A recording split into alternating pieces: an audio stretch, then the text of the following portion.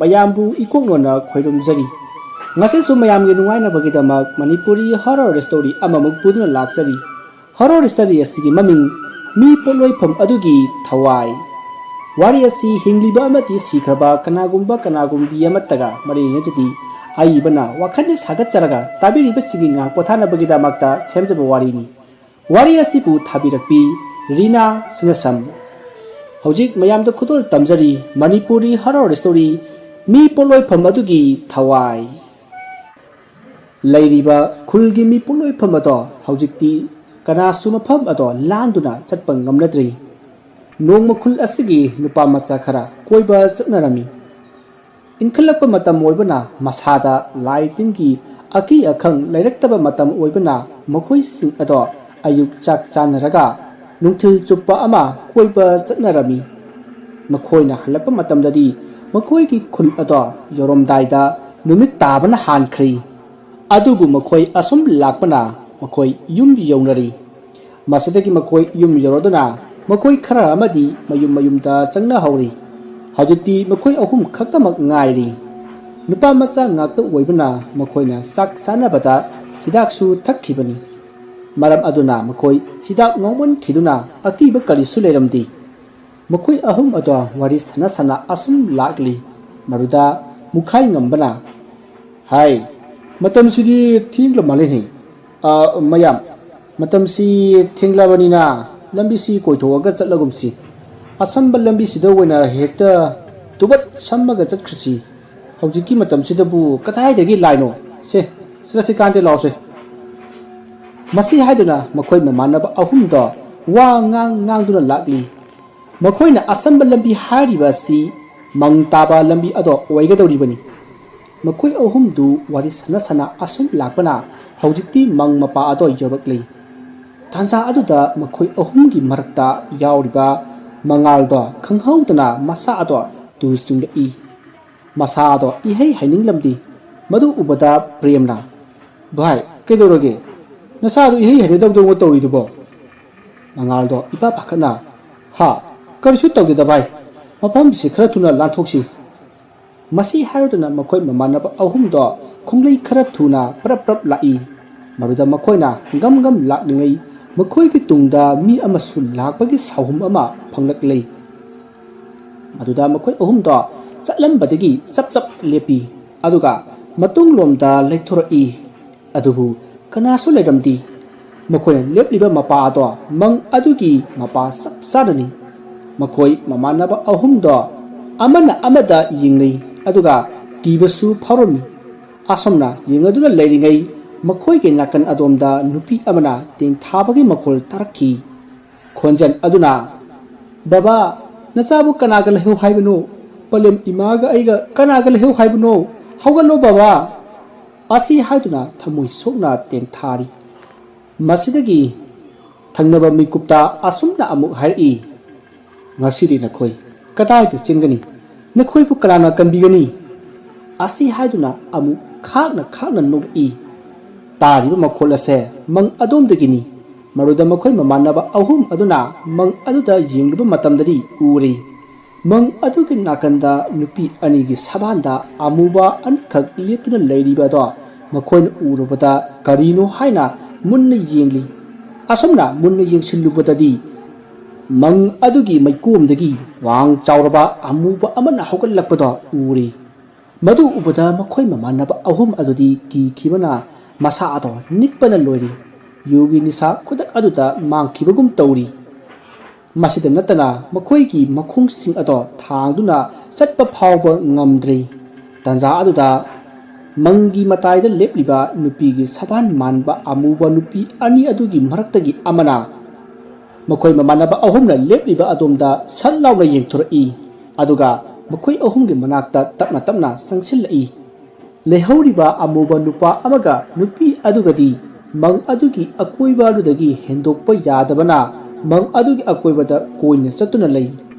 amuba nupi amadudi tapna asum changsilakli hawjikti amuba nupi ado makhoi ahum adugi mana ado yorokli makhoi ahum ado kari tawgadabano khangduna adumak leptuna lei makhoi kiman khibana wakhal thoktri Matam aduda khanghaudana nongthang kuplai nongthang kuppagi mangal aduna mayek sengna uri mamai namana nupi amagi weraga nakan amana maina sakibagum kahatuna leiribado uri masam mana ipha pha makut ani ado angangba ikhingtana tap tap launa tarakli sakpham ado ubada makoi ahum ado hauna amuktang lauramlaga aduma wakhal ta khidri makoi na wakhal tarakpada amaiba amana makoi bu laikat narami asumna makoi ahum ado laibak phabadagi sihodri phatraba thawai asina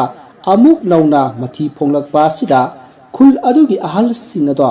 wa tanaduna thangnaba khulgi amaiba natumda lai khoirumbiyo haijaruri amaiba natumsu hoi haiduna yabirakli mathangi numita amaiba natumdu lakli amaiba asina makhoigi khulgi khunjin hek chawrakpaga changlakanu haibagi matagum amaiba natumgi masa ado sapu amaga lonena inthorakpagum tor'i adumna toroklabasu amaiba natumsu achamba amaiba amadi nattabanina masada akiba haibado yaudana khul aduda adumak changki masidagi amaiba natumda hojikti ahalsing adugi watana pham loisang aduda amaiba natumdo laklei masidagi khul asida thoklipa thodoksin ado ahalsing aduna amaiba natumgi maphamda akhakpa leitana lirami asomna nim aduma hokri mathangi numini khulgi ahalsing aduga amaiba natumga lai khoirombagi potsai puraga mangtaba lambi adu tamna lakli asumna lakpana hojikti makhoi mang ado yorakli matam kuinedagi mi kanamata changadaba sengdok pidabana mang ado napi singnangna pungsong songjillei he ubada akibagi masakni maruda ahal maraktagi naha khara oiraba ahal ani ahumna lai khoirumnabagi mafam khara sengdoklei asomna sengdokpa loraga hojikti amaiba natumna lai khoirumba haugadori lai khoirumbagi polam singado laimaida mafam chana chana thamli masidagi amaiba natumna hairi mayam punamak nangna phamnariba mafam arudagi masi lingbiganku masi hairamaga amaiba natumdo lai khoirumba haukhri namit anidu tapna usinkhri aduga khubak ahumlak khurei aduga masinda laison khara tapna sonakli asumna lairon hek sonbaga karomdagino khangdana akanba asaba nuksit ama sichillakhi aduga wang chawraba amuba nupa amagi phibamda makhoina leriba mafam adomda yotlagi matagum maya launa karaga paisillakli somda amaiba natumsu magi haijaba lairon singado masinda solakli asomna solbadagi hojikti paisillakliba thawai aduna khudum chanbadi ngamlamdi asomna lai khoiramba do numit adugi wonadi loisilli amaiba aduna onthoraklaga mayamda hairi mayam masida ina thamjariba polam singase mang asigi akoiba juthe marida phumlasi aduga masina phargadabadi natti matam khara adu namthaduna thamnabani aikhoina namthaduna thamlingai matam masida aikhoina thawai asida kari tawba yabage haibadu aikhoi punna khana minurasi masi halduna mang adugi akoiba chukthi marida polam singado phumjillami hojikti makhoi singado amaiba aduga punna mang aduta tung hanna jengamda hanarakli asomna makhoi singadu lakpana ahal singi wakhana phamadu yorakli asomna numit adugi numidang ado mayamna takle nama tawri sak chaba loraba matungda makhoi singado wari watai ngehak toramlaga mahai tumba changnakhri amaiba natumsu magi tumphamda tumba changnaklami maruda amaiba natumna phamung aduda kagi hek tawbaga saudaba khonjal amana yam usittana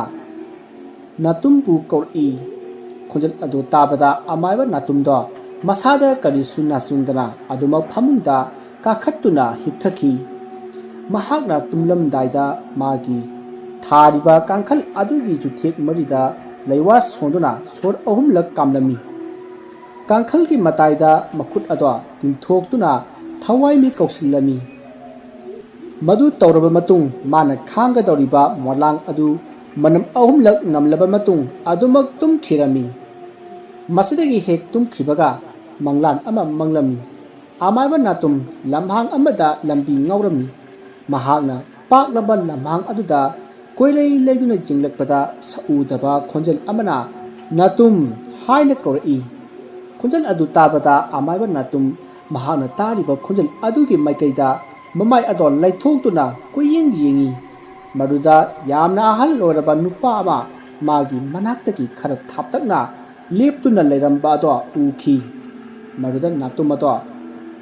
ꯉꯛꯆꯥꯟꯅꯅ ꯑꯍꯟ ꯑꯗꯨꯗ ꯇꯨꯃꯤꯟꯅ ꯌꯦꯡꯗꯨꯅ ꯂꯩꯔꯝꯃꯤ꯫ ꯃꯗꯨꯗ ꯑꯍꯟ ꯑꯗꯨꯅ ꯅꯥꯇꯨꯝꯒꯤ ꯃꯅꯥꯛꯇ ꯆꯪꯁꯤꯜꯂꯛꯇꯨꯅ ꯍꯥꯏꯔꯛꯏ, "ꯏꯕꯨꯡꯉꯣ, ꯅꯪꯅ ꯂꯩꯔꯤꯕ ꯃꯐꯝ ꯑꯁꯤ ꯌꯥꯝꯅ ꯈꯨꯗꯣꯡ ꯊꯤꯅꯤꯡꯉꯥꯏ ꯑꯣꯏꯕ ꯃꯐꯝꯅꯤ꯫ ꯅꯪꯅ ꯃꯐꯝ ꯑꯁꯤꯗꯒꯤ ꯃꯥꯏ ꯄꯥꯛꯅꯕꯒꯤ ꯂꯝꯕꯤ ꯐꯪꯅꯤꯡꯂꯕꯗꯤ ꯑꯩꯅ ꯍꯥꯏꯔꯤꯕꯁꯦ ꯇꯥꯎ꯫" ꯃꯁꯤꯗ ꯑꯃꯥꯏꯕ ꯅꯥꯇꯨꯝꯅ ꯑꯃꯨꯛ ꯈꯨꯝꯃꯤ, "ꯏꯄꯨ, ꯅꯁꯨꯗꯤ ꯉꯁꯥꯏꯗꯒꯤ ꯂꯝꯕꯤ ꯑꯁꯤꯒꯤ ꯃꯥꯏꯀꯩ ꯌꯦꯡꯕꯗ ꯆꯣꯛꯊꯔꯦ꯫ ꯏꯄꯨꯅ ꯅꯁꯨꯒꯤ ꯑꯋꯥꯕ ꯑꯁꯤ ꯀꯣꯛꯍꯟꯕꯤꯌꯨ꯫" ꯅꯥꯇꯨꯝꯒꯤ ꯋꯥꯐꯝ ꯑꯗꯨ ꯇꯥꯕꯗ ꯑꯍꯟ ꯑꯗꯨꯅ ꯑꯃꯨꯛ ꯈꯨꯝꯃꯤ, "ꯏꯕꯨꯡꯉꯣ, ꯃꯐꯝ ꯑꯁꯤꯒꯤ ꯋꯥꯔꯤ ꯑꯁꯤ ꯍꯥꯟꯅ ꯈꯪꯕ ꯇꯥꯏ꯫ ꯃꯁꯤ ꯅꯠꯇꯅ ꯅꯍꯥꯛꯀꯤ ꯃꯥꯏ ꯄꯥꯛꯅꯕꯒꯤ ꯂꯝꯕꯤ ꯂꯩꯇꯦꯀꯣ꯫" ꯃꯗꯨꯗ ꯑꯃꯥꯏꯕ ꯅꯥꯇꯨꯝꯅ, "ꯏꯄꯨ, ꯋꯥꯔꯤ ꯑꯗꯨꯗꯤ ꯃꯇꯧ ꯀꯔꯝꯅ ꯈꯪꯒꯅꯤ?" ꯋꯥꯍꯪꯗꯨꯒꯤ ꯄꯥꯎꯈꯨꯝꯗꯤ ꯄꯤꯔꯝꯗꯅ ꯑꯍꯟ ꯑꯗꯣ ꯃꯐꯝ ꯈꯪꯗꯅ ꯃꯥꯡꯈ꯭ꯔꯤ꯫ ꯃꯁꯤꯗꯒꯤ ꯁꯛꯎꯗꯕ ꯈꯣꯟꯖꯦꯜ ꯑꯃꯅ ꯂꯥꯎꯔꯛꯏ, "ꯊꯤꯗꯣꯛꯎ ꯃꯐꯝ ꯑꯁꯤꯒꯤ ꯋꯥꯔꯤꯗꯣ, ꯃꯗꯨꯅ ꯅꯪꯒꯤ ꯑꯃꯠꯇ ꯉꯥꯏꯔꯕ ꯂꯝꯕꯤꯅꯤ꯫" ꯅꯥꯇꯨꯝꯗꯨ ꯃꯃꯤꯠ ꯈꯪꯄꯥꯡ ꯄꯥꯡꯂꯛꯏ ꯑꯗꯨꯒ ꯁꯣꯟꯖꯩ꯫ ꯀꯔꯤꯅꯣ ꯍꯧꯖꯤꯛꯀꯤ ꯃꯪ ꯑꯗꯨꯕꯣ? ꯀꯔꯤ ꯈꯨꯜ ꯑꯁꯤꯒꯤ ꯋꯥꯔꯤ ꯍꯥꯏꯕ? ꯑꯁꯤ ꯈꯟꯗꯨꯅ ꯅꯥꯇꯨꯝ ꯉꯥꯏꯍꯥꯛ ꯃꯪꯗꯨꯅ ꯂꯩ꯫ ꯑꯁꯨꯝꯅ ꯉꯥꯏꯍꯥꯛ ꯂꯩꯔꯤꯉꯩꯗ ꯌꯨꯝꯊꯛ ꯑꯗꯨꯗ ꯀꯨꯞꯂꯤꯕ ꯖꯤꯡꯒ ꯃꯊꯛ ꯑꯗꯨꯗ ꯃꯤꯅ ꯆꯦꯟꯕꯒꯤ ꯈꯣꯟꯖꯦꯜ ꯗꯨꯡ ꯗꯨꯡ ꯂꯥꯎꯅ ꯇꯧꯔꯛꯏ꯫ ꯈꯣꯟꯖꯦꯜ ꯑꯗꯨ ꯇꯥꯕꯗ ꯑꯃꯥꯏꯕ ꯅꯥꯇꯨꯝꯗꯣ ꯈꯪꯄ꯭ꯔꯦꯛ ꯈꯪꯏ꯫ ꯑꯗꯨꯒ ꯁꯥꯏꯖꯤꯟ ꯃꯄꯥ ꯑꯗꯨꯗ ꯃꯤ ꯑꯃꯅ ꯐꯝꯕꯒꯤ ꯃꯃꯤ ꯑꯃ ꯎꯔꯛꯂꯤ꯫ ꯃꯗꯨ ꯎꯕꯗ ꯃꯁꯥ ꯑꯗꯣ ꯇꯨ ꯆꯨꯡꯈꯤꯕ ꯈꯪꯍꯧꯗꯦ꯫ ꯐꯠꯇ꯭ꯔꯕ ꯊꯋꯥꯏ ꯑꯗꯨꯗꯤ ꯃꯈꯧ ꯄꯣꯡꯅ ꯅꯣꯛꯂꯒ ꯁꯥꯏꯖꯤꯟ ꯑꯗꯨꯗ ꯃꯈꯣꯡ ꯑꯗꯨ ꯌꯥꯟꯊꯗꯨꯅ ꯐꯦꯔꯦ ꯐꯦꯔꯦ ꯍꯥꯏꯗꯨꯅ ꯁꯥꯟꯅꯗꯨꯅ ꯂꯩ꯫ ꯑꯗꯨꯒ ꯑꯁꯨꯝꯅ ꯍꯥꯏꯔꯛꯏ, "ꯉꯁꯤꯗꯤ ꯅꯪꯒꯤ ꯅꯨꯃꯤꯠ ꯌꯧꯔꯦ꯫ ꯃꯐꯝ ꯑꯁꯤꯗ ꯂꯥꯛꯄ ꯑꯃꯥꯏꯕ ꯈꯨꯗꯤꯡꯃꯛ ꯑꯩꯅ ꯑꯃꯠꯇ ꯂꯦꯝꯅ ꯊꯥꯈꯤꯗꯦ꯫ ꯅꯪꯁꯨ ꯉꯁꯤꯗꯤ ꯅꯪꯒꯤ ꯃꯇꯝ ꯌꯧꯔꯛꯂꯦ꯫" ꯃꯁꯤ ꯍꯥꯏꯔꯒ ꯈꯥꯛꯅ ꯈꯥꯛꯅ ꯅꯣꯛꯂꯛꯏ꯫ ꯑꯁꯨꯝꯅ ꯑꯃꯥꯏꯕ ꯅꯥꯇꯨꯝꯅ ꯇꯨꯝꯂꯤꯕ ꯃꯐꯝ ꯑꯗꯨ ꯇꯝꯅ ꯐꯟ লাউꯅ ꯆꯣꯡꯊꯔꯛꯏ꯫ ꯑꯗꯨꯕꯨ ꯉꯁꯥꯏ ꯇꯨꯝꯂꯝꯗꯥꯏꯗ ꯑꯃꯥꯏꯕ ꯅꯥꯇꯨꯝꯅ ꯇꯧꯔꯝꯕꯁꯤꯡ ꯑꯗꯨꯅ ꯐꯠꯇꯕ ꯊꯋꯥꯏ ꯑꯗꯨꯅꯗꯤ ꯀꯥꯡꯈꯜ ꯑꯗꯨꯒꯤ ꯃꯅꯨꯡꯗ ꯆꯪꯂꯒ ꯑꯃꯥꯏꯕ ꯑꯗꯨꯗ ꯅꯝꯕꯗꯤ ꯉꯝꯂꯝꯗꯦ꯫ ꯀꯥꯡꯈꯜ ꯑꯗꯨꯒꯤ ꯃꯄꯥꯜꯗ ꯑꯀꯤ ꯑꯀꯤꯕ ꯁꯞꯇ꯭ꯔ ꯀꯌꯥ ꯇꯧꯗꯨꯅ ꯈꯥꯛꯄ ꯂꯥꯎꯕ ꯀꯌꯥ ꯑꯃ ꯇꯧꯔꯛꯏ꯫ ꯑꯗꯨꯝ ꯑꯣꯏꯅꯃꯛ ꯑꯃꯥꯏꯕ ꯅꯥꯇꯨꯝꯕꯨ ꯁꯣꯛꯄꯗꯤ ꯉꯝꯂꯝꯗꯦ꯫ ꯑꯁꯨꯝꯅ ꯃꯇꯝꯗꯨ ꯍꯧꯈ꯭ꯔꯤ꯫ ꯐꯠꯇꯕ ꯊꯋꯥꯏ ꯑꯗꯨꯒꯤ ꯃꯈꯨꯠꯇꯒꯤ ꯑꯃꯥꯏꯕ ꯅꯥꯇꯨꯝ ꯅꯥꯟꯊꯣꯛꯍꯧꯈꯤ꯫ ꯃꯊꯪꯒꯤ ꯅꯨꯃꯤꯠꯅꯤ꯫ ꯑꯌꯨꯛꯀꯤ ꯃꯇꯝꯅꯤ꯫ ꯑꯃꯥꯏꯕ ꯅꯥꯇꯨꯝ ꯑꯗꯣ ꯑꯌꯨꯛ ꯉꯟꯅ ꯍꯧꯒꯠꯇꯨꯅ ꯃꯁꯥ ꯑꯗꯣ ꯁꯦꯡꯗꯣꯛꯂꯤ꯫ ꯑꯗꯨꯒ ꯈꯨꯜ ꯑꯗꯨꯒꯤ ꯑꯍꯜꯁꯤꯡꯒꯤ ꯋꯥ ꯈꯟꯅꯐꯝ ꯑꯗꯨꯗ ꯂꯥꯛꯇꯨꯅ ꯋꯥ ꯇꯥꯟꯅꯕ ꯌꯥꯎꯔꯝꯃꯤ꯫ ꯀꯔꯤ ꯀꯔꯝ ꯇꯧꯔꯒ ꯐꯒꯅꯤ ꯍꯥꯏꯕꯗꯣ ꯃꯁꯥ ꯃꯁꯥꯒꯤ ꯑꯣꯏꯕ ꯃꯣꯠ ꯀꯌꯥ ꯑꯃ ꯐꯣꯡꯗꯣꯛꯅꯔꯝꯃꯤ꯫ ꯇꯥꯟꯖꯥ ꯑꯗꯨꯗ ꯃꯌꯥꯝ ꯃꯔꯛꯇꯒꯤ ꯑꯆꯧꯅ ꯍꯥꯏꯔꯛꯏ, "ꯃꯁꯤ ꯀꯅꯥꯒꯨꯝꯕꯤꯒꯤ ꯅꯤꯡꯉꯝꯗꯅ ꯁꯤꯈꯤꯕ ꯊꯋꯥꯏ ꯑꯇꯃꯥꯅ ꯑꯣꯏꯒꯅꯤ ꯈꯜꯂꯤ꯫ ꯑꯩꯈꯣꯏꯅ ꯊꯋꯥꯏ ꯑꯁꯤꯅ ꯄꯥꯝꯂꯤꯕ ꯑꯁꯤ ꯀꯔꯤꯅꯣ ꯍꯥꯏꯕꯗꯨ ꯈꯪꯗꯣꯛꯂꯕꯗꯤ ꯊꯋꯥꯏ ꯑꯁꯤꯕꯨ ꯅꯝꯊꯕ ꯁꯣꯏꯗꯅ ꯉꯝꯒꯅꯤ ꯍꯥꯏꯗꯅ ꯈꯜꯂꯤ ꯑꯩꯗꯤ꯫" ꯑꯆꯧꯒꯤ ꯋꯥ ꯑꯗꯨ ꯇꯥꯕꯗ ꯑꯃꯥꯏꯕ ꯅꯥꯇꯨꯝꯅ ꯋꯥꯈꯜ ꯉꯥꯏꯍꯥꯛ ꯇꯧꯏ꯫ ꯃꯗꯨꯗ ꯆꯟꯗ꯭ꯔꯅ ꯑꯃꯨꯛ, "ꯍꯣꯏ, ꯑꯆꯧꯒꯤ ꯋꯥꯁꯤ ꯂꯥꯜꯂꯦ ꯍꯥꯏꯕꯗꯤ ꯅꯠꯇꯦ꯫ ꯑꯣꯏꯔꯝꯕꯁꯨ ꯌꯥꯏ꯫ ꯍꯧꯖꯤꯛ ꯊꯣꯛꯂꯤꯕ ꯊꯧꯗꯣꯛ ꯑꯁꯤꯒꯤ ꯃꯐꯝ ꯑꯁꯤ ꯃꯪ ꯑꯣꯏꯕꯅꯤꯅ ꯀꯅꯥꯒꯨꯝꯕ ꯈꯔꯅ ꯃꯪ ꯑꯁꯤꯗ ꯃꯤ ꯄꯣꯠꯂꯣꯏꯕ ꯃꯇꯝꯗ ꯃꯄꯨꯡ ꯐꯥꯈꯤꯗꯕꯅꯔꯥ ꯅꯠꯇ꯭ꯔꯒꯅ ꯀꯅꯥꯒꯨꯝꯕ ꯑꯃꯅ ꯑꯩꯈꯣꯏꯕꯨ ꯃꯥꯡꯍꯟ ꯇꯥꯛꯍꯟꯅꯕ ꯍꯥꯏꯗꯨꯅ ꯇꯤꯟꯃꯨ ꯐꯠꯇꯕ ꯂꯥꯏꯃꯨ ꯐꯠꯇꯕ ꯊꯥꯖꯤꯟꯕ ꯑꯣꯏꯔꯝꯕꯁꯨ ꯌꯥꯏ꯫ ꯑꯗꯨꯒ ꯊꯋꯥꯏ ꯑꯁꯤꯗ ꯑꯩꯈꯣꯏꯅ ꯃꯥꯒꯤ ꯑꯄꯥꯝꯕ ꯑꯗꯨ ꯍꯪꯕꯗ ꯑꯩꯈꯣꯏ ꯇꯨꯝꯅ ꯍꯥꯠꯀꯦ ꯍꯥꯏꯔꯕꯗꯤ ꯀꯝꯗꯧꯕ?" ꯋꯥꯗꯨ ꯇꯥꯕꯗ ꯑꯍꯜ ꯑꯃꯅ ꯑꯃꯨꯛ ꯍꯥꯏꯔꯛꯏ, "ꯊꯋꯥꯏ ꯑꯁꯤ ꯑꯩꯈꯣꯏꯅ ꯇꯥꯟꯊꯣꯛꯈꯤꯕ ꯃꯥꯡꯍꯟꯈꯤꯕꯃꯛ ꯉꯝꯗ꯭ꯔꯕꯁꯨ ꯑꯩꯈꯣꯏꯅ ꯐꯥꯖꯤꯟꯗꯨꯅ ꯊꯝꯕꯗꯤ ꯉꯝꯂꯣꯏꯗ꯭ꯔꯥ?" ꯋꯥ ꯑꯗꯨ ꯇꯥꯕꯗ ꯉꯁꯥꯏꯗꯒꯤ ꯇꯨꯃꯤꯟꯅ ꯂꯩꯔꯤꯕ ꯑꯃꯥꯏꯕ ꯅꯥꯇꯨꯝꯅ ꯍꯥꯏꯔꯛꯏ, "ꯍꯣꯏ, ꯐꯥꯖꯤꯟꯗꯨꯅ ꯊꯝꯕꯗꯤ ꯉꯝꯒꯅꯤ ꯑꯗꯨꯕꯨ ꯀꯅꯥꯒꯨꯝꯕ ꯑꯃꯅ ꯁꯣꯏꯗꯅ ꯊꯥꯗꯣꯛꯈꯤꯕ ꯃꯇꯝꯗ ꯍꯧꯖꯤꯛ ꯊꯣꯛꯂꯤꯕ ꯊꯧꯗꯣꯛ ꯑꯁꯤꯗꯒꯤ ꯍꯦꯟꯅ ꯁꯥꯊꯤꯕ ꯑꯃ ꯊꯣꯛꯂꯛꯄꯁꯨ ꯌꯥꯏ ꯃꯁꯤ ꯍꯥꯏꯔꯝꯂꯒ ꯈ꯭ꯋꯥꯏꯗꯒꯤ ꯑꯍꯜ ꯑꯣꯏꯕ ꯅꯨꯄꯥ ꯑꯃꯗ ꯑꯣꯟꯁꯤꯟꯗꯨꯅ ꯑꯃꯥꯏꯕ ꯅꯥꯇꯨꯡꯅ ꯍꯪꯉꯤ ꯇꯥꯗ ꯑꯩ ꯋꯥꯍꯪ ꯈꯔ ꯍꯪꯖꯒꯦ ꯃꯗꯨꯗ ꯑꯍꯜ ꯑꯗꯨꯅ ꯆꯤꯡꯅꯕ ꯀꯔꯤꯁꯨ ꯂꯩꯇꯅ ꯍꯪꯉꯨ ꯍꯪꯉꯨ ꯏꯕꯨꯡꯉꯣ ꯑꯃꯥꯏꯕ ꯃꯗꯨꯗ ꯑꯃꯥꯏꯕ ꯅꯥꯇꯨꯡꯅ ꯇꯥꯗ ꯉꯜꯂꯤꯉꯩꯒꯤ ꯃꯇꯝꯗ ꯈꯨꯜ ꯑꯁꯤꯗ ꯀꯔꯤ ꯊꯧꯗꯣꯛ ꯋꯥꯊꯣꯛ ꯊꯣꯛꯈꯤꯕꯒ ꯂꯩꯕꯒꯦ ꯋꯥꯍꯪ ꯑꯗꯨ ꯇꯥꯕꯗ ꯑꯍꯜ ꯑꯗꯨꯅ ꯑꯃꯥꯏꯕ ꯅꯥꯇꯨꯡꯗ ꯌꯦꯡꯉꯛꯏ ꯑꯗꯨꯒ ꯑꯣꯖꯥ ꯃꯥꯏꯕ ꯈꯨꯜ ꯑꯁꯤꯗꯗꯤ ꯀꯔꯤꯁꯨ ꯊꯣꯛꯈꯤꯗꯕ꯭ꯔꯥ ꯍꯥꯏꯗꯅ ꯈꯜꯂꯤ ꯃꯗꯨꯗ ꯅꯥꯇꯨꯡꯅ ꯑꯃꯨꯛ ꯃꯐꯝ ꯑꯁꯤꯒꯤ ꯋꯥꯔꯤ ꯈꯪꯗꯅ ꯑꯩꯅ ꯈꯨꯜ ꯑꯁꯤꯒꯤ ꯃꯤꯌꯥꯝ ꯀꯟꯕꯗꯤ ꯑꯣꯏꯊꯣꯛꯇꯕꯅꯤ ꯇꯥꯗ ꯑꯁꯤ ꯍꯥꯏꯔꯒ ꯑꯃꯨꯛꯁꯨ ꯑꯍꯜ ꯑꯗꯨꯗ ꯑꯃꯥꯏꯕ ꯅꯥꯇꯨꯡꯅ ꯃꯈꯥ ꯇꯥꯔꯛꯏ ꯇꯥꯗ ꯑꯁꯦꯡꯕ ꯋꯥꯔꯤꯗꯨ ꯂꯤꯕꯤꯌꯨ ꯑꯩꯅ ꯍꯥꯏꯖꯔꯤꯕ ꯑꯁꯤ ꯈꯨꯜ ꯑꯁꯤꯒꯤ ꯃꯤꯌꯥꯝꯁꯤꯡ ꯑꯁꯤꯕꯨ ꯀꯟꯅꯤꯡꯕꯗꯒꯤꯗꯃꯛꯇꯅꯤꯀꯣ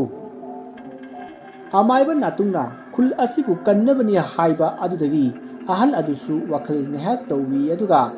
ꯅꯥꯇꯨꯡꯗ ꯌꯦꯡꯂꯒ ꯑꯁꯨꯝꯅ ꯍꯥꯏꯔꯛꯏ ꯏꯕꯨꯡꯉꯣ ꯑꯩ ꯋꯥꯔꯤ ꯑꯗꯨ ꯂꯤꯔꯒꯦ ꯃꯐꯝ ꯑꯁꯤꯗ ꯇꯤꯟꯕꯤꯔꯤꯕ ꯃꯤꯑꯣꯏ ꯄꯨꯝꯅꯃꯛꯁꯨ ꯄꯨꯛꯅꯤꯡ ꯆꯪꯅ ꯇꯥꯔꯣ ꯏꯕꯨꯡꯉꯣ ꯑꯣꯖꯥ ꯃꯥꯏꯕ ꯃꯐꯝ ꯑꯁꯤꯗꯒꯤ ꯑꯋꯥꯡ ꯄꯥꯡꯅ ꯆꯠꯂꯒ ꯆꯤꯡꯌꯥꯒꯤ ꯊꯦꯜ ꯑꯃ ꯂꯩ ꯃꯐꯝ ꯑꯗꯣ ꯍꯥꯟꯅꯗꯤ ꯃꯤ ꯈꯔ ꯇꯥꯅꯔꯝꯃꯤ ꯆꯤꯡꯌꯥ ꯈꯔ ꯑꯣꯏꯔꯞꯅ ꯌꯨꯝꯊꯣꯡꯄꯣꯛ ꯑꯃꯁꯨ ꯂꯩꯔꯝꯃꯤ ꯌꯨꯝ ꯑꯗꯨꯗ ꯃꯈꯣꯏ ꯃꯤꯑꯣꯏ ꯑꯍꯨꯝꯈꯛ ꯂꯩꯔꯤꯕꯅꯤ ꯌꯨꯝ ꯑꯗꯨꯗ ꯅꯨꯄꯥ ꯑꯃ ꯅꯨꯄꯤ ꯑꯃ ꯃꯈꯣꯏꯒꯤ ꯅꯥꯏꯇꯣꯝ ꯄꯣꯛꯆꯕꯤ ꯃꯆꯥꯅꯨꯄꯤ ꯑꯃꯒ ꯃꯈꯣꯏ ꯑꯍꯨꯝ ꯂꯩꯔꯝꯃꯤ ꯅꯨꯃꯤꯠꯇꯨ ꯉꯍꯥꯟꯈꯩꯒ ꯏꯃꯥꯟ ꯃꯥꯟꯅꯗꯦ ꯂꯩꯔꯤꯕ ꯃꯤꯄꯨꯝ ꯈꯨꯗꯤꯡꯃꯛ ꯑꯀꯤꯕꯇꯅ ꯄꯨꯡꯌꯣꯝ ꯌꯣꯝꯃꯤ ꯃꯇꯝꯗꯣ ꯁꯟꯗ꯭ꯌꯥ ꯌꯥꯆꯪꯕ ꯃꯇꯝꯅꯤ ꯁꯥꯒꯩ ꯉꯥꯟꯕꯤ ꯂꯥꯏ ꯙꯨꯞ ꯊꯥꯅꯕꯒꯤ ꯃꯥꯡꯒꯣꯟꯗ ꯋꯥꯏ ꯇꯩꯕ ꯊꯣꯔꯛꯂꯤ ꯃꯈꯣꯏꯒꯤ ꯂꯩꯔꯛ ꯑꯗꯣ ꯁꯨꯛꯅ ꯃꯝꯃꯤ ꯁꯅꯩꯕꯤ ꯋꯥꯅ ꯀꯨꯡꯅ ꯆꯕꯨꯜ ꯑꯣꯏꯅ ꯁꯥꯡꯅ ꯍꯧꯏ ꯅꯨꯡꯁꯥ ꯐꯅ ꯀꯟꯅ ꯁꯥꯕ ꯅꯨꯃꯤꯠ ꯑꯣꯏꯔꯕꯁꯨ ꯅꯨꯡꯁꯥꯒꯤ ꯃꯉꯥꯜ ꯐꯥꯎꯖꯤꯟꯕ ꯄꯥꯛꯅ ꯉꯝꯗꯗꯨꯅ ꯑꯗꯨꯃꯛ ꯃꯝꯂꯤꯕꯅꯤ ꯅꯨꯡꯊꯤꯜꯒꯤ ꯃꯇꯝꯗ ꯐꯥꯎꯕ ꯃꯐꯝ ꯑꯃ ꯈꯪꯅ ꯃꯝꯕ ꯃꯐꯝ ꯍꯥꯏꯕꯗꯨ ꯑꯣꯏ ꯃꯔꯝ ꯑꯗꯨꯅ ꯅꯨꯃꯤꯗꯥꯡꯒꯤ ꯃꯇꯝ ꯑꯃꯗꯤ ꯌꯥꯆꯪꯂꯛꯄ ꯃꯇꯝꯗꯗꯤ ꯑꯃꯨꯛꯀ ꯍꯦꯟꯅ ꯃꯝꯈꯤꯗꯨꯅ ꯑꯀꯤꯕ ꯃꯁꯛ ꯑꯣꯏꯔꯤꯕꯅꯤ ꯍꯥꯏꯔꯤꯕ ꯋꯥꯄꯜꯒꯤ ꯂꯩꯔꯛ ꯑꯁꯤ ꯁꯥꯒꯩ ꯉꯥꯟꯕꯤ ꯍꯣꯏꯒꯤ ꯌꯨꯝꯒꯤꯗꯤ ꯍꯦꯛ ꯃꯃꯥꯡꯗꯅꯤ ꯁꯥꯒꯩ ꯉꯥꯟꯕꯤꯅ ꯂꯥꯏ ꯙꯨꯞ ꯊꯥꯅꯕꯒꯤ ꯋꯥꯏ ꯇꯩꯕ ꯂꯣꯏꯔꯒ ꯃꯃꯥꯏ ꯅꯣꯡꯈꯠꯂꯛꯄꯗ ꯋꯥꯄꯜꯁꯤꯡ ꯑꯗꯨꯅ ꯃꯉꯣꯟꯗ ꯆꯥꯒꯗꯕꯒꯨꯝ ꯃꯌꯥ ꯂꯥꯎꯅ ꯀꯥꯗꯨꯅ ꯍꯤꯡꯆꯥꯏ ꯌꯥꯏꯇꯝꯕ ꯑꯃꯒꯨꯝ ꯁꯥꯒꯩ ꯉꯥꯟꯕꯤꯅ ꯎꯈꯤ ꯃꯗꯨ ꯎꯕꯗ ꯃꯍꯥꯛ ꯂꯋꯥꯏ ꯂꯨꯇꯣꯟ ꯁꯥꯠꯈ꯭ꯔꯦ ꯃꯁꯥ ꯑꯗꯨ ꯈꯪꯕꯒ ꯀꯔꯤꯒ ꯀꯟꯅ ꯂꯥꯎꯔꯝꯃꯒ ꯃꯥꯅ ꯄꯥꯏꯔꯛꯂꯤꯕ ꯀꯣꯟ ꯑꯗꯣ ꯂꯥꯛꯇꯅ ꯍꯨꯟꯗꯣꯛꯂꯝꯂꯒ ꯏꯃꯨꯡ ꯇꯝꯅ ꯆꯦꯟꯁꯤꯟꯈ꯭ꯔꯦ ꯃꯥꯅ ꯑꯗꯨꯝꯅ ꯀꯟꯅ ꯂꯥꯎꯔꯒ ꯆꯦꯟꯁꯤꯜꯂꯛꯄ ꯑꯗꯨꯗ ꯃꯃꯥ ꯂꯩꯃꯍꯜꯅ ꯄꯥꯈꯠꯇꯨꯅ ꯏꯕꯦꯝꯃ ꯀꯩꯗꯧꯔꯒꯦ ꯅꯪꯕꯣ ꯍꯥꯏꯗꯨꯅ ꯍꯪꯉꯤ ꯃꯗꯨꯗ ꯁꯥꯒꯩ ꯉꯥꯟꯕꯤ ꯃꯃꯥꯒꯤ ꯈꯣꯟꯖꯦꯜ ꯑꯗꯨ ꯇꯥꯕꯗ ꯑꯉꯥꯡ ꯃꯆꯥ ꯑꯃꯒꯨꯝ ꯀꯞꯄꯛꯏ ꯑꯗꯨꯒ ꯃꯃꯥꯗ ꯍꯥꯏꯔꯛꯏ ꯏꯃꯥ ꯑꯩ ꯌꯥꯝꯅ ꯀꯤꯔꯦ ꯋꯥꯍꯩ ꯑꯁꯤꯗꯒꯤ ꯃꯍꯥꯛ ꯃꯈꯥ ꯇꯥꯕ ꯉꯝꯗ꯭ꯔꯤ ꯃꯗꯨꯗ ꯂꯩꯃꯍꯜꯅ ꯃꯆꯥꯅꯨꯄꯤ ꯑꯗꯣ ꯊꯦꯝꯖꯤꯟꯕꯤꯈꯤ ꯏꯕꯦꯝꯃ ꯏꯃꯨꯡꯁꯤꯗꯕꯨ ꯀꯔꯤꯒꯤ ꯀꯤꯗꯣꯏꯅꯣ ꯁꯦ ꯇꯣꯛꯑꯁꯦ ꯕꯕꯥꯁꯨ ꯃꯁꯥ ꯉꯝꯗꯗꯨꯅ ꯂꯩꯔꯤ ꯅꯪꯅ ꯑꯁꯨꯝ ꯇꯧ ꯂꯩꯔꯕꯗꯤ ꯕꯕꯥꯁꯦ ꯑꯅꯥꯕ ꯍꯦꯟꯖꯤꯜꯂꯅꯤ ꯁꯦ ꯇꯨꯃꯤꯟꯅ ꯂꯩꯔꯣꯀꯣ ꯀꯅꯥꯁꯨ ꯏꯆꯥꯗꯅꯦ ꯀꯔꯤꯝꯇ ꯇꯧꯔꯣꯏꯌꯦ ꯏꯆꯥꯒꯤꯗꯃꯛ ꯏꯃꯥ ꯏꯆꯥꯎ ꯆꯥꯎꯅ ꯂꯩꯔꯤꯕꯁꯤꯗꯤ ꯏꯆꯥꯅ ꯀꯔꯤꯒꯤ ꯀꯤꯗꯣꯏꯅꯣ ꯑꯁꯨꯝꯅ ꯃꯆꯥꯅꯨꯄꯤ ꯑꯗꯨꯕꯨ ꯊꯦꯝꯖꯤꯟꯕꯤꯔꯝꯃꯤ ꯃꯇꯝꯗꯣ ꯍꯧꯈ꯭ꯔꯦ ꯁꯟꯙ꯭ꯌꯥꯒꯤ ꯃꯇꯝ ꯂꯣꯏꯈꯤꯗꯨꯅ ꯅꯨꯃꯤꯗꯥꯡ ꯑꯍꯤꯡꯒꯤ ꯃꯇꯝ ꯌꯧꯔꯛꯂꯦ ꯁꯥꯒꯩ ꯉꯥꯟꯕꯤꯒꯤ ꯃꯄꯥ ꯁꯅꯥꯖꯥꯎꯕ ꯂꯥꯡꯐꯩ ꯆꯠꯄꯗ ꯂꯥꯏꯑꯣ ꯇꯤꯡꯉꯣꯛꯄ ꯌꯥꯎꯕꯗꯒꯤ ꯌꯥꯝꯅ ꯀꯟꯅ ꯃꯁꯥ ꯉꯝꯗꯨꯅ ꯍꯧꯒꯠ ꯀꯥꯡꯈꯠ ꯉꯝꯗꯗꯨꯅ ꯐꯝꯁꯤꯟꯅꯗꯨꯅ ꯂꯩꯔꯤꯕꯅꯤ ꯁꯅꯥꯖꯥꯎꯕꯒꯤ ꯅꯥꯀꯟꯗ ꯃꯥꯒꯤ ꯅꯨꯄꯤ ꯂꯩꯃꯍꯜꯗꯨ ꯐꯝꯗꯨꯅ ꯂꯩ ꯐꯝꯃꯥꯡꯗꯅ ꯂꯩꯀꯥꯏꯒꯤ ꯑꯍꯜ ꯈꯔꯁꯨ ꯐꯛ ꯊꯥꯗꯨꯅ ꯐꯝꯂꯒ ꯂꯩ ꯑꯍꯤꯡꯒꯤ ꯃꯇꯝꯒ ꯑꯣꯏꯕꯅꯤꯅ ꯃꯈꯣꯏꯁꯤꯡ ꯑꯗꯣ ꯎꯔꯣꯟ ꯁꯥꯔꯣꯟ ꯇꯨꯝꯂꯤ ꯂꯩꯃꯍꯜꯅ ꯍꯦꯛ ꯎꯏꯊꯔꯛꯄꯒ ꯃꯥꯅ ꯐꯝꯂꯤꯕ ꯃꯐꯝ ꯑꯗꯨꯒꯤ ꯐꯛꯂꯥꯡꯗ ꯅꯥꯁꯣꯟ ꯄꯤꯛꯅ ꯅꯨꯄꯥ ꯅꯨꯄꯤ ꯑꯄꯨꯟꯕꯒꯤ ꯈꯣꯟꯖꯦꯜꯗ ꯇꯞꯅ ꯁꯅꯥꯖꯥꯎꯕ ꯍꯥꯏꯗꯨꯅ ꯀꯧꯔꯛꯏ ꯂꯩꯃꯍꯜ ꯃꯁꯥ ꯑꯗꯣ ꯈꯪꯄ꯭ꯔꯦꯛ ꯈꯪꯅ ꯍꯧꯒꯠꯂꯛꯏ ꯑꯗꯨꯒ ꯑꯀꯣꯏꯕ ꯑꯗꯨꯗ ꯀꯣꯌꯦꯡ ꯌꯦꯡꯉꯤ ꯑꯗꯨꯕꯨ ꯀꯧꯔꯛꯂꯤꯕ ꯈꯣꯟꯖꯦꯜ ꯑꯅꯤ ꯑꯗꯨꯒꯤ ꯃꯤꯑꯣꯏꯁꯤꯡ ꯑꯗꯨꯗꯤ ꯎꯕ ꯐꯪꯈꯤꯗꯦ ꯂꯩꯃꯍꯜ ꯃꯁꯥ ꯑꯗꯣ ꯈꯔꯗꯤ ꯈꯧꯇꯛ ꯆꯥꯏ ꯑꯗꯨꯕꯨ ꯑꯃꯨꯛꯁꯨ ꯃꯍꯥꯛꯀꯤ ꯋꯥꯈꯜ ꯑꯣꯏꯔꯝꯒꯅꯤ ꯍꯥꯏꯅ ꯈꯜꯂꯤ ꯑꯁꯨꯝꯅ ꯂꯩꯃꯍꯜ ꯑꯗꯣ ꯃꯄꯨꯔꯣꯏꯕꯗ ꯌꯦꯡꯂꯝꯂꯒ ꯑꯃꯨꯛ ꯇꯞꯅ ꯎꯏꯊꯔꯛꯈ꯭ꯔꯦ ꯍꯟꯗꯛꯇꯤ ꯁꯅꯥꯖꯥꯎꯕꯒꯤ ꯀꯣꯛꯀꯤ ꯃꯄꯥ ꯑꯗꯣ ꯆꯞ ꯆꯥꯅ ꯐꯛꯂꯥꯡ ꯑꯗꯣ ꯁꯒꯨꯟ ꯇꯧꯕꯒꯨꯝ ꯇꯨꯡꯗꯨꯡ ꯇꯨꯡꯗꯨꯡ ꯇꯧꯔꯛꯂꯤ ꯂꯩꯃꯍꯜ ꯇꯨꯝꯂꯝꯕꯗꯒꯤ ꯏꯐꯤꯡ ꯑꯐꯥꯏ ꯑꯣꯏꯅ ꯃꯃꯤꯠ ꯑꯗꯣ ꯈꯪꯄꯥꯡ ꯄꯥꯡꯂꯗꯨꯅ ꯐꯨꯛ ꯂꯥꯎꯅ ꯍꯧꯒꯠꯂꯛꯏ ꯇꯧꯔꯤꯕ ꯃꯇꯧ ꯑꯗꯨꯗ ꯍꯟꯗꯛꯇꯤ ꯃꯍꯥꯛꯁꯨ ꯚꯥꯞ ꯇꯥꯖꯔꯤ ꯃꯈꯣꯏꯒꯤ ꯌꯨꯝꯒꯤ ꯑꯀꯣꯏꯕꯗ ꯇꯤꯟꯕꯨ ꯐꯠꯇꯕ ꯂꯥꯏꯃꯨ ꯐꯠꯇꯕ ꯃꯊꯤ ꯐꯣꯡꯂꯦ ꯍꯥꯏꯕꯁꯦ ꯃꯍꯥꯛ ꯈꯪꯖꯔꯛꯂꯤ ꯃꯍꯥꯛꯅ ꯐꯃꯥꯡꯗ ꯇꯨꯝꯂꯤꯕ ꯑꯍꯟꯁꯤꯡ ꯑꯗꯣ ꯍꯧꯗꯣꯛꯀꯦ ꯅꯤꯡꯖꯩ ꯑꯗꯨꯕꯨ ꯅꯤꯡꯉꯥꯏꯗꯅ ꯇꯨꯝꯗꯨꯅ ꯂꯩꯔꯤꯕ ꯑꯗꯣ ꯎꯕꯗ ꯂꯩꯃꯍꯟꯗꯣ ꯍꯧꯗꯣꯛꯇ꯭ꯔꯤ ꯃꯤꯀꯨꯞ ꯈꯔꯒꯤ ꯇꯨꯡꯗ ꯐꯛꯂꯥꯡꯒꯤ ꯋꯥꯡꯃꯗ ꯃꯤ ꯆꯦꯟꯕꯒꯤ ꯈꯣꯟꯖꯦꯜ ꯇꯥꯔꯛꯂꯤ ꯃꯥꯏꯀꯩ ꯃꯔꯤ ꯁꯨꯝꯗꯥꯏ ꯅꯤꯄꯥꯜꯗꯒꯤ ꯂꯥꯛꯑꯣ ꯆꯠꯁꯤ ꯍꯥꯏꯗꯨꯅ ꯈꯨꯠꯂꯥꯝ ꯇꯣꯏꯅ ꯀꯧꯕꯒꯤ ꯈꯣꯟꯖꯦꯜꯅ ꯅꯥꯀꯣꯡ ꯁꯤꯡꯖꯥ ꯌꯩꯔꯔꯤ ꯇꯧꯔꯤꯕ ꯃꯇꯧ ꯑꯗꯨꯗ ꯌꯥꯝꯅ ꯀꯟꯅ ꯅꯥꯗꯨꯅ ꯂꯩꯔꯤꯕ ꯁꯅꯥꯖꯥꯎꯕꯗꯣ ꯑꯀꯣꯏꯕ ꯑꯗꯨꯗ ꯏꯀꯣꯏ ꯀꯣꯏꯅ ꯃꯃꯤꯠ ꯃꯅꯥꯗꯣ ꯉꯧꯔꯣꯛ ꯉꯧꯔꯣꯛ ꯑꯣꯟꯈꯠꯇꯨꯅ ꯀꯣꯏꯌꯦꯡ ꯌꯦꯡꯕ ꯅꯠꯇꯅ ꯎꯄꯥꯏ ꯂꯩꯔꯝꯗꯦ ꯃꯈꯨꯠ ꯑꯅꯤ ꯑꯗꯨꯁꯨ ꯀꯔꯤꯃꯠꯇ ꯂꯦꯡ ꯑꯣꯠꯄ ꯉꯝꯂꯝꯗꯦ ꯍꯤꯡꯂꯤ ꯍꯥꯏꯕꯇꯅꯤ ꯁꯅꯥꯖꯥꯎꯕ ꯃꯁꯥ ꯑꯗꯣ ꯐꯗ꯭ꯔꯥꯛ ꯇꯥꯔꯕꯅꯤ ꯅꯥꯀꯟ ꯑꯃꯗꯅ ꯂꯩꯃꯍꯜ ꯃꯁꯥ ꯑꯗꯣ ꯀꯤꯕꯅ ꯂꯣꯏꯔꯤ ꯇꯧꯔꯤꯕ ꯁꯞꯇ꯭ꯔꯁꯤꯡ ꯑꯗꯨꯗ ꯃꯍꯥꯛꯁꯨ ꯃꯤꯄꯥꯏ ꯊꯕꯥꯏꯔꯤ ꯃꯇꯥꯡ ꯑꯁꯤꯗ ꯂꯩꯃꯍꯜꯅ ꯈꯜꯂꯛꯏ ꯍꯧꯖꯤꯛ ꯑꯣꯏꯔꯤꯕ ꯐꯤꯕꯝ ꯑꯁꯤꯗ ꯑꯍꯜꯁꯤꯡ ꯑꯁꯤ ꯍꯧꯗꯣꯛꯇ꯭ꯔꯕꯗꯤ ꯑꯐꯕ ꯑꯣꯏꯒꯗꯕ ꯃꯥꯟꯗ꯭ꯔꯦ ꯑꯗꯨꯅ ꯑꯩ ꯅꯤꯡꯉꯥꯏꯗꯅ ꯇꯨꯝꯂꯤꯕ ꯑꯍꯟꯁꯤꯡ ꯑꯁꯤ ꯍꯧꯗꯣꯛꯂꯒꯦ ꯑꯁꯤ ꯈꯟꯗꯨꯅ ꯑꯍꯟꯁꯤꯡ ꯑꯗꯣ ꯍꯧꯗꯣꯛꯅꯕ ꯀꯟꯅ ꯍꯣꯠꯅꯖꯩ ꯇꯧꯔꯤꯕ ꯁꯞꯇ꯭ꯔ ꯑꯣꯏꯔꯤꯕ ꯐꯤꯕꯝ ꯑꯁꯤꯗ ꯀꯤꯃꯟꯈꯤꯕꯅ ꯋꯥ ꯉꯥꯡꯗꯨꯅ ꯀꯧꯕ ꯐꯥꯎꯕ ꯉꯝꯗ꯭ꯔꯤ ꯃꯈꯨꯠꯅ ꯅꯣꯝꯗꯨꯅ ꯇꯨꯝꯂꯤꯕ ꯑꯍꯟꯁꯤꯡ ꯑꯗꯨꯕꯨ ꯍꯧꯗꯣꯛꯆꯩ ꯑꯗꯨꯕꯨ ꯇꯨꯝꯂꯤꯕ ꯑꯍꯟꯁꯤꯡ ꯑꯗꯣ ꯀꯅꯥꯒꯨꯝꯕ ꯑꯃꯅ ꯂꯩꯋꯥ ꯇꯧꯗꯨꯅ ꯅꯝꯁꯤꯟꯗꯨꯅ ꯊꯝꯈꯤꯕꯒꯨꯝ ꯑꯁꯤꯕ ꯑꯃꯒꯨꯝ ꯇꯨꯝꯅꯔꯤ ꯂꯩꯃꯍꯜꯁꯨ ꯑꯍꯟꯁꯤꯡ ꯑꯗꯨꯇꯕꯨ ꯍꯧꯒꯠꯂꯛꯂꯕꯗꯤ ꯈꯟꯗꯨꯅ ꯃꯥꯒꯤ ꯂꯩꯖꯕ ꯊꯧꯅꯥ ꯄꯨꯝꯅꯃꯛ ꯄꯨꯊꯣꯛꯇꯨꯅ ꯍꯧꯒꯠꯂꯛꯅꯕ ꯀꯟꯅ ꯍꯣꯠꯅꯖꯔꯤ ꯁꯣꯝꯗ ꯌꯨꯝꯒꯤ ꯑꯀꯣꯏꯕ ꯑꯗꯨꯗꯁꯨ ꯂꯦꯞꯇꯦ ꯌꯨꯝꯒꯤ ꯑꯀꯣꯏꯕꯗ ꯅꯨꯡꯁꯤꯠꯁꯨ ꯀꯟꯅ ꯁꯤꯠꯂꯤ ꯃꯈꯣꯏꯒꯤ ꯌꯨꯝꯒꯤ ꯃꯈꯥ ꯊꯪꯕ ꯌꯦꯅꯈꯥ ꯑꯗꯣꯝꯗꯒꯤ ꯑꯉꯥꯡꯅ ꯇꯦꯡꯊꯥꯅ ꯍꯣꯏꯕꯒꯤ ꯃꯈꯣꯜ ꯀꯌꯥ ꯑꯃꯁꯨ ꯇꯥꯔꯛꯈꯤ ꯈꯪꯍꯧꯗꯅ ꯂꯥꯏꯅꯤꯡꯊꯧ ꯁꯅꯥꯃꯍꯤꯒꯤ ꯃꯄꯥ ꯑꯗꯣ ꯆꯞ ꯆꯥꯅ ꯆꯔꯨꯅ ꯁꯥꯕ ꯂꯣꯏꯗ꯭ꯔꯤꯕ ꯂꯥꯏꯙꯤ ꯑꯃ ꯇꯥꯔꯛꯈꯤ ꯃꯈꯣꯜ ꯑꯗꯨ ꯇꯥꯕꯗ ꯐꯃꯨꯡ ꯑꯗꯨꯒꯤ ꯈꯨꯌꯥ ꯊꯪꯕ ꯃꯥꯏꯀꯩꯗ ꯂꯩꯔꯤꯕ ꯂꯥꯏꯅꯤꯡꯊꯧꯒꯤ ꯖꯒꯥ ꯑꯗꯣꯝꯗ ꯂꯩꯃꯍꯜꯅ ꯌꯦꯡꯊꯣꯛꯂꯨꯕꯗ ꯍꯧꯖꯤꯛꯇꯤ ꯎꯔꯦ ꯂꯩꯃꯥꯡ ꯑꯗꯨꯗ ꯆꯔꯨꯅ ꯁꯥꯕ ꯂꯣꯏꯗ꯭ꯔꯤꯕ ꯂꯥꯏꯙꯤ ꯑꯃ ꯃꯁꯝ ꯃꯅꯥ ꯏꯐꯥ ꯐꯥꯅ ꯂꯩꯃꯥꯏꯗ ꯑꯀꯤꯕ ꯑꯃꯒꯤ ꯃꯁꯛꯇ ꯇꯥꯗꯨꯅ ꯂꯩꯔꯝꯈꯤ ꯃꯗꯨ ꯎꯕꯗ ꯂꯩꯃꯍꯜꯗꯨ ꯈꯪꯄ꯭ꯔꯦꯛ ꯈꯪꯉꯤ ꯑꯗꯨꯒ ꯃꯆꯤꯟꯗ ꯀꯟꯅ ꯂꯥꯎꯈꯠꯈꯤ ꯑꯗꯨꯛ ꯍꯧꯅ ꯂꯥꯎꯔꯕ ꯐꯥꯎꯕꯗ ꯂꯩꯔꯤꯕ ꯑꯍꯜꯁꯤꯡ ꯑꯗꯣ ꯇꯥꯔꯝꯗꯦ ꯈꯣꯟꯖꯦꯜꯁꯤꯡ ꯑꯗꯨ ꯃꯊꯟꯇꯅ ꯇꯥꯕꯒꯨꯝꯁꯨ ꯇꯧꯔꯛꯏ ꯂꯥꯏꯙꯤ ꯑꯗꯣ ꯃꯊꯟꯇ ꯑꯍꯤꯡꯕ ꯑꯃꯒꯨꯝ ꯂꯦꯡ ꯆꯠꯄ ꯍꯧꯔꯛꯂꯤ ꯃꯗꯨ ꯎꯕꯗ ꯂꯩꯃꯍꯜ ꯃꯁꯥ ꯑꯗꯣ ꯀꯤꯕꯅ ꯂꯣꯏꯔꯝꯃꯤ ꯃꯄꯥꯟꯗꯅ ꯍꯧꯔꯤꯕ ꯃꯈꯣꯏꯒꯤ ꯂꯐꯨ ꯄꯥꯝꯕꯤꯁꯤꯡ ꯑꯗꯨꯒꯤ ꯃꯅꯥ ꯃꯀꯥ ꯑꯗꯣ ꯀꯅꯥꯒꯨꯝꯕ ꯑꯃꯅ ꯁꯦꯠꯇꯨꯅ ꯁꯥꯟꯅꯕꯒꯤ ꯃꯈꯣꯜ ꯖꯦꯔꯦꯛ ꯂꯥꯎꯕ ꯀꯌꯥ ꯇꯥꯕ ꯍꯧꯔꯛꯂꯤ ꯂꯩꯃꯍꯜ ꯂꯥꯏꯙꯤ ꯑꯗꯣ ꯌꯦꯡꯂꯤꯉꯩꯗ ꯁꯣꯝꯗ ꯁꯅꯥꯖꯥꯎꯕꯗꯤ ꯃꯁꯥ ꯑꯗꯣ ꯀꯩꯅꯣꯝꯃ ꯇꯧꯔꯛꯂꯤ ꯃꯥꯒꯤ ꯃꯄꯥꯗ ꯇꯥꯔꯤꯕ ꯈꯣꯟꯖꯦꯜ ꯑꯗꯨꯁꯨ ꯍꯧꯕ ꯑꯁꯨꯝ ꯍꯦꯟꯒꯠꯂꯛꯏ ꯃꯍꯥꯛꯀꯤ ꯀꯣꯛ ꯑꯗꯨꯒꯤ ꯃꯄꯥꯗ ꯁꯛꯎꯗꯕ ꯈꯣꯟꯖꯦꯜ ꯈꯔꯅ ꯂꯥꯎ ꯈꯣꯡꯗꯨꯅ ꯀꯞꯂꯒ ꯀꯣꯏꯄꯥꯏ ꯄꯥꯏꯔꯤ ꯊꯪꯅꯕ ꯃꯤꯀꯨꯞꯇ ꯑꯃꯨꯛꯀꯁꯨ ꯈꯥꯡꯅ ꯅꯣꯛꯂꯛꯏ ꯇꯥꯕꯗ ꯍꯪꯒꯣꯏꯕ ꯐꯥꯎꯔꯕ ꯈꯣꯟꯖꯦꯜ ꯀꯌꯥꯅ ꯁꯅꯥꯖꯥꯎꯕꯕꯨ ꯇꯠꯇꯅ ꯀꯧꯔꯔꯤ ꯍꯧꯖꯤꯛꯇꯤ ꯁꯅꯥꯖꯥꯎꯕꯒꯤ ꯊꯋꯥꯏ ꯃꯤꯔꯦꯜꯁꯨ ꯃꯄꯥꯟ ꯂꯥꯡꯗ ꯊꯣꯛꯅꯤꯡꯕꯒꯤ ꯏꯍꯨꯜ ꯐꯥꯎꯔꯛꯂꯤ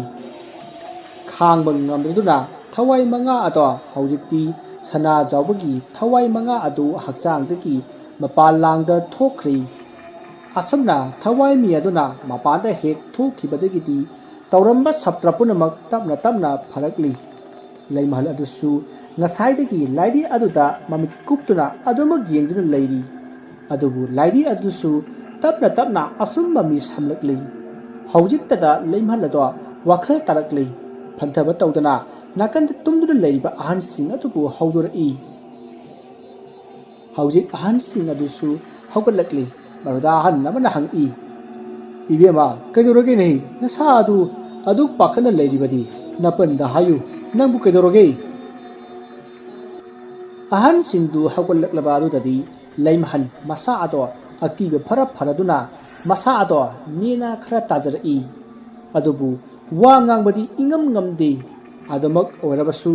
yamna tapna lallat tawna mapuroibegi khudang mihunna do yengbiyu haina ahal maraktaki khwaidagi ahal oriba ibohalda haijarami maruda ibohalna hoi hoi haiduna sana jawbagi makut khudang ado paiduna mihun jengki adubu mihun jenglubadadi mihun jawramdrei ibohaldu sakpham khara hanjanna ibema isorna thaba magi matamdo yaura male masi aikhoi khwai pumbabu thadok lamlaga satkrene he wadu tabada leimahal karino matawkhri mapuroiba kainabagi maisakna thamoi sokna tengtharai mamana kapagi khojal adu tabada ngasaidagi ningaidana tumkhun talibi sagai nganbi do mikap thurakli phamungdagi iping phingna hagullaktuna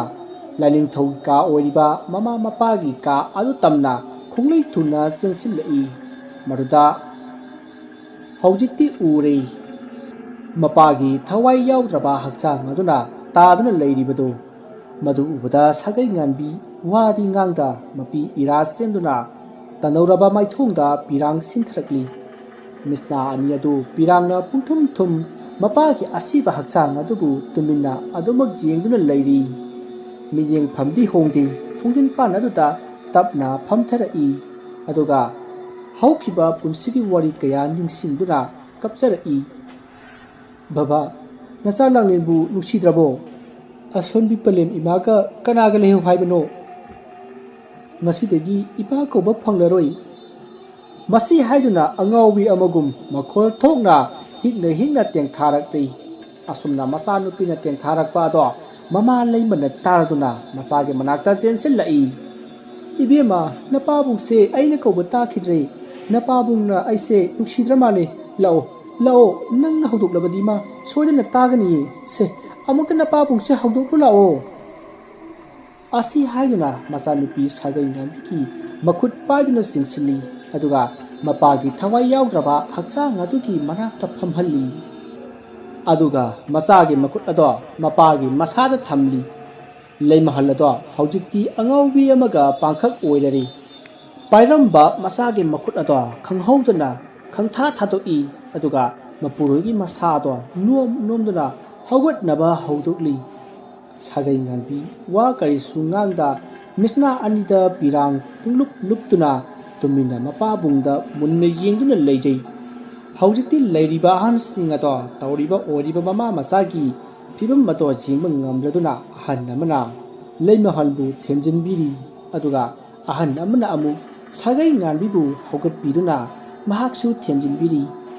asomna mama masana tengthana oina kappage khojal adu tabada leikai mi mathang laktuna awaba duda saruk yarari masidagi mayamna sana jawbagi thawai yaudraba hakchang ado mapal langda thangdoklasi haiduna mapanda thangdorakli asumna sana jawbagi asiba hakchang ado mapalda thangdoklaga hek thambaga lekai aduda leiriba huising ado kapna launabagi khonjal amadi arapada angangna kappagi khonjal taki maruda mayamna kari thokpagadaba haiduna mipainaki asumna numit aduma haukri mathangi numit ki ayukni mayam punamak sana jawbagi thawai yaudraba hakchang ado mathau mangam pangthoknanaba mayam sangduna honari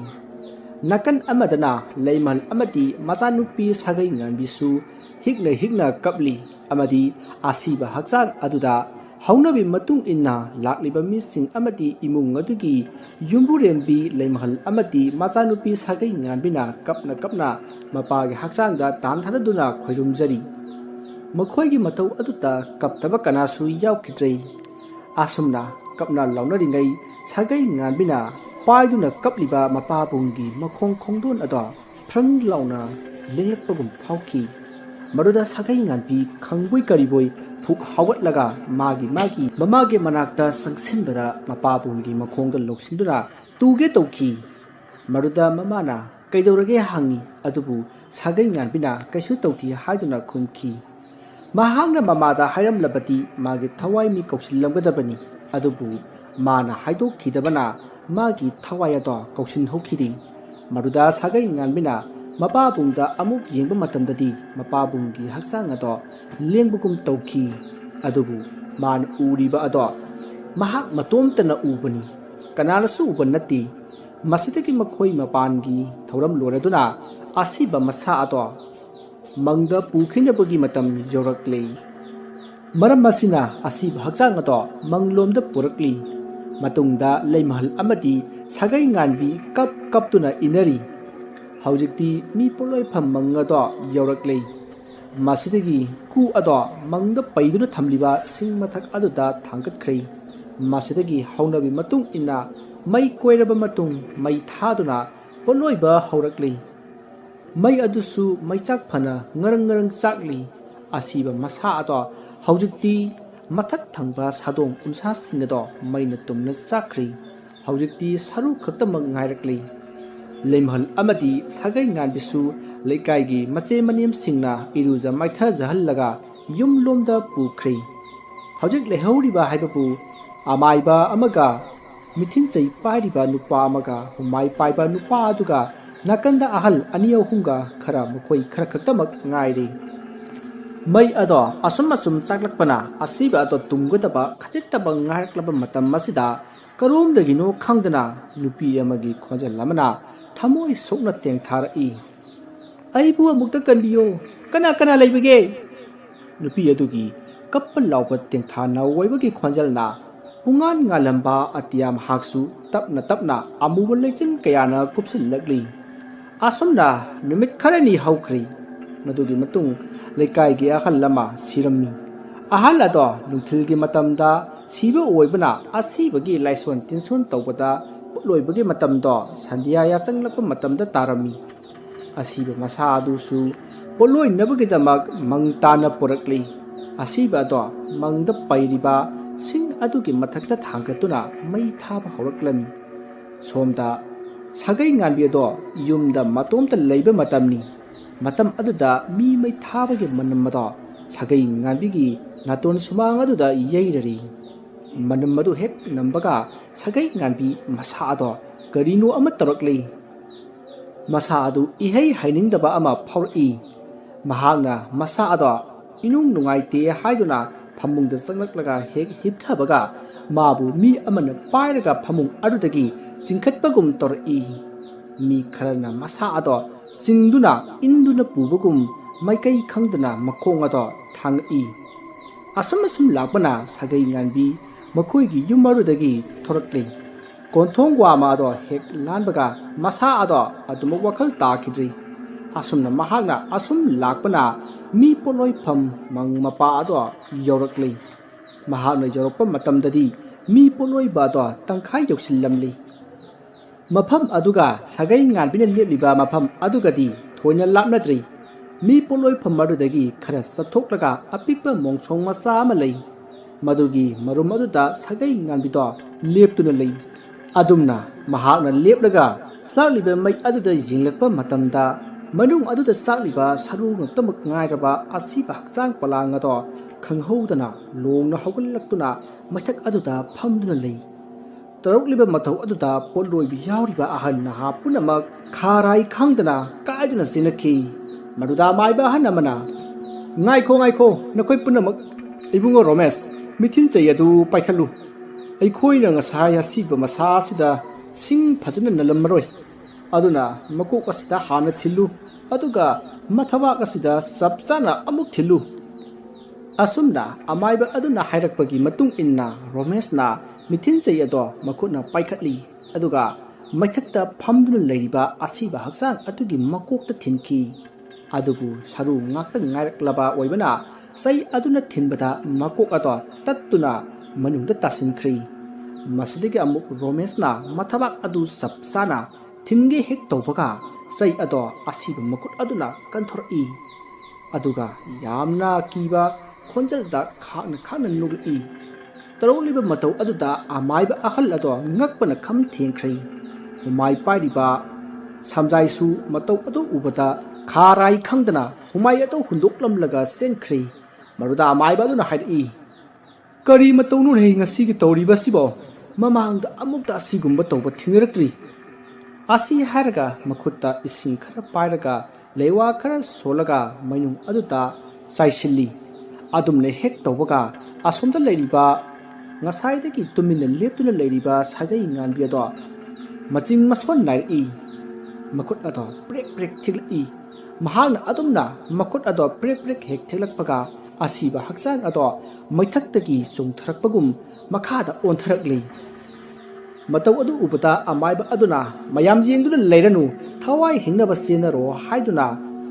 ꯑꯃꯥꯏꯕ ꯑꯗꯨꯁꯨ ꯃꯥꯏꯀꯩ ꯁꯂꯥꯏ ꯈꯪꯗꯅ ꯆꯦꯟꯈ꯭ꯔꯦ ꯃꯗꯨꯗ ꯅꯤꯜꯗꯤꯔꯤꯅ ꯁꯥꯒꯩ ꯉꯥꯟꯕꯤꯅ ꯂꯦꯞꯇꯨꯅ ꯂꯩꯔꯤꯕ ꯃꯐꯝ ꯑꯗꯨꯗ ꯍꯦꯛ ꯆꯦꯟꯁꯤꯜꯂꯨꯔꯦ ꯃꯗꯨꯗ ꯁꯥꯒꯩ ꯉꯥꯟꯕꯤꯅ ꯂꯦꯞꯇꯨꯅ ꯂꯩꯔꯝꯕ ꯑꯗꯨ ꯎꯕꯗ ꯅꯤꯜꯗꯤꯔ ꯑꯗꯣ ꯃꯁꯥ ꯑꯗꯣ ꯇꯨ ꯆꯨꯡꯈꯤꯕ ꯈꯪꯍꯧꯗꯦ ꯑꯗꯨꯕꯨ ꯅꯤꯜꯗꯤꯔꯤꯅ ꯈꯜꯂꯤ ꯃꯃꯥ ꯊꯤꯕ ꯊꯣꯔꯛꯄꯗ ꯊꯣꯛꯂꯤꯕ ꯊꯧꯗꯣꯛꯁꯤꯡ ꯑꯁꯤ ꯎꯕꯗ ꯃꯍꯥꯛꯁꯨ ꯌꯦꯡꯕ ꯆꯪꯂꯛꯄ ꯑꯣꯏꯔꯝꯒꯅꯤ ꯍꯥꯏꯅ ꯈꯜꯂꯝꯃꯤ ꯑꯁꯤ ꯈꯟꯗꯨꯅ ꯅꯤꯜꯗꯤꯔꯤꯅ ꯁꯥꯒꯩ ꯉꯥꯟꯕꯤꯕꯨ ꯃꯈꯨꯠ ꯈꯨꯗꯥꯡ ꯑꯗꯣ ꯄꯥꯏꯗꯨꯅ ꯆꯦꯜꯂꯛꯈꯤ ꯃꯗꯨꯗ ꯁꯥꯒꯩ ꯉꯥꯟꯕꯤꯅ ꯃꯈꯨꯠ ꯑꯗꯣ ꯊꯥꯗꯣꯛꯎ ꯍꯥꯏꯕꯒꯤ ꯃꯇꯥꯒꯨꯝ ꯃꯈꯨꯠ ꯑꯗꯣ ꯃꯨꯛꯂꯤ ꯃꯗꯨꯗ ꯅꯤꯜꯗꯤꯔꯤꯅ ꯏꯕꯦꯝꯃ ꯅꯪ ꯂꯩꯍꯧꯕ ꯌꯥꯔꯣꯏꯌꯦ ꯅꯪꯒꯤ ꯃꯃꯥꯗꯣ ꯁꯣꯏꯗꯅ ꯂꯥꯛꯀꯅꯤꯌꯦ ꯌꯨꯝꯗ ꯑꯣꯏꯅ ꯐꯖꯅ ꯉꯥꯏꯔꯨꯔꯁꯤ ꯃꯐꯝ ꯑꯁꯤꯗ ꯅꯪꯅ ꯃꯃꯥ ꯉꯥꯏꯕꯗꯅꯦ ꯅꯪ ꯈꯨꯗꯣꯡ ꯆꯥꯔꯔꯣꯏ ꯃꯁꯤ ꯍꯥꯏꯗꯨꯅ ꯁꯥꯒꯩ ꯉꯥꯟꯕꯤꯕꯨ ꯌꯨꯝ ꯇꯝꯅ ꯊꯤꯟꯕꯤꯔꯝꯃꯤ ꯑꯁꯨꯝꯅ ꯌꯨꯝ ꯌꯧꯔꯛꯄꯗ ꯁꯥꯒꯩ ꯉꯥꯟꯕꯤꯒꯤ ꯃꯃꯥꯅ ꯃꯍꯥꯛꯄꯨ ꯊꯤꯗꯨꯅ ꯂꯩꯔꯝꯃꯤ ꯃꯗꯨꯗ ꯅꯤꯜꯗꯤꯔꯤꯅ ꯁꯥꯒꯩ ꯉꯥꯟꯕꯤꯒꯤ ꯃꯃꯥꯗ ꯁꯤꯟꯅꯔꯝꯂꯒ ꯃꯍꯥꯛ ꯆꯠꯈ꯭ꯔꯦ ꯃꯗꯨꯗ ꯂꯩꯃꯍꯜꯅ ꯁꯥꯒꯩ ꯉꯥꯟꯕꯤꯗ ꯀꯗꯥꯏꯗ ꯀꯩꯗꯧꯕ ꯆꯠꯂꯨꯔꯤꯕꯅꯣ ꯍꯥꯏꯅ ꯍꯪꯈꯤ ꯑꯗꯨꯕꯨ ꯁꯥꯒꯩ ꯉꯥꯟꯕꯤꯅ ꯀꯔꯤꯁꯨ ꯈꯨꯝꯂꯝꯗ ꯏꯃꯨꯡꯗ ꯆꯪꯗꯨꯅ ꯐꯃꯨꯡꯗ ꯇꯨꯝꯈꯤ ꯃꯗꯨꯗ ꯃꯃꯥꯅ ꯃꯇꯨꯡꯗ ꯄ꯭ꯔꯞ ꯄ꯭ꯔꯞ ꯏꯅꯔꯛꯂꯒ ꯃꯆꯥꯕꯨ ꯍꯧꯗꯣꯛꯂꯤ ꯃꯗꯨꯗ ꯁꯥꯒꯩ ꯉꯥꯟꯕꯤꯗꯣ ꯃꯤꯀꯞ ꯊꯣꯔꯛꯂꯤ ꯃꯍꯥꯛꯅ ꯃꯤꯀꯞ ꯍꯦꯛ ꯊꯣꯔꯛꯄꯒ ꯃꯃꯥꯅ ꯀꯗꯥꯏꯗ ꯆꯠꯂꯨꯒꯦ ꯍꯥꯏꯕꯅꯤ ꯍꯥꯏꯅ ꯍꯪꯉꯤ ꯃꯗꯨꯗ ꯁꯥꯒꯩ ꯉꯥꯟꯕꯤꯅ ꯏꯉꯛ ꯉꯛꯅ ꯃꯃꯥ ꯑꯩ ꯀꯩꯁꯨ ꯆꯠꯇꯤꯌꯦ ꯐꯃꯨꯡꯁꯤꯗ ꯇꯨꯝꯂꯤꯁꯤꯗꯤ ꯑꯁꯨꯝꯅ ꯈꯨꯝꯂꯛꯈꯤ ꯃꯗꯨꯗ ꯂꯩꯃꯍꯜꯗꯣ ꯄꯨꯡꯉꯛ ꯉꯛꯈꯤ ꯑꯗꯨꯕꯨ ꯋꯥ ꯃꯈꯥ ꯇꯥꯈꯤꯗ꯭ꯔꯦ ꯑꯁꯣꯝꯗꯅ ꯂꯩꯀꯥꯏꯒꯤ ꯃꯤ ꯈꯔ ꯍꯧꯅꯗꯨꯅ ꯃꯪ ꯑꯗꯨꯗ ꯑꯣꯏꯔꯤꯕ ꯐꯤꯕꯝ ꯑꯗꯣ ꯌꯦꯡꯕ ꯂꯥꯛꯅꯈꯤ ꯑꯗꯨꯕꯨ ꯌꯥꯝꯅ ꯉꯛꯂꯤꯕꯗꯤ ꯑꯁꯤꯕ ꯃꯁꯥ ꯉꯁꯥꯏ ꯃꯈꯥꯗ ꯇꯥꯍꯧꯕꯗꯣ ꯃꯅꯨꯡꯗ ꯑꯣꯏꯅ ꯂꯩꯔꯝꯂꯦ ꯃꯗꯨ ꯎꯕꯗ ꯄꯣꯠꯂꯣꯏꯕ ꯌꯥꯎꯈꯤꯕ ꯃꯤꯌꯥꯝ ꯑꯗꯣ ꯄꯨꯡꯉꯛ ꯉꯛꯈ꯭ꯔꯦ ꯑꯗꯨꯒ ꯌꯥꯝꯅꯁꯨ ꯀꯤꯔꯝꯃꯤ ꯑꯗꯨꯕꯨ ꯂꯥꯛꯂꯤꯕ ꯃꯤꯑꯣꯏꯁꯤꯡ ꯑꯗꯨꯗꯤ ꯑꯁꯤꯕꯅ ꯃꯩ ꯆꯥꯛꯄ ꯂꯣꯏꯔꯝꯗꯥꯏꯗ ꯍꯧꯒꯠꯂꯛꯂꯒ ꯀꯨꯝꯊꯔꯛꯏ ꯍꯥꯏꯕꯁꯦ ꯀꯅꯥꯅꯁꯨ ꯊꯥꯖꯈꯤꯗꯦ ꯇꯁꯦꯡꯕꯗꯤ ꯁꯥꯒꯩ ꯉꯥꯟꯕꯤꯅ ꯌꯨꯝꯗ ꯍꯜꯂꯛꯄꯗꯒꯤ ꯑꯁꯤꯕ ꯑꯗꯨꯁꯨ ꯃꯩꯀꯣꯝ ꯑꯗꯨꯗ ꯆꯪꯈꯤꯗꯨꯅ ꯃꯅꯨꯡ ꯑꯗꯨꯗ ꯂꯩꯈꯤꯕꯅꯤ ꯃꯁꯤꯗꯒꯤ ꯃꯌꯥꯝ ꯆꯪꯗꯨꯅ ꯑꯁꯤꯕ ꯑꯗꯣ ꯃꯄꯨꯡ ꯐꯥꯅ ꯄꯣꯠꯂꯣꯏꯗꯨꯅ ꯃꯊꯧ ꯃꯉꯝ ꯄꯥꯡꯊꯣꯛꯈꯤ ꯑꯁꯨꯝꯅ ꯅꯨꯃꯤꯠ ꯑꯗꯨꯃ ꯍꯧꯈ꯭ꯔꯤ ꯃꯊꯪꯒꯤ ꯅꯨꯃꯤꯠꯅꯤ ꯁꯥꯒꯩ ꯉꯥꯟꯕꯤꯗꯨ ꯉꯔꯥꯡ ꯊꯣꯛꯈꯤꯕ ꯑꯉꯛꯄ ꯑꯀꯤꯕꯒꯤ ꯃꯁꯛ ꯑꯣꯏꯔꯕ ꯊꯧꯗꯣꯛ ꯑꯗꯣ ꯄꯨꯝꯅꯃꯛ ꯀꯥꯎꯈ꯭ꯔꯦ ꯑꯃꯠꯇ ꯅꯤꯡꯁꯤꯡꯗ꯭ꯔꯤ ꯃꯈꯣꯏꯒꯤ ꯂꯩꯀꯥꯏ ꯈꯨꯜ ꯑꯗꯣ ꯉꯔꯥꯡ ꯊꯣꯛꯈꯤꯕ ꯊꯧꯗꯣꯛ ꯑꯗꯨꯒꯤ ꯋꯥꯔꯤ ꯇꯃꯛ ꯉꯥꯡꯅꯔꯝꯃꯤ ꯄꯥꯎ ꯑꯗꯣ ꯂꯩꯃꯍꯜꯁꯨ ꯇꯥꯔꯤ ꯃꯗꯨꯗ ꯃꯆꯤꯟꯗ ꯃꯨꯔꯨꯝ ꯃꯨꯔꯨꯝ ꯁꯣꯜꯂꯒ ꯊꯣꯡꯒꯥꯜꯂꯣꯝꯗꯒꯤ ꯄ꯭ꯔꯞ ꯄ꯭ꯔꯞ ꯆꯪꯉꯛꯏ ꯑꯁꯣꯝꯅ ꯆꯪꯂꯛꯄꯗ ꯃꯆꯥꯅꯨꯄꯤꯅ ꯃꯥꯡꯒꯣꯜ ꯃꯆꯤ ꯑꯃꯗ ꯇꯨꯃꯤꯟꯅ ꯊꯥꯁꯤꯟꯗꯨꯅ ꯐꯝꯂꯒ ꯂꯩꯔꯝꯕ ꯑꯗꯨ ꯎꯕꯗ ꯃꯆꯤꯟꯗ ꯉꯥꯡꯂꯝꯕꯁꯤꯡ ꯑꯗꯣ ꯆꯞ ꯂꯦꯞꯄꯤ ꯑꯗꯨꯒ ꯃꯆꯥꯅꯨꯄꯤꯒꯤ ꯃꯅꯥꯛ ꯇꯝꯅ ꯆꯪꯁꯤꯜꯂꯛꯏ ꯑꯗꯨꯒ ꯍꯥꯏꯔꯛꯏ ꯏꯃꯥꯒꯤ ꯏꯕꯦꯝꯃ ꯏꯆꯥꯕꯨ ꯀꯩꯗꯧꯔꯒꯦ ꯀꯔꯤꯅꯣ ꯅꯪꯅ ꯍꯟꯗꯛ ꯃꯔꯛ ꯇꯧꯔꯛꯂꯤꯕ ꯃꯑꯣꯡ ꯑꯁꯤꯕꯣ ꯃꯗꯨꯗ ꯁꯥꯒꯩ ꯉꯥꯟꯕꯤꯅ ꯇꯞꯅ ꯈꯨꯝꯂꯛꯏ ꯏꯃꯥ ꯑꯩ ꯀꯩꯗꯧꯔꯒꯦ ꯑꯩ ꯀꯩꯁꯨ ꯇꯧꯗꯤꯌꯦ ꯃꯄꯥꯟꯁꯤꯗ ꯁꯨꯝ ꯐꯝꯂꯝꯕꯅꯦ ꯀꯩꯒꯤꯅꯣ ꯏꯃꯥꯅ ꯑꯗꯨ ꯌꯥꯝꯅ ꯄꯥꯈꯠꯂꯤꯗꯨꯕꯣ ꯇꯁꯦꯡꯕꯗꯤ ꯃꯍꯥꯛ ꯉꯔꯥꯡ ꯊꯣꯛꯈꯤꯕ ꯊꯧꯗꯣꯛꯁꯤꯡ ꯑꯗꯣ ꯂꯣꯏꯅꯃꯛ ꯀꯥꯎꯈ꯭ꯔꯕꯅꯤ ꯑꯁꯨꯝꯅ ꯃꯇꯝꯗꯨ ꯍꯧꯈ꯭ꯔꯦ ꯅꯨꯃꯤꯠ ꯑꯗꯨꯒꯤ ꯅꯨꯃꯤꯗꯥꯡꯒꯤ ꯃꯇꯝꯅꯤ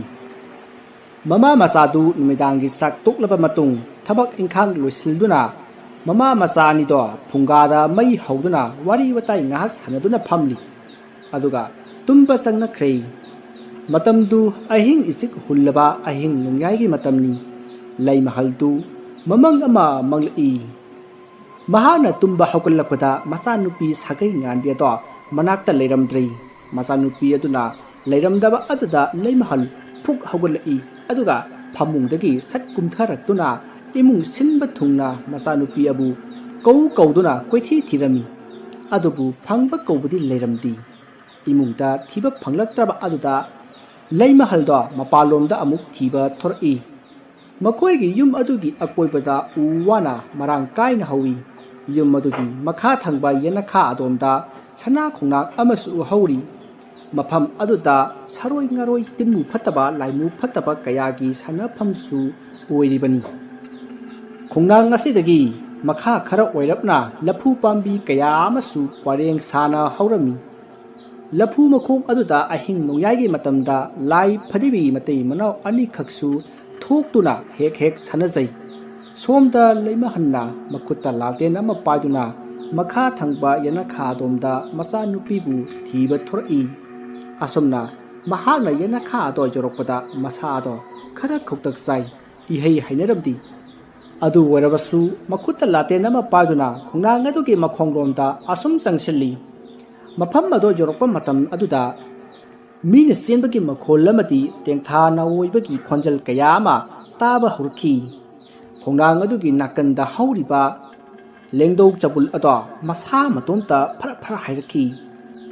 ꯃꯗꯨꯗ ꯂꯩꯃꯍꯜꯅ ꯂꯦꯡꯗꯧ ꯍꯧꯔꯤꯕ ꯑꯗꯣꯝꯗ ꯁꯠ ꯂꯥꯎꯅ ꯌꯦꯡꯁꯤꯜꯂꯤ ꯑꯗꯨꯕꯨ ꯀꯅꯥꯁꯨ ꯂꯩꯔꯝꯗꯦ ꯃꯗꯨꯗ ꯂꯩꯃꯍꯜꯅ ꯃꯈꯣꯡ ꯑꯗꯣ ꯂꯦꯡꯗꯧ ꯍꯧꯔꯤꯕ ꯑꯗꯣꯝꯗ ꯇꯞꯅ ꯇꯞꯅ ꯆꯪꯁꯤꯜꯂꯛꯏ ꯑꯁꯨꯝꯅ ꯃꯍꯥꯛꯅ ꯂꯦꯡꯗꯧ ꯃꯔꯛ ꯑꯗꯨꯗ ꯆꯪꯁꯤꯜꯂꯨꯕꯗꯗꯤ ꯀꯔꯤꯃꯠꯇ ꯂꯩꯔꯝꯗꯦ ꯇꯥꯟꯖꯥ ꯑꯗꯨꯗ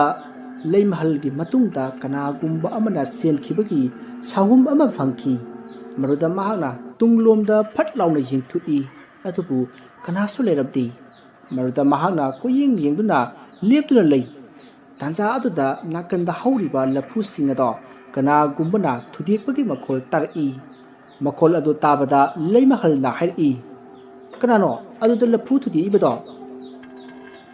ꯑꯁꯤ ꯍꯥꯏꯗꯨꯅ ꯂꯐꯨ ꯍꯧꯔꯤꯕ ꯑꯗꯣꯝꯗ ꯄ꯭ꯔꯞ ꯄ꯭ꯔꯞ ꯆꯪꯁꯤꯜꯂꯤ ꯑꯗꯨꯕꯨ ꯃꯍꯥꯛꯅ ꯆꯪꯁꯤꯟꯕꯗꯗꯤ ꯀꯔꯤꯁꯨ ꯇꯧꯔꯝꯗ꯭ꯔꯤ ꯇꯥꯟꯖꯥ ꯑꯗꯨꯗ ꯅꯨꯄꯤ ꯑꯃꯅ ꯈꯥꯛꯅ ꯈꯥꯛꯅ ꯅꯣꯛꯂꯛꯏ ꯑꯗꯨꯒ ꯑꯉꯥꯡ ꯀꯌꯥ ꯅꯣꯛꯇꯨꯅ ꯁꯥꯟꯅꯕꯒꯤ ꯃꯈꯣꯜꯁꯨ ꯇꯥꯔꯛꯏ ꯂꯩꯃꯍꯜꯅ ꯇꯧꯔꯤꯕ ꯊꯧꯑꯣꯡꯁꯤꯡ ꯑꯗꯣ ꯀꯔꯤꯁꯨ ꯊꯧꯁꯥꯗꯅ ꯏꯃꯨꯡꯗ ꯆꯪꯒꯦ ꯍꯦꯛ ꯇꯧꯕꯒ ꯃꯅꯥꯛꯇ ꯍꯧꯔꯤꯕ ꯈꯣꯡꯅꯥꯡ ꯑꯗꯨꯒꯤ ꯃꯁꯥ ꯑꯃ ꯐꯦꯔꯦ ꯐꯦꯔꯦ ꯂꯥꯎꯅ ꯍꯥꯏꯔꯛꯄꯒꯤ ꯃꯈꯣꯜ ꯑꯃ ꯇꯥꯔꯛꯏ ꯑꯗꯨꯒ ꯅꯨꯄꯤ ꯑꯃꯅ ꯅꯣꯛꯄꯒꯤ ꯈꯣꯟꯖꯦꯜ ꯑꯃꯁꯨ ꯇꯥꯔꯛꯂꯤ ꯃꯗꯨꯗ ꯂꯩꯃꯍꯜꯅ ꯈꯣꯡꯅꯥꯡ ꯃꯊꯛ ꯑꯗꯨꯗ ꯌꯦꯡꯈꯠꯂꯨꯕ ꯃꯇꯝꯗꯗꯤ ꯃꯆꯥꯅꯨꯄꯤ ꯁꯥꯒꯩ ꯉꯥꯟꯕꯤꯗꯣ ꯈꯣꯡꯅꯥꯡ ꯃꯁꯥ ꯑꯃꯗ ꯐꯝꯂꯒ ꯌꯥꯟꯊꯗꯨꯅ ꯅꯣꯛꯇꯨꯅ ꯂꯩꯔꯝꯂꯤ ꯃꯉꯛꯇ ꯐꯤ ꯑꯃꯅ ꯌꯥꯠꯁꯤꯜꯂꯤ ꯑꯗꯨꯒ ꯆꯣꯡꯊꯅꯕꯒꯤ ꯃꯑꯣꯡꯗ ꯇꯧꯗꯨꯅ ꯂꯩꯔꯝꯃꯤ ꯃꯗꯨ ꯎꯕꯗ ꯂꯩꯃꯍꯜꯅ ꯌꯥꯝꯅ ꯄꯥꯈꯠꯅ ꯏꯃꯥꯒꯤ ꯏꯕꯦꯝꯃ ꯀꯔꯤꯅꯣ ꯏꯆꯥꯅ ꯇꯧꯔꯤꯕꯗꯨꯕꯣ ꯐꯠꯇꯦꯁꯦ ꯑꯃꯨꯛꯇ ꯀꯨꯝꯊꯔꯛꯑꯣ ꯃꯁꯤ ꯍꯥꯏꯔꯒ ꯃꯆꯥꯕꯨ ꯀꯧꯊꯔꯝꯃꯤ ꯑꯗꯨꯕꯨ ꯁꯥꯒꯩ ꯉꯥꯟꯕꯤꯗꯤ ꯃꯃꯥꯅ ꯍꯥꯏꯔꯤꯕ ꯋꯥ ꯑꯗꯣ ꯀꯔꯤꯃꯠꯇ ꯇꯥꯔꯝꯗꯦ ꯃꯁꯤꯗꯒꯤ ꯎꯁꯥ ꯑꯗꯨꯗꯒꯤ ꯁꯥꯒꯩ ꯉꯥꯟꯕꯤꯗꯣ ꯐꯟ ꯂꯥꯎꯅ ꯃꯈꯥꯗ ꯆꯣꯡꯊꯔꯛꯏ ꯃꯗꯨꯗ ꯂꯩꯃꯍꯜꯗꯣ ꯃꯤꯀꯞ ꯈꯪꯊꯣꯛꯊꯣꯔꯛꯏ ꯃꯍꯥꯛꯅ ꯃꯤꯀꯞ ꯊꯣꯔꯛꯄꯗꯁꯨ ꯑꯋꯣꯏꯕꯃꯛꯀꯤ ꯃꯥꯒꯤ ꯃꯆꯥꯅꯨꯄꯤ ꯁꯥꯒꯩ ꯉꯥꯟꯕꯤꯗꯣ ꯂꯩꯔꯝꯗ꯭ꯔꯦ ꯃꯗꯨꯗ ꯂꯩꯃꯍꯜꯗꯨ ꯃꯁꯥ ꯑꯗꯣ ꯁ꯭ꯋꯥꯏ ꯂꯥꯎꯏ ꯃꯆꯥꯅꯨꯄꯤꯅ ꯂꯩꯔꯝꯗꯕ ꯑꯗꯨꯗꯗꯤ ꯈꯨꯗꯛ ꯑꯗꯨꯗ ꯂꯩꯃꯍꯜꯗꯣ ꯂꯥꯇꯦꯟ ꯑꯃ ꯄꯥꯏꯔꯒ ꯃꯄꯥꯟꯗ ꯄꯔꯞ ꯄꯔꯞ ꯊꯣꯛꯂꯛꯏ ꯃꯃꯪꯗ ꯊꯣꯛꯈꯤꯕ ꯑꯗꯨꯃꯛ ꯇꯥꯏꯕꯪꯗꯁꯨ ꯊꯣꯛꯂꯒꯗ꯭ꯔꯥ ꯈꯟꯗꯨꯅ ꯃꯍꯥꯛ ꯃꯤꯄꯥꯏꯕꯅ ꯂꯣꯏꯔꯤ ꯃꯁꯤꯗꯒꯤ ꯃꯍꯥꯛ ꯃꯈꯣꯏꯒꯤ ꯃꯈꯥ ꯊꯪꯕ ꯌꯦꯅꯈꯥ ꯑꯗꯣꯝꯗ ꯄꯔꯞ ꯄꯔꯞ ꯂꯥꯛꯂꯒ ꯃꯈꯣꯏꯒꯤ ꯃꯈꯥ ꯊꯪꯕ ꯌꯦꯅꯈꯥꯗ ꯍꯧꯔꯤꯕ ꯈꯣꯡꯅꯥꯡ ꯑꯆꯧꯕ ꯑꯗꯨꯒꯤ ꯃꯅꯥꯛꯇ ꯆꯪꯁꯤꯟꯗꯨꯅ ꯈꯣꯡꯅꯥꯡ ꯑꯗꯨꯒꯤ ꯃꯊꯛꯇ ꯌꯦꯡꯈꯠꯂꯤ ꯑꯗꯨꯕꯨ ꯃꯆꯥꯅꯨꯄꯤꯗꯤ ꯂꯩꯔꯝꯗꯦ ꯃꯐꯝ ꯑꯗꯨꯗ ꯀꯣꯏꯂꯩ ꯂꯩꯗꯨꯅ ꯌꯦꯡꯂꯛꯄꯗ ꯈꯣꯡꯅꯥꯡ ꯑꯗꯨꯒꯤ ꯅꯥꯀꯟꯗ ꯍꯧꯔꯤꯕ ꯂꯐꯨ ꯄꯥꯝꯕꯤꯁꯤꯡ ꯑꯗꯣ ꯐꯦꯔꯦ ꯐꯦꯔꯦ ꯂꯥꯎꯅ ꯅꯣꯝꯂꯛꯏ ꯑꯗꯨꯒ ꯃꯁꯝ ꯃꯅꯥ ꯏꯐꯥ ꯐꯥꯔꯕꯤ ꯅꯨꯄꯤ ꯑꯃ ꯃꯈꯨꯠꯇ ꯂꯥꯏꯔꯤ ꯑꯅꯤꯈꯛ ꯄꯥꯏꯔꯒ ꯐꯟ ꯂꯥꯎꯅ ꯆꯣꯡꯊꯣꯔꯛꯏ ꯃꯗꯨ ꯎꯕꯗ ꯂꯩꯃꯍꯜ ꯑꯗꯣ ꯈꯪꯗꯨꯅ ꯂꯥꯎꯈꯤ ꯂꯩꯃꯍꯜꯒꯤ ꯍꯧꯔꯕ ꯈꯣꯟꯖꯦꯜ ꯑꯗꯨꯅ ꯑꯍꯤꯡꯒꯤ ꯑꯆꯤꯛꯄ ꯑꯗꯨꯕꯨ ꯊꯨꯒꯥꯏꯔꯝꯃꯤ ꯑꯗꯨꯕꯨ ꯃꯍꯥꯛꯅ ꯂꯥꯎꯔꯤꯕꯗꯣ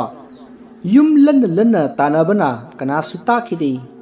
ꯈꯨꯗꯛ ꯑꯗꯨꯗ ꯂꯩꯃꯍꯜ ꯋꯥꯈꯜ ꯑꯃ ꯈꯪꯂꯥꯛ ꯇꯥꯛꯏ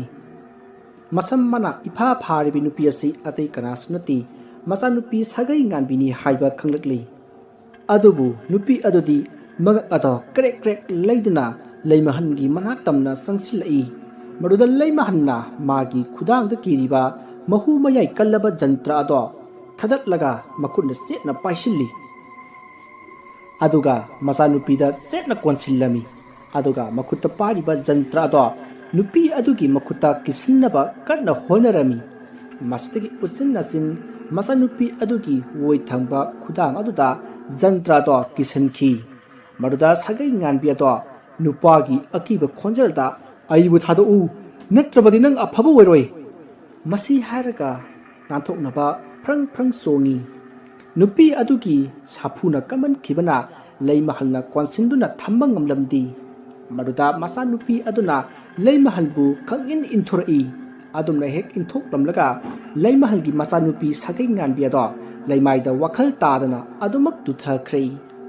ꯑꯁꯨꯝꯅ ꯍꯦꯛ ꯇꯨꯊꯈꯤꯕꯒ ꯂꯩꯃꯍꯜꯗꯨ ꯄ꯭ꯔꯞ ꯄ꯭ꯔꯞ ꯆꯦꯟꯁꯤꯜꯂꯤ ꯑꯗꯨꯒ ꯃꯆꯥꯅꯨꯄꯤ ꯁꯥꯒꯩ ꯉꯥꯟꯕꯤꯕꯨ ꯀꯣꯟꯈꯠꯂꯤ ꯑꯗꯨꯒ ꯏꯃꯨꯡꯗ ꯆꯤꯡꯕꯣꯏ ꯂꯥꯛꯄꯣꯏ ꯊꯥꯡꯗꯨꯅ ꯄꯨꯁꯤꯜꯂꯛꯂꯤ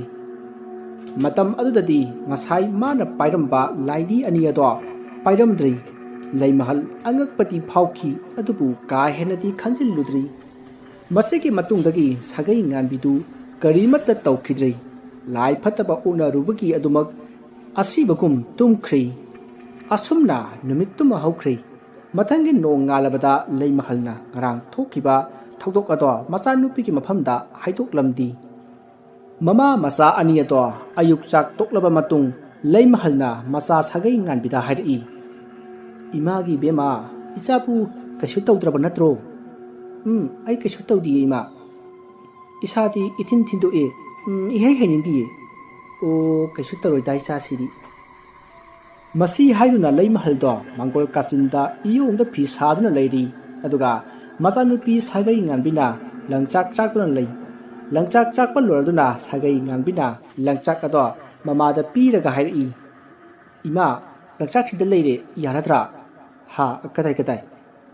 ꯌꯥꯔꯅꯤ ꯃꯁꯤꯅ ꯀꯣꯟꯅꯔꯅꯤꯗ ꯑꯗꯣ ꯏꯃꯥ ꯑꯩ ꯏꯁꯥꯁꯤ ꯌꯥꯝꯅ ꯋꯥꯔꯦ ꯏꯁꯥꯁꯦ ꯏꯆꯣꯛ ꯆꯣꯛꯊꯕꯅꯁꯨ ꯌꯥꯗ꯭ꯔꯦ ꯑꯩ ꯉꯥꯏꯍꯥꯛꯇ ꯇꯨꯝꯂꯨꯈꯤꯒꯦ ꯍꯣꯏ ꯇꯨꯝꯖꯔꯨꯔꯣ ꯍꯥꯏ ꯑꯗꯣ ꯌꯥꯝ ꯀꯨꯏꯅꯗꯤ ꯇꯨꯝꯂꯨꯅꯨꯀꯣ ꯅꯁꯥꯗꯣ ꯑꯃꯨꯛ ꯅꯥꯔꯛꯀꯅꯤ ꯍꯣꯏ ꯏꯃꯥ ꯑꯁꯨꯝꯅ ꯃꯃꯥ ꯃꯆꯥꯗꯨ ꯋꯥꯔꯤ ꯁꯥꯟꯅꯔꯕ ꯃꯇꯨꯡ ꯁꯥꯒꯩ ꯉꯥꯟꯕꯤꯗꯣ ꯃꯥꯒꯤ ꯇꯨꯝꯐꯝ ꯀꯥꯗ ꯇꯨꯝꯕ ꯆꯪꯈ꯭ꯔꯤ ꯂꯩꯃꯍꯜꯁꯨ ꯃꯥꯡꯒꯣꯜꯗ ꯑꯗꯨꯃꯛ ꯐꯤ ꯁꯥꯗꯨꯅ ꯂꯩꯍꯧꯔꯤ ꯁꯣꯝꯗ ꯁꯥꯒꯩ ꯉꯥꯟꯕꯤ ꯃꯁꯥ ꯑꯗꯣ ꯉꯔꯥꯡ ꯅꯨꯡꯗꯥꯡ ꯂꯥꯏ ꯐꯠꯇꯕꯅ ꯆꯦꯜꯂꯨꯕꯗꯒꯤ ꯋꯥꯔꯨꯕꯒ ꯀꯔꯤꯒ ꯀꯣꯛꯀ ꯃꯣꯟꯒ ꯍꯦꯛ ꯇꯥꯏꯅꯕꯒ ꯑꯗꯨꯃꯛ ꯇꯨꯝꯈ꯭ꯔꯤ ꯇꯥꯟꯖꯥ ꯑꯗꯨꯗ ꯁꯥꯒꯩ ꯉꯥꯟꯕꯤꯅ ꯃꯪ ꯑꯃ ꯃꯪꯂꯝꯃꯤ ꯁꯥꯒꯩ ꯉꯥꯟꯕꯤꯅ ꯃꯈꯣꯏꯒꯤ ꯍꯤꯡꯈꯣꯜꯗ ꯊꯥꯔꯤꯕ ꯃꯅꯥ ꯃꯁꯤꯡꯁꯤꯡ ꯑꯗꯣ ꯃꯈꯣꯡ ꯁꯣꯝꯂꯤ ꯃꯗꯨꯗ ꯃꯔꯣꯏ ꯃꯔꯛ ꯑꯗꯨꯗ ꯈꯣꯡꯅꯥꯡ ꯄꯥꯝꯕꯤ ꯑꯃ ꯍꯧꯔꯤꯕꯗꯣ ꯊꯦꯡꯅꯈꯤ ꯈꯣꯡꯅꯥꯡ ꯑꯗꯣ ꯐꯅ ꯌꯥꯝꯅ ꯋꯥꯡꯂꯕꯅꯤ ꯃꯗꯨꯗ ꯁꯥꯒꯩ ꯉꯥꯟꯕꯤꯅ ꯃꯆꯤꯟꯗ ꯁꯣꯜꯂꯤ ꯑꯩꯈꯣꯏ ꯃꯁꯤꯕꯨ ꯉꯍꯥꯟꯈꯩ ꯎꯗꯕ ꯖꯥꯠꯂꯅꯤ ꯃꯁꯤ ꯃꯔꯥꯒ ꯄꯨꯟꯅ ꯐꯨꯛꯇ꯭ꯔꯕꯗꯤ ꯌꯥꯔꯔꯣꯏ ꯑꯁꯨꯝꯅ ꯈꯜꯂꯒ ꯈꯣꯡꯅꯥꯡ ꯑꯗꯣ ꯐꯨꯛꯅꯅꯕ ꯃꯈꯣꯡ ꯑꯗꯣ ꯇꯧꯊꯣꯛꯂꯝꯃꯤ ꯑꯗꯨꯕꯨ ꯈꯣꯡꯅꯥꯡ ꯑꯗꯨꯒꯤ ꯃꯔꯥ ꯑꯗꯣ ꯌꯥꯝꯅ ꯂꯨꯅ ꯂꯩꯅꯨꯡꯗ ꯇꯥꯔꯝꯃꯤ ꯃꯗꯨꯗ ꯁꯥꯒꯩ ꯉꯥꯟꯕꯤꯅ ꯃꯔꯥꯁꯤꯡ ꯑꯗꯨ ꯌꯧꯅꯅꯕ ꯃꯈꯥ ꯇꯥꯅ ꯑꯗꯨꯃꯛ ꯂꯨꯅ ꯇꯧꯊꯔꯝꯃꯤ ꯑꯗꯨꯕꯨ ꯐꯨꯛꯄꯒꯤ ꯉꯝꯂꯝꯗꯦ ꯑꯗꯨꯕꯨ ꯍꯟꯕ ꯂꯩꯇꯅ ꯃꯥꯅ ꯄꯥꯏꯔꯤꯕ ꯁꯣꯔꯤ ꯑꯗꯨꯅ ꯃꯈꯥ ꯇꯥꯅ ꯑꯗꯨꯃꯛ ꯂꯨꯅ ꯇꯧꯊꯔꯝꯃꯤ ꯑꯁꯨꯝ ꯇꯧꯊꯔꯛꯄꯗ ꯊꯥꯡ ꯃꯇꯣꯟ ꯑꯗꯨꯅ ꯀꯔꯤꯒꯨꯝꯕ ꯑꯃꯗ ꯊꯤꯟꯕꯒꯤ ꯃꯈꯣꯜ ꯇꯥꯔꯛꯈꯤ ꯃꯗꯨꯗ ꯁꯥꯒꯩ ꯉꯥꯟꯕꯤꯅ ꯊꯥꯡ ꯑꯗꯣ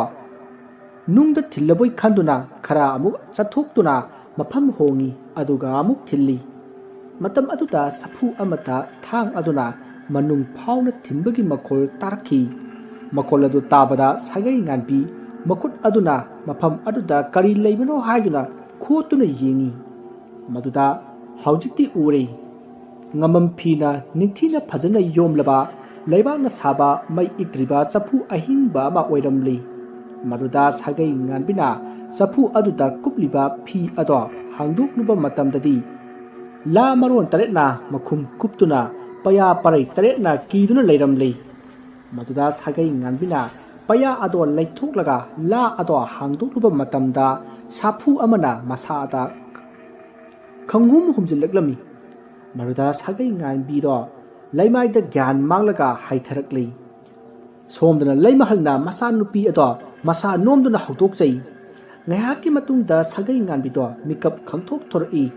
mahanu mikap thorokpada masa ada humana punglup luplamli maduda mamana kaidoragi sabo haina hangi maduda sagai nganbina mamada setna konsinduna makhol thokna kap'i maduda leima halna masabu setna konsillaga hairi ibema isabu kaidoragi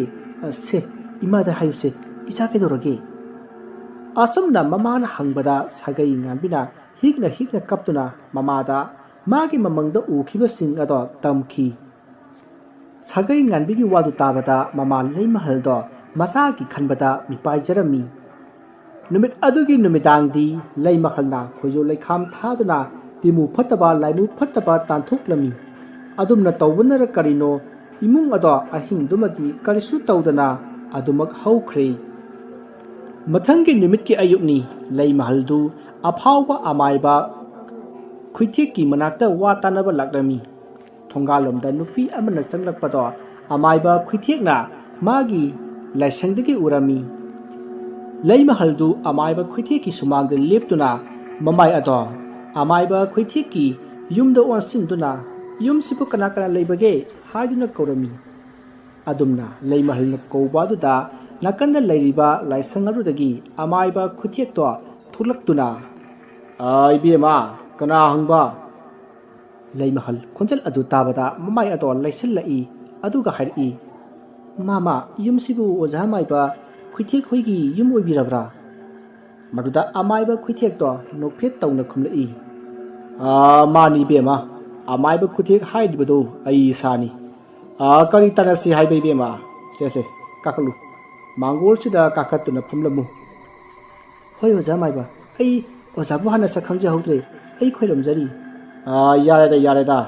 kakhalu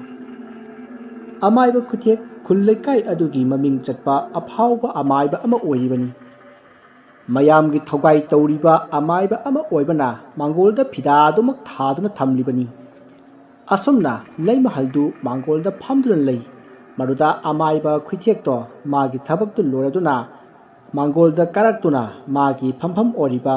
mangolgi phamel aduta phamthrai asumna amaiba khuithekna phamthabaga sor tapna sang hodoklaga ibema kari tara seba maduda leimahalna osamaiba aigi janupi amakhak lejeyi masi handak marakse kainoma itau tawi adubu ai karisu khalludabani adu ngarang handi mawong ama tore oja asi hairaga nahanungdang thokiba thawdo amadi ngarang nungthil thokiba mangalki wari singado mayek sengna amata sithadana amaiba khuithekta liramni wari singadu tabada amaiba khuithek ngahaktang tumin lei atu tapna hairi ibema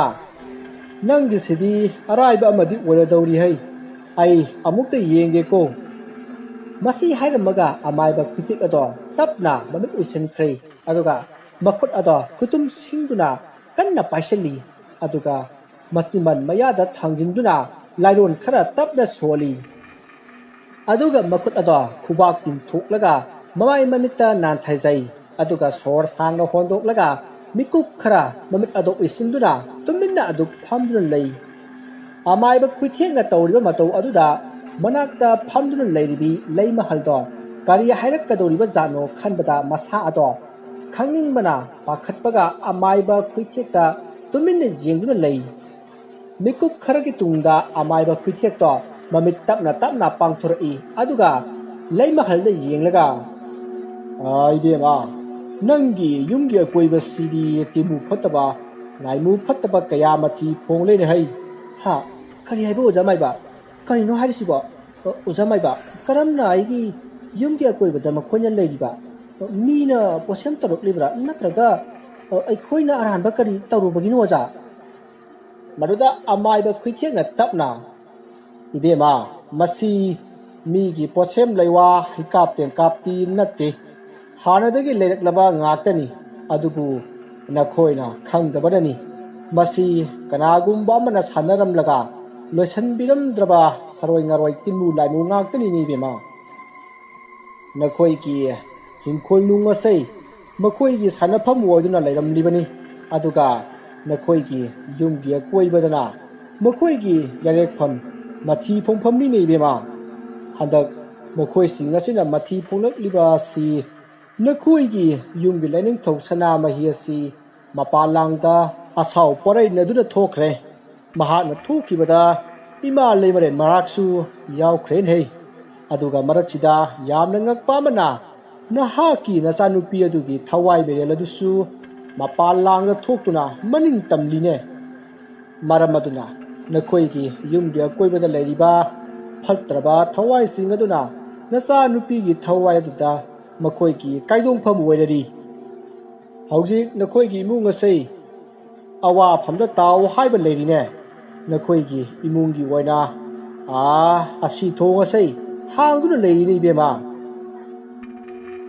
ꯋꯥꯍꯩꯁꯤꯡ ꯑꯁꯤ ꯇꯥꯕꯗ ꯂꯩꯃꯍꯜ ꯌꯥꯝꯅ ꯃꯤꯄꯥꯏꯔꯝꯃꯤ ꯑꯃꯗꯤ ꯃꯆꯥꯅꯨꯄꯤꯒꯤ ꯊꯋꯥꯏꯅ ꯃꯄꯥꯟꯗ ꯊꯣꯛꯂꯦ ꯇꯥꯕꯗ ꯃꯃꯤꯠꯇꯒꯤ ꯃꯄꯤ ꯇꯥꯈꯤꯕ ꯈꯪꯍꯧꯗꯦ ꯃꯗꯨꯗ ꯂꯩꯃꯍꯜꯅ ꯑꯃꯥꯏꯕ ꯑꯗꯨꯗ ꯑꯣꯖꯥ ꯃꯥꯏꯕ ꯏꯆꯥꯅꯨꯄꯤꯒꯤ ꯊꯋꯥꯏꯁꯤ ꯀꯟꯕ ꯉꯝꯂꯔꯣꯏꯗ꯭ꯔꯥ ꯑꯗꯨꯒ ꯀꯅꯥꯅ ꯑꯩꯈꯣꯏꯒꯤ ꯌꯨꯝꯒꯤ ꯑꯀꯣꯏꯕꯁꯤꯗ ꯂꯥꯏ ꯁꯥꯟꯅꯔꯝꯂꯤꯕꯅꯣ ꯑꯗꯨꯒ ꯀꯔꯝꯅ ꯏꯆꯥꯅꯨꯄꯤꯒꯤ ꯊꯋꯥꯏꯅ ꯃꯄꯥꯟꯗ ꯊꯣꯛꯈ꯭ꯔꯤꯕꯅꯣ ꯑꯣꯖꯥ ꯑꯃꯥꯏꯕ ꯈꯨꯏꯊꯦꯛꯇꯨ ꯁꯣꯔ ꯆꯥꯎꯅ ꯍꯣꯟꯗꯣꯛꯂꯗꯨꯅ ꯍꯥꯏꯔꯛꯏ ꯏꯕꯦꯝꯃ ꯋꯥꯔꯤꯁꯤꯡ ꯑꯁꯤ ꯌꯥꯝꯅ ꯁꯥꯡꯈ꯭ꯔꯦ ꯍꯌꯦꯡꯗꯣ ꯑꯩꯒꯤ ꯑꯁꯤꯗ ꯑꯃꯨꯛ ꯂꯥꯛꯈꯣ ꯑꯗꯨꯒ ꯋꯥꯔꯤꯁꯤꯡꯗꯣ ꯐꯖꯅ ꯂꯤꯔꯒꯦ ꯉꯁꯤꯗꯤ ꯅꯪ ꯑꯣꯖꯥꯁꯦ ꯑꯩ ꯑꯔꯨꯕ ꯂꯥꯏ ꯈꯨꯔꯨꯝꯕ ꯑꯃ ꯂꯩ ꯑꯗꯨꯅ ꯆꯠꯇꯕ ꯌꯥꯔꯣꯏꯗꯧꯔꯤ ꯑꯗꯨꯅ ꯍꯌꯦꯡꯗꯣ ꯑꯃꯨꯛꯀ ꯂꯥꯛꯈꯣꯀꯣ ꯑꯃꯥꯏꯕ ꯈꯨꯏꯊꯦꯛ ꯑꯁꯤ ꯑꯍꯟꯁꯨ ꯌꯥꯝꯅ ꯑꯣꯏꯔꯤ ꯃꯃꯥꯡꯉꯩꯗ ꯂꯩꯃꯍꯜꯒꯤ ꯃꯀꯨꯕꯣꯛꯀ ꯂꯨꯅ ꯇꯤꯟꯅꯔꯝꯕ ꯃꯔꯨꯞꯅꯤ ꯑꯍꯜ ꯃꯇꯝꯗ ꯇꯤꯟꯅꯔꯝꯕ ꯑꯣꯏꯔꯕꯁꯨ ꯑꯍꯟ ꯑꯃꯅ ꯂꯩꯈꯤꯗꯕ ꯃꯇꯨꯡꯗꯒꯤꯗꯤ ꯀꯧꯅ ꯉꯥꯡꯅꯔꯝꯕ ꯀꯌꯥ ꯑꯗꯣ ꯇꯞꯅ ꯇꯞꯅ ꯃꯔꯤ ꯑꯗꯣ ꯂꯥꯞꯊꯣꯛꯅꯈꯤ ngasi lei mahal na wari sing ado lirakpada amati ngasai amaiba khuithekna mamit uisinduna yengba matamda lakliban lei mahal ase kanano kanagi imungi mino haiba se khangkhrabani amaiba khuithekna amuk makha tana asumna hai ibema hayeng nangna lakpa matamda nakhoigi yumlai wariba hanin thosana mahi mahaki sarai phi kharadang pairu matam kharadi nachanupi ase phajinduna thamlasi lai khairingai ko lai khairingai manung asida karisu ayet apan khudong thiba laktanaba aduga idau mangonda kachanaba hairang lerang kharaga pairu ko nachanupi adusu yaragadi nangna hayeng lakpada amukta poru hoi ojamaiba pulam sing adusu hayeng sodina pujarak ichanupi su lakhanjage oja adodi ojamaiba ngasigidi ai amu hanjakhrage hoi hoi bema ngasidi yaunaba toro ngaikho nang ngahakta leiramuko asi haraga amaiba khuithekna imungdagi khujaida ising asengba khara haplaga puthori aduga leima halda ibema masigi ising asi pukho aduga nangi yum hek jawbaga yumgi makha thangba yena khadagi hauragane yumgi akoibado asi koine ising ase sai saiduna ne laklaga nangne sing saiba haukiba makha thangba suthek adu phawba saigadabani ko ngaikho aduga losetba matamda su namai adu makha pawna wongadabani asi haiduna amaiba khuithekna ising ado saithokpagi mawong taklamni maduda leimahalna adudi ojamaiba ai amu hananaba tawjarage asi haiduna leimahaldu phamlambadagi hawgalai amaiba khuitheksu hoi haiduna leihori asumna wari sanaraba matung leimahalsu mayum lomda hankhre amaiba khuitheksu mangolda leplaga leihori somda leimahalsu machanupidu kari tawronggadabano khanbada yum tamna prap lakli somtana ngarang laikhidraba ahal adugi yumdana ngarang mangda thokiba thaudok adugi maramda wari sanaduna makoi ahal khara pulli lairakki laikai aduda leiba maunaha humsu asiba hangban laklami maruda maunaha amana ise ngarangi potloiba adudi mawong amani hairine aduda amana mo huini naw aisu adumna taine aikhoi nupa su ngarang ꯄꯣꯠꯂꯣꯏꯕꯗꯣ ꯌꯥꯎꯕ ꯆꯠꯂꯨꯌꯦ ngasi ꯐꯥꯎꯕ ꯋꯥꯔꯤ ꯁꯥꯟꯅꯕ ꯌꯥꯍꯧꯗ꯭ꯔꯤ ꯀꯩꯅꯣꯝꯃ ꯇꯧꯔ ꯂꯩꯍꯧꯔꯤꯌꯦ ꯑꯁꯨꯝꯅ ꯉꯥꯡꯅ ꯃꯈꯣꯏ ꯃꯧ ꯅꯍꯥ ꯑꯍꯨꯝꯗꯣ ngarang laikhidraba adugi yungdi thongalda changlai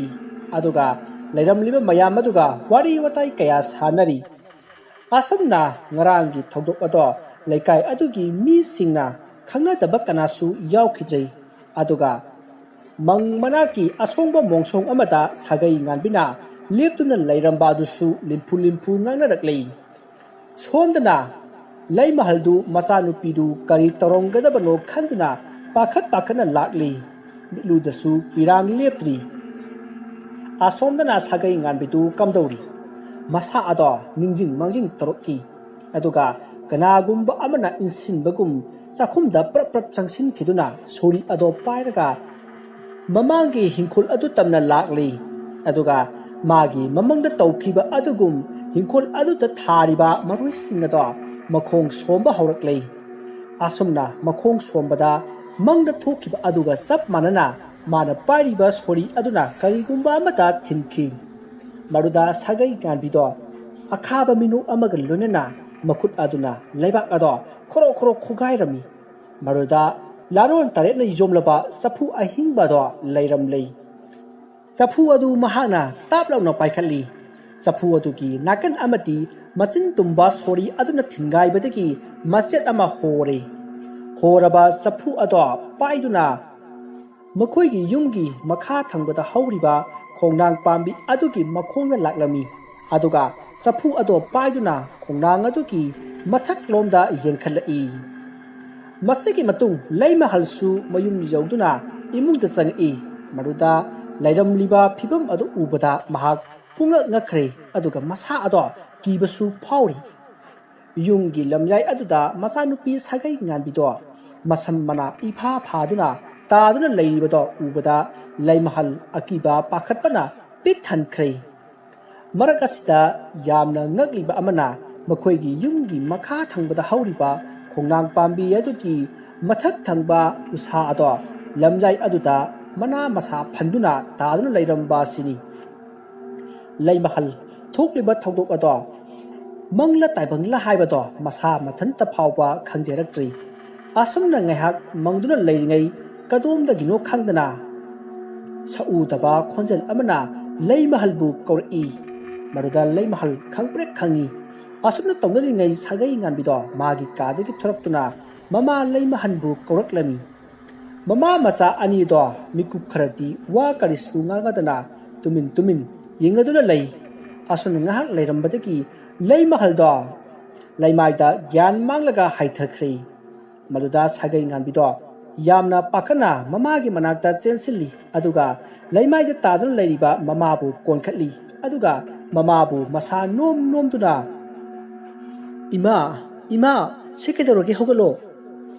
asomna ngahak kauramlaga sagai nganbi hekna kaplaklei ngahak kaplaba matungda sagai nganbi wakhallaba laktuna saksangda parap chensinki aduga ising khara puthoraklaga mamabu ising thaduna gyan laknaba honari ising tharba phawba leimahalda wakhal lakhidrei masida leimahandu uchin nachina ngahaki manungda wakhalli khara laklei adubu mahana wakhal lakpadadi maron mari khangdana murum soli maruda sagai nganbido tawpham khangdana kapsari masidagi sagai nganbina them nawduna mamabu sauduna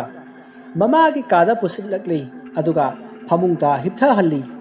matam aduda mama leimahandi mamit chejet uisinduna murum soli maruda sagai nganbido tawpham khangdana kaptuna asum phamli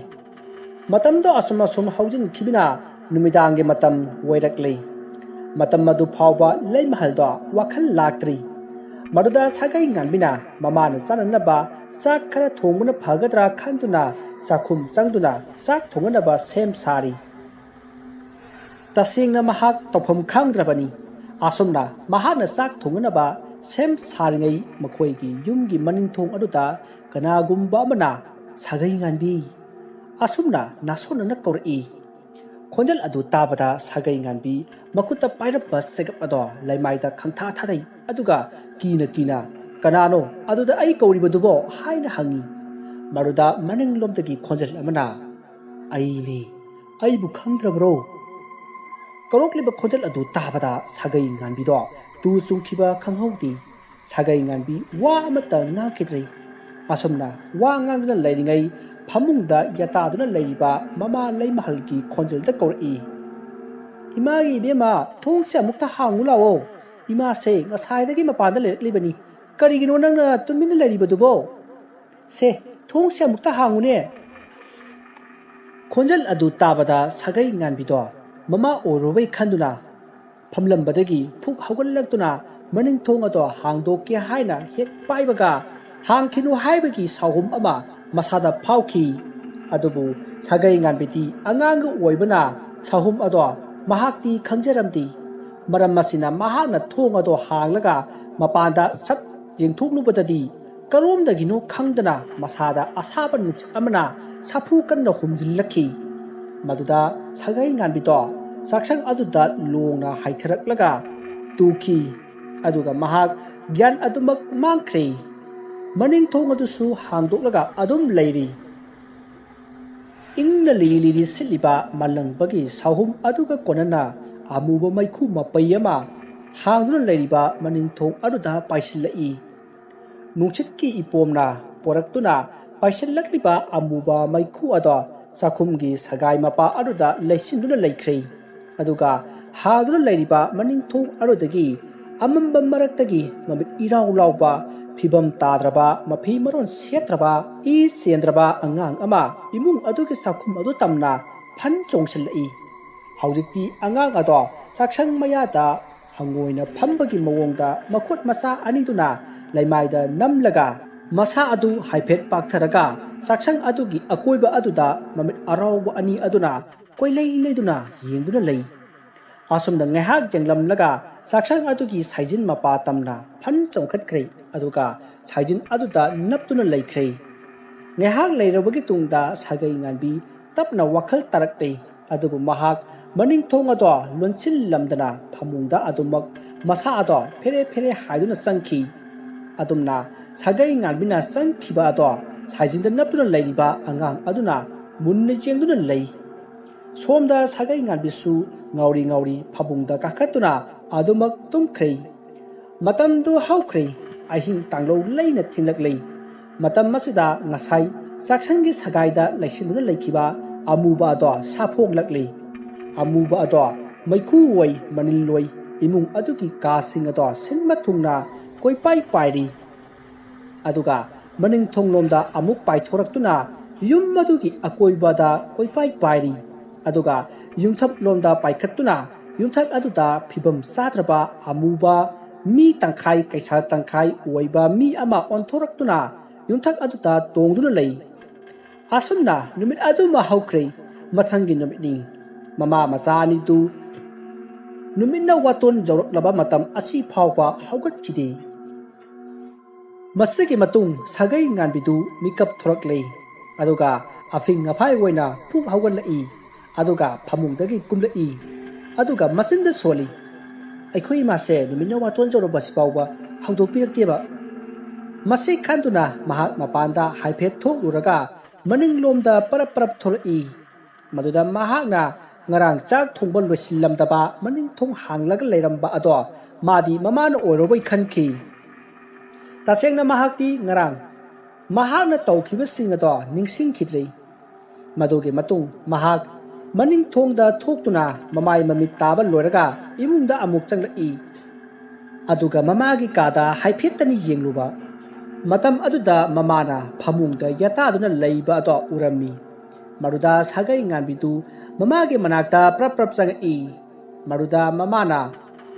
haujik phawba tumduna leiramba adu ubada mahak pungak ngai masidigi mahakna ngarang nungdang thokibasing ado mathang ningsinglaklei asomna ningsinglubada masa matomta akiba phawri masidigi sagai nganbido mamang thonglomda chenthoraklei aduga makoigi yumga khara nangana leiba yum amadagi mi kauba senkhre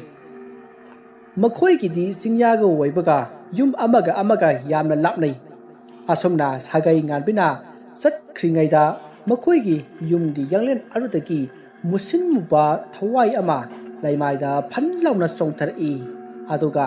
ꯌꯦꯇꯥꯗꯨꯅ ꯂꯩꯔꯤꯕ ꯂꯩꯃꯍꯟꯒꯤ ꯃꯁꯥ ꯑꯗꯨꯗ ꯆꯣꯡꯁꯤꯟꯈ꯭ꯔꯦ꯫ ꯑꯁꯨꯝꯅ ꯍꯦꯛ ꯆꯣꯡꯁꯤꯟꯈꯤꯕꯒ ꯂꯩꯃꯍꯟ ꯃꯃꯤꯠ ꯑꯅꯤꯗꯨ ꯏꯃꯨꯛ ꯉꯥꯡꯅ ꯈꯪꯄꯪ ꯄꯪꯏ꯫ ꯑꯁꯣꯝꯗꯅ ꯁꯥꯒꯩ ꯉꯥꯟꯕꯤꯗꯨ ꯌꯨꯝ ꯑꯃꯗ ꯆꯪꯁꯤꯜꯂꯝꯃꯤ ꯑꯗꯨꯒ ꯌꯨꯝ ꯑꯗꯨꯗ ꯀꯅꯥ ꯀꯅꯥ ꯂꯩꯕꯒꯦ ꯍꯥꯏꯗꯨꯅ ꯀꯧꯔꯝꯃꯤ꯫ ꯑꯗꯨꯝꯅ ꯀꯧꯕꯗ ꯌꯨꯝ ꯑꯗꯨꯗꯒꯤ ꯑꯍꯜ ꯑꯃ ꯊꯣꯔꯛꯂꯝꯃꯤ ꯑꯗꯨꯒ "ꯏꯕꯦꯝꯃ, ꯀꯔꯤ ꯂꯩꯔꯒꯦ? ꯅꯨꯡꯊꯤꯟꯒꯤ ꯃꯇꯝꯁꯤꯗ ꯏꯄꯥ ꯄꯥꯈꯠꯅ ꯂꯥꯛꯏꯕꯁꯤꯕꯣ? ꯅꯠꯇꯦ, ꯏꯃꯥꯅ ꯅꯪꯕꯨ ꯐꯨꯔꯕ꯭ꯔꯣ?" ꯑꯁꯨꯝꯅ ꯍꯪꯕꯗ ꯁꯥꯒꯩ ꯉꯥꯟꯕꯤ ꯋꯥꯗꯤ ꯉꯥꯡꯗ ꯃꯄꯤ ꯏꯔꯥ ꯆꯦꯟꯗꯨꯅ ꯐꯨꯗꯦ ꯍꯥꯏꯕꯒꯤ ꯃꯑꯣꯡꯗ ꯃꯉꯛ ꯍꯥꯏꯔꯝꯃꯤ꯫ ꯃꯗꯨꯗ ꯑꯍꯟ ꯑꯗꯨꯅ "ꯍꯥꯏꯌꯨꯅꯦ, ꯀꯔꯤ ꯇꯧꯔꯕꯒꯦ ꯁꯦ, ꯅꯄꯟꯗ ꯍꯥꯏꯌꯨꯅꯦ." ꯑꯁꯨꯝꯅ ꯑꯍꯟ ꯑꯗꯨꯅ ꯍꯪꯕꯗ ꯁꯥꯒꯩ ꯉꯥꯟꯕꯤ ꯍꯤꯛꯅ ꯍꯤꯛꯅ ꯀꯞꯂꯒ "ꯏꯄꯟ, ꯉꯔꯥꯡꯗꯒꯤ ꯏꯃꯥꯗꯣ ꯋꯥꯈꯜ ꯇꯥꯈꯤꯗ꯭ꯔꯦ" ꯑꯁꯤ ꯍꯥꯏꯔꯒ ꯊꯣꯛꯈꯤꯕ ꯊꯧꯗꯣꯛ ꯄꯨꯝꯅꯃꯛ ꯑꯍꯟ ꯑꯗꯨꯗ ꯂꯤꯔꯝꯃꯤ꯫ ꯋꯥꯔꯤꯗꯨ ꯇꯥꯕꯗ ꯑꯍꯟ ꯑꯗꯣ ꯂꯋꯥꯏ ꯂꯨꯇꯣꯟ ꯁꯥꯠꯈ꯭ꯔꯦ꯫ ꯃꯁꯤꯗꯒꯤ ꯑꯍꯟ ꯑꯗꯨꯅ ꯁꯥꯒꯩ ꯉꯥꯟꯕꯤꯗ ꯑꯣꯟꯁꯤꯜꯂꯒ "ꯏꯕꯦꯝꯃ, ꯆꯠꯅꯕ ꯇꯧꯁꯤ, ꯂꯥꯛꯑꯣ." ꯃꯁꯤ ꯍꯥꯏꯗꯨꯅ ꯑꯍꯟ ꯑꯗꯨꯒ ꯁꯥꯒꯩ ꯉꯥꯟꯕꯤꯒ ꯃꯈꯣꯏ ꯑꯅꯤ ꯁꯥꯒꯩ ꯉꯥꯟꯕꯤꯒꯤ ꯌꯨꯝꯗ ꯂꯥꯛꯈꯤ꯫ ꯑꯁꯣꯝꯗꯅ ꯀꯝꯗꯧꯔꯤ ꯂꯩꯃꯍꯜꯗꯨ ꯌꯨꯝꯒꯤ ꯃꯅꯤꯡꯂꯣꯝꯗ ꯊꯣꯔꯛꯂꯤ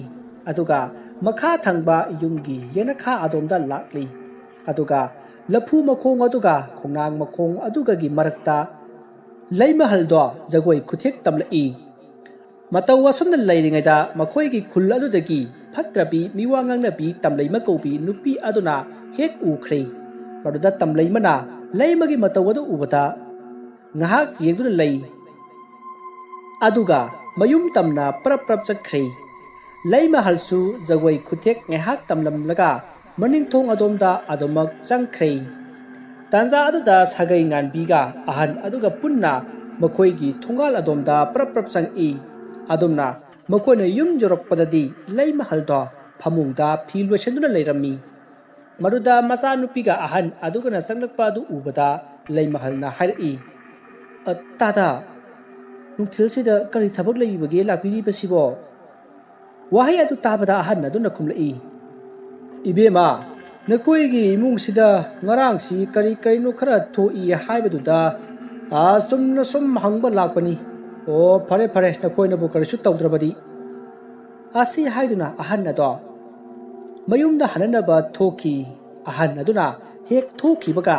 ꯂꯩꯃꯍꯜ ꯃꯃꯤꯠ ꯑꯗꯣ ꯉꯪꯁꯪ ꯉꯥꯡꯅ ꯃꯆꯥꯅꯨꯄꯤ ꯁꯥꯒꯩ ꯉꯥꯟꯕꯤꯗ ꯃꯃꯤꯠ ꯈꯥꯅ ꯌꯦꯡꯂꯛꯏ꯫ ꯃꯤꯠꯌꯦꯡ ꯑꯗꯨꯗ ꯁꯥꯒꯩ ꯉꯥꯟꯕꯤꯗꯣ ꯀꯤꯕꯅ ꯂꯣꯏꯔꯦ꯫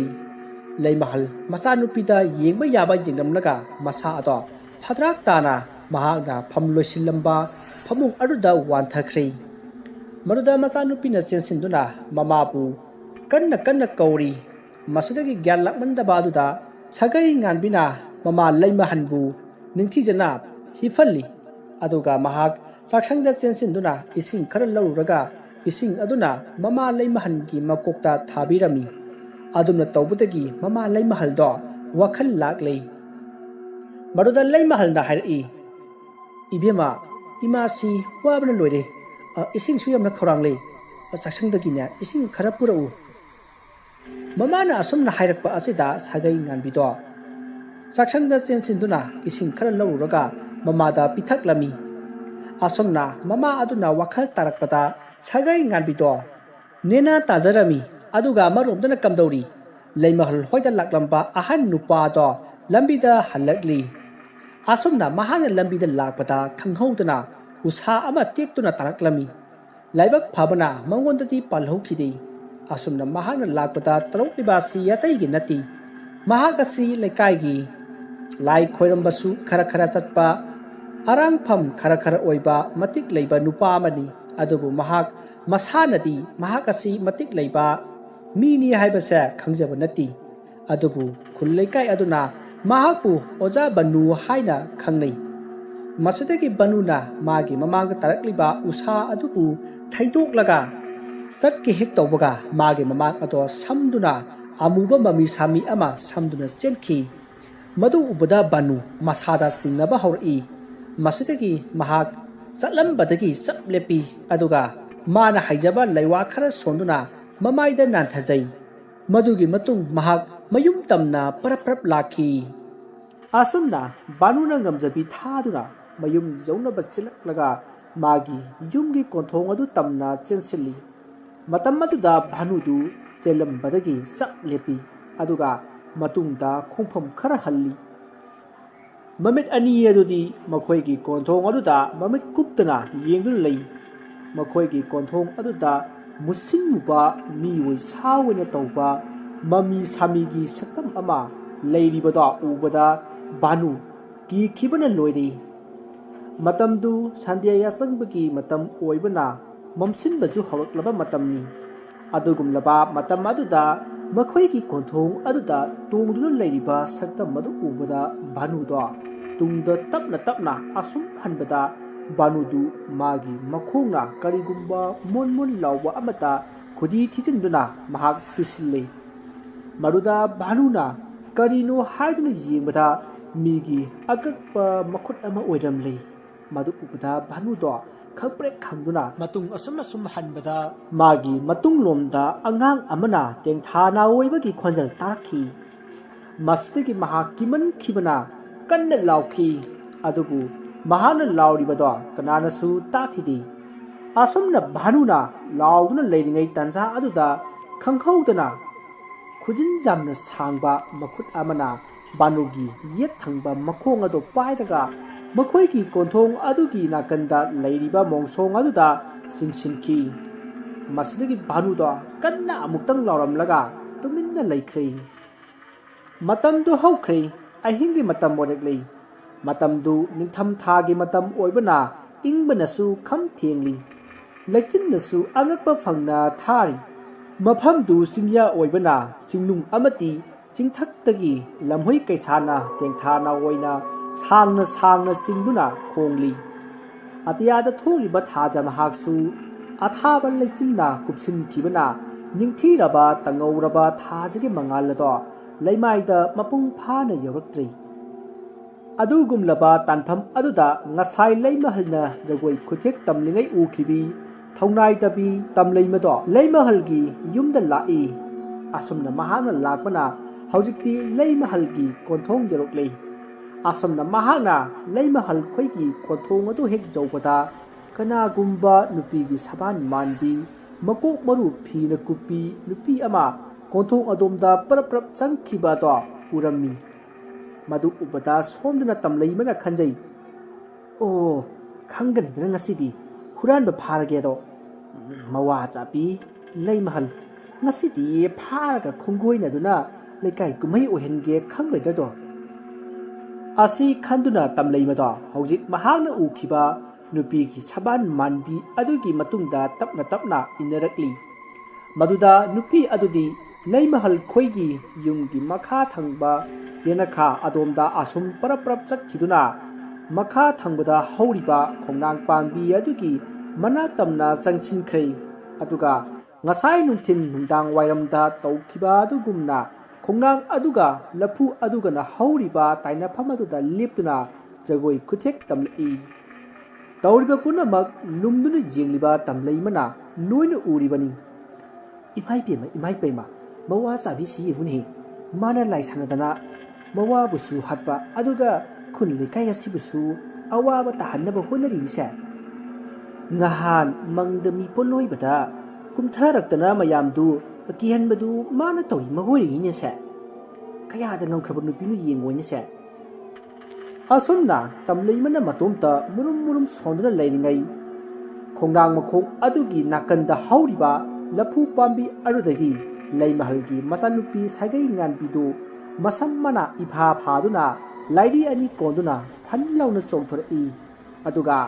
ꯂꯨꯝꯗꯨꯅ ꯂꯩꯔꯤꯕ ꯇꯝꯂꯩꯃꯗ ꯐꯠ ꯂꯥꯎꯅ ꯌꯦꯡꯉꯛꯏ꯫ ꯃꯗꯨ ꯎꯕꯗ ꯇꯝꯂꯩꯃ ꯈꯪꯄ꯭ꯔꯦꯛ ꯈꯪꯗꯨꯅ ꯇꯨꯡ ꯍꯟꯗꯨꯅ ꯇꯨꯏ꯫ ꯇꯥꯟꯖꯥ ꯑꯗꯨꯗ ꯂꯩꯃꯍꯜꯁꯨ ꯇꯝꯂꯩꯃꯅ ꯂꯩꯔꯤꯕ ꯑꯗꯣꯝꯗ ꯃꯃꯤꯠ ꯑꯗꯣ ꯐꯠ ꯂꯥꯎꯅ ꯉꯥꯡꯁꯪ ꯉꯥꯡꯅ ꯌꯦꯡꯂꯛꯏ꯫ ꯃꯗꯨ ꯎꯕꯗ ꯇꯝꯂꯩꯃ ꯀꯟꯅ ꯂꯥꯎꯗꯨꯅ ꯃꯐꯝ ꯑꯗꯣ ꯊꯥꯗꯣꯛꯂꯝꯂꯒ ꯂꯩꯃꯍꯜ ꯈꯣꯏꯒꯤ ꯀꯣꯟꯊꯣꯡ ꯇꯝꯅ ꯆꯦꯟꯊꯣꯔꯛꯏ꯫ ꯑꯁꯨꯝꯅ ꯃꯍꯥꯛꯅ ꯀꯣꯟꯊꯣꯡ ꯍꯦꯛ ꯌꯧꯕꯒ ꯀꯣꯟꯊꯣꯡꯒꯤ ꯅꯥꯀꯟ ꯑꯃꯗꯒꯤ ꯃꯨꯁꯤꯟꯃꯨꯕ ꯋꯥꯡꯗ꯭ꯔꯤꯡ ꯋꯥꯡꯕ ꯃꯐꯝ ꯃꯔꯥꯡ ꯈꯪꯗꯕ ꯑꯃꯨꯕ ꯑꯃ ꯈꯪꯂꯦꯞ ꯂꯦꯞꯄꯛꯏ꯫ madu ubada tamlaima khangprek khangduna tusilli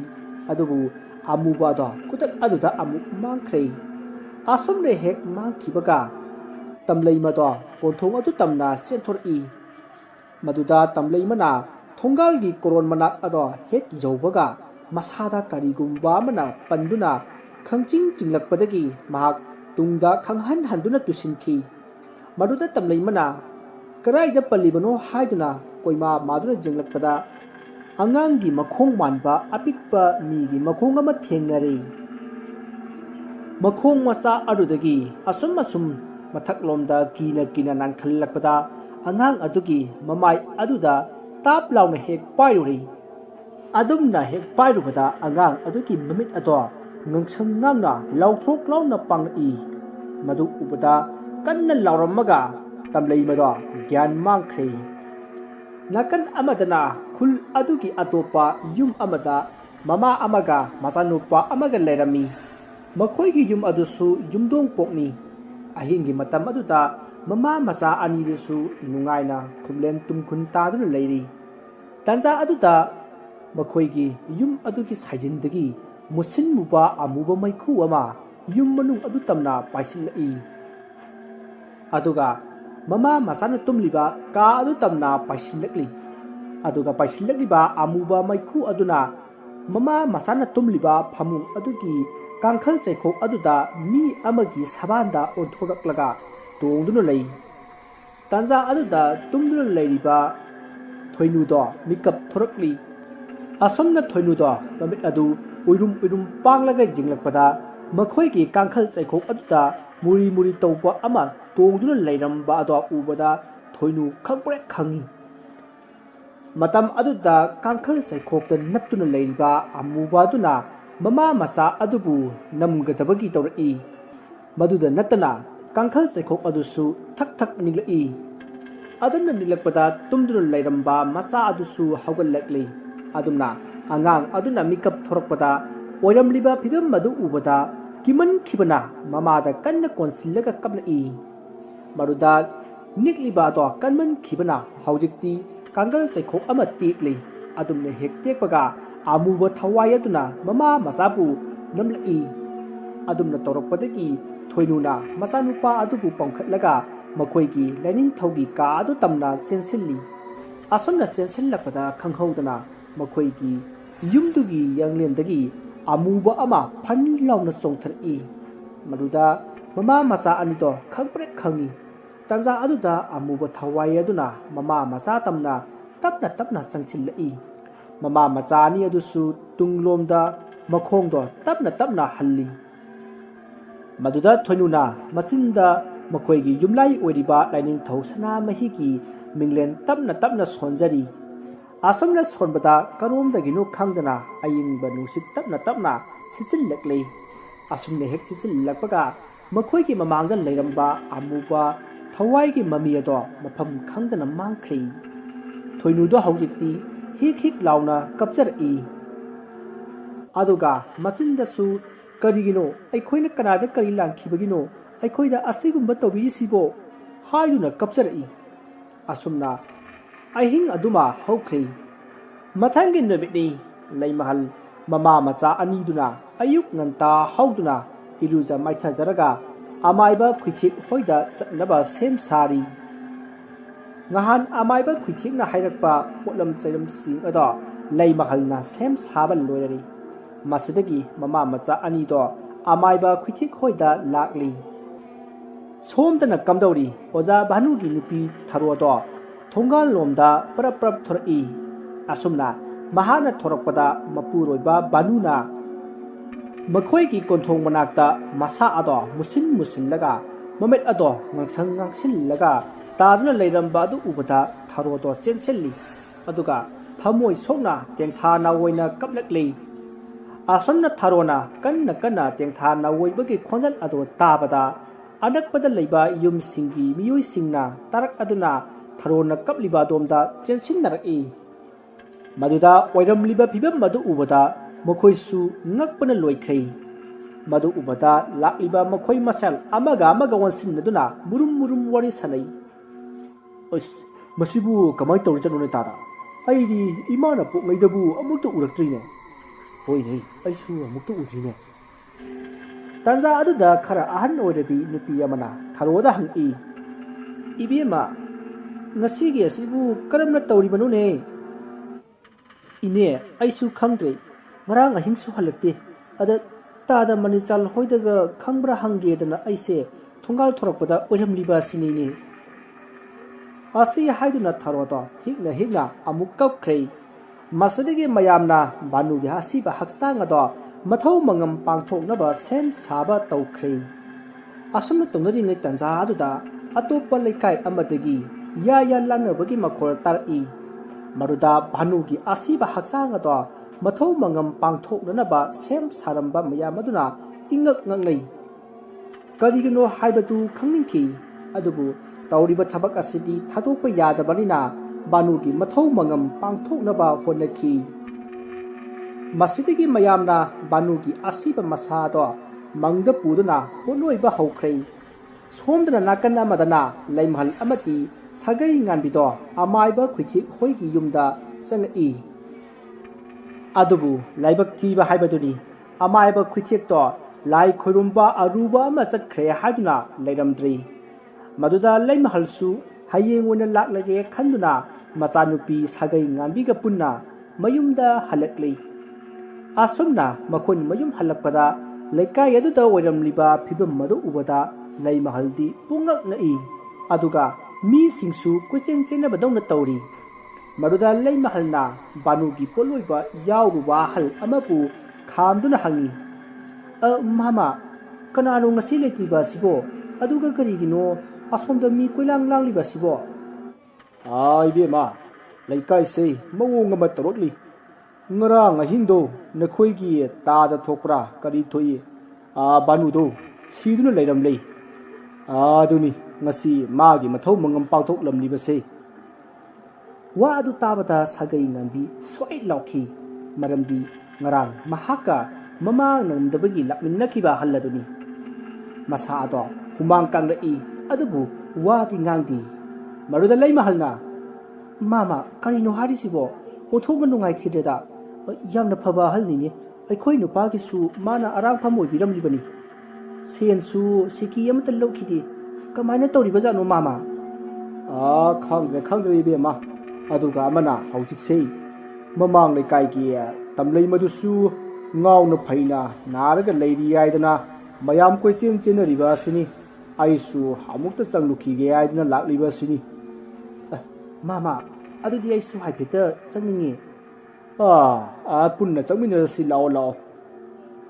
ꯑꯁꯨꯝꯅ ꯑꯍꯟ ꯑꯗꯨꯒ ꯄꯨꯟꯅ ꯂꯩꯃꯍꯜ ꯑꯃꯗꯤ ꯁꯥꯒꯩ ꯉꯥꯟꯕꯤꯗꯣ ꯇꯝꯂꯩ ꯃꯈꯣꯏꯒꯤ ꯃꯅꯥꯛꯇ ꯂꯥꯛꯂꯤ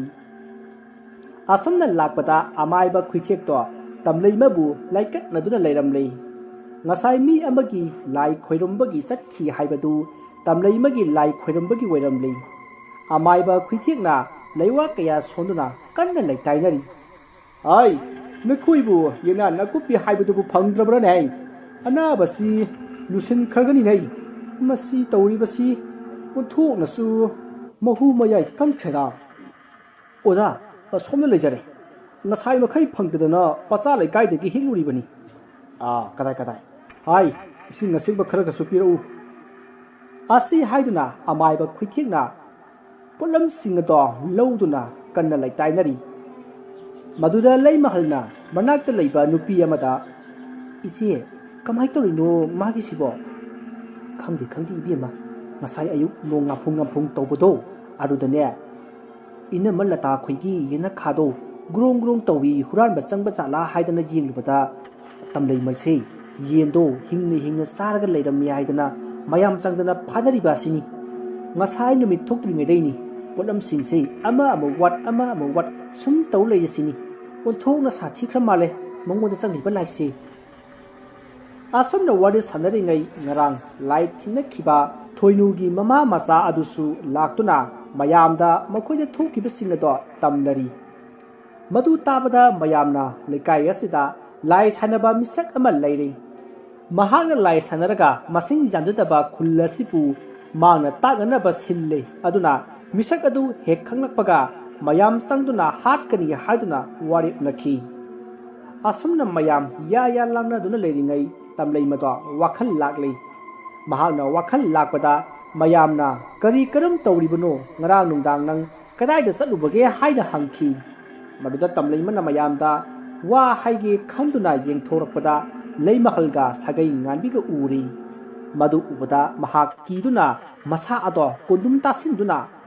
asise butni haiduna leima amadi sagai nganbida makhut thilli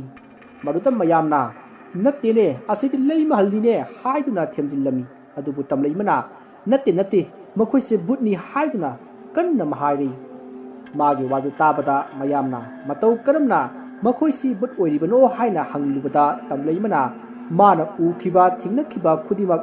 mayamda loina wari liraklami amadi ngarang banuna siriba dusu leimahalna hatpani haina mayamda haiki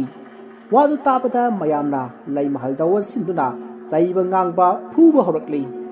tasengbadi mahak thokriba thongtoksing ato karimata khangba nati amadi ngarang nungdang tamlay mana uriba leimahal amadi sagai nganbido asengba mata nati makoigi yumda leiriba phatraba tinmu phattaba laimu phattaba makoi singadu ngaktani ngarang tamlay mana uriba nupi gi saban manba aduna banubu haluraga leimahalgi yumda halakpada tamlay mana ukhibani maduda manadi leimahal orowai khankhibani adubu leimahal amadi sagai nganbidi karisu khangjaba nati makoina khangjabasu mayamna makoina lai sanaraga mibu halibani khullekai asibu awaba oihalibani haiduna yamna saurami maramasidi mayamom silladuna leimahalbu phuba hawraklei maduda amaiba khoithekna makoina natti haina mayamda bhapta hannaba honaki adubu karimata upai laikhide asumna mayam sangtuna phubada leimahaldo panpham sadana panbatagi mahak sor phungatuna masa ado musillaga sap tingthoktuna adumak taibang thadokre mahana taibang thadoklamdaida khangani haibagi matagum tamleimada mamit khana yengdamlaga sikhi madugi matung leimahalgi asiba masa ado kananasu poloi bidrabada amaiba khwithekna tawduna makhoi ahal kharaga tawduna poloi bikhi matamaduda sagai nganbi wa amata ngangda tumina adumak lei kapsu kapti asumna matamado haukre ahingi matamni sagai nganbidu inglaba intham thagi matam aduda masada apaba furit ama litlaga apaba phanek ama setlaga mangolda phamli masada ayingba amata phawdaba gumbani matamaduda magi nakongda mamagi khonjalda sonthangna kori aduga thawri yaduna siro haina insilakli maduda sagai nganbido phamlambadagi phuk hawgal'i aduga imungda parap changsillaga mamana hek inba suni ado lokthoklaklaga mahak khongnak adomda lakli aduga aduk chawkhraba khonang ado yamna laina kanagumba amana singkhatpagum parap kakhatkhi asumna kakhatlaga khongnang adugi masamata mana payakliba inapi ado kisallaga mangaktasu kisallaga songthanaba sem sarai matamaduda mahak wakhal khanglak-lai mahakna wakhal lakpada tawramliba phibam madu ubada mahak masa ado swai laukhri masdagi mahak makok ngokladuna khongnang adudagi tarakhi adubu mangakta phina uga panana ki khibana mahak mangak ado laksinduna adumak sikhi mahakna hek sibaga sagai nganbina thawri jaliba khongnang adugi makhongda masing yamlaba timnu laimu mayam ama ikoi koina senduna khakna launa nukli asumna matamdu haukhri mathangi no ngali adubu sagai nganbigi yumda kanamata lakhiri khullekai aduna leimahalna lai sanaduna banubu hatkibani haiduna amadi lekai asibu mahan naba honarambani haiduna hanna yingna biramdi asumna numit aduma haukhri numit adugi ahing nongyaini khullekai ado akiba mawong matau kaya taba holakli khullekai adugi manak nakpada leiriba sing adugi singmaida kanagumba miyoina awazaina khangduna kanna law khongbagi khonjal taba amati ꯑꯔꯥꯞꯄꯗ ꯂꯩꯅꯕ ꯃꯤ ꯃꯁꯦꯟ ꯂꯥꯎꯅꯗꯨꯅ ꯈꯠꯅꯕꯒꯤ ꯈꯣꯟꯖꯦꯜ ꯀꯌꯥ ꯇꯥꯕ ꯐꯪꯂꯛꯈꯤ꯫ ꯇꯧꯔꯛꯂꯤꯕ ꯃꯑꯣꯡ ꯑꯗꯨꯗ ꯈꯨꯜ ꯂꯩꯀꯥꯏ ꯑꯗꯨꯒꯤ ꯃꯤ ꯄꯨꯝꯅꯃꯛ ꯀꯤꯕꯅ ꯂꯣꯏꯅꯔꯤ꯫ ꯌꯨꯝꯁꯨ ꯂꯟꯅ ꯂꯟꯅ ꯇꯥꯕꯅꯤꯅ ꯃꯁꯥ ꯃꯁꯥꯒꯤ ꯑꯇꯇꯥꯏ ꯑꯣꯏꯅ ꯅꯥꯏꯇꯣꯝ ꯃꯊꯟꯇ ꯑꯀꯤꯕ ꯑꯗꯣ ꯈꯪꯅꯔꯝꯃꯤ꯫ ꯃꯤ ꯈꯔ ꯌꯥꯝꯕ ꯏꯃꯨꯡꯗꯗꯤ ꯈꯔ ꯃꯐꯩ, ꯃꯤ ꯌꯥꯝꯖꯗꯕ ꯃꯇꯩ ꯃꯅꯥꯎꯈꯛ ꯂꯩꯕ ꯑꯃꯗꯤ ꯃꯇꯣꯝꯇ ꯂꯩꯕ ꯏꯃꯨꯡꯗꯤ ꯀꯤꯃꯟꯗꯨꯅ ꯀꯞꯄ ꯐꯥꯎꯕ ꯌꯥꯎꯅꯔꯤ꯫ ꯑꯁꯤꯒꯨꯝꯂꯕ ꯃꯇꯝ ꯑꯁꯤꯗ ꯇꯝꯂꯩꯃꯒꯤ ꯌꯨꯝꯒꯤ ꯑꯀꯣꯏꯕꯗ ꯍꯨꯏꯅ ꯍꯥ ꯍꯥ ꯀꯥꯗꯨꯅ ꯗꯨꯡ ꯗꯨꯡ ꯆꯦꯟꯕꯒꯤ ꯃꯈꯣꯜ ꯇꯥꯔꯛꯏ꯫ ꯈꯣꯟꯖꯦꯜ ꯑꯗꯣ ꯇꯥꯕꯗ ꯇꯝꯂꯩꯃ ꯑꯃꯗꯤ ꯃꯥꯒꯤ ꯃꯄꯨꯔꯣꯏꯕ ꯕꯟꯗꯂꯥꯜ ꯑꯗꯣ ꯁ꯭ꯋꯥꯏ ꯂꯥꯎꯏ ꯑꯃꯗꯤ ꯏꯃꯨꯡ ꯑꯗꯨꯗ ꯂꯩꯔꯤꯕ ꯃꯤꯄꯨꯝ ꯈꯨꯗꯤꯡꯃꯛ ꯃꯤꯄꯥꯏꯅꯔꯤ꯫ ꯇꯥꯟꯖꯥ ꯑꯗꯨꯗ ꯌꯨꯝ ꯑꯗꯨꯒꯤ ꯖꯤꯡꯒ ꯃꯊꯛ ꯑꯗꯨꯗ ꯃꯤꯑꯣꯏ ꯀꯌꯥꯅ ꯀ꯭ꯔꯦꯛ ꯀ꯭ꯔꯦꯛ ꯅꯤꯛꯇꯨꯅ ꯆꯠꯄꯒꯤ ꯃꯈꯣꯜ ꯇꯥꯔꯛꯂꯤ꯫ ꯑꯗꯨꯕꯨ ꯖꯤꯡꯒꯁꯤꯡ ꯑꯗꯨꯗꯤ ꯀꯔꯤꯃꯠꯇ ꯃꯄꯣꯞ ꯀꯥꯏꯗꯦ, ꯃꯈꯣꯜꯇꯃꯛ ꯇꯥꯕꯅꯤ꯫ ꯖꯤꯡꯒ ꯑꯗꯣ ꯀꯨꯊꯕ ꯈꯣꯠꯄ ꯑꯃꯠꯇ ꯇꯧꯔꯝꯗꯦ꯫ ꯃꯗꯨꯗ ꯇꯝꯂꯩꯃꯒꯤ ꯃꯄꯨꯔꯣꯏꯕꯅ ꯑꯍꯝ ꯑꯍꯝ ꯍꯥꯏꯅ ꯈꯧꯗꯦꯝꯂꯝꯃꯤ꯫ ꯃꯍꯥꯛꯅ ꯑꯁꯨꯝꯅ ꯈꯧꯗꯦꯝꯂꯨꯕꯗ ꯇꯧꯔꯝꯕ ꯄꯨꯝꯅꯃꯛ ꯆꯞ ꯆꯞ ꯂꯦꯞꯈ꯭ꯔꯦ꯫ ꯏꯃꯨꯡ ꯑꯗꯨꯗ ꯂꯩꯔꯤꯕ ꯃꯤꯄꯨꯝ ꯈꯨꯗꯤꯡꯃꯛ ꯋꯥꯈꯜ ꯈꯔ ꯉꯥꯟꯊꯣꯛꯆꯩ꯫ ꯑꯗꯨꯕꯨ ꯇꯥꯟꯖꯥ ꯑꯗꯨꯗ ꯇꯝꯂꯩꯃꯅ ꯍꯤꯞꯂꯤꯕ ꯐꯃꯨꯡ ꯑꯗꯨꯒꯤ ꯀꯥꯡꯈꯗꯒꯤ ꯌꯥꯝꯅ ꯍꯧꯅ ꯑꯉꯥꯡ ꯀꯞꯂꯛꯈꯤ꯫ ꯈꯣꯟꯖꯦꯜ ꯑꯗꯨ ꯇꯥꯕꯗ ꯃꯈꯣꯏ ꯏꯃꯨꯡ ꯑꯗꯨꯗ ꯂꯩꯔꯤꯕ ꯃꯤꯄꯨꯝ ꯈꯨꯗꯤꯡꯃꯛꯅ ꯈꯪꯄ꯭ꯔꯦꯛ ꯈꯪꯏ꯫ ꯇꯥꯟꯖꯥ ꯑꯗꯨꯗ ꯏꯃꯨꯡ ꯑꯗꯨꯗ ꯊꯥꯜꯂꯝꯂꯤꯕ ꯃꯩ ꯄꯨꯝꯅꯃꯛ ꯈꯪꯃꯨꯠ ꯃꯨꯠꯈ꯭ꯔꯦ꯫ ꯃꯩ ꯑꯗꯣ ꯍꯦꯛ ꯃꯨꯠꯄꯒ ꯇꯝꯂꯩꯃꯗꯣ ꯌꯥꯝꯅ ꯀꯟꯅ ꯂꯥꯎꯔꯛꯏ ꯑꯗꯨꯒ ꯇꯨꯃꯤꯟꯅ ꯂꯩꯈ꯭ꯔꯦ꯫ ꯇꯥꯟꯖꯥ ꯑꯗꯨꯗ ꯇꯝꯂꯩꯃꯒꯤ ꯃꯀꯨꯕꯣꯛ ꯕꯟꯗꯂꯥꯜꯒꯤꯅ ꯃꯄꯥ ꯐꯩꯕꯥꯛ ꯆꯥꯎꯅ ꯃꯥꯒꯤ ꯂꯨꯈꯨꯝꯗ ꯕꯦꯔꯤ ꯊꯛꯄꯒꯤ ꯊꯝꯂꯤꯕ ꯃꯩꯈꯦꯠ ꯑꯗꯣ ꯈꯦꯠꯇꯨꯅ ꯃꯩ ꯉꯥꯜꯍꯜꯂꯛꯏ꯫ ꯑꯁꯨꯝꯅ ꯃꯩ ꯑꯗꯣ ꯉꯥꯜꯍꯜꯂꯛꯂꯒ ꯃꯅꯥꯛꯇ ꯂꯩꯕ ꯀꯦꯟꯗꯜ ꯑꯃꯗ ꯆꯨꯈꯠꯂꯤ꯫ ꯃꯁꯤꯗꯒꯤ ꯐꯩꯕꯥꯛ ꯆꯥꯎꯒꯤ ꯅꯨꯄꯤꯅ ꯀꯦꯟꯗꯜ ꯃꯊꯪ ꯃꯊꯪ ꯆꯝꯗꯨꯅ ꯃꯃꯧ ꯅꯨꯄꯤ ꯑꯃꯗꯤ ꯃꯆꯥꯅꯨꯄꯥ ꯕꯟꯗꯂꯥꯜꯒꯤ ꯃꯅꯥꯛꯇ ꯂꯥꯛꯂꯤ꯫ ꯑꯁꯨꯝꯅ ꯃꯍꯥꯛꯅ ꯂꯥꯛꯄꯗ ꯇꯧꯔꯝꯂꯤꯕ ꯐꯤꯚꯝ ꯑꯗꯨ ꯎꯕꯗ ꯋꯥꯒ ꯑꯃꯠꯇ ꯉꯥꯡꯂꯝꯗꯅ ꯃꯁꯥ ꯑꯗꯣ ꯁ꯭ꯋꯥꯏ ꯂꯥꯎꯈꯤꯗꯨꯅ ꯂꯩꯃꯥꯏꯗ ꯚꯝ ꯂꯥꯎꯅ ꯍꯥꯏꯊꯈꯤ꯫ ꯃꯥꯒꯤ ꯅꯨꯄꯤꯅ ꯇꯨꯁꯤꯟꯕꯒꯤ ꯃꯈꯣꯜ ꯑꯗꯨ ꯇꯥꯕꯗ ꯐꯩꯕꯥꯛ ꯆꯥꯎ ꯑꯃꯗꯤ ꯌꯨꯝ ꯑꯗꯨꯗ ꯂꯩꯔꯤꯕ ꯃꯆꯥꯅꯨꯄꯥ ꯌꯥꯏꯃꯒ ꯑꯍꯟꯒꯗꯣ ꯄ꯭ꯔꯞ ꯄ꯭ꯔꯞ ꯆꯦꯟꯁꯤꯜꯂꯛꯏ꯫ ꯃꯈꯣꯏꯁꯨ ꯑꯣꯏꯔꯝꯂꯤꯕ ꯐꯤꯚꯝ ꯑꯗꯨ ꯎꯕꯗ ꯁ꯭ꯋꯥꯏ ꯂꯥꯎꯈꯤ꯫ ꯇꯝꯂꯩꯃꯒꯤ ꯃꯄꯨꯔꯣꯏꯕ ꯕꯅꯥꯜꯗꯅ ꯇꯝꯂꯩꯃꯕꯨ ꯃꯁꯥ ꯑꯗꯣ ꯁꯦꯒꯥꯏꯗꯨꯅ ꯃꯆꯦꯠ ꯃꯆꯦꯠ ꯁꯦꯠꯇꯨꯅ ꯆꯥꯗꯨꯅ ꯂꯩꯔꯝꯂꯤ꯫ ꯃꯁꯤꯗꯒꯤ ꯐꯩꯕꯥꯛ ꯆꯥꯎ ꯑꯃꯗꯤ ꯃꯥꯒꯤ ꯃꯆꯥꯅꯨꯄꯥ ꯌꯥꯏꯃ ꯑꯃꯗꯤ ꯃꯆꯥꯅꯨꯄꯥ ꯑꯍꯜꯒ ꯃꯈꯣꯏ ꯃꯌꯥꯝ ꯆꯪꯗꯨꯅ ꯕꯟꯗꯂꯥꯜꯕꯨ ꯐꯥꯗꯨꯅ ꯐꯃꯨꯡꯗ ꯄꯨꯟꯗꯨꯅ ꯊꯝꯈꯤ꯫ ꯑꯗꯨꯒ ꯃꯈꯣꯏ ꯌꯥꯝꯅ ꯋꯥꯅ ꯅꯣꯡ ꯉꯥꯟꯕ ꯉꯥꯏꯈꯤ꯫ ꯃꯁꯤꯒꯤ ꯃꯇꯨꯡ ꯎꯆꯤꯟ ꯅꯥꯆꯤꯟ ꯅꯣꯡ ꯉꯥꯜꯂꯛꯂꯤ꯫ ꯄꯨꯡꯉꯥꯟ ꯉꯥꯟꯕꯗꯤ ꯑꯣꯏꯗ꯭ꯔꯤ, ꯉꯥꯟꯐꯨꯡ ꯉꯥꯟꯐꯨꯡ ꯇꯧꯔꯛꯄꯗꯃꯛ ꯃꯉꯥꯏꯔꯤ꯫ ꯃꯗꯨꯗ ꯕꯟꯗꯂꯥꯜꯒꯤ ꯃꯄꯥꯕꯨꯡ ꯐꯩꯕꯥꯛ ꯆꯥꯎꯅ ꯃꯥꯒꯤ ꯁꯥꯏꯀꯜ ꯍꯝꯕꯔ ꯑꯗꯣ ꯊꯧꯗꯣꯛꯇꯨꯅ ꯑꯃꯥꯏꯕ ꯈꯨꯏꯊꯦꯛꯀꯤ ꯃꯅꯥꯛꯇ ꯂꯥꯛꯂꯤ꯫ ꯑꯁꯨꯝꯅ ꯃꯍꯥꯛꯅ ꯂꯥꯛꯂꯒ ꯑꯃꯥꯏꯕ ꯈꯨꯏꯊꯦꯛꯇ ꯋꯥꯔꯝ ꯄꯨꯝꯕ ꯇꯝꯅꯔꯤ꯫ ꯃꯁꯤꯗꯒꯤ ꯑꯃꯥꯏꯕ ꯈꯨꯏꯊꯦꯛꯀ ꯄꯨꯟꯅ ꯐꯩꯕꯥꯛ ꯆꯥꯎꯒꯤ ꯌꯨꯝꯗ ꯂꯥꯛꯂꯤ꯫ ꯑꯁꯨꯝꯅ ꯇꯝꯂꯩꯃꯗꯨ ꯃꯥꯒꯤ ꯃꯄꯨꯔꯣꯏꯕ ꯕꯟꯗꯂꯥꯜꯅ ꯁꯦꯠꯇꯨꯅ ꯆꯥꯔꯝꯂꯦ ꯍꯥꯏꯕ ꯄꯥꯎ ꯑꯁꯤ ꯇꯥꯕꯗ ꯈꯨꯜ ꯂꯩꯀꯥꯏ ꯑꯗꯣ ꯀꯤꯕꯒꯤ ꯄꯟꯗꯣꯝ ꯂꯣꯝꯂꯤ꯫ ꯃꯈꯣꯏꯗꯁꯨ ꯑꯁꯤꯒꯨꯝꯅ ꯇꯧꯔꯛꯀꯗꯧꯔꯤꯕ ꯖꯥꯠꯂꯥ ꯍꯥꯏꯗꯨꯅ ꯃꯤꯄꯥꯏꯅꯔꯤ꯫ ꯃꯁꯤꯗꯒꯤ ꯐꯩꯕꯥꯛ ꯆꯥꯎꯒꯤ ꯌꯨꯝ ꯑꯗꯨꯗ ꯃꯤꯌꯥꯝ ꯑꯃ ꯂꯥꯛꯅꯗꯨꯅ ꯀꯔꯤ ꯀꯝꯗꯧꯕꯅꯣ ꯍꯥꯏꯕꯗꯣ ꯍꯪꯂꯔꯤ꯫ ꯑꯁꯨꯝꯅ ꯋꯥꯔꯤ ꯁꯥꯅꯔꯤꯉꯩ ꯑꯃꯥꯏꯕ ꯈꯨꯏꯊꯦꯛ ꯑꯃꯗꯤ ꯐꯩꯕꯥꯛ ꯆꯥꯎ ꯃꯈꯣꯏ ꯑꯅꯤꯁꯨ ꯂꯥꯛꯇꯨꯅ ꯑꯣꯏꯔꯤꯕ ꯐꯤꯚꯝ ꯑꯗꯣ ꯌꯦꯡꯂꯔꯤ꯫ ꯃꯗꯨꯗ ꯑꯃꯥꯏꯕ ꯈꯨꯏꯊꯦꯛꯅ ꯃꯌꯥꯝꯗ ꯃꯌꯥꯝ ꯑꯃꯨꯛꯇ ꯇꯥꯕꯤꯌꯨ, ꯊꯧꯗꯣꯛ ꯑꯁꯤ ꯀꯅꯥꯒꯨꯝꯕꯅ ꯑꯀꯟ ꯑꯀꯟꯕ ꯂꯥꯏ ꯁꯥꯟꯅꯔꯝꯂꯒ ꯂꯣꯏꯁꯤꯟꯕꯤꯔꯝꯗꯕꯗꯒꯤ ꯇꯧꯔꯤꯕꯅꯤ꯫ ꯃꯔꯝ ꯑꯗꯨꯅ ꯃꯁꯤ ꯃꯔꯤ ꯃꯈꯣꯡ ꯈꯪꯗꯣꯛꯂꯒ ꯂꯥꯏ ꯈꯣꯏꯔꯝꯗ꯭ꯔꯕꯗꯤ ꯉꯁꯤ ꯇꯝꯂꯩꯃ ꯑꯃꯗꯤ ꯃꯥꯒꯤ ꯃꯄꯨꯔꯣꯏꯕꯗ ꯊꯣꯛꯂꯤꯕ ꯑꯁꯤꯒꯨꯝꯅ ꯊꯣꯛꯂꯔꯒꯅꯤ꯫ ꯑꯃꯥꯏꯕ ꯈꯨꯏꯊꯦꯛꯀꯤ ꯋꯥꯗꯨ ꯇꯥꯕꯗ ꯅꯨꯄꯥ ꯑꯃꯅ ꯑꯣꯖꯥ ꯃꯥꯏꯕ, ꯑꯗꯨꯗꯤ ꯑꯩꯈꯣꯏ ꯂꯩꯀꯥꯏ ꯑꯁꯤ ꯊꯥꯗꯣꯛꯂꯒ ꯑꯩꯈꯣꯏ ꯆꯠꯈ꯭ꯔꯕꯗꯤ ꯀꯩꯅꯣ ꯇꯧꯔꯔꯣꯏꯗ꯭ꯔꯥ? ꯇꯧꯔꯔꯣꯏ, ꯑꯗꯨꯕꯨ ꯂꯥꯏ ꯑꯃꯗꯤ ꯈꯣꯏꯔꯝꯗ꯭ꯔꯒꯗꯤ ꯑꯗꯨꯁꯨ ꯍꯦꯛ ꯌꯥꯔꯣꯏꯗꯧꯔꯤ꯫ ꯑꯗꯨꯅ ꯅꯈꯣꯏꯅ ꯉꯔꯥꯡ ꯍꯥꯠꯈꯤꯕ ꯅꯨꯄꯤ ꯑꯗꯨꯒꯤ ꯃꯆꯥꯅꯨꯄꯤꯒꯤ ꯏ ꯃꯔꯤ ꯈꯔ ꯆꯪꯒꯅꯤ꯫ ꯊꯣꯛꯂꯤꯕ ꯊꯧꯗꯣꯛꯁꯤꯡ ꯑꯁꯤ ꯃꯈꯣꯏꯒꯤ ꯏꯃꯨꯡꯗꯒꯤꯅꯤꯅꯦ꯫ ꯑꯗꯨꯗꯤ ꯑꯣꯖꯥ ꯃꯥꯏꯕ, ꯑꯩꯈꯣই ꯃꯌꯥꯝ ꯂꯩꯃ ꯍꯣꯜꯗ ꯆꯠꯂꯒ ꯃꯆꯥꯅꯨꯄꯤ ꯁꯥꯒꯩ ꯉꯥꯟꯕꯤꯒꯤ ꯏ ꯃꯔꯤ ꯈꯔ ꯍꯥꯏꯕꯗꯨ ꯂꯧꯔꯨꯔꯁꯤ꯫ ꯃꯈꯣꯏ ꯈꯔꯅ ꯇꯝꯂꯩꯃꯒꯤ ꯃꯊꯧ ꯃꯉꯝ ꯄꯥꯡꯊꯣꯛꯆꯍꯧꯔꯁꯅꯨ꯫ asomna hainabadagi mayamsu yanaraduna amaiba khwithik kalunena makhoi miui khara sagai nganbigi yumda lakli somdana tamlei magi nupa bandalal du mahapu pulliba adudagi nanthoknaba kanna honarai adubu yamna kanna punkhibana nanthokpa ngamkhide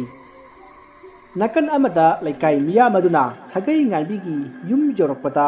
wang chaurapa khungang adugi mathakta sagai nganbina thori yanduna siramliba adwa ubada makhoi punga ngakri masidigi mayamna mahaku kairakta kaduna lautharami adubu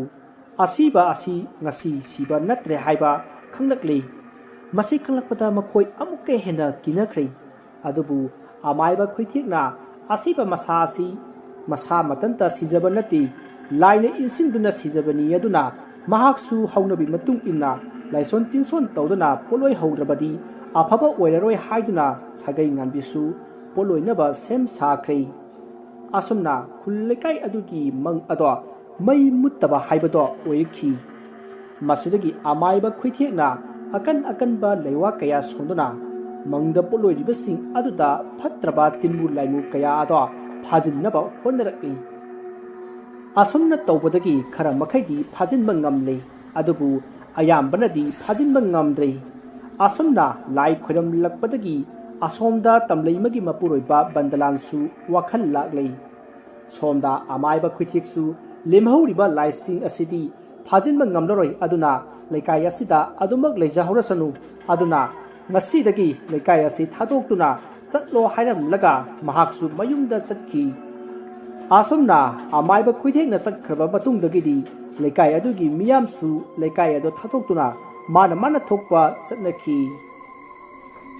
asomna ngasaidagi haukraba laikai adugi kiningai oiraba warising adubu liriba ahalladuna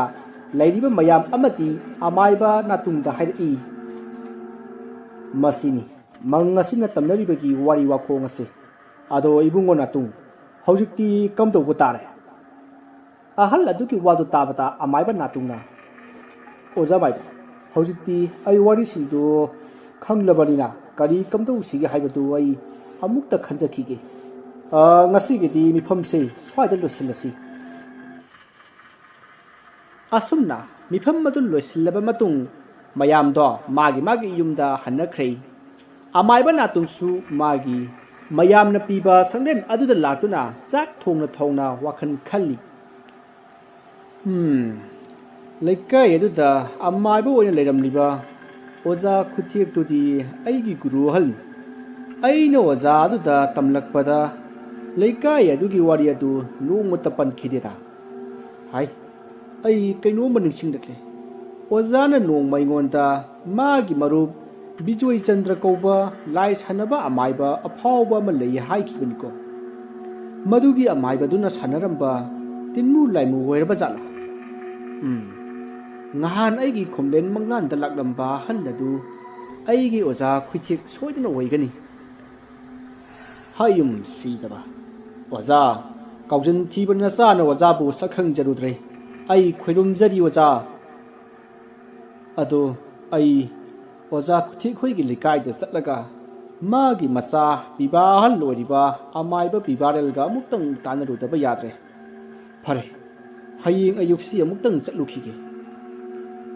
asumna amaiba natung mabu takpi tambirakpa amaiba khuthi khoida satuna khuthi ki machanupa ahal bibarel ga unaduna wa tanagi khankhri ama romdana amaiba bibarel su amaiba natung dagi tadana mahai haiba maming chatliba amaibani amaiba natunga su yamaluna dinaba marup amasu oiribani magi manakta chatuna waram pumba tanarurage khanduna amaiba natungdu mathangi numit ngaikhi numit adugi numidangni lekai aduda leiba mangi jawdu yu tap tana ngauraga leiri tamangi jaw se hogolo se nayum halo kaino tori basibo bender thonglo lage hey kanano hai manos kaino si ai sidal lebe si kaidore as yare se tamangi amta hogolo se nisa hana le no ba yumdane itei manane thogol tawgdabagi itei paidana ngaramani ye oine ꯑꯩꯁꯨ ꯑꯗꯨ ꯈꯪꯗꯅ ꯅꯪꯒꯤ ꯑꯁꯤꯗ ꯅꯤꯁꯥ ꯍꯟꯕ ꯉꯥꯏꯔꯝꯂꯤꯕ ꯑꯁꯤꯅꯤ ꯍꯣ ꯑꯗꯨ ꯀꯗꯥꯏꯗꯅꯣꯃ ꯉꯥꯏꯔꯨꯔꯕ ꯑꯩ ꯊꯦꯡꯉꯦ ꯊꯣꯡ ꯂꯣꯜꯂꯒꯦꯕ ꯄꯨꯡꯕꯨ ꯀꯌꯥ ꯇꯥꯔꯒꯦꯅꯦ ꯑꯣ 12 ꯍꯦꯜꯂꯕꯅꯦ ꯍꯧꯖꯤꯛ ꯀꯅꯥꯝꯇꯅꯦ ꯍꯣꯇꯦꯜꯁꯤꯗ ꯂꯩꯇ꯭ꯔꯦ ꯁꯦ ꯍꯧꯒꯠꯂꯣꯁꯦ ꯍꯥꯏ ꯃꯅꯣꯖ ꯀꯩꯅꯣ ꯆꯤꯡꯈꯠꯀꯅꯨꯅꯦ ꯁꯦ ꯅꯪ ꯇꯥꯗ ꯋꯥ ꯍꯥꯏꯒꯦꯁꯦ ꯅꯪꯅꯦ ꯊꯣꯡꯁꯦ ꯑꯗꯨꯝ ꯂꯣꯜꯂꯣ ꯀꯩꯅꯣ ꯍꯥꯏꯁꯤꯕꯣ ꯑꯗꯨꯒ ꯅꯪ ꯆꯠꯈ꯭ꯔꯣ ꯑꯩꯁꯦ ꯆꯠꯈ꯭ꯔꯦꯗꯅ ꯈꯜꯂꯣ ꯀꯣ ꯌꯥꯔꯦꯗꯅ ꯅꯪꯒꯤ ꯍꯣꯇꯦꯜꯁꯤꯒꯤ ꯄꯣꯠꯁꯤꯡꯁꯦ ꯑꯩ ꯁꯪꯕꯤꯔꯒꯦ ꯀꯣ ꯒꯨꯗ ꯅꯥꯏꯠ ꯑꯃꯨꯛ ꯍꯤꯞꯊꯈ꯭ꯔꯦꯅꯦ ꯑꯁ ꯄꯦꯜꯂꯕꯅꯤꯍꯦ ꯉꯥꯡꯅꯕ ꯑꯁꯨꯛ ꯋꯥꯕꯁꯤꯕꯨ ꯃꯥꯒꯤ ꯅꯨꯄꯤ ꯑꯉꯥꯡꯁꯤꯡꯅ ꯃꯁꯤ ꯂꯛꯅꯔꯤꯕꯅꯤꯅꯦ ꯃꯁꯤꯒꯤ ꯈꯜꯂꯨꯔꯕꯗꯤꯕ ꯑꯩꯈꯣꯏꯅ ꯌꯨꯔꯤꯕ ꯌꯨꯁꯦ ꯐꯠꯇꯤ ꯎꯈꯥꯛ ꯐꯠꯇꯕꯖꯥꯠꯅꯤꯍꯦ ꯑꯩꯁꯨꯅꯦ ꯏꯃꯥ ꯂꯥꯌꯦꯡꯕꯒꯤ ꯁꯦꯟꯁꯤ ꯈꯪꯆꯤꯟ ꯆꯤꯟꯕꯒꯤ ꯃꯁꯤꯅ ꯈꯔ ꯊꯨꯅ ꯏꯟꯀꯝꯁꯦ ꯆꯥꯎꯅ ꯖꯣꯕ ꯂꯥꯛꯏ ꯍꯥꯏꯗꯅꯅꯦ ꯇꯧꯕꯒꯤ ꯋꯥꯅꯤ ꯃꯈꯣꯏꯒꯨꯝꯕ ꯃꯌꯥꯝꯁꯤꯒꯤ ꯁꯦꯕꯥ ꯇꯧꯗꯣꯏ ꯁꯔꯨꯛꯄꯨꯗꯤꯅꯦ ꯑꯩꯅꯦ ꯍꯥꯖꯤꯔꯥ ꯁꯨꯈꯤꯕꯅ ꯐꯩꯌꯦꯕ ꯇꯥꯃꯒꯤꯖꯥꯎ ꯅꯪꯕꯨ ꯍꯧꯒꯠꯂꯣꯃꯤ ꯏꯇꯩꯃ ꯀꯩꯅꯣ ꯅꯨꯡꯗꯥꯡ ꯊꯦꯡꯅ ꯀꯥꯟꯁꯤꯗ ꯍꯣꯇꯦꯜꯁꯤꯗ ꯂꯥꯛꯄꯤꯔꯤꯕ ꯑꯁꯤꯕꯣ ꯇꯥꯗꯁꯨ ꯅꯤꯁꯥ ꯍꯟꯗꯦꯅ ꯁꯨꯝ ꯇꯧ ꯂꯩꯔꯦ ꯇꯥꯗ ꯁꯦ ꯍꯧꯒꯠꯂꯣꯃꯤ 이때이면 술라야버세 kana haiba ho itima sobeta la haiba kadai hi my darling kayo nang di hing sida nasabe khongkul li dai bro nusi ne tawrisi yenguni farse tata i때이면 술라버니 ne yumda hallo se ai thongsi lolage hoida ina oibungo sen thauba lakpada sen tuliba yumbudu na sen thauba lakpa midu para halani badu ngai khaine oitan ta liaiba farisa tata ai ne thong lolage ko iteima ta da si sauraga adum pubikro ai su tumningaba thong lolage ko iteima asumna bender phamliba manosna magi hotel da yu thaglamba laikai adugi mangi jawbu magi nupi ki makhuta sinari bani haiduna sinaraga chalanki aduga manosu hotel la to thonglon sillamlaga mayom lomda lai tanja aduda manosna ihe aidi tamangi gi yuthaksen lohodredana hayeng jo khadi kaw khoni kamdong ni sidi ai ya sai phaga tanaru khige asomna manosna tanarakpada angakpa ama uri madu ubada thanglamba khongthang ado sap lepi aduga khalli kaino ainu urisibo thabal gi mangal sita tada mangi jawgi mamidi tai aduga iteima sobe tagi mamidi tadi kaino tori basibo hais masi amadu sodena wairamgani ai yumda halaga ahalla man khada amta taudaba yare asi khanduna manostu magi yumlomda prap lai asomdana mangi jawdu matom ta wari saduna asum lai adumna mahana asum lakpada masada ihei hanataba manam yamna namthiba manam amanam maduda mangi jauna aduda manama aina haisi leiragadi lei hairo leitragana leite hairo leina leitaba saba sisu saita oiba awaba mani he hai kaino karomdagi manamno namthi khreda hai manama nangdi namthidro haima kaida muk chakkhra toisna hai manama sobeta hai sobe kaino toisibo aina laisisu khoi gi yumlomda nati sidi tamnai haiba mang adomdani ne hai manama na chai cha de heibo thorone asomna mangi jawdu masa ado hairang laikai na tamnai hariba mang manaki lambi aduda kochit chatuna magi nupi sobeta bu koikou kauri adubu kanasa khumlakti asomna mahagna koikou kauri ngai mang adugi manakta hauriba sambalai marak aduda kana gumba ama phamlaga leibadawna mangi jawna uki madu ubada mangi jawna magi nupi sobetana mangonda lakna gadawgi lumliba oiramgani khanduna masa ado hairang changsilli adumna mahagna hek changsinbada hojik mahagna uriba sambalai adugi marumda phamduna leiramba ado phuk launa ado ngangsangna mi anigi marep mu wangna lepkhalai madu ubada mangi jaw khangprek khangduna matung hallaga mayum lomda chenaba honarei tanja aduda mi poloi bagi isai sakpagi makhol tarakle madu tarapada hana kirambadagi saruk kaya kiba heman kibana mangijau tawpham khangdaduna nisaga leiribaga kariga mamaya do leimai do upsenduna sobeta haina kauduna leiri asumna leiringai tanja aduda makhoi nupa kharana mangijau haiduna kauri malida mangijau di kiman kibana wa amata haiduna magi nupi sobeta bu kauduna lei maduda manosna tada aine nanau manosne se aikhoi laiye se hawgalo ai manos nang na kanagi thawai na onba manos no ha chalo ai matam yam na wali ko chalo swaida haima tada aikhoi tadagi khungul lirakpane mi se hawgalo noida kanana gi khungul libi waigene noina thibiri basi noida zomning thumna lupa kaya pige kaya dano yingoni masi machom pat naidaba ai manos bengku ai ngangda som leidori noina ha khara amta yumda thangna ba tawsi masi kaino ma sodina uramnani wari sanaba yadre hoi mama ai khoi wona thangkhage haidra gi saban sibudi ai ithandana saga da yepaga pukrage ai yani mama siya ai bu sega da yemi kaina lai ni kaina kalli he is kali ai na khoi bu thang khro hai mi hai manos se payu se hai ma nongban kaino ying le du bo payu se thang se hai bane hu adu thang lo de ke doroki kayo no kapi duna masidi asumna charon paron lolaba mangi jawdu manos na pau pi duna porakpa makhoi na ha kharana thang duna mangi jaw ki yumda porai makhoi gi matungda ahan kharasu inari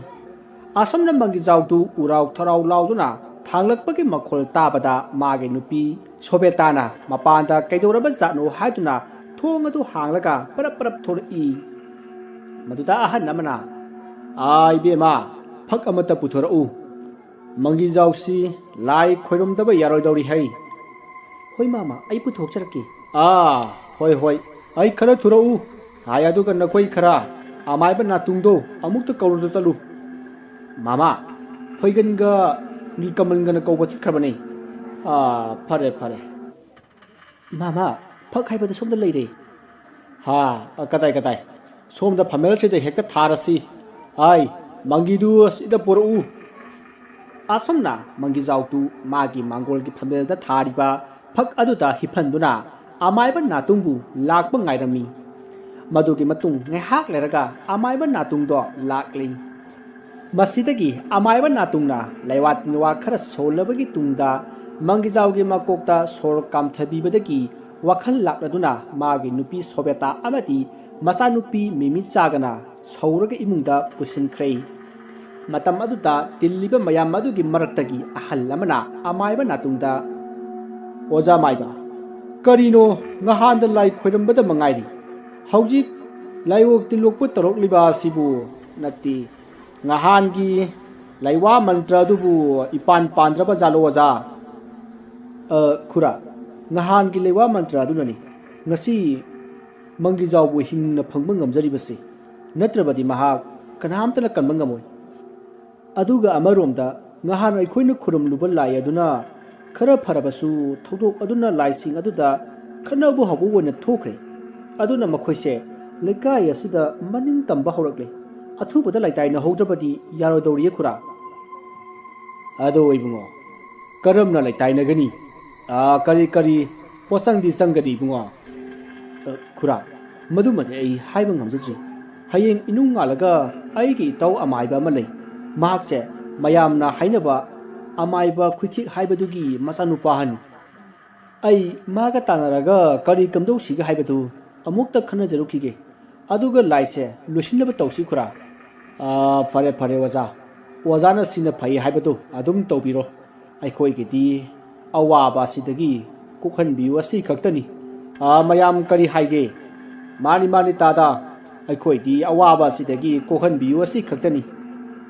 hoi mama hoi khura khoina takpi ba wafamse ꯑꯩꯅ ꯍꯦꯛ ꯑꯉꯝꯕ ꯊꯥꯛꯇ ꯍꯣꯠꯅꯖꯒꯦ ꯑꯗꯨꯗꯤ ꯃꯌꯥꯝ ꯌꯨꯝꯗ ꯍꯟꯅꯔꯁꯤ ꯉꯁꯤꯒꯤꯗꯤ ꯀꯔꯤꯝꯇ ꯇꯧꯔꯛꯑꯔꯣꯏꯗ ꯑꯁꯨꯝꯅ ꯍꯥꯏꯅꯔꯕ ꯃꯇꯨꯡ ꯃꯌꯥꯝꯗꯣ ꯃꯥꯒꯤ ꯌꯨꯝꯗ ꯃꯍꯩ ꯍꯟꯅꯈ꯭ꯔꯦ ꯑꯃꯥꯏꯕ ꯅꯥꯇꯨꯡꯁꯨ ꯃꯌꯨꯝꯗ ꯍꯟꯈ꯭ꯔꯦ ꯅꯨꯃꯤꯠ ꯑꯗꯨꯃ ꯍꯧꯈ꯭ꯔꯦ ꯃꯊꯪꯒꯤ ꯅꯨꯃꯤꯠꯀꯤ ꯑꯌꯨꯛꯅꯤ ꯑꯃꯥꯏꯕ ꯅꯥꯇꯨꯡꯗꯨ ꯑꯌꯨꯛ ꯉꯟꯅ ꯍꯧꯗꯨꯅ ꯃꯄꯥꯟꯗ ꯊꯣꯔꯛꯂꯤ ꯃꯇꯝ ꯑꯗꯨꯗ ꯑꯃꯥꯏꯕ ꯅꯥꯇꯨꯡꯅ ꯃꯥꯒꯤ ꯃꯥꯡꯒꯣꯜ ꯗꯥꯔꯤ ꯑꯗꯨ ꯍꯦꯛ ꯌꯧꯕꯒ ꯀꯣꯔꯧ ꯑꯉꯥꯟꯕꯕꯨ ꯌꯦꯡꯗꯨꯅ ꯃꯉꯥꯜ ꯂꯨꯋꯥꯡ ꯈꯨꯃꯟ ꯒꯨꯔꯨ ꯑꯍꯨꯝꯕꯨ ꯄꯨꯅꯦꯝꯖꯔꯤꯉꯩ ꯀꯔꯣꯝꯗꯒꯤꯅꯣ ꯈꯪꯗꯅ ꯌꯥꯝꯅ ꯃꯅꯝ ꯅꯨꯡꯁꯤꯕ ꯍꯩꯅꯝ ꯂꯩꯅꯝ ꯀꯌꯥ ꯑꯃꯥꯏꯕ ꯅꯥꯇꯨꯡꯒꯤ ꯅꯥꯇꯣꯟ ꯁꯨꯃꯥꯡꯗ ꯌꯩꯔꯔꯤ ꯃꯅꯝ ꯑꯗꯨ ꯐꯪꯕꯗ ꯑꯃꯥꯏꯕ ꯅꯥꯇꯨꯡꯗꯣ ꯃꯣꯃꯣꯟ ꯅꯣꯛꯆꯩ ꯑꯗꯨꯒ ꯈꯜꯂꯤ ꯑꯩꯅ ꯉꯁꯤ ꯆꯠꯀꯗꯧꯔꯤꯕ ꯊꯕꯛ ꯊꯧꯒꯥꯏ ꯑꯁꯤ ꯁꯣꯏꯗꯅ ꯃꯥꯏ ꯄꯥꯛꯂꯒꯅꯤ ꯑꯁꯤ ꯈꯪꯗꯨꯅ ꯍꯔꯥꯎ ꯃꯣꯃꯣꯟ ꯃꯤꯅꯣꯛꯀ ꯂꯣꯏꯅꯅ ꯃꯁꯥ ꯑꯗꯣ ꯏꯔꯨꯖ ꯃꯥꯏꯊꯖꯔꯒ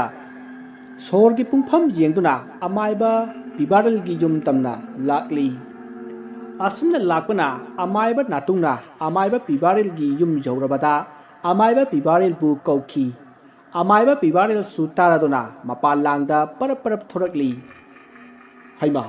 ꯏꯇꯥꯎ ꯑꯃꯥꯏꯕ ꯀꯔꯤꯅꯣ ꯃꯪꯒ ꯆꯞ ꯃꯥꯟꯅꯈ꯭ꯔꯦ ꯏꯇꯥꯎꯗꯤ ꯂꯦꯡꯁꯟꯕꯤꯔꯣ ꯏꯇꯥꯎ ꯂꯥꯛꯇꯕꯁꯨ ꯀꯨꯏꯔꯦ ꯋꯥ ꯑꯃꯇꯁꯨ ꯇꯥꯟꯅꯒꯦ ꯍꯥꯏꯗꯅ ꯂꯥꯛꯂꯤꯕꯅꯤ ꯏꯇꯥꯎ ꯉꯥꯏꯈꯣ ꯏꯇꯥꯎ ꯋꯥꯔꯤ ꯀꯣꯟꯁꯤ ꯃꯥꯡꯒꯣꯜꯗ ꯑꯃꯨꯛꯇ ꯍꯥꯟꯅ ꯂꯦꯡꯈꯠꯈꯤꯁꯤ ꯑꯁꯤ ꯍꯥꯏꯗꯨꯅ ꯑꯃꯥꯏꯕ ꯄꯤꯕꯥꯔꯦꯜꯅ ꯑꯃꯥꯏꯕ ꯅꯥꯇꯨꯡꯕꯨ ꯃꯥꯡꯒꯣꯜꯗ ꯀꯥꯈꯠꯍꯟꯗꯨꯅ ꯐꯝꯃꯤꯟꯅꯩ ꯑꯗꯨꯒ ꯃꯈꯥ ꯇꯥꯊꯅ ꯑꯗꯣ ꯏꯇꯥꯎꯅ ꯂꯥꯛꯊꯣꯛꯇꯅ ꯂꯥꯛꯂꯤꯕ ꯑꯁꯤꯕꯨ ꯀꯔꯤ ꯊꯕꯛ ꯊꯧꯒꯥꯏ ꯂꯩꯔꯕꯒꯦ ꯏꯇꯥꯎ ꯌꯥꯝꯅ ꯂꯨꯕ ꯋꯥꯐꯝ ꯑꯃ ꯂꯩꯔꯦꯅꯦ ꯏꯇꯥꯎ ꯑꯗꯨꯒꯤ ꯑꯩ ꯏꯇꯥꯎꯒꯤ ꯃꯅꯥꯛꯁꯤꯗ ꯂꯥꯛꯆꯔꯤꯕ ꯑꯁꯤꯅꯤ ꯍꯥꯏꯕꯤꯌꯨ ꯀꯔꯝꯕ ꯑꯔꯨꯕ ꯋꯥ ꯑꯣꯏꯔꯕꯅꯣ ꯏꯇꯥꯎ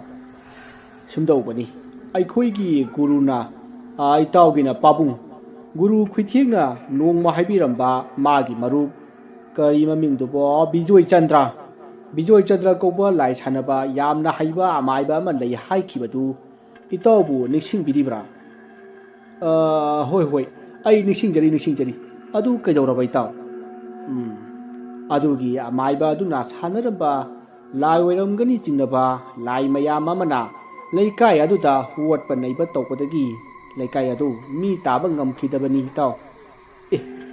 ꯑꯗꯨ ꯀꯨꯏꯔꯕ ꯋꯥꯐꯝ ꯑꯗꯨꯗꯤ ꯏꯇꯥꯎꯅ ꯀꯔꯝꯅ ꯈꯪꯉꯤꯕ ꯏꯇꯥꯎ ꯂꯩꯀꯥꯏ ꯑꯗꯨꯗ ꯌꯨꯝ ꯁꯥꯗꯨꯅ ꯂꯩꯔꯝꯕ ꯃꯈꯣꯏ ꯃꯤꯑꯣꯏ ꯈꯔ ꯊꯪꯅꯕ ꯂꯩꯀꯥꯏ ꯑꯁꯤꯗ ꯂꯩꯔꯤ ꯃꯈꯣꯏꯒꯤ ꯂꯩꯀꯥꯏ ꯑꯗꯨꯗ ꯍꯧꯖꯤꯛꯁꯨ ꯂꯥꯏꯑꯣꯛ ꯇꯤꯟꯑꯣꯛꯄ ꯑꯀꯤ ꯑꯈꯪ ꯀꯌꯥ ꯊꯣꯛꯄꯗꯒꯤ ꯂꯩꯕ ꯉꯝꯅꯗ꯭ꯔꯦ ꯏꯇꯥꯎ ꯑꯗꯨꯒꯤ ꯂꯩꯇꯥꯏꯅꯅꯕ ꯑꯩꯅ ꯊꯧ ꯇꯧꯕꯅꯤ ꯑꯗꯨꯕꯨ ꯂꯩꯌꯥꯝꯁꯤꯡ ꯑꯗꯨ ꯌꯥꯝꯕꯗꯇ ꯅꯠꯇꯅ ꯃꯄꯥꯡꯒꯜ ꯂꯣꯟꯊꯣꯛꯅ ꯀꯟꯈ꯭ꯔꯦ ꯏꯇꯥꯎ ꯑꯗꯨꯅ ꯑꯩ ꯏꯊꯟꯇꯅ ꯅꯝꯊꯕ ꯉꯝꯗ꯭ꯔꯦ ꯏꯇꯥꯎ ꯑꯗꯨꯅ ꯑꯩ ꯏꯇꯥꯎꯒ ꯄꯨꯟꯅ ꯊꯕꯛ ꯇꯧꯃꯤꯟꯅꯁꯤ ꯃꯇꯦꯡ ꯈꯔ ꯄꯥꯡꯕꯤꯌꯨ ꯍꯥꯏꯖꯒꯦ ꯍꯥꯏꯗꯅ ꯂꯥꯛꯂꯤꯕ ꯑꯁꯤꯅꯤ ꯏꯇꯥꯎ ꯏꯇꯥꯎ ꯑꯩꯅ ꯏꯇꯥꯎꯒꯤ ꯀꯔꯤ ꯃꯇꯦꯡ ꯄꯥꯡꯖꯧ ꯍꯥꯏꯕꯅꯣ ꯏꯇꯥꯎ ꯏꯇꯥꯎ ꯑꯩꯈꯣꯏ ꯑꯅꯤ ꯍꯥꯟꯅ ꯃꯤ ꯇꯥꯔꯝꯃꯤ ꯍꯥꯏꯔꯤꯕ ꯂꯩꯀꯥꯏ ꯑꯗꯨꯗ ꯆꯠꯂꯨꯁꯤ ꯑꯗꯨꯒ ꯑꯃꯥꯏꯕ ꯕꯤꯖꯣꯏ ꯆꯟꯗ꯭ꯔꯒꯤ ꯌꯨꯝꯗꯨ ꯊꯤꯔꯒ ꯀꯔꯤ ꯂꯥꯏ ꯁꯥꯟꯅꯔꯝꯕꯅꯣ ꯍꯥꯏꯕꯗꯨ ꯂꯥꯏ ꯑꯃꯨꯛꯇꯪ ꯈꯣꯏꯔꯝꯂꯒ ꯌꯦꯡꯉꯨꯁꯤ ꯏꯇꯥꯎ ꯂꯩꯀꯥꯏ ꯑꯗꯨꯒꯤ ꯑꯗꯨꯛ ꯌꯥꯝꯈ꯭ꯔꯕ ꯌꯨꯝ ꯑꯗꯨꯕꯨ ꯀꯔꯝꯅ ꯑꯃꯥꯏꯕ ꯕꯤꯖꯣꯏ ꯆꯟꯗ꯭ꯔꯒꯤ ꯌꯨꯝꯗꯨ ꯈꯟꯒꯗꯧꯔꯤꯕꯅꯣ ꯅꯠꯇꯦ ꯏꯇꯥꯎꯕꯨ ꯌꯨꯝꯗꯨ ꯍꯥꯟꯅ ꯈꯪꯕ꯭ꯔꯣ ꯏꯇꯥꯎ ꯑꯩ ꯍꯥꯟꯅꯕꯨꯗꯤ ꯈꯪꯗꯦ ꯑꯗꯣ ꯑꯃꯥꯏꯕ ꯕꯤꯖꯣꯏ ꯆꯟꯗ꯭ꯔꯒꯤ ꯌꯨꯝꯗꯨ ꯃꯥꯒꯤ ꯌꯨꯝꯒꯤ ꯃꯈꯥ ꯊꯪꯕ ꯌꯦꯅꯈꯥꯗ ꯑꯆꯧꯕ ꯈꯣꯡꯅꯥꯡ ꯄꯥꯝꯕꯤ ꯑꯃ ꯍꯧꯏ ꯍꯥꯏ ꯑꯗꯨꯒ ꯃꯅꯥꯛꯇ ꯂꯐꯨ ꯃꯌꯥꯝ ꯑꯃꯁꯨ ꯍꯧꯏ ꯍꯥꯏꯔꯤ ꯑꯗꯨꯅꯅꯦ ꯏꯇꯥꯎ ꯑꯆꯧꯕ ꯈꯣꯡꯅꯥꯡ ꯍꯧꯕ ꯌꯨꯝ ꯑꯃ ꯊꯤꯔꯒ ꯂꯣꯏꯔꯦꯗꯅ ꯏꯇꯥꯎ ꯏꯇꯥꯎꯅ ꯈꯪꯖꯕꯤ ꯂꯩꯔꯕꯗꯤ ꯑꯩꯒꯤꯗꯤ ꯆꯠꯂꯨꯁꯤ ꯌꯥꯏ ꯀꯥꯏꯗꯦ ꯑꯗꯨꯗꯤ ꯀꯩꯗꯧꯉꯩ ꯆꯠꯁꯤ ꯍꯥꯏꯕꯅꯣ ꯏꯇꯥꯎ ꯀꯩꯗꯧꯉꯩ ꯍꯥꯏꯕꯕꯨ ꯀꯩꯅꯣ ꯍꯧꯖꯤꯛ ꯍꯦꯛꯇ ꯆꯠꯂꯗꯕꯅꯦ ꯏꯇꯥꯎ ꯏꯇꯥꯎꯒꯤ ꯁꯥꯏꯀꯜ ꯍꯝꯕꯔ ꯑꯃ ꯂꯩꯈꯤꯕꯗꯨ ꯑꯗꯨ ꯑꯗꯨꯝ ꯂꯩꯔꯤꯕ ꯅꯠꯇ꯭ꯔꯣ ꯂꯩꯔꯤ ꯏꯇꯥꯎ ꯏꯇꯥꯎꯅ ꯅꯣꯡꯃꯗꯤ ꯁꯣꯏꯗꯅ ꯍꯪꯂꯛꯈꯤꯅꯤ ꯍꯥꯏꯗꯅ ꯅꯤꯡꯊꯤꯅ ꯊꯝꯂꯤꯌꯦ ꯑꯁꯨꯝꯅ ꯃꯈꯣꯏ ꯑꯃꯥꯏꯕ ꯑꯅꯤꯗꯣ ꯋꯥ ꯅꯣꯛꯇꯨꯅ ꯋꯥꯔꯤ ꯉꯥꯏꯍꯥꯛ ꯁꯥꯟꯅꯔꯕ ꯃꯇꯨꯡ ꯃꯈꯣꯏ ꯑꯅꯤ ꯃꯤ ꯇꯥꯈꯤꯗ꯭ꯔꯕ ꯂꯩꯀꯥꯏ ꯑꯗꯨꯗ ꯂꯥꯛꯂꯤ ꯑꯁꯨꯝꯅ ꯑꯁꯨꯝ ꯂꯥꯛꯄꯗ ꯂꯩꯀꯥꯏ ꯑꯗꯨ ꯌꯧꯔꯛꯂꯤ ꯃꯈꯣꯏꯅ ꯂꯩꯀꯥꯏ ꯑꯗꯨ ꯌꯧꯔꯛꯄꯗ ꯑꯆꯧꯕ ꯈꯣꯡꯅꯥꯡ ꯄꯥꯝꯕꯤ ꯑꯃ ꯎꯈꯤ madu ubada amaiba natungna khongnang adugi makhongda sangsin si haiduna makhoi ani khongnang adugi makhongda sangsilli asumna makhoina sangsillakpada amaiba natungna thiriba yum ado leiramli yum ado hana leimahal amati sagai ngambina leiramba makhoigi yum aduni yum adu ubada amaiba pibarenna itaw aikhoina chanakliba yum si soidina oigadaba mali yum masigi mangol si isuk sui yengkhibada imam mami masida layam singdu pulap tasinduna leiramgadaba mali khongnanga laphuga haibadusu haure sumgadaba mali taw phari taw sumang sidane nangi cycle du thamamu aduga ibani mungda mungtang sanglusi hoini taw asumna amaiba anido yum adugi mangolda kakhalakle aduga mamang tho ado hanglaga imungda changlai imungdu isai sairami imung adugi masida fatta haudi mana masing kaya mapai paisali mayam sing adu yengduna asum lakpada leimahal na hipa kagi phamung ado yorokle matam aduda phamung adugi mathakta musimuna migi mami ama hiptuna leirami madu ubada amaiba anido makutta lairon sonduna masada nanthajai masidagi ka ado thanamaga atupa ka amada amuk lakle makhoina asum yum adugi manungda chatlingai sumangda khamlamba cycle adugi mandila ado khring launa khingai adubu amaiba anido wa amata hainati mamit tamak yengai aduga ka khudingi changduna yengi tanza aduda yum adugi mamang thonga to yamna kanna gamlauna thinjinki khojal adu tabada amaiba anido khangprek he khangi maduda amaiba anido yengneraga noi adubu makhoi masada akibadi phaukhidi asamna makhoina changakpada solonba ka ama thingnari maduda amaiba natungna itaw masi madi sololin hei aronba kari leiba janoi taw khangdida itaw aibu yumbu dauna hoine adu su chumine adudi masi phakairaga kari leibunu hingsi masi phakaibagi lewa hairadi amtang sonjiluduna sa ai taw adudi nungdang kauba posanga ma sangani ye asi hanaduna amaiba anido thik nokminni asumna tawnaringai makhoi anigi tungda kanagum ama lakpagi saum phangi adubu makhoi ani karisun nachungda so ado phakai naba honaduna leiri asumna leiringai aduda makhoigi tungda lakliba aduna nakhoi kana no haina hangai khonjal adu tabada amaiba animak tungda sat jengthorai maduda nupi ama polang ama yeplaga leptuna leirami makokta koyet ama suyeli maruda maiba natungna ibema aikhoi si amaiba ngaktani karigumba thabak thawai amagidamak mafam masida laklibani ado ibemadi kana nati asuk sathi khraba mafam masida leiramliba sibu kari mata kidabro amaiba ni mak ai wafam amata haiseki ngasigidi nabani hallo nakhoina yum masida leiriba timu phattaba laimu phattaba mayam masiga ngasidi thingnaba ngamoi maramdi makhoise ngasidi mapangal jamna kanba numitni yum masida leiriba layam masina nakhoibu thingnakrabadi nakhoidi kaisileitaba angang nawa magumna methaiduna hatkhani aduna nakhoigi punsi ado ariambada mangadindi aduna nakhoi ngasigidi hallo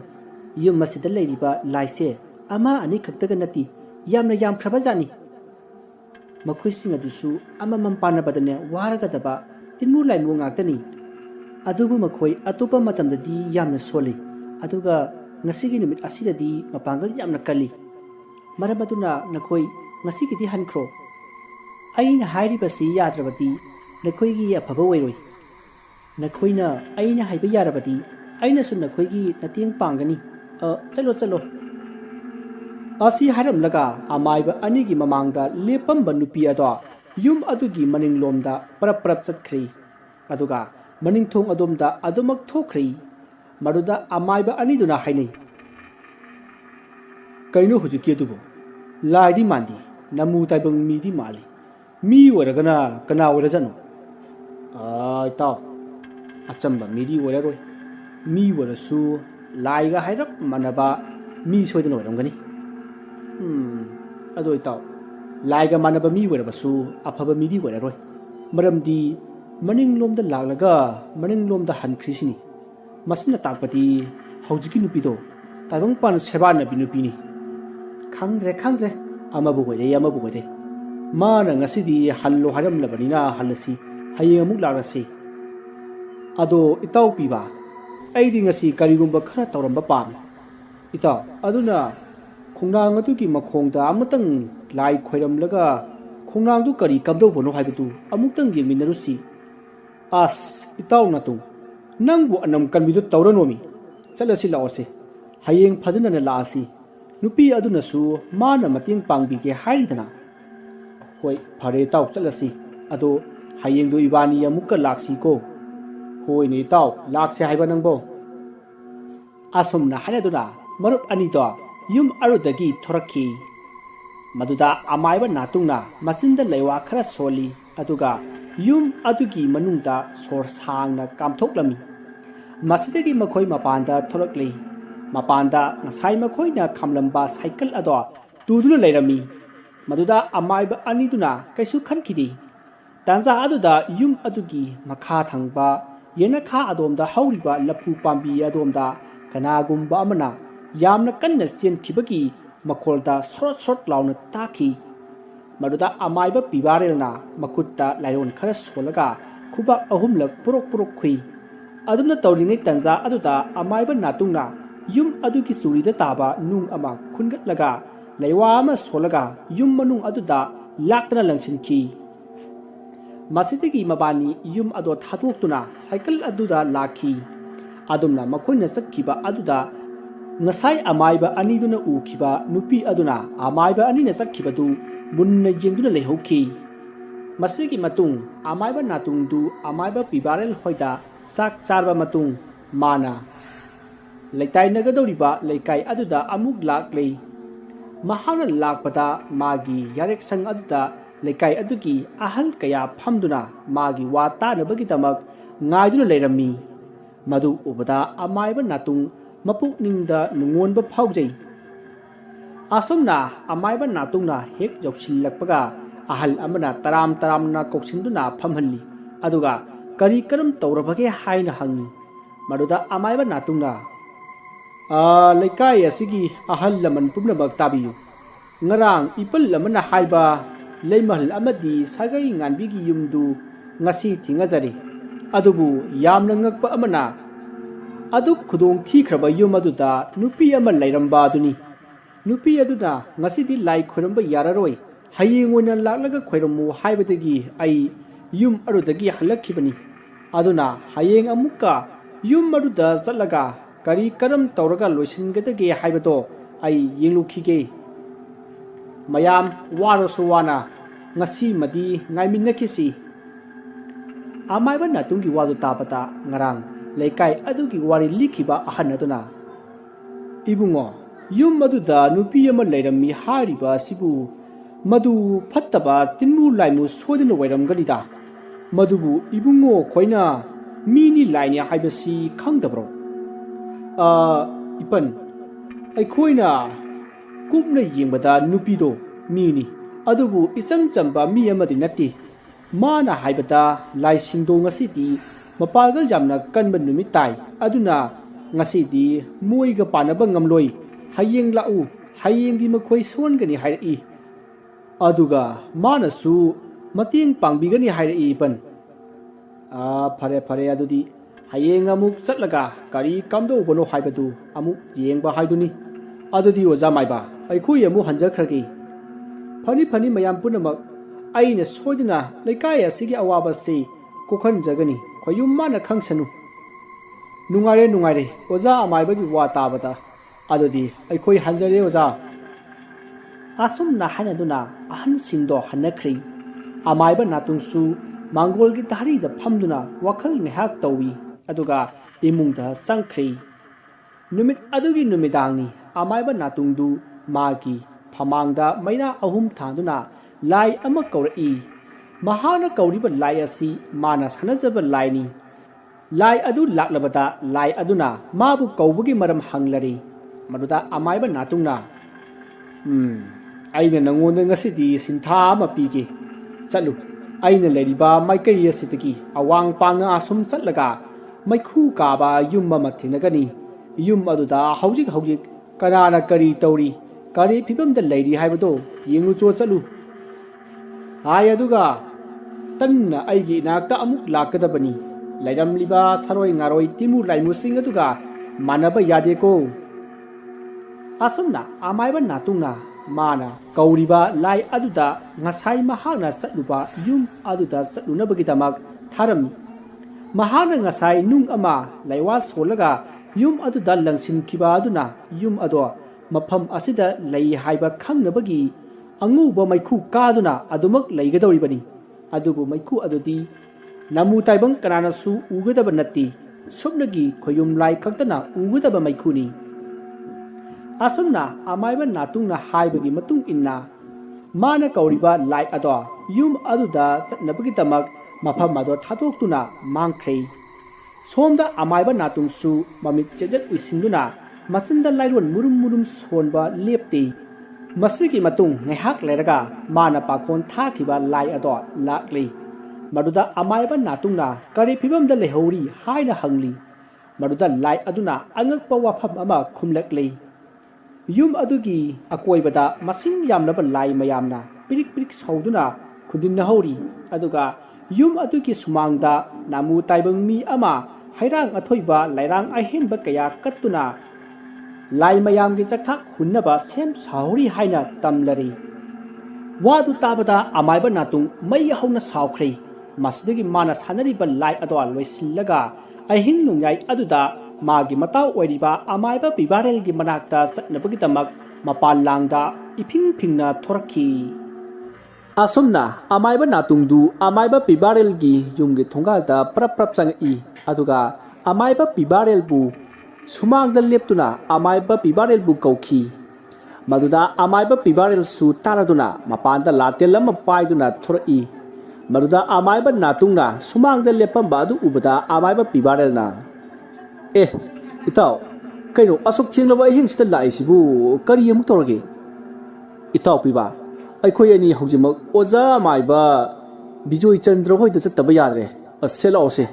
hai ngai khuri taw nangbo kari leigeba ngasidi yumduda leiba laising adu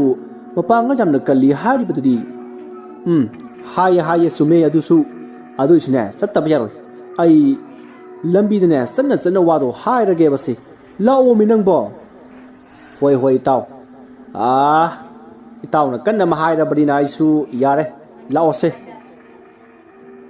asumna amaiba pibaral amadi amaiba natungdu amaiba pibaral ge cycle adada tongduna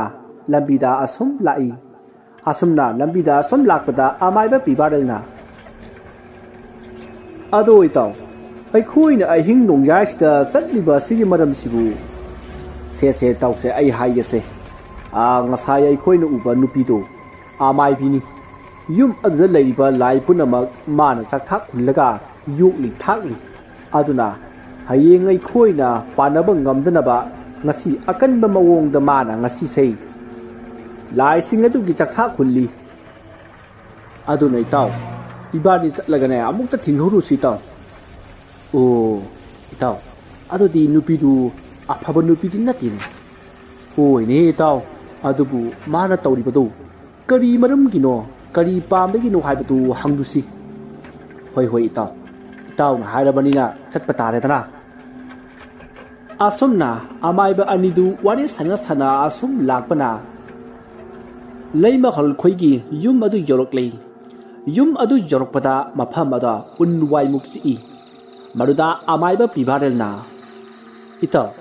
karino kanamta sulaitana itawbu nupiduna laichan ahowi laichanaraga lehowi na haibadaine itaw tawriyo mawongse araiba nati se cycle se swaidane thanamaga ibani khongna aswai phok changchilasi aduga itaw nangi haijaba puthokna dunane laitai na joko itaw aidi itaw ge mawongse kiba mu yaro eda itaw ꯑꯗꯨꯛ ꯍꯩꯈ꯭ꯔꯕ ꯂꯥꯏ ꯀꯌꯥ ꯀꯌꯥ ꯁꯥꯟꯅꯅꯤꯡꯕ ꯃꯑꯣꯡꯗ ꯁꯥꯟꯅꯕ ꯉꯝꯂꯤꯕ ꯏꯇꯥꯎꯅ ꯀꯤ ꯍꯥꯏꯕ ꯐꯔꯦ ꯐꯔꯦ ꯏꯇꯥꯎꯅ ꯌꯥꯝꯅ ꯀꯤꯔꯒꯅ ꯌꯨꯝ ꯍꯟꯕꯤꯔꯣ ꯑꯁ ꯏꯇꯥꯎ ꯁꯨꯝ ꯍꯥꯏꯕꯅꯤ ꯀꯩꯗꯧꯔꯒꯦ ꯅꯪꯁꯤꯗꯤ ꯀꯔꯤꯅꯣ ꯑꯣꯟꯊꯣꯛꯅꯁꯨ ꯁꯥꯎꯔꯒ ꯂꯩꯔꯝꯃꯦꯍꯦ ꯍꯥꯏ ꯉꯥꯏꯈꯣ ꯏꯇꯥꯎ ꯇꯨ ꯅꯨꯄꯤ ꯑꯃ ꯃꯥꯡꯒꯣꯜꯗ ꯊꯣꯔꯛꯑꯦ ꯃꯁꯤꯕꯨ ꯉꯁꯥꯏꯒꯤ ꯅꯨꯄꯤꯗꯨ ꯑꯣꯏꯔꯕ ꯖꯥꯠꯂꯣ ꯉꯥꯏꯈꯣ ꯏꯇꯥꯎ ꯑꯃꯨꯛꯇ ꯇꯨꯃꯤꯟꯅ ꯂꯩꯌꯨ ꯃꯥꯒꯤ ꯃꯑꯣꯡꯁꯦ ꯇꯨꯃꯤꯟꯅ ꯌꯦꯡꯁꯤ ꯑꯁꯨꯝꯅ ꯑꯃꯥꯏꯕ ꯑꯅꯤꯗꯨ ꯌꯨꯝ ꯑꯗꯨꯒꯤ ꯁꯨꯃꯥꯡꯒꯤ ꯅꯥꯀꯟꯗ ꯂꯩꯕ ꯃꯣꯡꯁꯣꯡ ꯑꯃꯠꯇ ꯁꯥꯊꯨꯞꯇꯨꯅ ꯂꯩ ꯌꯨꯝ ꯑꯗꯨꯒꯤ ꯃꯅꯤꯡ ꯃꯌꯥ ꯍꯤꯡꯈꯣꯜ ꯁꯝꯕꯜ ꯄꯨꯝꯅꯃꯛ ꯅꯥꯄꯤꯅ ꯄꯨꯡꯁꯣꯡ ꯁꯣꯡꯖꯤꯜꯂꯤꯕꯅꯤ ꯃꯗꯨꯒꯤ ꯈꯨꯗꯣꯡꯆꯥꯕ ꯂꯧꯔꯒ ꯑꯃꯥꯏꯕ ꯑꯅꯤꯗꯣ ꯅꯥꯄꯤ ꯃꯔꯛ ꯑꯃꯗ ꯂꯩꯁꯤꯟꯗꯨꯅ ꯂꯩ ꯁꯣꯝꯗꯅ ꯃꯥꯡꯒꯣꯜꯗ ꯂꯩꯔꯤꯕꯤ ꯅꯨꯄꯤ ꯑꯗꯨꯅ ꯑꯆꯧꯕ ꯁꯥ ꯑꯃꯒꯤ ꯃꯀꯣꯛꯀꯤ ꯁꯔꯨ ꯄꯣꯂꯥꯡ ꯑꯃ ꯃꯥꯡꯒꯣꯜꯒꯤ ꯃꯈꯥ ꯊꯪꯕ ꯅꯥꯛꯊ ꯑꯗꯨꯗ ꯑꯄꯥꯛꯄ ꯆꯪꯕꯤ ꯂꯐꯨꯒꯤ ꯂꯥ ꯑꯃ ꯄꯥꯛꯅ ꯊꯥꯔꯒ ꯃꯊꯛꯇ ꯁꯥꯒꯤ ꯃꯀꯣꯛꯀꯤ ꯁꯔꯨ ꯑꯗꯣ ꯊꯝꯂꯤ ꯑꯗꯨꯒ ꯗꯨꯞ ꯃꯩꯔꯥ ꯀꯌꯥ ꯆꯨꯈꯠꯇꯨꯅ ꯂꯥꯏ ꯁꯥꯟꯅꯅꯕꯒꯤꯗꯃꯛ ꯁꯦꯝ ꯁꯥꯔꯛꯏ ꯃꯗꯨꯗ ꯑꯃꯥꯏꯕ ꯅꯥꯇꯨꯡꯅ ꯇꯨꯃꯤꯟꯅ ꯃꯅꯥꯛꯇ ꯂꯩꯔꯤꯕ ꯑꯃꯥꯏꯕ ꯄꯤꯕꯥꯔꯦꯜꯗ ꯏꯇꯥꯎ ꯃꯥꯅ ꯇꯧꯔꯤꯕꯁꯤ ꯂꯥꯏ ꯁꯥꯟꯅꯔꯤꯕꯅꯤ ꯑꯗꯨꯒ ꯃꯥꯅ ꯁꯥꯟꯅꯔꯤꯕ ꯂꯥꯏꯁꯤ ꯑꯆꯝꯕ ꯂꯥꯏ ꯅꯠꯇꯦ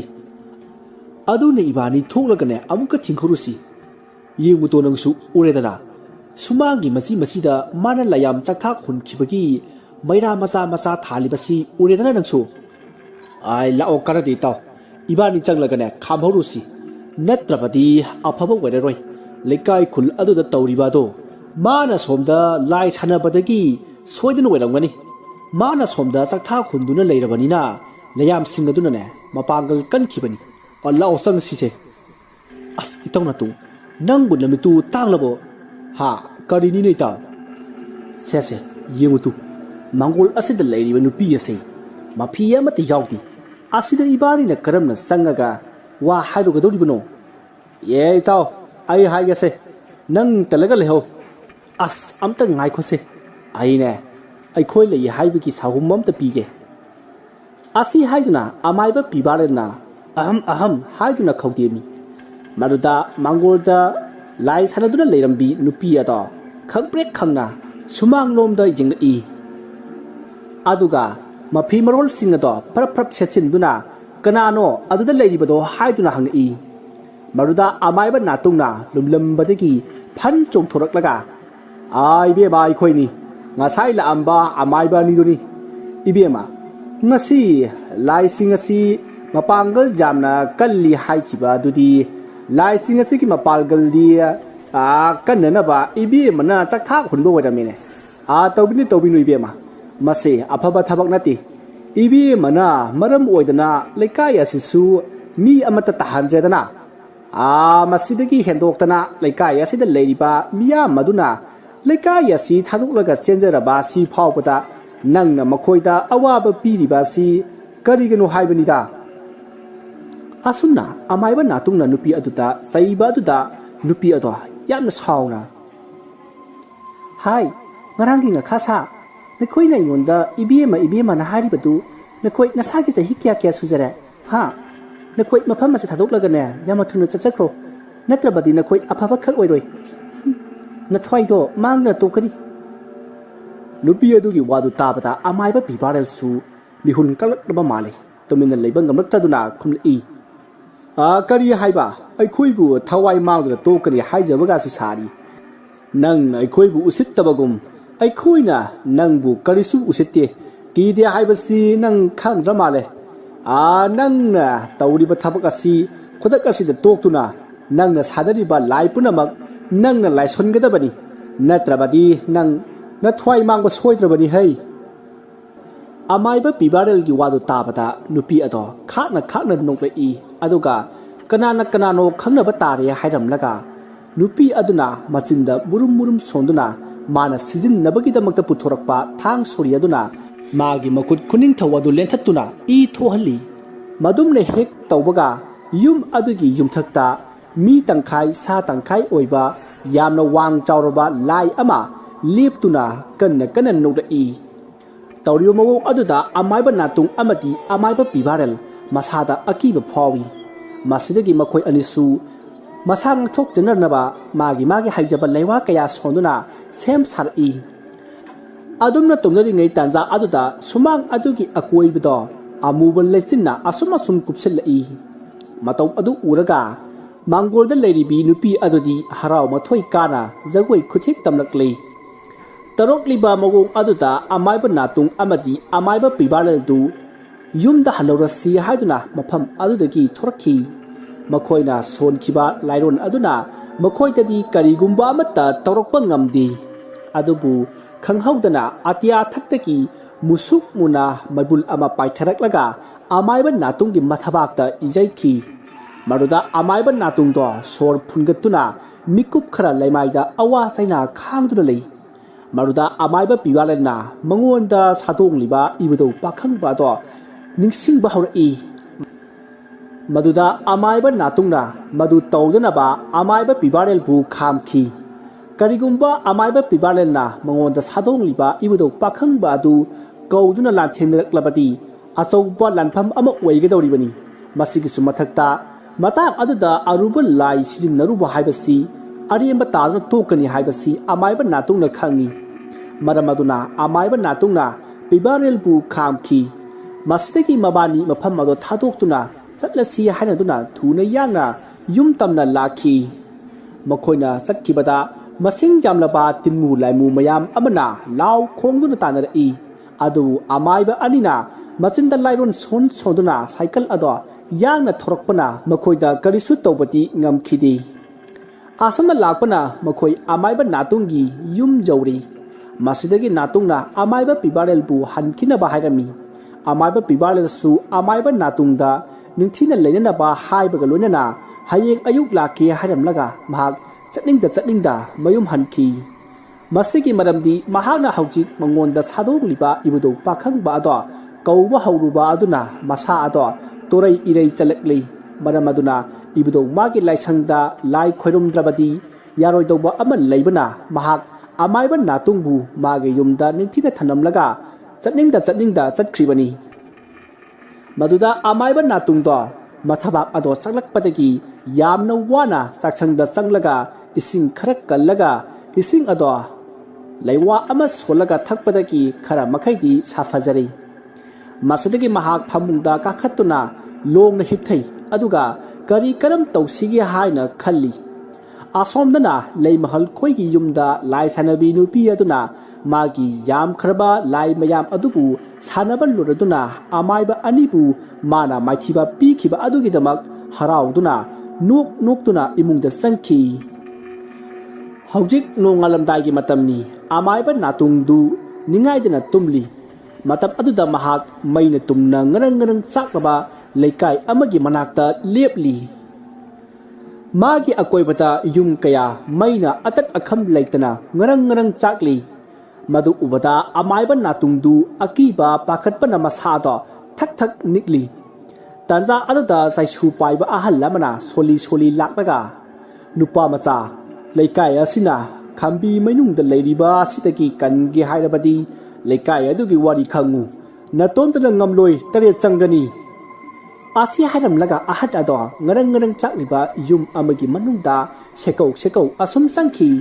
maruda amaiba natungna ahan adubu khamanaba kanna lauduna chelchili adubu mikup aduda mahak mikap khangthok thori masa ado humangna su punglup luplei matam aduda mahak na khali aina leikai adugi wari punamak khangle madu nataba kari aronbu wari leiba jan ngahan leikai adugi wari liba ahan aduna kari wabu losil liba jano ai haujemak amukta hanglukhige asi khanduna amaiba natungdu phamungdagi kumtharakli aduga mapanda thorakpadadi leikai adugi ahan mayam ama phamduna leiramli madu ubada amaiba natung khangprek khangi mayam ayuk angan basida ai yasida lakpiriba sibu kari athuba thabak leirabagi amaiba natungi wadu tabata ahal amana ibungo amaiba isa kaisu tobidrabra akhoi su pawasi hekta baga akhoi mayam haunadana waja gi asida lakchariba sini waja ꯊꯋꯥꯏ ꯃꯥꯡꯒꯗꯕ ꯑꯣꯏꯔꯕꯗꯤ ꯇꯣꯛꯄꯅ ꯐꯒꯗꯧꯔꯤꯕ꯭ꯔꯣ ꯑꯣꯖꯥ? ꯈꯨꯔꯥ, ꯑꯩꯁꯤ ꯏꯁꯥ ꯅꯨꯡꯉꯥꯏꯇ꯭ꯔꯦ ꯍꯥꯏꯕꯗꯤ ꯀꯅꯥꯅ? ꯏꯕꯨꯡꯉꯣ, ꯉꯔꯥꯡ ꯏꯕꯨꯡꯉꯣ ꯑꯣꯖꯥ ꯃꯥꯏꯕꯒ ꯊꯕꯛ ꯆꯠꯃꯤꯟꯅꯕ ꯑꯃꯥꯏꯕꯅꯤ ꯍꯥꯏꯌꯦ. ꯏꯕꯨꯡꯉꯣ ꯑꯃꯅ ꯑꯩꯈꯣꯏꯒꯤ ꯌꯨꯝꯗ ꯆꯪꯉꯛꯑꯒ ꯍꯥꯏꯔꯝꯕꯅꯤ, ꯑꯣꯖꯥꯁꯤ ꯂꯥꯏꯒ ꯊꯦꯡꯅꯕꯗ ꯁꯤꯅꯤꯡ ꯆꯤꯠꯇ ꯍꯤꯡꯍꯧꯔꯦ. ꯉꯁꯤꯒꯤꯗꯤ ꯋꯥ ꯑꯃꯠꯇ ꯍꯥꯏꯔꯨꯔꯅꯨ, ꯃꯥꯅ ꯃꯥꯒꯤ ꯃꯇꯦꯡ ꯄꯥꯡꯂꯛꯂꯕꯗꯤ ꯀꯧꯔꯛꯀꯅꯤ. ꯃꯗꯨꯗ ꯃꯇꯦꯡ ꯄꯥꯡꯕꯤꯌꯨ ꯍꯥꯏꯔꯝꯕꯗꯒꯤ ꯑꯩꯈꯣꯏ ꯆꯦꯟꯖꯔꯛꯂꯤꯕ ꯑꯁꯤꯅꯤ. ꯉꯁꯥꯏ ꯅꯣꯡ ꯉꯥꯟꯗ꯭ꯔꯤꯉꯩꯗꯒꯤꯅꯤ ꯑꯣꯖꯥꯒꯤ ꯑꯁꯤꯗ ꯂꯩꯖꯔꯤꯕꯁꯦ. ꯈꯨꯔꯥ, ꯍꯣꯏ ꯆꯨꯝꯃꯤ, ꯉꯔꯥꯡꯁꯤ ꯑꯩꯈꯣꯏ ꯑꯅꯤ ꯁꯤꯅꯤꯡ ꯆꯤꯠꯇ ꯍꯤꯡꯍꯧꯕ ꯑꯗꯨꯅꯤ. ꯌꯨꯝ ꯑꯗꯨꯗ ꯂꯩꯔꯤꯕ ꯅꯨꯄꯤ ꯑꯗꯨꯅ ꯁꯥꯟꯅꯔꯤꯕ ꯂꯥꯏ ꯑꯗꯨ 5-10ꯒꯤ ꯋꯥ ꯅꯠꯇ꯭ꯔꯦ, ꯂꯥꯏ ꯐꯠꯇꯕ ꯃꯁꯤꯡ ꯁꯨꯔꯦ ꯍꯥꯏꯕ ꯌꯥꯔꯦ. ꯑꯗꯨꯅ ꯑꯩꯈꯣꯏ ꯃꯥꯒ ꯄꯥꯟꯅꯕ ꯉꯝꯗꯕꯅꯤ ꯈꯨꯔꯥ. ꯏꯕꯨꯡꯉꯣ,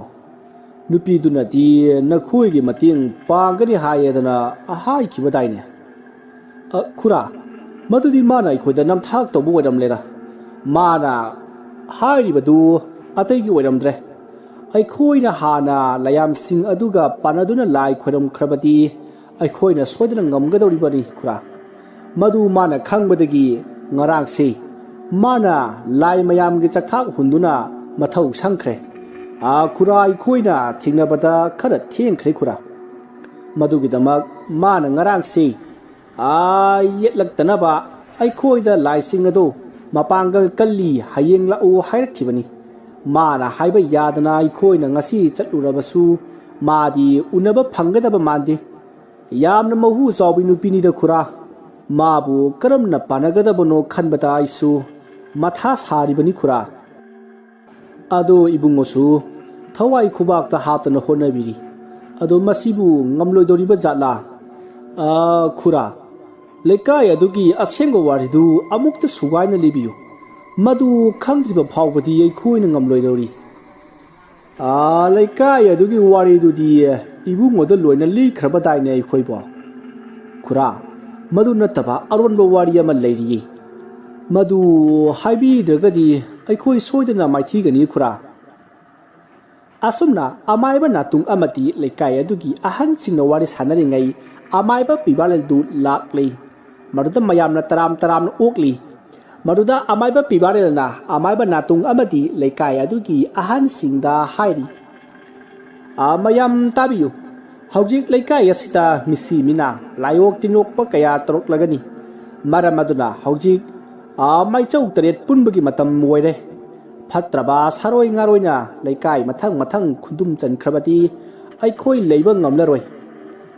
ꯃꯔꯝ ꯑꯗꯨꯅ ꯍꯧꯖꯤꯛ ꯂꯟꯗꯥꯔꯛꯀꯗꯧꯔꯤꯕ ꯁꯥꯔꯣꯏ ꯉꯥꯔꯣꯏ, ꯇꯤꯟꯃꯨ ꯂꯥꯏꯃꯨ, ꯍꯤꯡꯁꯥ ꯌꯩꯇꯝꯕ ꯄꯨꯝꯅꯃꯛ ꯃꯌꯥꯝ ꯑꯁꯤ ꯊꯦꯡꯒꯥꯏꯅꯅꯕ ꯑꯃꯥꯏꯕ 8 ꯄꯨꯟꯗꯕ ꯌꯥꯔꯣꯏꯗꯧꯔꯤ. ꯑꯃꯥꯏꯕ ꯄꯤꯕꯥꯔꯦꯜꯒꯤ ꯋꯥꯗꯨ ꯇꯥꯕꯗ ꯑꯍꯜ ꯑꯃꯅ, ꯑꯣꯖꯥ, ꯍꯧꯖꯤꯛꯄꯨ ꯀꯗꯥꯏꯗꯒꯤ ꯑꯃꯥꯏꯕ 8 ꯊꯤꯔꯨꯈꯤꯗꯣꯔꯤꯅꯣ?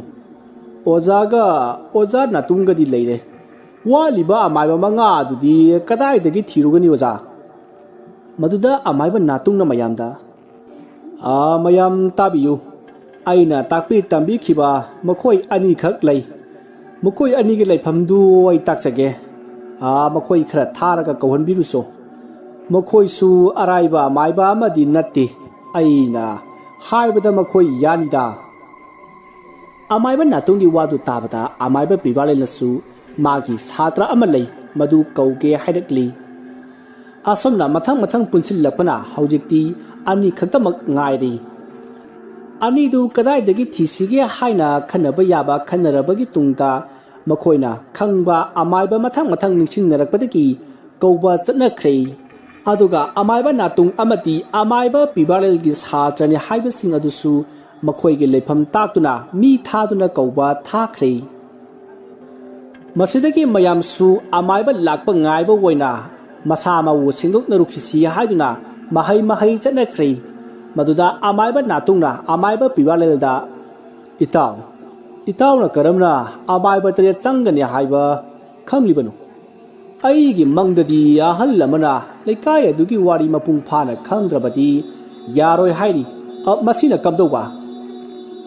ꯏꯇꯥꯎ, ꯑꯩꯅ ꯑꯩꯒꯤ ꯏꯕꯨꯙꯧꯗ ꯍꯪꯖꯕꯗ ꯍꯥꯏꯔꯝꯕꯅꯤ. अदुगा लेकाय अदुगी वारी अदु मपुंग फाना खंगे हायरबदी नोंपोक हरम पांगबदगी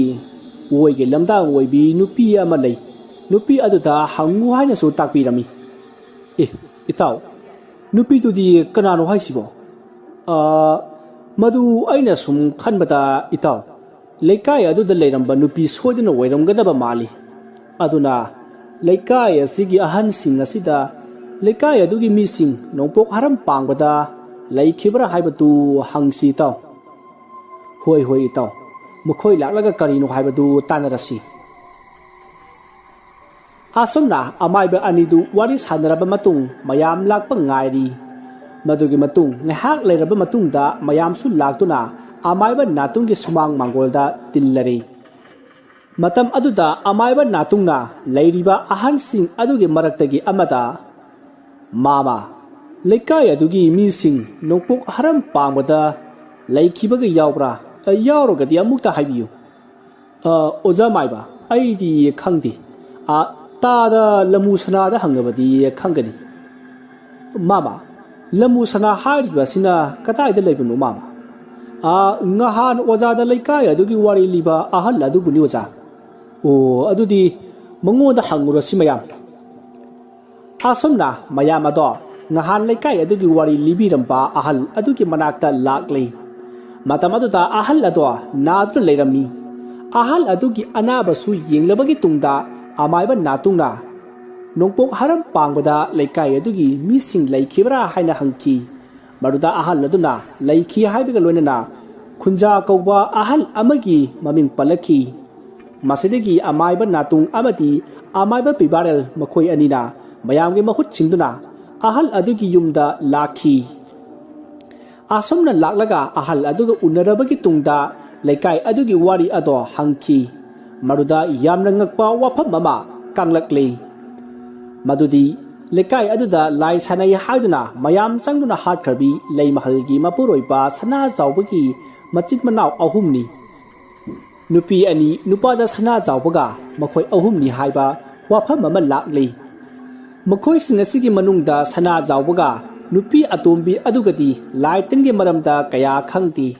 अदुगा नुपी अहल सना जौबगी नमसी अदुदी मागी मपा बिजोय चंद्रदगी तादना महै हैबी अमायबीनी हाइबा वाफम अमा नातुंग अमती अमायबा पिबारेलना उनबा लाक्लिबा अहल अदुना हाइरक्ले मरुदा अमायबा नातुंगना अमायबा बिजोय चंद्रगी मसा नुपी अनि अदुदी कदाय कदाय दा लैख्रबगे हाइना हांगी मरुदा अहल अदुना अमायबा बिजोय चंद्रगी मसा नुपी थोइनुगी युम अदो ताक्लक्ले मसिदगी अमायबा पिबारेल अमदी अमायबा नातुंग मखोय अनि थोइनु होइदा लाखी थोइनु हाइरिबा असि ममांगदा नोंमा अहिंग अमा मागी मसागा तुमलिंगैदा लाई अमना अवाबा पीखिबी नुपी अदुबुनी नुपी अदुगी मनाक्ता अमायबा नातुंग अमदी अमायबा पिबारेल अदो लाक्लगा मखोयबु मसक ताक्लमी मतम अदुदा थोइनुदी अहल जामना ओइरमले अमायबा पिबारेल अमदी अमायबा नातुंगना लेकाय अदुदा लैरिबा फत्रबा lysing अमदी मपाबुंग Bijoy चंद्रना सानरंबा lysing अदुगी मतांगदा hunky Maroda थोइनुदो सोर सांगनो होदोक्लगा वारी सिंगदो लीबा हौरई नुमितु वाक्चंगी मापनी पानबा थांगजन नुमितनी अमायबा बिजोय चंद्र मखोयगी युमगी मखा थंगबा माइकैदा हौरिबा खोंनांग पांबी अनि अदुगी मनाक्ता लाखी असमना अमायबा बिजोय चंद्रना मखोयगी येनखादा हौरिबा खोंनांग अदुगी मखोंग जौरबदा तपना फमथरई अदुगा माना पोरकपा हैरांग लैरांग कयादु लैमाइदे थम्मी अदुगा खुबा खुदना लाई कौबा हौरई अदुमना तोरकपदा मागी मचानुपा सना जौबदु परप परप लाक्लगा मपाबु कौरई मदुदा बिजोय चंद्रना खंगप्रेक खंगना तुंग सत ओंथोरई अदुगा मचानुपादा करिगी मफम मसिदा लाक्लिबनो हाइदुना सैरमी मदुदा बिजोय चंद्रना मपाना तौरिबा अदु तौदनबा खामलमी मदुदा मपाना यामना थीना सैरगा सना जावबदो इमुंदा तानसिनखी मतम अदुदा सना जावबा युम कै पांद्री अदुगा मागे मसे तेंबीदी लुहोंखिबा था निपाल हेलकले अहानबदा मसेन लैरिगे मतमददी मपाबुंग बिजोय चंद्रगा मनदुना यामख्रबा लाइ मयाम अमा जैगा तौदुना हेक हेक सानै अदुगा ꯃꯈꯣꯏꯒꯤ ꯌꯨꯝꯒꯤ ꯍꯤꯡꯈꯣꯜ ꯁꯝꯕꯜ ꯁꯦꯝꯖꯤꯟ ꯁꯥꯖꯤꯟꯕ ꯂꯩꯕꯥꯛ ꯇꯧꯍꯟꯕ ꯑꯃꯗꯤ ꯄꯣꯠ ꯆꯩ ꯊꯥꯕꯅꯆꯤꯡꯕ ꯀꯌꯥ ꯂꯥꯏꯁꯤꯡ ꯑꯗꯨꯗ ꯃꯈꯣꯏꯒꯤ ꯃꯤꯅꯥꯏꯒꯨꯝ ꯁꯤꯖꯤꯟꯅꯈꯤ ꯇꯧꯔꯤꯕꯁꯤꯡ ꯑꯗꯣ ꯁꯅꯥꯖꯥꯎꯕ ꯑꯃꯗꯤ ꯃꯆꯟꯅꯨꯄꯤ ꯑꯇꯣꯝꯕꯤꯅꯗꯤ ꯌꯥꯝꯅ ꯌꯥꯅꯤꯡꯈꯤꯗꯦ ꯑꯗꯨꯕꯨ ꯑꯃꯥꯏꯕ ꯕꯤꯖꯣꯏ ꯆꯟꯗ꯭ꯔ ꯑꯃꯗꯤ ꯃꯆꯟꯅꯨꯄꯤ ꯑꯍꯟ ꯇꯦꯝꯕꯤꯅ ꯑꯉꯥꯡ ꯋꯥꯅꯤ ꯈꯟꯗꯨꯅ ꯑꯗꯨꯃꯛ ꯃꯈꯣꯏꯒꯤ ꯂꯥꯏ ꯁꯥꯟꯅꯕꯗꯣ ꯁꯥꯟꯅꯈꯤ ꯑꯁꯨꯝꯅ ꯅꯨꯃꯤꯠ ꯑꯗꯨꯗ ꯑꯃꯥꯏꯕ ꯕꯤꯖꯣꯏ ꯆꯟꯗ꯭ꯔꯅ ꯃꯆꯥꯅꯨꯄꯥꯕꯨ ꯊꯤꯅ ꯆꯩꯗꯨꯅ ꯇꯥꯟꯈ꯭ꯔꯕ ꯃꯇꯨꯡ ꯃꯍꯥꯛꯀꯤ ꯂꯥꯏ ꯁꯥꯟꯅꯕ ꯑꯗꯣ ꯍꯧꯔꯛꯏ ꯃꯇꯝ ꯑꯗꯨꯗ ꯑꯇꯤꯌꯥ ꯊꯛꯇ ꯈꯪꯍꯧꯗꯅ ꯑꯈꯥꯛ ꯑꯔꯥꯎ ꯀꯌా ꯇꯧꯔꯛꯂꯤ ꯑꯗꯨꯒ ꯃꯐꯝ ꯈꯨꯗꯤꯡꯗ ꯇꯥꯍꯩꯗꯕ ꯑꯀꯤ ꯑꯀꯤꯕ ꯈꯣꯟꯖꯦꯜ ꯀꯌꯥ ꯇꯥꯕ ꯍꯧꯔꯛꯏ ꯈꯣꯟꯖꯦꯜ ꯑꯗꯨ ꯇꯥꯕꯗ ꯏꯃꯨꯡꯗ ꯂꯩꯔꯤꯕ ꯁꯅꯥꯖꯥꯎꯕ ꯑꯃꯗꯤ ꯊꯣꯏꯅꯨꯗꯣ ꯀꯤꯕꯅ ꯇꯨꯃꯤꯟ ꯂꯩ ꯃꯗꯨꯗ ꯁꯅꯥꯖꯥꯎꯕꯅ ꯑꯩꯈꯣꯏ ꯕꯥꯖꯤ ꯁꯤꯅꯕ ꯀꯩꯁꯨ ꯀꯥꯟꯅꯗꯕꯗ ꯂꯥꯏ ꯁꯥꯟꯅꯔꯤꯅꯦꯗꯅ ꯑꯩꯈꯣꯏꯁꯦ ꯇꯨꯝꯐꯝ ꯆꯥꯐꯝ ꯑꯃꯠꯇ ꯈꯪꯍꯟꯗ꯭ꯔꯕꯅꯤꯅꯦ ꯅꯠꯇꯦ ꯃꯁꯤꯗꯕꯨ ꯑꯩꯈꯣꯏꯅ ꯌꯨꯝ ꯀꯩ ꯀꯃꯥꯏꯅ ꯄꯥꯟꯗꯣꯔꯤꯕꯅꯣ ꯈꯪꯉꯔꯣꯏꯗꯕꯅꯤ ꯑꯩꯈꯣꯏꯁꯦ ꯌꯨꯝ ꯄꯥꯟꯕꯒ ꯑꯃꯠꯇ ꯈꯪꯉꯔꯣꯏꯗꯕꯅꯤ ꯑꯁ ꯇꯥꯇꯣꯟꯅ ꯂꯥꯎꯕꯗꯨꯅ ꯍꯦꯟꯅ ꯍꯧꯈ꯭ꯔꯦ ꯇꯧꯒꯦꯒ ꯇꯧꯖꯁꯅꯨ ꯇꯨꯃꯤꯟ ꯑꯝꯇ ꯂꯩꯁꯤ ꯀꯩꯗꯧꯔꯒꯦ ꯍꯥꯏ ꯑꯉꯥꯡ ꯅꯪ ꯀꯩ ꯈꯪꯉꯤ ꯍꯥ ꯇꯟꯗ꯭ꯔ ꯈꯪꯗꯦꯅꯦ ꯑꯁꯨꯛ ꯏꯪꯈ꯭ꯔ ꯀꯥꯟꯁꯤꯗꯕꯨ ꯂꯥꯏ ꯁꯥꯟꯅꯔꯤꯕꯅꯦꯗꯅ ꯃꯁꯤꯗ ꯃꯁꯛꯅ ꯃꯔꯣꯜ ꯑꯃ ꯂꯥꯏꯃꯨ ꯍꯟꯖꯕ ꯍꯦꯛ ꯃꯥꯜꯂꯗꯅ ꯑꯦ ꯇꯥꯇꯣꯟꯕꯨ ꯂꯥꯏꯃꯨ ꯍꯟꯖꯕ ꯍꯥꯏꯁꯤ ꯎꯔꯕ꯭ꯔꯣ ꯎꯗꯁꯨ ꯍꯥꯏꯔꯤꯃꯤ ꯅꯠꯇꯦ ꯀꯅꯥꯅꯕꯨ ꯊꯔꯝꯃꯤꯅꯣ ꯈꯪꯗꯦꯅꯦ ꯂꯥꯏ ꯁꯥꯟꯅꯕꯒꯤ ꯃꯟꯇ꯭ꯔꯁꯦ ꯃꯗꯨ ꯈꯪꯉꯗꯤꯕ ꯃꯊꯨꯟꯗꯨꯗ ꯉꯥꯔꯦꯡ ꯆꯩꯅ ꯂꯦꯡꯉꯒꯕ ꯌꯥꯏꯐꯧ ꯐꯧꯒꯗꯕꯅꯤꯍꯦ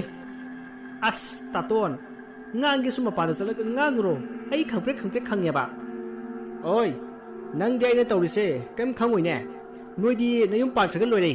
ꯑꯩꯗꯤꯅꯦ ꯌꯨꯝꯁꯤꯗ ꯂꯩꯍꯧꯒꯗꯧꯔꯤꯕ ꯅꯠꯇꯦ ꯍꯌꯦꯡꯋꯥꯏ ꯑꯩꯈꯣꯏꯅ ꯅꯨꯄꯤ ꯊꯤꯔꯛꯑꯒ ꯃꯥꯅ ꯇꯧꯔꯤꯁꯤ ꯌꯥꯈꯤꯗ꯭ꯔꯣ ꯍꯥꯏꯕꯅꯤꯗ ꯍꯣ ꯇꯥꯇꯣꯟ ꯃꯇꯝꯗꯨꯗꯗꯤꯅꯦ ꯃꯥꯏꯇꯣꯛꯆꯅꯤ ꯑꯝꯇ ꯇꯨꯃꯤꯟꯅ ꯂꯩꯔꯣ ꯀꯩꯗꯧꯔꯒꯦ ꯅꯣꯏ ꯂꯣꯏꯅꯃꯛꯅꯦ ꯄꯥꯖꯒꯤ ꯃꯤꯆꯤꯡꯗ ꯂꯩꯔꯕ ꯅꯠꯇ꯭ꯔꯣ ꯇꯧ ꯅꯣꯏꯅ ꯊꯣꯛꯄ ꯇꯧꯔꯣꯀꯣ ꯑꯩꯁꯨꯅꯦ ꯃꯥꯌꯦꯞ ꯑꯃ ꯂꯩꯔꯒ ꯃꯥꯅ ꯂꯥꯏ ꯁꯥꯟꯅꯕ ꯍꯧꯔꯛꯄꯒ ꯀꯣꯏꯂꯥꯎ ꯂꯥꯎꯒꯗ꯭ꯔꯥ ꯈꯪꯗꯦꯅꯦ ꯏ ꯌꯥꯝ ꯀꯥꯏꯗ ꯑꯁꯨꯝꯅ ꯁꯅꯥꯖꯥꯎꯕꯅ ꯏꯃꯨꯡꯗ ꯀꯣꯏꯂꯥꯎ ꯂꯥꯎꯔꯤꯉꯩ ꯑꯃꯥꯏꯕ ꯕꯤꯖꯣꯏ ꯆꯟꯗ꯭ꯔꯗꯣ ꯃꯥꯒꯤ ꯂꯥꯏ ꯁꯥꯟꯅꯕ ꯂꯣꯏꯔꯒ ꯏꯃꯨꯡꯗ ꯆꯪꯉꯛꯏ ꯁꯅꯥꯖꯥꯎꯕꯅ ꯎꯔꯥꯎ ꯊꯔꯥꯎ ꯂꯥꯎꯕ ꯑꯗꯨ ꯇꯥꯕꯗ ꯍꯥꯏ ꯌꯥꯔꯦ ꯈꯔ ꯂꯥꯎꯔꯗꯤ ꯑꯇꯥꯕꯅ ꯇꯥꯈ꯭ꯔꯒꯅꯦ ꯃꯤꯅ ꯉꯥꯎꯔꯕꯣꯏ ꯈꯟꯈ꯭ꯔꯅꯤ ꯑꯩ ꯑꯉꯥꯎꯕꯒꯤ ꯃꯄꯥ ꯑꯣꯏꯅꯤꯡꯗꯦꯀꯣ ꯑꯣ ꯐꯩ ꯍꯌꯦꯡ ꯅꯣꯛ ꯍꯦꯛ ꯉꯥꯟꯕꯒꯅꯦ ꯈꯣꯡꯅꯥꯡ ꯑꯁꯦ ꯌꯥꯟꯊꯠꯀꯦ ꯈꯪꯅꯦꯕ ꯀꯅꯥꯅ ꯊꯔꯝꯃꯤꯅꯣ ꯈꯪꯗꯦꯕ ꯈꯣꯡꯅꯥꯡ ꯑꯁꯦ ꯅꯣꯏꯒꯤ ꯏꯕꯨꯗꯧꯅꯅꯦ ꯑꯩꯅ ꯂꯥꯏ ꯁꯥꯟꯅꯅꯕ ꯍꯥꯏꯗꯨꯅ ꯊꯥꯕꯤꯔꯝꯂꯤꯕꯅꯤꯅꯦ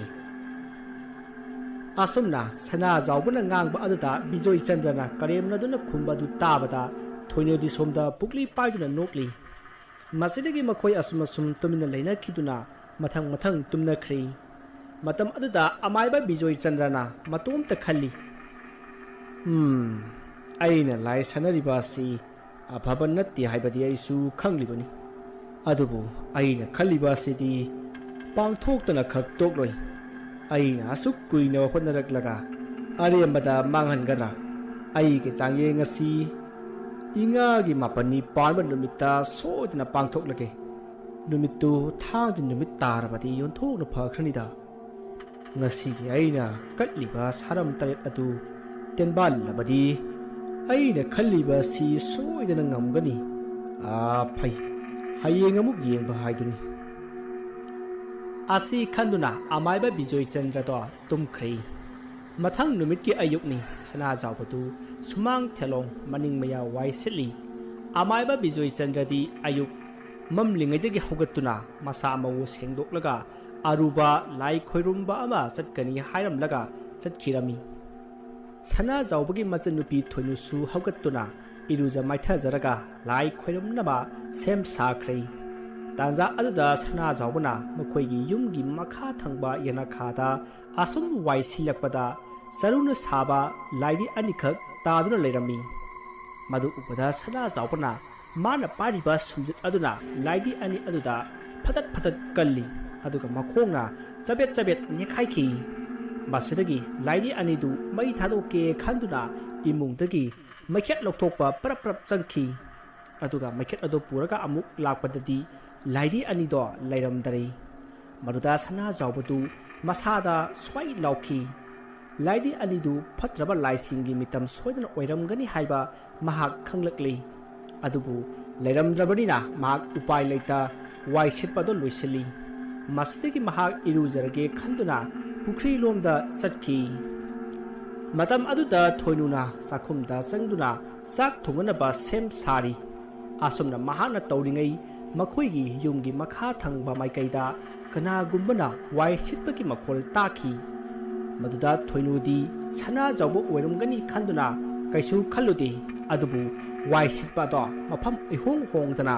ꯑꯗꯨꯝ ꯅꯩꯁꯤꯜꯗꯨꯅ ꯁꯤꯠꯄꯒꯤ ꯈꯣꯟꯖꯦꯜ ꯑꯗꯨ ꯇꯥꯕꯗ ꯊꯣꯏꯅꯨꯗꯣ ꯆꯤꯡꯅꯔꯛꯑꯗꯨꯅ ꯃꯅꯤꯡꯂꯣꯝꯗ ꯄꯔꯞ ꯄꯔꯞ ꯊꯣꯛꯂꯛꯏ꯫ ꯑꯗꯨꯒ ꯃꯈꯥ ꯊꯪꯕ ꯌꯦꯅꯈꯥ ꯑꯗꯣꯝꯗ ꯂꯥꯛꯂꯒ ꯀꯣꯏꯌꯦꯡ ꯌꯦꯡꯉꯤ꯫ ꯃꯇꯝ ꯑꯗꯨꯗꯅ ꯋꯥꯏ ꯁꯤꯠꯄꯒꯤ ꯃꯈꯣꯜ ꯑꯗꯣ ꯏꯃꯨꯡꯂꯣꯝꯗꯒꯤ ꯑꯃꯨꯛ ꯇꯥꯈꯤ꯫ ꯃꯗꯨꯗ ꯊꯣꯏꯅꯨꯗꯣ ꯀꯤꯔꯛꯑꯗꯨꯅ ꯏꯃꯨꯡꯂꯣꯝꯗ ꯄꯔꯞ ꯄꯔꯞ ꯆꯪꯉꯛꯏ꯫ ꯑꯗꯨꯒ ꯁꯅꯥꯖꯥꯎꯕꯕꯨ ꯇꯥꯇꯣꯟ ꯇꯥꯇꯣꯟ ꯍꯥꯏꯗꯨꯅ ꯀꯣꯏꯀꯧ ꯀꯧꯔꯛꯏ꯫ ꯃꯇꯝ ꯑꯗꯨꯗ ꯁꯅꯥꯖꯥꯎꯕꯗꯨ ꯏꯔꯨꯖꯕ ꯀꯥꯔꯛꯑꯒ ꯁꯨꯃꯥꯡꯒꯤ ꯃꯇꯥꯏꯗ ꯂꯩꯔꯤꯕ ꯄꯂꯥꯡꯈꯣꯛ ꯑꯗꯨꯗ ꯐꯤ ꯐꯧꯔꯤꯉꯩ ꯃꯇꯝꯅꯤ꯫ ꯃꯗꯨꯗ ꯊꯣꯏꯅꯨꯅ ꯏꯃꯨꯡꯗ ꯀꯧꯕꯗꯨ ꯇꯥꯔꯗꯨꯅ "ꯍꯥꯏ, ꯑꯩ ꯃꯄꯥꯟꯗ ꯂꯩ, ꯀꯩꯗꯧꯔꯒꯦꯅꯦꯍꯦ?" ꯍꯥꯏꯅ ꯈꯨꯝꯈꯤ꯫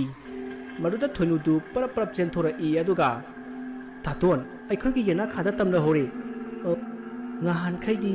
ꯑꯃꯨꯛꯇ ꯑꯁꯨꯝꯅ ꯇꯧꯗꯕꯅꯦ꯫ ꯉꯔꯥꯡ ꯕꯥꯖꯤꯅ ꯂꯥꯏ ꯈꯣꯏꯔꯝꯕꯗꯨꯗ ꯀꯔꯤ ꯑꯁꯣꯏꯕ ꯂꯩꯔꯕꯅꯣ ꯈꯪꯗꯦ, ꯑꯌꯨꯛꯇ ꯇꯝꯅꯕ ꯍꯧꯔꯛꯑꯦ." "ꯑꯥꯏ,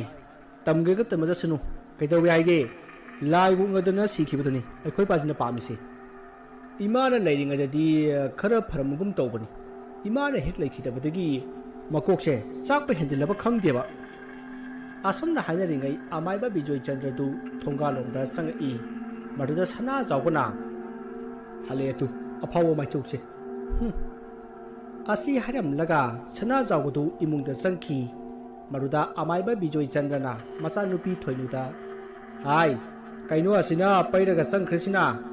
ꯋꯥꯅꯒ ꯍꯜꯂꯛꯄꯁꯤꯗꯅꯦ ꯁꯧ ꯁꯧ ꯇꯧꯔꯛꯀꯅꯨꯀꯣ." "ꯕꯥꯖꯤ, ꯀꯃꯥꯏꯅ ꯁꯧ ꯁꯧ ꯇꯧꯔꯣꯏꯗꯣꯏꯅꯣ? ꯕꯥꯖꯤꯅ ꯉꯔꯥꯡ ꯂꯥꯏ ꯈꯣꯏꯔꯝꯕꯗꯨꯗꯅꯦ ꯀꯔꯤ ꯀꯔꯤ ꯆꯤꯊꯍꯧꯔꯒꯦ ꯈꯪꯗꯦ, ꯇꯝꯅꯗꯅ ꯆꯥꯛꯀ ꯑꯝꯇ ꯊꯣꯡꯕ ꯉꯝꯗ꯭ꯔꯦ ꯑꯩꯈꯣꯏꯗꯤ." "ꯍꯥꯏ, ꯀꯩꯁꯨ ꯇꯧꯔꯣꯏꯗ, ꯅꯣꯏꯅ ꯄꯪꯀꯤꯗ ꯀꯤꯁꯤꯟꯕꯁꯤꯅꯅꯤ꯫ ꯆꯠꯂꯣ ꯆꯠꯂꯣ, ꯅꯊꯧ ꯇꯧꯖꯔꯨꯆꯣ." ꯑꯁꯤ ꯍꯥꯏꯔꯝꯃꯒ ꯑꯃꯥꯏꯕ ꯕꯤꯖꯣꯏꯆꯟꯗ꯭ꯔꯗꯨ ꯌꯨꯝꯒꯤ ꯃꯈꯥ ꯊꯪꯕ ꯌꯦꯅꯈꯥ ꯑꯗꯣꯝꯗ ꯆꯠꯈꯤ꯫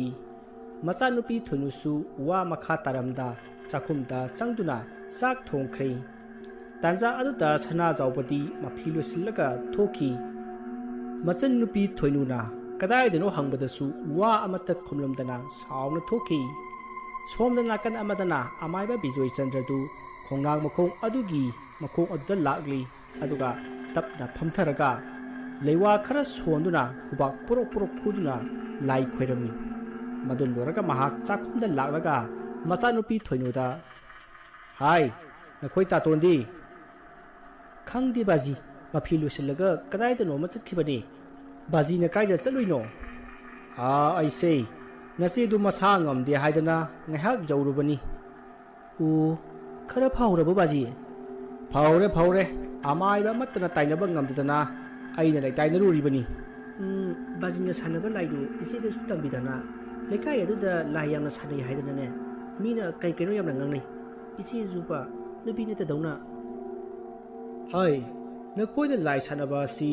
ꯐꯠꯇꯅ ꯁꯨꯝ ꯈꯜꯂꯦꯅꯦ ꯃꯈꯣꯏꯗꯒꯤ ꯑꯩꯈꯣꯏꯅ ꯐꯪꯂꯤꯕ ꯀꯥꯟꯅꯕꯁꯤꯗꯤ ꯅꯈꯣꯏꯅ ꯈꯪꯕ ꯅꯠꯇꯦ ꯍꯥꯏꯕ "ꯕꯥꯖꯤ, ꯃꯈꯣꯏꯗꯒꯤ ꯑꯩꯈꯣꯏꯅ ꯀꯔꯤ ꯀꯥꯟꯅꯕ ꯐꯪꯒꯦ? ꯃꯈꯣꯏꯅ ꯄꯤꯌꯨ ꯍꯥꯏꯕ ꯆꯥꯛꯊꯥꯛꯇꯨ ꯄꯤꯕ, ꯃꯈꯣꯏꯅ ꯇꯝꯅꯔꯛꯄꯗ ꯑꯩꯈꯣꯏꯅ ꯀꯤꯕ, ꯃꯗꯨꯗ ꯑꯌꯦꯠꯄ ꯄꯤꯔꯒꯅ ꯊꯋꯥꯏ ꯂꯧꯒꯦ ꯍꯥꯏꯕ, ꯃꯁꯤꯔꯣ ꯀꯥꯟꯅꯔꯤꯁꯦ? ꯇꯥꯇꯣꯟꯁꯦ ꯌꯥꯝ ꯁꯥꯎꯔꯕꯅꯤꯀꯣ ꯕꯥꯖꯤ." "ꯍꯥꯏ, ꯅꯈꯣꯏꯅ ꯈꯪꯗꯕ ꯌꯥꯝꯅ ꯂꯩ꯫ ꯑꯩ ꯍꯣꯔꯦꯟ ꯅꯈꯣꯏ ꯇꯥꯇꯣꯟ ꯍꯜꯂꯛꯂꯒꯅꯦ ꯑꯩ ꯋꯥ ꯍꯥꯏꯒꯦ." "ꯑꯗꯨ ꯕꯥꯖꯤ, ꯑꯩꯈꯣꯏꯗ ꯂꯥꯏꯅ ꯇꯝꯅꯔꯛꯏꯁꯦ ꯑꯩꯗꯤ ꯌꯥꯝꯅ ꯍꯩꯅꯗꯦ꯫ ꯑꯗꯨ ꯃꯁꯤ ꯉꯥꯛꯊꯣꯛꯅꯕ ꯂꯩꯋꯥ ꯑꯝꯇ ꯇꯝꯕꯤꯌꯨ ꯕꯥꯖꯤ." "ꯇꯥꯛꯂꯒ ꯂꯣꯏꯔꯦꯗꯅ, ꯁꯦ ꯅꯁꯥꯗ ꯑꯀꯤꯕ ꯄꯣꯛꯂꯕ ꯀꯔꯤꯒꯨꯝꯕꯗ ꯅꯈꯣꯏꯗ ꯇꯤꯟꯃꯨ ꯂꯥꯏꯃꯨ ꯈꯨꯔꯧ ꯊꯥꯡꯂꯕꯗꯤ ꯂꯥꯏꯅꯤꯡꯊꯧ ꯁꯅꯥꯃꯍꯤꯒꯤ ꯃꯤꯡꯈꯩ ꯁꯣꯟꯒꯗꯕꯅꯤ." ꯑꯁꯨꯝꯅ ꯑꯃꯥꯏꯕ ꯕꯤꯖꯣꯏꯆꯟꯗ꯭ꯔꯅ ꯃꯆꯥꯅꯨꯄꯤ ꯊꯣꯏꯅꯨꯗ ꯐꯠꯇ꯭ꯔꯕ ꯇꯤꯟꯃꯨ ꯂꯥꯏꯃꯨꯗꯒꯤ ꯉꯥꯛꯊꯣꯛꯅꯅꯕ ꯂꯩꯋꯥ ꯇꯝꯕꯤꯈꯤ꯫ ꯃꯁꯤꯒꯤ ꯃꯇꯨꯡ ꯃꯈꯣꯏ ꯆꯥꯛ ꯂꯣꯏꯔꯗꯨꯅ ꯆꯥꯛ ꯆꯥꯔꯕ ꯃꯇꯨꯡ ꯃꯥꯅ ꯊꯣꯛꯄ ꯄꯣꯊꯥꯅꯔꯤ꯫ ꯑꯗꯨꯕꯨ ꯁꯅꯥꯖꯥꯎꯕꯗꯤ ꯅꯨꯃꯤꯠ ꯇꯥꯔꯕ ꯐꯥꯎꯕ ꯍꯜꯂꯛꯈꯤꯗꯦ꯫ ꯃꯗꯨꯗ ꯃꯆꯟꯅꯨꯄꯤ ꯊꯣꯏꯅꯨꯗꯤ ꯌꯥꯝꯅ ꯄꯥꯈꯠꯈꯤ꯫ ꯑꯁꯨꯝꯅ ꯇꯧꯅ ꯍꯧꯈꯤꯕꯅ ꯅꯨꯃꯤꯗꯥꯡꯒꯤ ꯄꯨꯡ 7 ꯇꯥꯔꯛꯄ ꯑꯗꯨꯋꯥꯏꯗ ꯁꯅꯥꯖꯥꯎꯕꯒꯤ ꯃꯃꯥꯟꯅꯕ ꯑꯃ ꯂꯥꯛꯇꯨꯅ ꯁꯅꯥꯖꯥꯎꯕꯗꯨ ꯅꯨꯄꯤ ꯆꯦꯜꯂꯦ ꯍꯥꯏꯗꯨꯅ ꯄꯥꯎ ꯇꯝꯂꯔꯤ꯫ ꯄꯥꯎ ꯑꯗꯨ ꯇꯥꯕꯗ ꯊꯣꯏꯅꯨꯗꯤ ꯌꯥꯝꯅ ꯍꯔꯥꯎꯖꯈꯤ꯫ ꯑꯗꯨꯕꯨ ꯕꯤꯖꯣꯏꯆꯟꯗ꯭ꯔꯗꯤ ꯃꯁꯥꯗ ꯈꯣꯏꯔꯥꯡ ꯈꯣꯏꯁꯥꯎꯈꯤ꯫ ꯃꯔꯝꯗꯤ ꯃꯥꯅ ꯄꯥꯡꯊꯣꯛꯀꯦ ꯈꯜꯂꯤꯕ ꯊꯕꯛ ꯑꯗꯨ ꯌꯥꯔꯔꯣꯏ ꯈꯟꯕꯗ ꯃꯍꯥꯛ ꯊꯋꯥꯏ ꯌꯥꯝꯅ ꯋꯥꯔꯝꯃꯤ꯫ ꯃꯥꯅ ꯁꯥꯟꯅꯔꯤꯕ ꯂꯥꯏ ꯑꯗꯨ ꯃꯄꯨꯡ ꯐꯥꯗꯅ ꯂꯣꯏꯁꯤꯟꯈꯤꯒꯗ꯭ꯔꯥ ꯈꯟꯕꯗ ꯃꯍꯥꯛ ꯃꯊꯥ ꯌꯥꯝꯅ ꯁꯥꯔꯝꯃꯤ꯫ ꯑꯗꯨꯕꯨ ꯇꯧꯔꯛꯑꯕ ꯊꯕꯛꯅꯤꯅ ꯇꯧꯗꯕ ꯌꯥꯗꯕꯅ ꯁꯅꯥꯖꯥꯎꯕꯒꯤ ꯂꯨꯍꯣꯡ ꯈꯣꯡꯗꯣꯡ ꯇꯧꯈꯤ꯫ ꯃꯗꯨꯒꯤ ꯃꯇꯨꯡ ꯁꯅꯥꯖꯥꯎꯕꯅ ꯂꯨꯍꯣꯡꯂꯕ ꯃꯇꯨꯡꯗꯒꯤꯗꯤ ꯑꯃꯥꯏꯕ ꯁꯅꯥꯖꯥꯎꯕ ꯂꯥꯏ ꯁꯥꯟꯅꯈꯤꯗ꯭ꯔꯦ꯫ ꯑꯗꯨꯕꯨ ꯃꯍꯥꯛ ꯋꯥꯈꯜ ꯌꯥꯝꯅ ꯅꯨꯡꯉꯥꯏꯇꯕꯒꯤ ꯃꯃꯤ ꯑꯃꯗꯤ ꯑꯗꯨꯝ ꯇꯥꯈꯤ꯫ ꯑꯁꯨꯝꯅ ꯃꯇꯝ ꯈꯔ ꯍꯧꯈ꯭ꯔꯕꯗ ꯅꯣꯡꯃ ꯑꯃꯥꯏꯕ ꯕꯤꯖꯣꯏꯆꯟꯗ꯭ꯔꯒꯤ ꯃꯆꯥꯅꯨꯄꯤ ꯑꯍꯜ ꯇꯦꯝꯕꯤꯗꯨ ꯂꯥꯛꯈꯤ꯫ ꯑꯗꯨꯒ ꯃꯄꯥꯒ ꯋꯥꯔꯤ ꯋꯥꯇꯥꯏ ꯀꯌꯥ ꯁꯥꯟꯅꯗꯨꯅ ꯋꯥ ꯈꯟꯅꯈꯤ꯫ ꯃꯗꯨꯗ ꯑꯃꯥꯏꯕ ꯕꯤꯖꯣꯏꯆꯟꯗ꯭ꯔꯅ ꯃꯥꯒꯤ ꯃꯆꯥꯅꯨꯄꯤꯗ ꯍꯥꯏꯔꯤ, "ꯏꯕꯦꯝꯃ, ꯑꯩꯅ ꯑꯩꯒꯤ ꯑꯁꯨꯛ ꯌꯥꯝꯈ꯭ꯔꯕ ꯂꯥꯏ ꯃꯌꯥꯝꯁꯤ ꯃꯔꯝ ꯑꯃꯒꯤ ꯁꯤꯖꯤꯟꯅꯈꯤꯕꯅꯤ꯫ ꯑꯗꯨꯕꯨ ꯍꯧꯖꯤꯛꯇꯤ ꯃꯈꯣꯏꯒꯤ ꯁꯤꯖꯤꯟꯅꯕꯒꯤ ꯃꯇꯝ ꯂꯣꯏꯔꯦ꯫ ꯑꯗꯨꯅ ꯂꯥꯏꯁꯤꯡ ꯑꯁꯤ ꯂꯣꯏꯁꯤꯜꯂꯒꯦ ꯈꯜꯂꯕꯅꯤ꯫ ꯑꯗꯨꯕꯨ ꯑꯁꯤꯒꯨꯝꯕ ꯃꯇꯝ ꯑꯁꯤꯗ ꯅꯪꯒꯤ ꯅꯧꯄꯥ ꯁꯅꯥꯖꯥꯎꯕꯅ ꯃꯌꯨꯝ ꯃꯀꯩ ꯄꯥꯟꯁꯤꯜꯂꯛꯄ ꯑꯁꯤꯗ ꯑꯩꯒꯤ ꯂꯥꯏꯁꯤꯡ ꯑꯁꯤ ꯃꯐꯝ ꯑꯃ ꯈꯪꯅ ꯂꯣꯏꯁꯤꯟꯕ ꯌꯥꯗ꯭ꯔꯦꯅ ꯇꯧꯔꯤꯁꯤ꯫ ꯑꯗꯨꯒ ꯑꯃꯔꯣꯝꯗ ꯏꯃꯧ ꯑꯁꯤꯒꯤ ꯃꯃꯥꯡꯗ ꯑꯩꯅ ꯂꯥꯏ ꯁꯥꯟꯅꯩ ꯍꯥꯏꯕꯁꯤ ꯈꯪꯍꯟꯅꯤꯡꯗꯕꯗꯒꯤ ꯂꯥꯏꯁꯤꯡꯒꯤ ꯆꯥꯛꯊꯥꯛ ꯍꯨꯟꯗꯕꯁꯨ ꯀꯨꯏꯔꯦ꯫ ꯑꯗꯨꯅ ꯃꯈꯣꯏꯁꯤꯡ ꯑꯁꯤ ꯂꯣꯏꯁꯤꯟꯅꯕ ꯅꯪꯅ ꯊꯧꯔꯥꯡ ꯑꯃꯇꯪ ꯄꯥꯏꯈꯠꯂꯨꯅꯦ." "ꯕꯥꯖꯤ, ꯀꯔꯤ ꯊꯧꯔꯥꯡ ꯄꯥꯏꯈꯠꯁꯤꯒꯦ? ꯑꯗꯣ ꯕꯥꯖꯤꯅ ꯅꯍꯥꯟꯋꯥꯏ ꯍꯥꯏꯈꯤꯕꯗ ꯃꯄꯥꯡꯒꯜ ꯀꯟꯕ ꯂꯥꯏ ꯑꯃ ꯁꯦꯝꯒꯅꯤꯅ ꯍꯥꯏꯈꯤꯕꯗꯨꯕꯨ ꯀꯝꯗꯧꯕ?" "ꯃꯗꯨꯒꯤꯗꯣ ꯁꯦꯝꯕ ꯂꯣꯏꯁꯤꯜꯂꯛꯂꯦ꯫ ꯀꯧꯊꯣꯛꯂꯒ ꯃꯊꯧ ꯁꯤꯖꯤꯟꯅꯒꯗꯕ ꯉꯥꯏꯔꯕꯅꯤ꯫ ꯑꯗꯨꯕꯨ ꯃꯄꯨꯡ ꯐꯥꯗ꯭ꯔꯤꯉꯩ ꯑꯁꯤꯗ ꯅꯪꯒꯤ ꯅꯧꯄꯥꯅ ꯌꯨꯝ ꯄꯥꯟꯁꯤꯜꯂꯛꯄ ꯑꯁꯤꯗ ꯑꯩꯒꯤ ꯑꯁꯥ ꯄꯨꯝꯅꯃꯛ ꯄꯨꯡꯀꯥꯏ ꯀꯥꯏꯔꯦꯅꯦꯍꯦ." "ꯑꯗꯨ ꯕꯥꯖꯤꯅ ꯁꯦꯝꯒꯠꯂꯤꯕ ꯂꯥꯏꯗꯣ ꯑꯗꯨꯝ ꯁꯦꯝꯒꯠꯂꯣ꯫ ꯑꯗꯨꯒ ꯃꯥꯕꯨ ꯀꯧꯒꯗꯕ ꯅꯨꯃꯤꯠ ꯑꯗꯨꯗꯤ ꯑꯩꯅ ꯑꯩꯈꯣꯏ ꯁꯅꯥꯖꯥꯎꯕꯒ ꯊꯣꯏꯅꯨꯒ ꯑꯗꯨꯒ ꯂꯩꯃꯍꯜꯒ ꯃꯈꯣꯏ ꯑꯩꯒꯤꯗ ꯂꯥꯛꯂꯒ ꯆꯥꯛ ꯆꯥꯃꯤꯟꯅꯁꯤ ꯍꯥꯏꯔꯒꯦ꯫ ꯃꯇꯝ ꯑꯗꯨꯗ ꯕꯥꯖꯤꯅ ꯂꯥꯏꯗꯣ ꯀꯧꯔꯒ ꯁꯤꯖꯤꯟꯅꯔꯣ꯫ ꯃꯗꯨ ꯂꯣꯏꯔꯒ ꯂꯥꯏ ꯁꯥꯟꯅꯕꯁꯦ ꯇꯣꯛꯂꯁꯤ." "ꯑꯗꯨꯗ ꯏꯕꯦꯝꯃ, ꯑꯩꯅ ꯇꯧꯒꯗꯧꯔꯤꯕ ꯊꯕꯛ ꯑꯁꯤꯗꯤ ꯑꯍꯤꯡ ꯅꯣꯡꯌꯥꯏꯗꯅꯤ꯫ ꯑꯗꯨꯒ ꯅꯪꯅ ꯃꯈꯣꯏ ꯀꯧꯒꯗꯧꯔꯤꯕ ꯑꯁꯤꯅ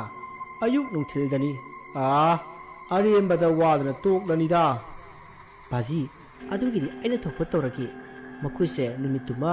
ꯑꯩꯒꯤꯗ ꯊꯝꯒꯦ꯫ ꯑꯗꯣ ꯕꯥꯖꯤꯅ ꯄꯥꯡꯊꯣꯛꯀꯦ ꯈꯜꯂꯤꯕ ꯑꯁꯤꯅ ꯀꯔꯤ ꯅꯨꯃꯤꯠꯇꯅꯣ ꯕꯥꯖꯤ?" "ꯁꯦ, ꯑꯗꯨꯗꯤ ꯑꯩ ꯋꯥ ꯍꯥꯏꯒꯦ꯫ ꯅꯪꯅ ꯃꯈꯣꯏꯁꯦ ꯂꯥꯛꯂꯤꯕ ꯏꯉꯥꯒꯤ 9ꯅꯤ ꯄꯥꯟꯕ ꯅꯨꯃꯤꯠ ꯑꯁꯤꯗ ꯅꯈꯣꯏꯗ ꯐꯥꯖꯤꯟꯗꯨꯅ ꯊꯝꯃꯣ꯫ ꯑꯗꯨ ꯑꯣꯏꯔꯕꯗꯤ ꯑꯩꯅ ꯍꯥꯏꯔꯤꯕ ꯅꯨꯃꯤꯠ ꯑꯗꯨꯗ ꯑꯩꯅ ꯃꯇꯝ ꯀꯌꯥꯗꯒꯤ ꯄꯥꯡꯊꯣꯛꯀꯦ ꯈꯟꯗꯨꯅ ꯂꯥꯛꯂꯤꯕ ꯊꯕꯛ ꯑꯁꯤ ꯄꯥꯡꯊꯣꯛꯂꯒꯦ꯫ ꯑꯗꯨꯒ ꯂꯥꯏꯁꯤꯡ ꯑꯁꯤꯁꯨ ꯂꯣꯏꯁꯤꯜꯂꯒꯦ꯫ ꯍꯧꯖꯤꯛꯇꯤ ꯑꯩꯁꯨ ꯑꯍꯜ ꯃꯇꯝ ꯑꯣꯏꯔꯕꯅꯤꯅ ꯂꯥꯏ ꯁꯥꯟꯅꯕꯁꯤ ꯇꯣꯛꯂꯒꯦ." ꯅꯧꯄꯥ ꯁꯅꯥꯖꯥꯎꯕꯅꯁꯨ ꯌꯥꯝꯅ ꯁꯥꯎꯏ꯫ ꯃꯥꯅ ꯑꯌꯦꯠꯄ ꯍꯦꯛ ꯄꯤꯗꯅ ꯉꯍꯥꯟꯅ ꯂꯣꯏꯁꯤꯟꯕ ꯌꯥꯔꯕ ꯂꯥꯏ ꯑꯁꯤ ꯉꯁꯤ ꯐꯥꯎꯕ ꯂꯣꯏꯁꯤꯟꯕ ꯉꯝꯗꯅ ꯂꯩꯔꯤꯕ ꯑꯁꯤꯅꯤ꯫ ꯉꯍꯥꯟ ꯅꯣꯡꯃꯁꯨ ꯃꯥꯅ ꯂꯥꯏꯙꯤ ꯃꯇꯩ ꯃꯅꯥꯎꯗꯨ ꯁꯨꯝꯖꯤꯟꯅ ꯀꯜꯂꯒ ꯃꯈꯣꯡꯅ ꯀꯥꯎꯗꯅ ꯌꯥꯝꯅ ꯇꯥꯊꯤ ꯇꯥꯑꯣꯏꯅ ꯇꯧꯈꯤꯕ ꯃꯥꯜꯂꯤ꯫ ꯃꯗꯨꯒꯤ ꯁꯥꯎꯗꯅ ꯏꯕꯨꯡꯉꯣꯒꯤ ꯊꯋꯥꯏ ꯂꯧꯒꯅꯤ ꯍꯥꯏꯕꯗꯒꯤ ꯑꯩꯅ ꯋꯥꯅ ꯊꯦꯝꯈꯤꯕꯅꯤ." "ꯑꯗꯨ ꯕꯥꯖꯤ, ꯏꯕꯨꯡꯉꯣꯗ ꯐꯖꯅ ꯍꯥꯏꯔꯒ ꯂꯥꯏꯁꯤꯡ ꯑꯁꯦ ꯂꯣꯏꯁꯤꯟꯕꯅ ꯐꯔꯣꯏꯗ꯭ꯔꯣ?" "ꯀꯗꯥꯏꯗꯒꯤ ꯃꯉꯣꯟꯗ ꯃꯁꯤꯒꯤ ꯋꯥꯔꯤ ꯄꯜꯂꯨ ꯂꯥꯛꯎꯕ ꯌꯥꯕ ꯅꯠꯇꯦꯍꯦ꯫ ꯍꯦꯛ ꯄꯜꯂꯨꯕꯒ ꯈꯣꯡꯅꯥꯡ ꯌꯥꯟꯒꯦ ꯍꯦꯛꯇ ꯍꯥꯏꯔꯤꯕꯅꯤ꯫ ꯀꯔꯤꯒꯨꯝꯕ ꯈꯣꯡꯅꯥꯡ ꯑꯁꯤ ꯌꯥꯟꯈ꯭ꯔꯕꯗꯤ ꯏꯃꯨꯡ ꯑꯁꯤ ꯅꯠꯇꯅ ꯂꯩꯀꯥꯏ ꯑꯁꯤ ꯇꯨꯝꯒꯗꯧꯔꯤꯕꯅꯤꯅꯦ." "ꯐꯔꯦ ꯕꯥꯖꯤꯅ ꯍꯥꯏꯕ ꯂꯥꯏ ꯈꯣꯏꯔꯝꯕꯒꯤ ꯊꯕꯛꯇꯣ ꯂꯥꯛꯂꯤꯕ ꯏꯉꯥꯒꯤ 9ꯅꯤ ꯄꯥꯟꯕ ꯅꯨꯃꯤꯠ ꯑꯁꯤꯗ ꯄꯥꯡꯊꯣꯛꯄꯤꯔꯣ꯫ ꯑꯩꯅ ꯊꯣꯛꯄ ꯃꯈꯣꯏ ꯑꯁꯦ ꯑꯩꯒꯤꯗ ꯊꯝꯃꯒꯦ." "ꯍꯣꯏ." ꯑꯁꯨꯝꯅ ꯃꯄꯥ ꯃꯆꯥ ꯑꯅꯤꯗꯨ ꯋꯥꯔꯤ ꯁꯥꯟꯅꯔꯕ ꯃꯇꯨꯡ ꯃꯈꯣꯏ ꯏꯉꯥꯒꯤ ꯃꯥꯄꯟꯅꯤ ꯄꯥꯟꯕ ꯅꯨꯃꯤꯠ ꯉꯥꯏꯗꯨꯅ ꯂꯩꯈꯤ꯫ ꯑꯁꯨꯝꯅ ꯃꯇꯝꯗꯨ ꯍꯧꯈꯤꯕꯅ ꯏꯉꯥꯒꯤ ꯃꯥꯄꯟꯅꯤ ꯄꯥꯟꯕ ꯅꯨꯃꯤꯠ ꯑꯗꯨ ꯌꯧꯁꯤꯜꯂꯛꯈꯤ꯫ ꯅꯨꯃꯤꯠ ꯑꯗꯨ ꯌꯧꯒꯗꯕ ꯅꯨꯃꯤꯠ ꯅꯤꯅꯤ ꯋꯥꯠꯂꯤꯉꯩꯗ ꯕꯤꯖꯣꯏ ꯆꯟꯗ꯭ꯔꯒꯤ ꯃꯆꯥꯅꯨꯄꯤ ꯑꯍꯟ ꯇꯦꯝꯕꯤꯅ ꯁꯅꯥꯖꯥꯎꯕ ꯂꯩꯃꯍꯜ ꯑꯃꯗꯤ ꯊꯣꯏꯅꯨꯕꯨ ꯃꯈꯣꯏꯗ ꯂꯥꯛꯇꯨꯅ ꯆꯥꯛ ꯆꯔꯥ ꯑꯃ ꯆꯥꯃꯤꯟꯅꯅꯕ ꯍꯥꯏꯈꯤ꯫ ꯋꯥꯐꯝ ꯑꯗꯨ ꯁꯅꯥꯖꯥꯎꯕ ꯂꯩꯃꯍꯜ ꯑꯃꯗꯤ ꯊꯣꯏꯅꯨꯁꯨ ꯍꯔꯥꯎ ꯍꯔꯥꯎ ꯌꯥꯈꯤ꯫ ꯃꯗꯨꯗ ꯑꯃꯥꯏꯕ ꯕꯤꯖꯣꯏ ꯆꯟꯗ꯭ꯔꯁꯨ ꯃꯥꯒꯤ ꯂꯥꯏ ꯈꯣꯏꯔꯝꯕꯗ ꯆꯪꯒꯗꯕ ꯄꯣꯠꯂꯝ ꯆꯩꯔꯝ ꯑꯃꯗꯤ ꯂꯥꯏ ꯁꯣꯟꯕꯗ ꯆꯪꯒꯗꯕ ꯄꯣꯠꯂꯝꯁꯤꯡ ꯂꯣꯏꯅ ꯃꯆꯥꯅꯨꯄꯤ ꯇꯦꯝꯕꯤꯒ ꯄꯨꯟꯅ ꯂꯥꯡꯃꯤꯟꯅꯈꯤ꯫ ꯏꯉꯥꯒꯤ ꯃꯥꯄꯟꯅꯤ ꯄꯥꯟꯕ ꯅꯨꯃꯤꯠꯅꯤ꯫ ꯅꯨꯃꯤꯠ ꯑꯗꯣ ꯅꯣꯡꯊꯤ ꯅꯣꯡꯃꯪꯗꯨꯅ ꯅꯣꯡ ꯊꯤꯂꯤ ꯊꯤꯂꯤ ꯇꯥꯔꯤ꯫ ꯍꯥꯏꯅꯈꯤꯕꯒꯤ ꯃꯇꯨꯡ ꯏꯟꯅ ꯁꯅꯥꯖꯥꯎꯕ ꯂꯩꯃꯍꯜ ꯑꯃꯗꯤ ꯊꯣꯏꯅꯨ ꯇꯦꯝꯕꯤ ꯍꯣꯏꯗ ꯆꯠꯅꯅꯕ ꯁꯦꯝ ꯁꯥꯗꯨꯅ ꯂꯣꯏꯁꯤꯜꯂꯤ꯫ ꯁꯣꯝꯗ ꯑꯃꯥꯏꯕ ꯕꯤꯖꯣꯏ ꯆꯟꯗ꯭ꯔꯁꯨ ꯃꯁꯥ ꯑꯗꯣ ꯌꯥꯝꯅ ꯆꯔꯥꯡꯅꯖꯔꯤ꯫ ꯃꯃꯧ ꯅꯨꯄꯤ ꯂꯩꯃꯍꯜꯅ ꯆꯥꯛ ꯊꯣꯡꯂꯤꯕ ꯑꯗꯨꯗ ꯆꯪꯉꯛꯇꯨꯅ "ꯏꯃꯧ ꯏꯕꯦꯝꯃ, ꯅꯉꯣꯟꯗ ꯋꯥꯐꯝ ꯑꯃ ꯁꯤꯟꯅꯔꯝꯒꯦ꯫ ꯀꯔꯤꯒꯨꯝꯕ ꯑꯩꯅ ꯁꯤꯈ꯭ꯔꯕꯗꯤ ꯋꯥꯐꯝ ꯑꯁꯦ ꯍꯥꯏꯕ ꯅꯪꯍꯧꯔꯔꯣꯏ ꯈꯟꯗꯅ ꯍꯧꯖꯤꯛ ꯍꯥꯏꯔꯤꯕꯅꯤ꯫ ꯀꯔꯤꯒꯨꯝꯕ ꯅꯪꯒꯤ ꯈꯣꯏꯖꯤ ꯈꯥꯗ ꯃꯤꯇꯝꯂꯤꯕ ꯏꯁꯨ ꯑꯗꯨꯅ ꯇꯥꯏꯕꯪ ꯐꯥꯎꯔꯛꯂꯕꯗ ꯃꯥꯒꯤ ꯅꯥꯎꯐꯝ ꯑꯗꯨ ꯃꯈꯥ ꯊꯪꯕ ꯌꯦꯅꯈꯥꯗ ꯐꯨꯝꯕ ꯌꯥꯗꯦꯀꯣ꯫ ꯑꯋꯥꯡ ꯊꯪꯕꯗ ꯐꯨꯝꯃꯨ ꯍꯥꯏꯌꯨ꯫ ꯀꯔꯤꯒꯨꯝꯕ ꯑꯩꯅ ꯍꯥꯏꯔꯤꯕ ꯑꯁꯤ ꯇꯧꯗ꯭ꯔꯕꯗꯤ ꯏꯁꯨꯗꯨ ꯄꯨꯟꯁꯤ ꯇꯦꯟꯒꯅꯤ, ꯇꯤꯟꯌꯦꯠ ꯂꯥꯏꯌꯦꯠꯀꯅꯤ, ꯂꯥꯏꯁꯤꯡꯒꯤ ꯁꯥꯊꯨꯐꯝ ꯑꯣꯏꯗꯨꯅ ꯂꯩꯒꯗꯧꯔꯤꯕꯅꯤ ꯀꯣ꯫ ꯑꯗꯨꯒ ꯃꯈꯥ ꯊꯪꯕꯗ ꯍꯧꯔꯤꯕ ꯈꯣꯡꯅꯥꯡ ꯑꯁꯤꯁꯨ ꯁꯅꯥꯖꯥꯎꯕꯗ ꯌꯥꯟꯒꯅꯨ ꯍꯥꯏꯌꯨ꯫ ꯃꯁꯦ ꯉꯁꯤꯗꯒꯤ ꯆꯍꯤ 7 ꯁꯨꯕꯗ ꯀꯪꯗꯨꯅ ꯑꯗꯨꯃꯛ ꯇꯦꯛꯇꯨꯅ ꯃꯥꯡꯈ꯭ꯔꯒꯗꯕꯅꯤ꯫ ꯑꯗꯨꯅ ꯃꯥꯅ ꯌꯥꯟꯊꯠꯀꯅꯨ ꯍꯥꯏꯌꯨꯀꯣ꯫ ꯑꯁꯤ ꯍꯥꯏꯔꯝꯂꯒ ꯑꯃꯥꯏꯕ ꯕꯤꯖꯣꯏ ꯆꯟꯗ꯭ꯔꯗꯨ ꯊꯣꯛꯈ꯭ꯔꯦ꯫ ꯍꯥꯏꯔꯝꯂꯤꯕ ꯋꯥꯐꯝ ꯑꯗꯨ ꯀꯔꯤꯅꯣ ꯍꯥꯏꯕ ꯃꯃꯧ ꯅꯨꯄꯤ ꯂꯩꯃꯍꯜꯅ ꯚꯥꯞ ꯇꯥꯕ ꯉꯝꯖꯗꯦ꯫ ꯑꯃꯥꯏꯕ ꯕꯤꯖꯣꯏ ꯆꯟꯗ꯭ꯔꯅ ꯃꯆꯥꯅꯨꯄꯥ ꯑꯃꯗꯤ ꯃꯆꯥꯅꯨꯄꯤꯗ ꯍꯥꯏꯕ ꯌꯥꯕꯅꯤ, ꯑꯗꯨꯕꯨ ꯉꯁꯤꯒꯤ ꯅꯨꯃꯤꯠ ꯑꯁꯤꯗꯤ ꯃꯥꯒꯤ ꯏ ꯃꯔꯤ ꯑꯣꯏꯕ ꯑꯃꯠꯇꯒ ꯋꯥꯔꯤ ꯋꯥꯇꯥꯏ ꯁꯥꯟꯅꯕ ꯌꯥꯗꯕꯅ ꯋꯥꯐꯝ ꯑꯁꯤ ꯃꯥꯒꯤ ꯃꯃꯧ ꯅꯨꯄꯤꯗ ꯍꯥꯏꯔꯝꯂꯤꯕꯅꯤ꯫ ꯑꯁꯨꯝꯅ ꯃꯇꯝꯗꯨ ꯍꯧꯈ꯭ꯔꯦ꯫ ꯃꯌꯥꯝ ꯄꯨꯝꯅꯃꯛ ꯇꯦꯝꯕꯤ ꯍꯣꯏꯗ ꯆꯠꯈ꯭ꯔꯦ꯫ ꯉꯁꯥꯏ ꯑꯃꯥꯏꯕ ꯕꯤꯖꯣꯏ ꯆꯟꯗ꯭ꯔꯅ ꯍꯥꯏꯈꯤꯕꯁꯤꯡ ꯑꯗꯨ ꯂꯩꯃꯍꯜꯗꯤ ꯃꯔꯥꯡ ꯃꯔꯥꯡ ꯇꯧꯕꯗꯨꯗ ꯑꯗꯨꯃꯛ ꯀꯥꯎꯈ꯭ꯔꯦ꯫ ꯑꯁꯨꯝꯅ ꯃꯈꯣꯏꯗꯤ ꯇꯦꯝꯕꯤ ꯍꯣꯏꯒꯤ ꯌꯨꯝꯗ ꯌꯧꯗꯨꯅ ꯋꯥꯔꯤ ꯋꯥꯇꯥꯏ ꯀꯌꯥ ꯁꯥꯗꯨꯅ ꯂꯩꯈ꯭ꯔꯦ꯫ ꯁꯣꯝꯗ ꯑꯃꯥꯏꯕ ꯕꯤꯖꯣꯏ ꯆꯟꯗ꯭ꯔꯁꯨ ꯃꯥꯒꯤ ꯂꯥꯏ ꯈꯣꯏꯔꯝꯕꯗ ꯆꯪꯒꯗꯕ ꯄꯣꯠꯂꯝꯁꯤꯡ ꯁꯦꯝ ꯁꯥꯗꯨꯅ ꯂꯩꯔꯤ꯫ ꯃꯇꯝꯗꯨ ꯅꯣꯡꯁꯨ ꯇꯥꯕ ꯂꯦꯞꯇꯦ, ꯈꯥꯛꯄ ꯂꯥꯎꯕꯁꯨ ꯇꯧꯔꯤ꯫ ꯃꯇꯝꯗꯤ ꯑꯁꯨꯝ ꯍꯧꯈꯤꯕꯅ ꯅꯨꯃꯤꯠ ꯇꯥꯁꯤꯜꯂꯛꯂꯤ꯫ ꯁꯣꯝꯗ ꯁꯅꯥꯖꯥꯎꯕ ꯂꯩꯃꯍꯜ ꯑꯃꯗꯤ ꯊꯣꯏꯅꯨꯗꯨ ꯌꯨꯝꯗ ꯍꯟꯅꯅꯕ ꯃꯆꯦ ꯇꯦꯝꯕꯤꯗ ꯍꯥꯏꯔꯤ꯫ ꯃꯗꯨꯗ ꯃꯆꯦ ꯇꯦꯝꯕꯤꯅꯁꯨ "ꯍꯣꯏ ꯍꯣꯏ, ꯃꯝꯗ꯭ꯔꯤꯉꯩ ꯑꯁꯤꯗ ꯍꯜꯂꯣ" ꯍꯥꯏꯗꯨꯅ ꯍꯔꯥꯎ ꯍꯔꯥꯎ ꯍꯥꯏꯔꯤ꯫ ꯑꯗꯨꯅ ꯇꯧꯅꯔꯤꯉꯩ ꯇꯟꯖꯥ ꯑꯗꯨꯗ ꯁꯅꯥꯖꯥꯎꯕꯗꯣ ꯃꯀꯣꯛ ꯉꯥꯎꯏ ꯍꯥꯏꯗꯨꯅ ꯂꯩꯈ꯭ꯔꯦ꯫ ꯃꯗꯨꯗ ꯃꯆꯦ ꯇꯦꯝꯕꯤꯅ ꯐꯃꯨꯡꯗ ꯉꯥꯏꯍꯥꯛ ꯍꯤꯞꯂꯒ ꯐꯕ꯭ꯔ ꯌꯦꯡꯉꯨ ꯍꯥꯏꯗꯨꯅ ꯍꯤꯞꯍꯟꯈꯤ꯫ ꯑꯁꯨꯝꯅ ꯁꯅꯥꯖꯥꯎꯕꯅ ꯇꯧꯔꯛꯂꯤꯕ ꯑꯁꯤ ꯉꯁꯥꯏ ꯃꯆꯦ ꯇꯦꯝꯕꯤꯅ ꯃꯥꯒꯤ ꯆꯥꯅꯕꯗ ꯄꯣꯠꯌꯥꯟ ꯍꯥꯞꯆꯤꯟꯗꯨꯅ ꯃꯄꯥꯕꯨꯡꯒꯤ ꯊꯧꯔꯝ ꯑꯗꯨꯗ ꯑꯌꯦꯠꯄ ꯄꯤꯗꯅꯕ ꯁꯤꯟꯈ꯭ꯔꯕ ꯊꯧꯔꯥꯡꯅꯤ꯫ ꯃꯇꯝꯗꯤ ꯑꯁꯨꯝ ꯍꯧꯖꯤꯟꯈꯤꯕꯅ ꯅꯨꯃꯤꯗꯥꯡꯒꯤ ꯄꯨꯡ 3 ꯇꯥꯔꯛꯂꯤ꯫ ꯃꯇꯝ ꯑꯗꯨ ꯐꯥꯎꯕꯗ ꯁꯅꯥꯖꯥꯎꯕꯗꯤ ꯃꯀꯣꯛ ꯉꯥꯎꯕ ꯐꯠꯇꯦ ꯍꯥꯏꯗꯨꯅ ꯑꯗꯨꯃꯛ ꯂꯩꯈ꯭ꯔꯦ꯫ ꯁꯣꯝꯗꯅ ꯑꯃꯥꯏꯕ ꯕꯤꯖꯣꯏ ꯆꯟꯗ꯭ꯔꯗꯨ ꯀꯟꯅ ꯇꯥꯔꯤꯕ ꯅꯣꯡ ꯃꯔꯛ ꯑꯗꯨꯗ ꯂꯥꯛꯇꯨꯅ ꯃꯈꯣꯏꯒꯤ ꯃꯈꯥ ꯊꯪꯕ ꯌꯦꯅꯈꯥꯗ ꯍꯧꯔꯤꯕ ꯈꯣꯡꯅꯥꯡ ꯄꯥꯝꯕꯤ ꯑꯅꯤ ꯑꯗꯨꯒꯤ ꯃꯅꯥꯛꯇ ꯐꯝꯊꯩ꯫ ꯑꯗꯨꯒ ꯃꯐꯤ ꯃꯔꯣꯟ ꯄꯨꯝꯅꯃꯛ ꯂꯧꯊꯣꯛꯇꯨꯅ ꯑꯀꯟꯕ ꯂꯥꯏꯁꯣꯟ ꯀꯌꯥ ꯁꯣꯟꯕ ꯍꯧꯔꯛꯂꯤ꯫ ꯇꯥꯟꯖꯥ ꯑꯗꯨꯗ ꯃꯥꯒꯤ ꯑꯀꯣꯏꯕꯗ ꯑꯃꯨꯕ ꯃꯩꯈꯨ ꯀꯌా ꯑꯃ ꯄꯥꯏꯔꯛꯇꯨꯅ ꯃꯥꯒꯤ ꯑꯀꯣꯏꯕꯗ ꯏꯀꯣꯏ ꯀꯣꯏꯅ ꯂꯩꯔꯔꯤ꯫ ꯃꯁꯤꯗꯒꯤ ꯑꯃꯥꯏꯕ ꯕꯤꯖꯣꯏ ꯆꯟꯗ꯭ꯔꯅ ꯃꯃꯤꯠ ꯆꯦꯖꯦꯠ ꯎꯏꯁꯤꯟꯗꯨꯅ ꯃꯌꯥ ꯂꯥꯎꯅ ꯀꯥꯊꯣꯛꯇꯨꯅ ꯀꯟꯅ ꯂꯥꯎꯔꯛꯏ꯫ ꯇꯥꯟꯖꯥ ꯑꯗꯨꯗ ꯃꯥꯒꯤ ꯑꯀꯣꯏꯕꯗ ꯎꯪꯗꯨꯅ ꯂꯩꯔꯝꯕ ꯑꯃꯨꯕ ꯃꯩꯈꯨ ꯃꯌꯥꯝ ꯑꯗꯣ ꯃꯥꯒꯤ ꯃꯈꯅꯥꯎꯗ ꯆꯪꯈꯤ꯫ ꯑꯁꯨꯝꯅ ꯇꯧꯔꯛꯄꯗ ꯑꯃꯥꯏꯕ ꯕꯤꯖꯣꯏ ꯆꯟꯗ꯭ꯔꯒꯤ ꯃꯁꯥ ꯑꯗꯣ ꯍꯥꯃꯨꯛꯀꯨꯝꯅ ꯃꯨꯁꯤꯟ ꯃꯨꯈ꯭ꯔꯦ꯫ ꯃꯁꯤꯗꯒꯤ ꯃꯥꯒꯤ ꯃꯃꯤꯠ ꯑꯗꯣ ꯉꯛꯁꯪ ꯉꯥꯡꯅ ꯄꯥꯡꯊꯣꯔꯛꯏ꯫ ꯍꯧꯖꯤꯛꯇꯤ ꯃꯥꯒꯤ ꯃꯁꯥ ꯑꯗꯨ ꯀꯩꯁꯥꯟ ꯑꯃꯨꯕ ꯑꯃꯒꯨꯝ ꯃꯨꯁꯤꯟ ꯃꯨꯅ ꯃꯇꯨ ꯖꯣꯝ ꯖꯣꯝ ꯄꯥꯜꯂꯛꯏ꯫ ꯑꯗꯨꯒ ꯃꯆꯤꯟ ꯑꯗꯨꯁꯨ ꯇꯨꯝꯊꯣꯔꯛꯂꯤ꯫ ꯃꯁꯤꯗꯒꯤ ꯃꯍꯥꯛ ꯀꯟꯅ ꯂꯥꯎꯔꯒ ꯃꯐꯝ ꯑꯗꯨ ꯊꯥꯗꯣꯛꯂꯝꯂꯒ ꯊꯨꯅ ꯌꯥꯡꯅ ꯆꯦꯟꯈ꯭ꯔꯦ꯫ ꯑꯁꯣꯝꯗ ꯅꯥꯀꯟ ꯑꯃꯗꯅ ꯁꯅꯥꯖꯥꯎꯕꯗꯨ ꯒ꯭ꯌꯥꯟ ꯂꯥꯛꯃꯟꯗꯕ ꯑꯗꯨꯗ ꯃꯥꯒꯤ ꯅꯨꯄꯤ ꯂꯩꯃꯍꯜꯅ ꯃꯍꯥꯛ ꯊꯅꯝꯃꯁꯤ, ꯑꯗꯨꯒ Thoinu ga mabani yumda halasi yumda ahan matomta lehobado nungaiti saksu saram khiloi hairi afam aduda Thoinu su yari adubu masi tiambina kaisu taroi bajigi wabu haiduna makoi ani pu chatkidanaba khamduna asum thamli adubu leimahalna yamandabadagi thadoi makoi ani chatnanaba sem saraklei asomdana samarak mimarak olaba amaiba Bijoy Chandradu akhak arau galonina haithariba nongmarak aduda asum laklaga yum amada sangai mahakna yum adugi thongal jarokpada masing yamlaba tinmu laimu soren kaya chat chatuna leiramki madu mayamdugi marakta amaiba Bijoy Chandrasu songsinki magi matau adu ubada lairamliba tinmu laimu saroi ngaroi soren punamak khangprek khangi masidagi mapangkan kallaba lai kaya songsillatuna amaiba Bijoy Chandraga namnaba horakli adubu leiramliba lai punamak Bijoy Chandran onba mi marak sa marak tawba lai aduna mana ngamduna pai paiduna langthokpada makhwang tekpa makhut leithekpa tawduna tap tamna phudarakli makhoina naduna law khongbagi makhol tabada laising adubu tainariba amaiba makoli makhutta kangjei kanghu ama paiduna mapalangda thorakli adubu taromliba matawadu ubada mahak ngakpana kham thengli adu kallaba layam sing adubu irai laina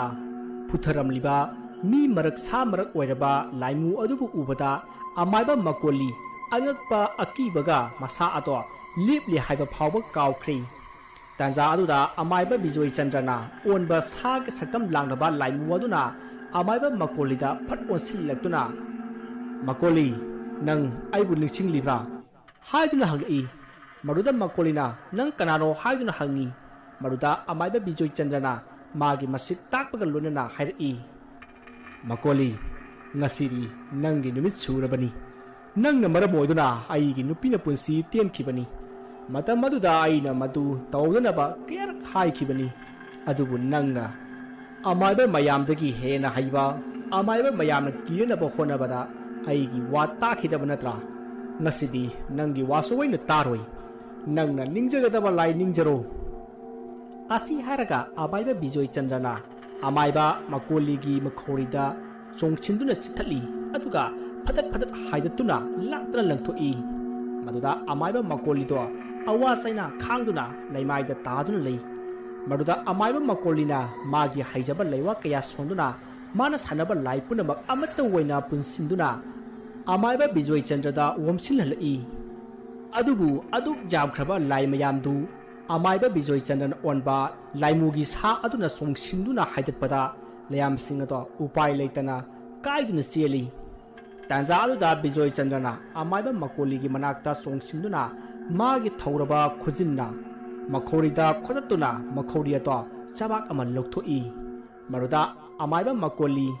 I haithatuna khap songdamlaga aroiba oiki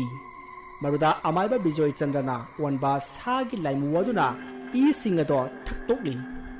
madugi matung mahak mayum lomda amu halaklei mahakna amaiba makolibu halibasi mamangda amaiba Bijoy Chandragi nupigi thawaibu kauduna sanakhi madu tawdunaba amaiba Bijoy Chandrana kayara khanna haiki adubu amaiba makolina suya yakhidi mana asumna tawribasi amaiba Bijoy Chandragi nupi khaktata natte mayam ama yamlibani adubu amaiba amatana mangonda karimata tawba ngamkhidi maramdi magi kallaba lai kaya sijinnaduna magi manakta thamkhibana kanamatna maga manaba ngamkhidi mangonda lai thajalluba amaiba mari amasu mapunsi mangkhrabani amaiba makolina asumna tawribagi maramdi mangonda amaiba tamba laktaba amadi maga hanadagi haiba taraduna leiriba magi yeknaba weriba amaiba ponada amaiba tamba lakpa khudimak mahakna awaba piba pambadagi thabak asi tawribani madu ngamnanaba amaiba Bijoy Chandrana masu lai sanabagi maramda koina thawai yauksinduna mahaksu lai kaya sanaba haurakhi amadi amaiba amana hekta tawbada waragadaba miga laiga punsinduna sagi saktam lauduna thabak pangthokpa ngamnanaba sanglaba chahi kun asi honaduna laklibani magi nupisu mahakna kanba ngamkhidi ngawna phaina naduna adumak sikhi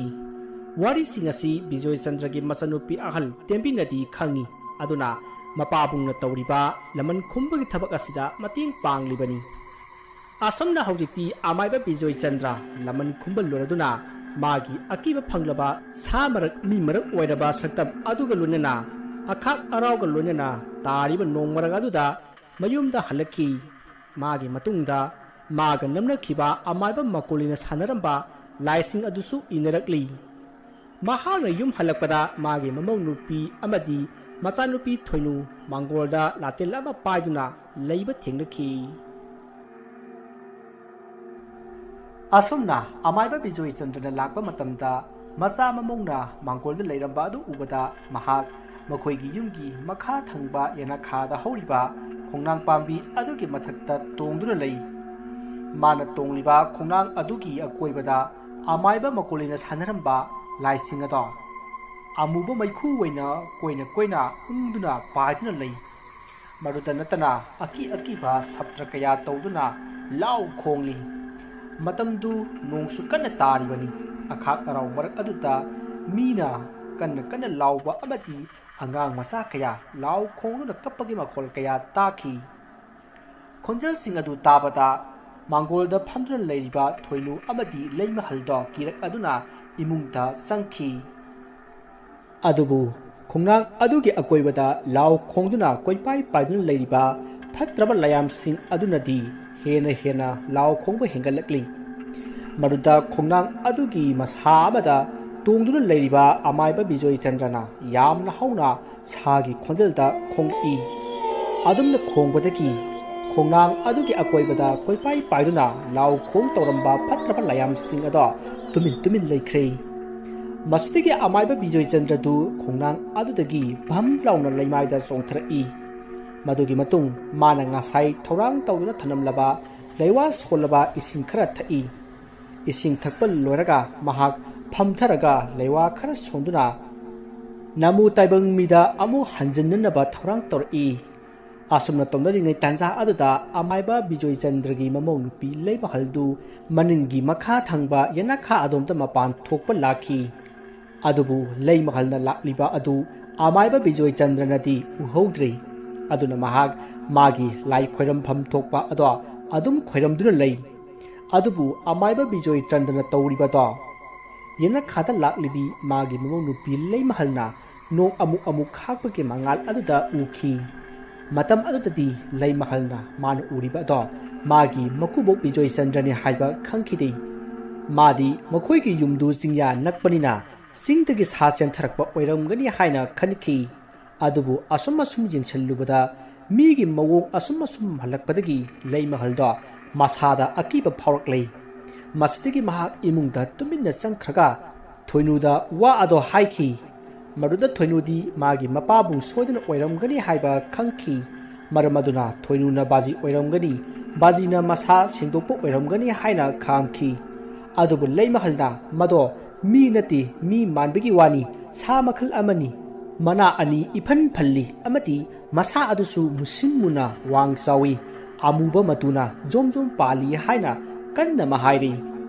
masidagi thoinusu karino haibatu khangninba phawrakladuna mana malai mahalga punna mapalangda thorai tasengna mahakti mapabungna sa marak mi marak oiramgani haiba sukhang khangludabani maram masina mahaksu kana weraba jano haiduna mapanda lei mahalga punna thoraklibani asumna thoraklaga lei mahalna thoinubu makhoigi yumgi makha thangba yanakha adomda purai aduga mafam arudagi khitang handoklaga hauriba khongnang pambi adugi maikaida yinghalli matam aduda amaiba Bijoy Chandrana onkhiba saktam aduna karino ama tawbatu amuk nong amu khakpake mangal aduda ukhi madu ubada thoinudi ki khiduna masa ado kaidaugadabano khangdrei magi manamada imungda sanganna ba hairi maduda leimahalna yamna hauna kanano adu leiribado mira sara haina lauki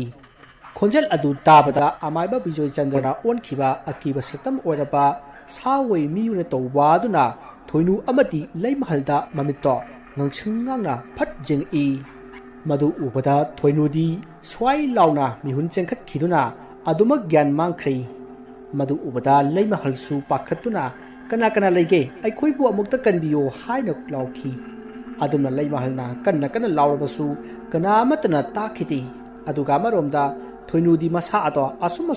musin musilaklei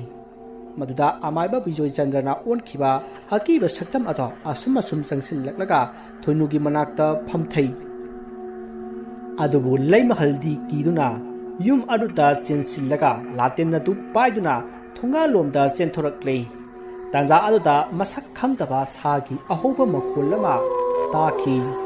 maduda lay mahalda tung hanna yinglaga thoinubu kautuna kapki aduga mahak magi mapuroiba sana zawna leihopa tembi khoida laklei aduga wafam punamak tamki wafam adu tabata tembi di yamna pakhatki aduga mana haibe yadi yum aduda hankhinu haibe yadi haiduna yamna saurami aduga lay mahalda karigi thoinu matomta thalamlibano haiduna su sairami tembina nganglibadu lay mahaldi kari mata bhap taramdi masidagi tembina maupa nupa sana zawbabu sinaduna leiramu haina lay mahalda sinaramlaga mahak thoinuna taduna lehoba yum aduda lakhi asuna lakpana tembidu haujikti yum ado yaure maduda mahakna thoinubu kauduna thirai matam aduta yum adugi makha thangba yanakha adomdagi mapa Bijoy Chandrana khumlakhi maduda tembidu yamna pakhana makha thangba yanakha adomda prap lai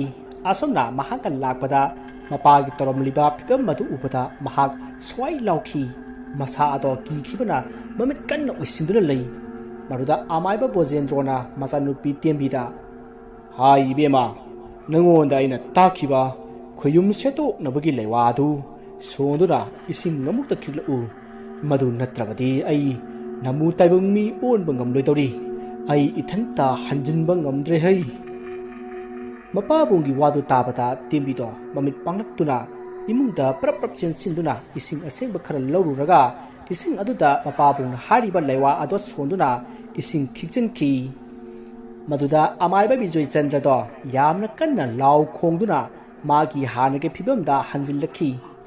adumna hanjillakpada amaiba Bijoy Chandra gi masadagi musinmuba amuba maikhu mayamama paithokhi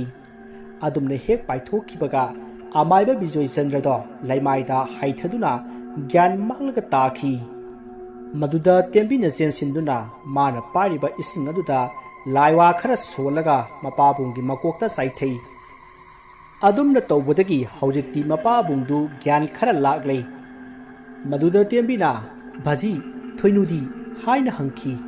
maduda mapana makha thangba dhari aduda makhut thilli maduda tembina yinglubata thoinudu angaubi amagum tumina tasinduna phamlega leirami ngasai thoinuna musin kiba adu amaiba Bijoy Chandrana loinamak chingthokhrabani madugidemaktani ngasai Bijoy Chandrana hauna sagi khonjenda laukhiba do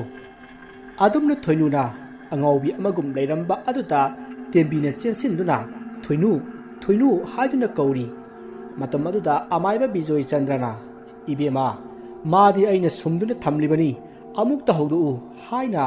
tembida hairakhi maduda tembisu bhap taraduna machinda leiwa khara solaga makokta nanthai adumna tawbudagi haujikti thoinuda wakhal laklei mahana wakhal lakpada mapa Bijoy Chandrana laimaida leikhom marakta olamba adda ipa pakhana masi tembida ise bachi sekeidorage haiduna hangki maduda Bijoy Chandrana masa sengtokpa chatlubani halakpada nanthuduna tusillibani haina khumki maduda thoinuna mana ngasai sa ama ukibagi wari ado tembi amadi mapa Bijoy Chandra da tamki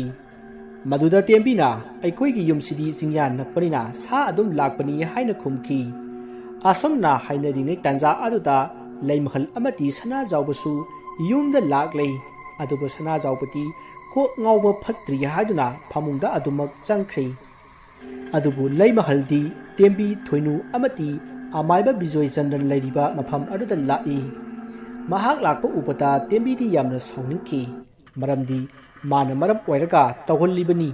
mana yumda satsi haiduna giri takpadagi thongdoksing asi thukhallibani haina khanki adubu thoinu leimahal amati sana jawba ꯃꯈꯣꯏ ꯑꯍꯨꯝꯗꯤ ꯑꯃꯠꯇ ꯈꯪꯖꯕ ꯅꯠꯇꯦ ꯑꯗꯨꯅ ꯊꯣꯛꯂꯤꯕ ꯊꯧꯗꯣꯛ ꯑꯁꯤ ꯌꯥꯝꯅ ꯀꯥ ꯍꯦꯟꯅ ꯈꯟꯖꯤꯜꯂꯨꯗꯤ ꯆꯤꯡꯒꯤ ꯎꯃꯪꯗꯒꯤ ꯁꯥ ꯑꯃ ꯊꯣꯔꯛꯇꯨꯅ ꯇꯧꯔꯤꯕꯅꯤ ꯍꯥꯏꯗꯨꯅ ꯑꯗꯨꯝ ꯈꯟꯅꯈꯤ ꯃꯁꯤꯗꯒꯤ ꯑꯃꯥꯏꯕ ꯕꯤꯖꯣꯏꯆꯟꯗ꯭ꯔꯕꯨ ꯊꯣꯏꯅꯨ ꯑꯃꯗꯤ ꯇꯦꯝꯕꯤꯅ ꯃꯥꯒꯤ ꯃꯁꯥꯗ ꯇꯩꯔꯤꯕ ꯂꯩꯈꯣꯝ ꯂꯩꯅꯥꯡ ꯃꯌꯥꯝ ꯑꯗꯣ ꯏꯁꯤꯡꯅ ꯆꯥꯝꯊꯣꯛꯂꯒ ꯏꯃꯨꯡꯗ ꯄꯨꯁꯤꯜꯂꯛꯏ ꯅꯨꯃꯤꯠ ꯑꯗꯨꯃ ꯍꯧꯈ꯭ꯔꯦ ꯃꯊꯪꯒꯤ ꯅꯨꯃꯤꯠꯀꯤ ꯑꯌꯨꯛꯅꯤ ꯁꯅꯥꯖꯥꯎꯕꯁꯨ ꯃꯀꯣꯛ ꯉꯥꯎꯕꯗꯨ ꯐꯔꯗꯨꯅ ꯊꯕꯛ ꯆꯠꯈ꯭ꯔꯦ ꯌꯨꯝ ꯑꯗꯨꯗ ꯂꯩꯔꯤꯕ ꯊꯣꯏꯅꯨ ꯑꯃꯗꯤ ꯂꯩꯃꯍꯜ ꯆꯥꯛꯈꯨꯝꯗ ꯆꯥꯛ ꯊꯣꯡꯂꯤ ꯃꯥꯡꯒꯣꯜꯗ ꯑꯃꯥꯏꯕ ꯕꯤꯖꯣꯏꯆꯟꯗ꯭ꯔ ꯑꯃꯗꯤ ꯃꯆꯥꯅꯨꯄꯤ ꯇꯦꯝꯕꯤꯒ ꯋꯥ ꯇꯥꯅꯔꯤ ꯇꯦꯝꯕꯤ ꯕꯥꯖꯤ ꯑꯩꯁꯤ ꯍꯟꯗꯛ ꯅꯣꯡꯃ ꯅꯤꯅꯤ ꯑꯁꯤꯗ ꯇꯥꯏꯕꯪ ꯊꯥꯗꯣꯛꯀꯗꯧꯕ ꯃꯥꯜꯂꯤꯅꯦꯍꯦ ꯀꯩꯅꯣ ꯕꯥꯖꯤꯅ ꯍꯥꯏꯗꯨꯕꯣ ꯉꯔꯥꯡꯒꯤ ꯊꯕꯛꯇꯨ ꯑꯗꯨꯃꯛ ꯃꯥꯏ ꯄꯥꯛꯇ꯭ꯔꯕꯣ ꯄꯥꯛꯏꯗ ꯑꯩꯅ ꯅꯃꯥꯒꯤ ꯃꯪꯁꯛ ꯇꯥꯟꯕ ꯉꯝꯂꯕꯅꯤ ꯑꯗꯨꯗ ꯀꯩꯗꯧꯔꯕ ꯕꯥꯖꯤ ꯑꯩꯅ ꯑꯃꯥꯏꯕ ꯃꯀꯣꯜꯂꯤꯕꯨ ꯂꯣꯏꯁꯤꯜꯂꯤꯕ ꯑꯁꯤ ꯑꯩꯅ ꯈꯟꯊꯍꯧꯗꯕ ꯑꯃ ꯂꯩꯔꯦꯅꯦꯍꯦ ꯃꯥꯅ ꯁꯥꯟꯅꯔꯤꯕ ꯂꯥꯏꯗꯨ ꯑꯩꯉꯣꯟꯗ ꯍꯟꯖꯤꯟꯗꯅ ꯑꯩꯒꯤ ꯏꯇꯨꯡ ꯏꯟꯅꯗꯅꯕ ꯀꯔꯤꯒꯨꯝꯕ ꯈꯔ ꯇꯧꯒꯗꯕꯅꯤ ꯃꯗꯨ ꯑꯩꯗꯤ ꯕꯥꯞ ꯑꯣꯏꯍꯧꯗ꯭ꯔꯦꯗꯅ ꯍꯟꯗꯛ ꯏꯕꯨꯡꯉꯣ ꯁꯅꯥꯖꯥꯎꯕꯅ ꯌꯨꯝ ꯄꯥꯟꯁꯤꯜꯂꯛꯄ ꯑꯁꯤꯗ ꯑꯩꯁꯦ ꯏꯄꯪ ꯄꯪꯁꯤꯟꯕꯗꯧꯅ ꯇꯧꯔꯤ ꯕꯥꯖꯤ ꯃꯁꯤ ꯄꯨꯝꯅꯃꯛꯁꯦ ꯃꯁꯤꯒꯤ ꯂꯩꯃꯍꯜ ꯍꯥꯏꯕꯤ ꯃꯧ ꯍꯩꯄꯥ ꯁꯥꯕꯤꯁꯤꯅ ꯊꯣꯛꯂꯤꯕ ꯉꯥꯛꯇꯅꯤ ꯍꯥꯏ ꯃꯈꯣꯏꯗꯤ ꯀꯩꯁꯨ ꯈꯪꯕ ꯅꯠꯇꯦꯅꯦ ꯅꯠꯇꯦ ꯃꯈꯣꯏꯒꯤꯕꯨ ꯀꯔꯤ ꯃꯔꯥꯜ ꯂꯩꯒꯦꯅꯦ ꯑꯩꯈꯣꯏꯗꯅ ꯊꯕꯛꯁꯤ ꯂꯣꯟꯅ ꯇꯧꯅꯅꯕ ꯍꯣꯠꯅꯔꯨꯕꯒꯤ ꯋꯥꯖꯕꯅꯤ ꯕꯥꯖꯤ ꯂꯣꯟꯅ ꯇꯧꯔꯣꯏ ꯍꯥꯏꯗꯅ ꯃꯈꯣꯏ ꯈꯪꯍꯟꯕ ꯌꯥꯕ ꯋꯥꯔꯣ ꯁꯤꯕꯣ ꯍꯣꯏꯅꯦ ꯑꯗꯨꯕꯨ ꯍꯥꯏꯕ ꯃꯈꯣꯏꯗꯤ ꯀꯔꯤꯁꯨ ꯈꯪꯕ ꯅꯠꯇꯦ ꯃꯈꯣꯏꯗ ꯁꯥꯎꯔꯨꯅꯨ ꯆꯥꯁꯤꯗꯤ ꯉꯔꯥꯡꯗꯨꯗ ꯑꯩꯅꯅꯦ ꯌꯨꯝꯗ ꯆꯠꯈ꯭ꯔꯅꯨ ꯑꯩꯈꯣꯏꯗ ꯂꯩꯔꯣ ꯍꯥꯏꯕꯗꯨꯅꯦ ꯑꯍꯟ ꯃꯇꯣꯝꯇ ꯂꯩꯍꯧꯋꯤ ꯆꯥꯛ ꯆꯥꯍꯧꯗ꯭ꯔꯤ ꯑꯗꯨ ꯑꯗꯥ ꯃꯥꯅ ꯍꯦꯛ ꯉꯝꯗꯅ ꯆꯠꯈ꯭ꯔꯤꯕꯅꯤ ꯍꯣꯏꯅꯦ ꯇꯦꯝꯕꯤ ꯃꯥꯅ ꯍꯥꯏꯔꯤꯕꯗꯨꯗ ꯀꯔꯤ ꯂꯥꯟꯒꯦ ꯑꯩ ꯑꯍꯟ ꯑꯣꯏꯔꯦ ꯃꯊꯟꯇ ꯊꯝꯕ ꯅꯨꯡꯉꯥꯏꯇꯦ ꯍꯥꯏꯗꯨ ꯐꯖꯩ ꯑꯍꯜ ꯂꯃꯟ ꯂꯨꯅ ꯇꯧꯕꯒꯤ ꯈꯨꯗꯝꯅꯤ ꯆꯥꯛ ꯆꯥꯔꯝꯃꯔꯣꯏ ꯍꯥꯏꯕꯗꯨꯁꯨ ꯆꯨꯝꯗ꯭ꯔꯣ ꯃꯣꯏꯅ ꯊꯣꯡꯗ꯭ꯔꯗꯤ ꯀꯅꯥꯅ ꯊꯣꯡꯒꯅꯤ ꯕꯥꯖꯤ ꯃꯧ ꯌꯥꯝꯅ ꯀꯟꯈꯠꯂꯤꯗ ꯍꯥꯏ ꯀꯟꯈꯠꯄꯒꯤ ꯋꯥ ꯅꯠꯇꯦꯗ ꯐꯔꯁꯦ ꯑꯩ ꯋꯥ ꯍꯥꯏꯒꯦ ꯑꯩꯉꯣꯟꯗ ꯍꯧꯖꯤꯛ ꯇꯤꯟꯖꯦꯠꯂꯤꯕ ꯂꯥꯌꯦꯠꯂꯤꯕ ꯑꯁꯤ ꯐꯅꯅꯕ ꯑꯩꯒꯤ ꯄꯨꯟꯁꯤꯁꯨ ꯁꯥꯡꯅꯅꯕ ꯑꯩ ꯂꯥꯏ ꯄꯨꯝꯅꯃꯛꯁꯦ ꯂꯣꯏꯁꯤꯜꯂꯒꯦ ꯈꯜꯂꯦ ꯍꯣꯏ ꯕꯥꯖꯤ ꯍꯧꯖꯤꯛꯇꯤ ꯊꯕꯛ ꯄꯥꯡꯕꯁꯨ ꯂꯣꯏꯔꯕꯅꯤꯅ ꯂꯥꯏꯁꯤꯡꯁꯦ ꯂꯣꯏꯁꯤꯟꯈ꯭ꯔꯁꯤ ꯑꯗꯨꯗꯤ ꯀꯔꯤ ꯆꯪꯒꯅꯤ ꯕꯥꯖꯤ ꯑꯩ ꯍꯥꯏꯒꯦ ꯅꯪꯅ ꯈꯔ ꯂꯩꯔꯛꯎ ꯄꯣꯠꯆꯪꯁꯤꯡꯗꯣ ꯀꯣ ꯆꯐꯨ ꯑꯍꯤꯡꯕ ꯑꯃ ꯐꯤꯉꯧ ꯐꯤ ꯑꯗꯒꯤ ꯀꯨꯔꯧ ꯑꯉꯥꯡꯕꯒꯤ ꯃꯁꯥ ꯑꯃ ꯀꯦꯒꯤ ꯄꯥꯝꯕꯤꯒꯤ ꯃꯎ ꯃꯆꯦꯠ ꯑꯃ ꯑꯗꯨꯒ ꯀꯕꯣꯛ ꯅꯥꯆꯟ 8 ꯁꯤꯟꯗꯨꯔ ꯑꯉꯥꯡꯕ ꯈꯔ ꯊꯣꯏꯗ꯭ꯔꯤꯡ ꯃꯔꯨ ꯑꯃꯨꯕꯗꯣ ꯑꯗꯨ ꯈꯔꯒ ꯍꯪꯒꯥꯝ ꯃꯔꯨ ꯈꯔꯒ ꯁꯤ ꯆꯪꯒꯅꯤ ꯃꯁꯤ ꯅꯪꯅ ꯄꯣꯔꯛꯑꯣ ꯑꯇꯩꯗꯤ ꯑꯩꯒꯤ ꯑꯁꯤꯗ ꯂꯩꯔꯦ ꯑꯗꯨ ꯕꯥꯖꯤ ꯊꯧꯔꯝꯁꯤꯗꯤ ꯀꯩꯗꯧꯉꯩ ꯄꯥꯡꯊꯣꯛꯀꯅꯤ ꯑꯗꯨꯗꯤ ꯉꯁꯤꯁꯤ ꯏꯉꯥꯒꯤ 10ꯅꯤ ꯄꯥꯜꯂꯕ ꯑꯗꯨꯗꯤ ꯂꯥꯛꯂꯤꯕ 15ꯅꯤ ꯄꯥꯟꯕ ꯅꯨꯃꯤꯠ ꯑꯁꯤꯒꯤ ꯑꯍꯤꯡꯗ ꯑꯣꯏꯅ ꯇꯧꯔꯁꯤ ꯍꯣꯏ ꯕꯥꯖꯤ ꯑꯗꯨꯝꯅ ꯇꯧꯔꯁꯤ ꯑꯗꯨ ꯕꯥꯖꯤ ꯂꯥꯏꯗꯨ ꯂꯣꯏꯁꯤꯜꯂꯕꯗꯤ ꯕꯥꯖꯤ ꯀꯩꯁꯨ ꯇꯧꯔꯣꯏꯗ꯭ꯔꯣ ꯂꯥꯏꯗꯨ ꯂꯣꯏꯁꯤꯜꯂꯕꯗꯤ ꯈꯣꯏꯔꯝꯂꯕꯗꯤ ꯀꯩꯁꯨ ꯇꯧꯔꯔꯣꯏꯗ ꯑꯁꯨꯝꯅ ꯇꯦꯝꯕꯤ ꯑꯃꯗꯤ ꯑꯃꯥꯏꯕ ꯕꯤꯖꯣꯏꯆꯟꯗ꯭ꯔꯅ ꯋꯥꯔꯤ ꯁꯥꯔꯒ ꯂꯩꯊꯣꯔꯛꯄꯗ ꯃꯆꯥꯅꯨꯄꯤ ꯑꯇꯣꯝꯕꯤ ꯊꯣꯏꯅꯨꯗꯣ ꯊꯣꯡꯖꯤꯟ ꯄꯥꯟꯗ ꯂꯦꯞꯇꯨꯅ ꯂꯩꯔꯝꯂꯦ ꯃꯗꯨꯗ ꯇꯦꯝꯕꯤꯅ ꯍꯩꯃꯥ ꯅꯪꯗꯤ ꯑꯗꯨꯗ ꯀꯩꯗꯧꯔꯤꯕ ꯑꯩꯁꯨ ꯋꯥꯔꯤ ꯇꯥꯏꯅꯤ ꯀꯩꯅꯣ ꯋꯥꯔꯤ ꯇꯥꯔꯤꯕ ꯑꯗꯣ ꯍꯧꯖꯤꯛꯇꯤ ꯋꯥꯔꯤ ꯂꯣꯏꯔꯦ ꯀꯩꯗꯧꯕ ꯇꯥꯔꯤ ꯕꯥꯖꯤ ꯍꯧꯖꯤꯛ ꯏꯆꯦꯒ ꯍꯥꯏꯅꯩꯗꯣ ꯀꯔꯤꯅꯣ ꯀꯔꯤ ꯂꯥꯏꯅꯣ ꯈꯨꯔꯝꯗꯣꯏꯁꯤꯕꯣ ꯀꯩꯁꯨ ꯅꯠꯇꯦꯗ ꯑꯩꯈꯣꯏꯒꯤ ꯌꯨꯝꯁꯤꯗ ꯂꯥꯏ ꯇꯤꯟꯖꯦꯠꯂꯤꯕ ꯂꯥꯌꯦꯠꯂꯤꯕꯁꯤ ꯀꯣꯛꯅꯅꯕ ꯂꯥꯏ ꯈꯣꯏꯔꯝꯒꯦ ꯇꯧꯕꯅꯤꯗ ꯕꯥꯖꯤꯁꯨ ꯂꯥꯏ ꯁꯥꯟꯅꯕ ꯇꯣꯛꯑꯗꯣꯏꯔꯣ ꯇꯣꯛꯑꯅꯤ ꯃꯁꯤꯗꯤ ꯑꯁꯨꯝꯅ ꯃꯈꯣꯏ ꯋꯥꯔꯤ ꯁꯥꯗꯨꯅ ꯂꯩꯔꯤꯉꯩ ꯂꯩꯃꯍꯜꯅ ꯆꯥꯛ ꯂꯣꯏꯔꯦ ꯍꯥꯏꯗꯨꯅ ꯍꯥꯏꯔꯛꯄꯗꯒꯤ ꯃꯈꯣꯏ ꯆꯥꯛ ꯆꯥꯕ ꯆꯪꯅꯈꯤ ꯑꯁꯨꯝꯅ ꯃꯇꯝꯗꯨ ꯍꯧꯈ꯭ꯔꯦ ꯏꯉꯥꯒꯤ 19ꯅꯤ ꯄꯥꯟꯕ ꯅꯨꯃꯤꯠꯅꯤ ꯑꯃꯥꯏꯕ ꯕꯤꯖꯣꯏꯆꯟꯗ꯭ꯔꯗꯨ ꯃꯁꯥ ꯁꯣꯟꯊꯕ ꯌꯥꯝꯅ ꯍꯦꯟꯖꯤꯜꯂꯛꯈꯤ ꯑꯗꯨꯕꯨ ꯃꯍꯥꯛꯅ ꯁꯥꯟꯅꯔꯤꯕ ꯂꯥꯏꯁꯤꯡ ꯑꯗꯨꯒꯤ ꯆꯥꯛꯊꯥꯛ ꯍꯨꯟꯗꯕꯗꯤ ꯌꯥꯗꯕꯅꯤꯅ ꯃꯁꯥꯗꯨ ꯁꯣꯜꯂꯕꯁꯨ ꯁꯣꯟꯅ adum laising adu tainari numit adugi numidangni amaiba bijoi chandra du mahau sagum mapanda thoktuna laising adugi sakthak hullari matam aduda laising aduna amaiba bijoi chandra bu hatningbagi matau utli amaiba bijoi chandra ubada law khongduna chungchinge tauri adubu amaiba bijoi chandra na ngamduna mokhoi singbu tainaramlaga adumak changkhi adumna amaiba bijoi chandra na imungda changkhi gi hek tawbaga magi matung lomdagi hai amaiba haiduna kauri khonjan adu tabada amaiba bijoi chandra mamaidi leithoktana kanano haiduna hangi maruda magi matungdagi leptuna leiriba aduna ai nangna sathupam pibi khraba laimugi sa aduni nangna ngasi phawba laiyatai gi chakthakti hullaga ai gi chakthakti hundaba madugi mahaidi ngasi nahak ai gi oirani wadu tabada amaiba bijoi chandra swai lawi maruda mahaksu mana sanariba khwaidagi mapangkal kanba laimu adugi chakthak pidri haibasi khanglakpada masado kari khumgadabunu khanduna tominna lei tanja aduda magi matungga leiriba laimu aduna amaiba bijoi chandra gi matungda asum changchillai madu amaiba bijoi chandra su khanglibani maruda upai leitraba amaiba bijoi chandra na mamaidi leithoktana hai ai wa haike munna taw ai nangna haibado yarabani adubu lakliba inga gi tara marini panba numit asi phawbadi nang ngairoko numit adudai nang loinana satpa haibado yarabani yaro ya maiba masimak ai ga punna chukadabani sem saw laimu adugi wadu tabada amaiba bijoi chandana masinda leiwa khara solaga imungda sangkhina ba honai maruda laimu aduna amaiba bijoi chandra gi makhong ado paiduna makhoi gi makha thangbada hauriba khongnang pambi adomda soro laktuna singki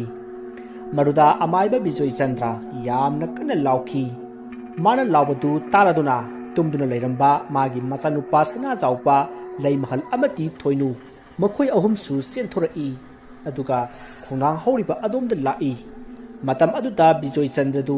yamna wana sor thabet honduna masa ado saru sayang pungtek tekba makai sujillaga khongnangge makhong aduda leirammi madu ubata sana jawpa thoinu amati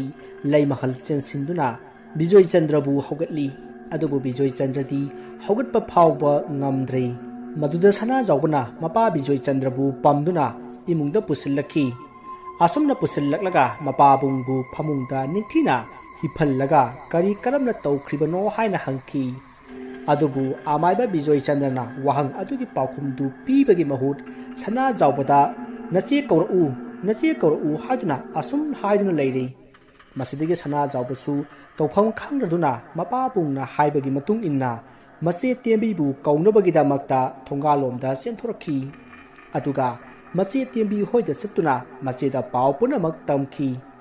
masidagi mache tembi su pau ado tabata thinthaba tawdana mapabungi manakta laklei asumna mahangna lakpadadi amaiba bijoi chandra do yamna wana leiramki maduda amaiba bijoi chandra na masanupi tembi da magi lukhumda leiriba magi lairik happa tarang aduda punamak jawrabani maruda yinglaga thoram adu pangthoku hairamlaga amaiba bijoi chandra taibang thadokhrei maduda makhoi mayam yamna kapki masidagi sana jawpana laikai gi ahan sing taktuna mapagi mathau mangam pangthok nanaba sem sakhi amaiba bijoi chandra leitaba numitu atya sinba thungna akiba satam kaya ukhi atya thakta masida musin muba mapai kaya leikhi amadi singthak lomda uwa yanba wachet khaibagi makhol sing takhi adum oinama kaisu thidokpa asoi angam jautuna mathangi numitki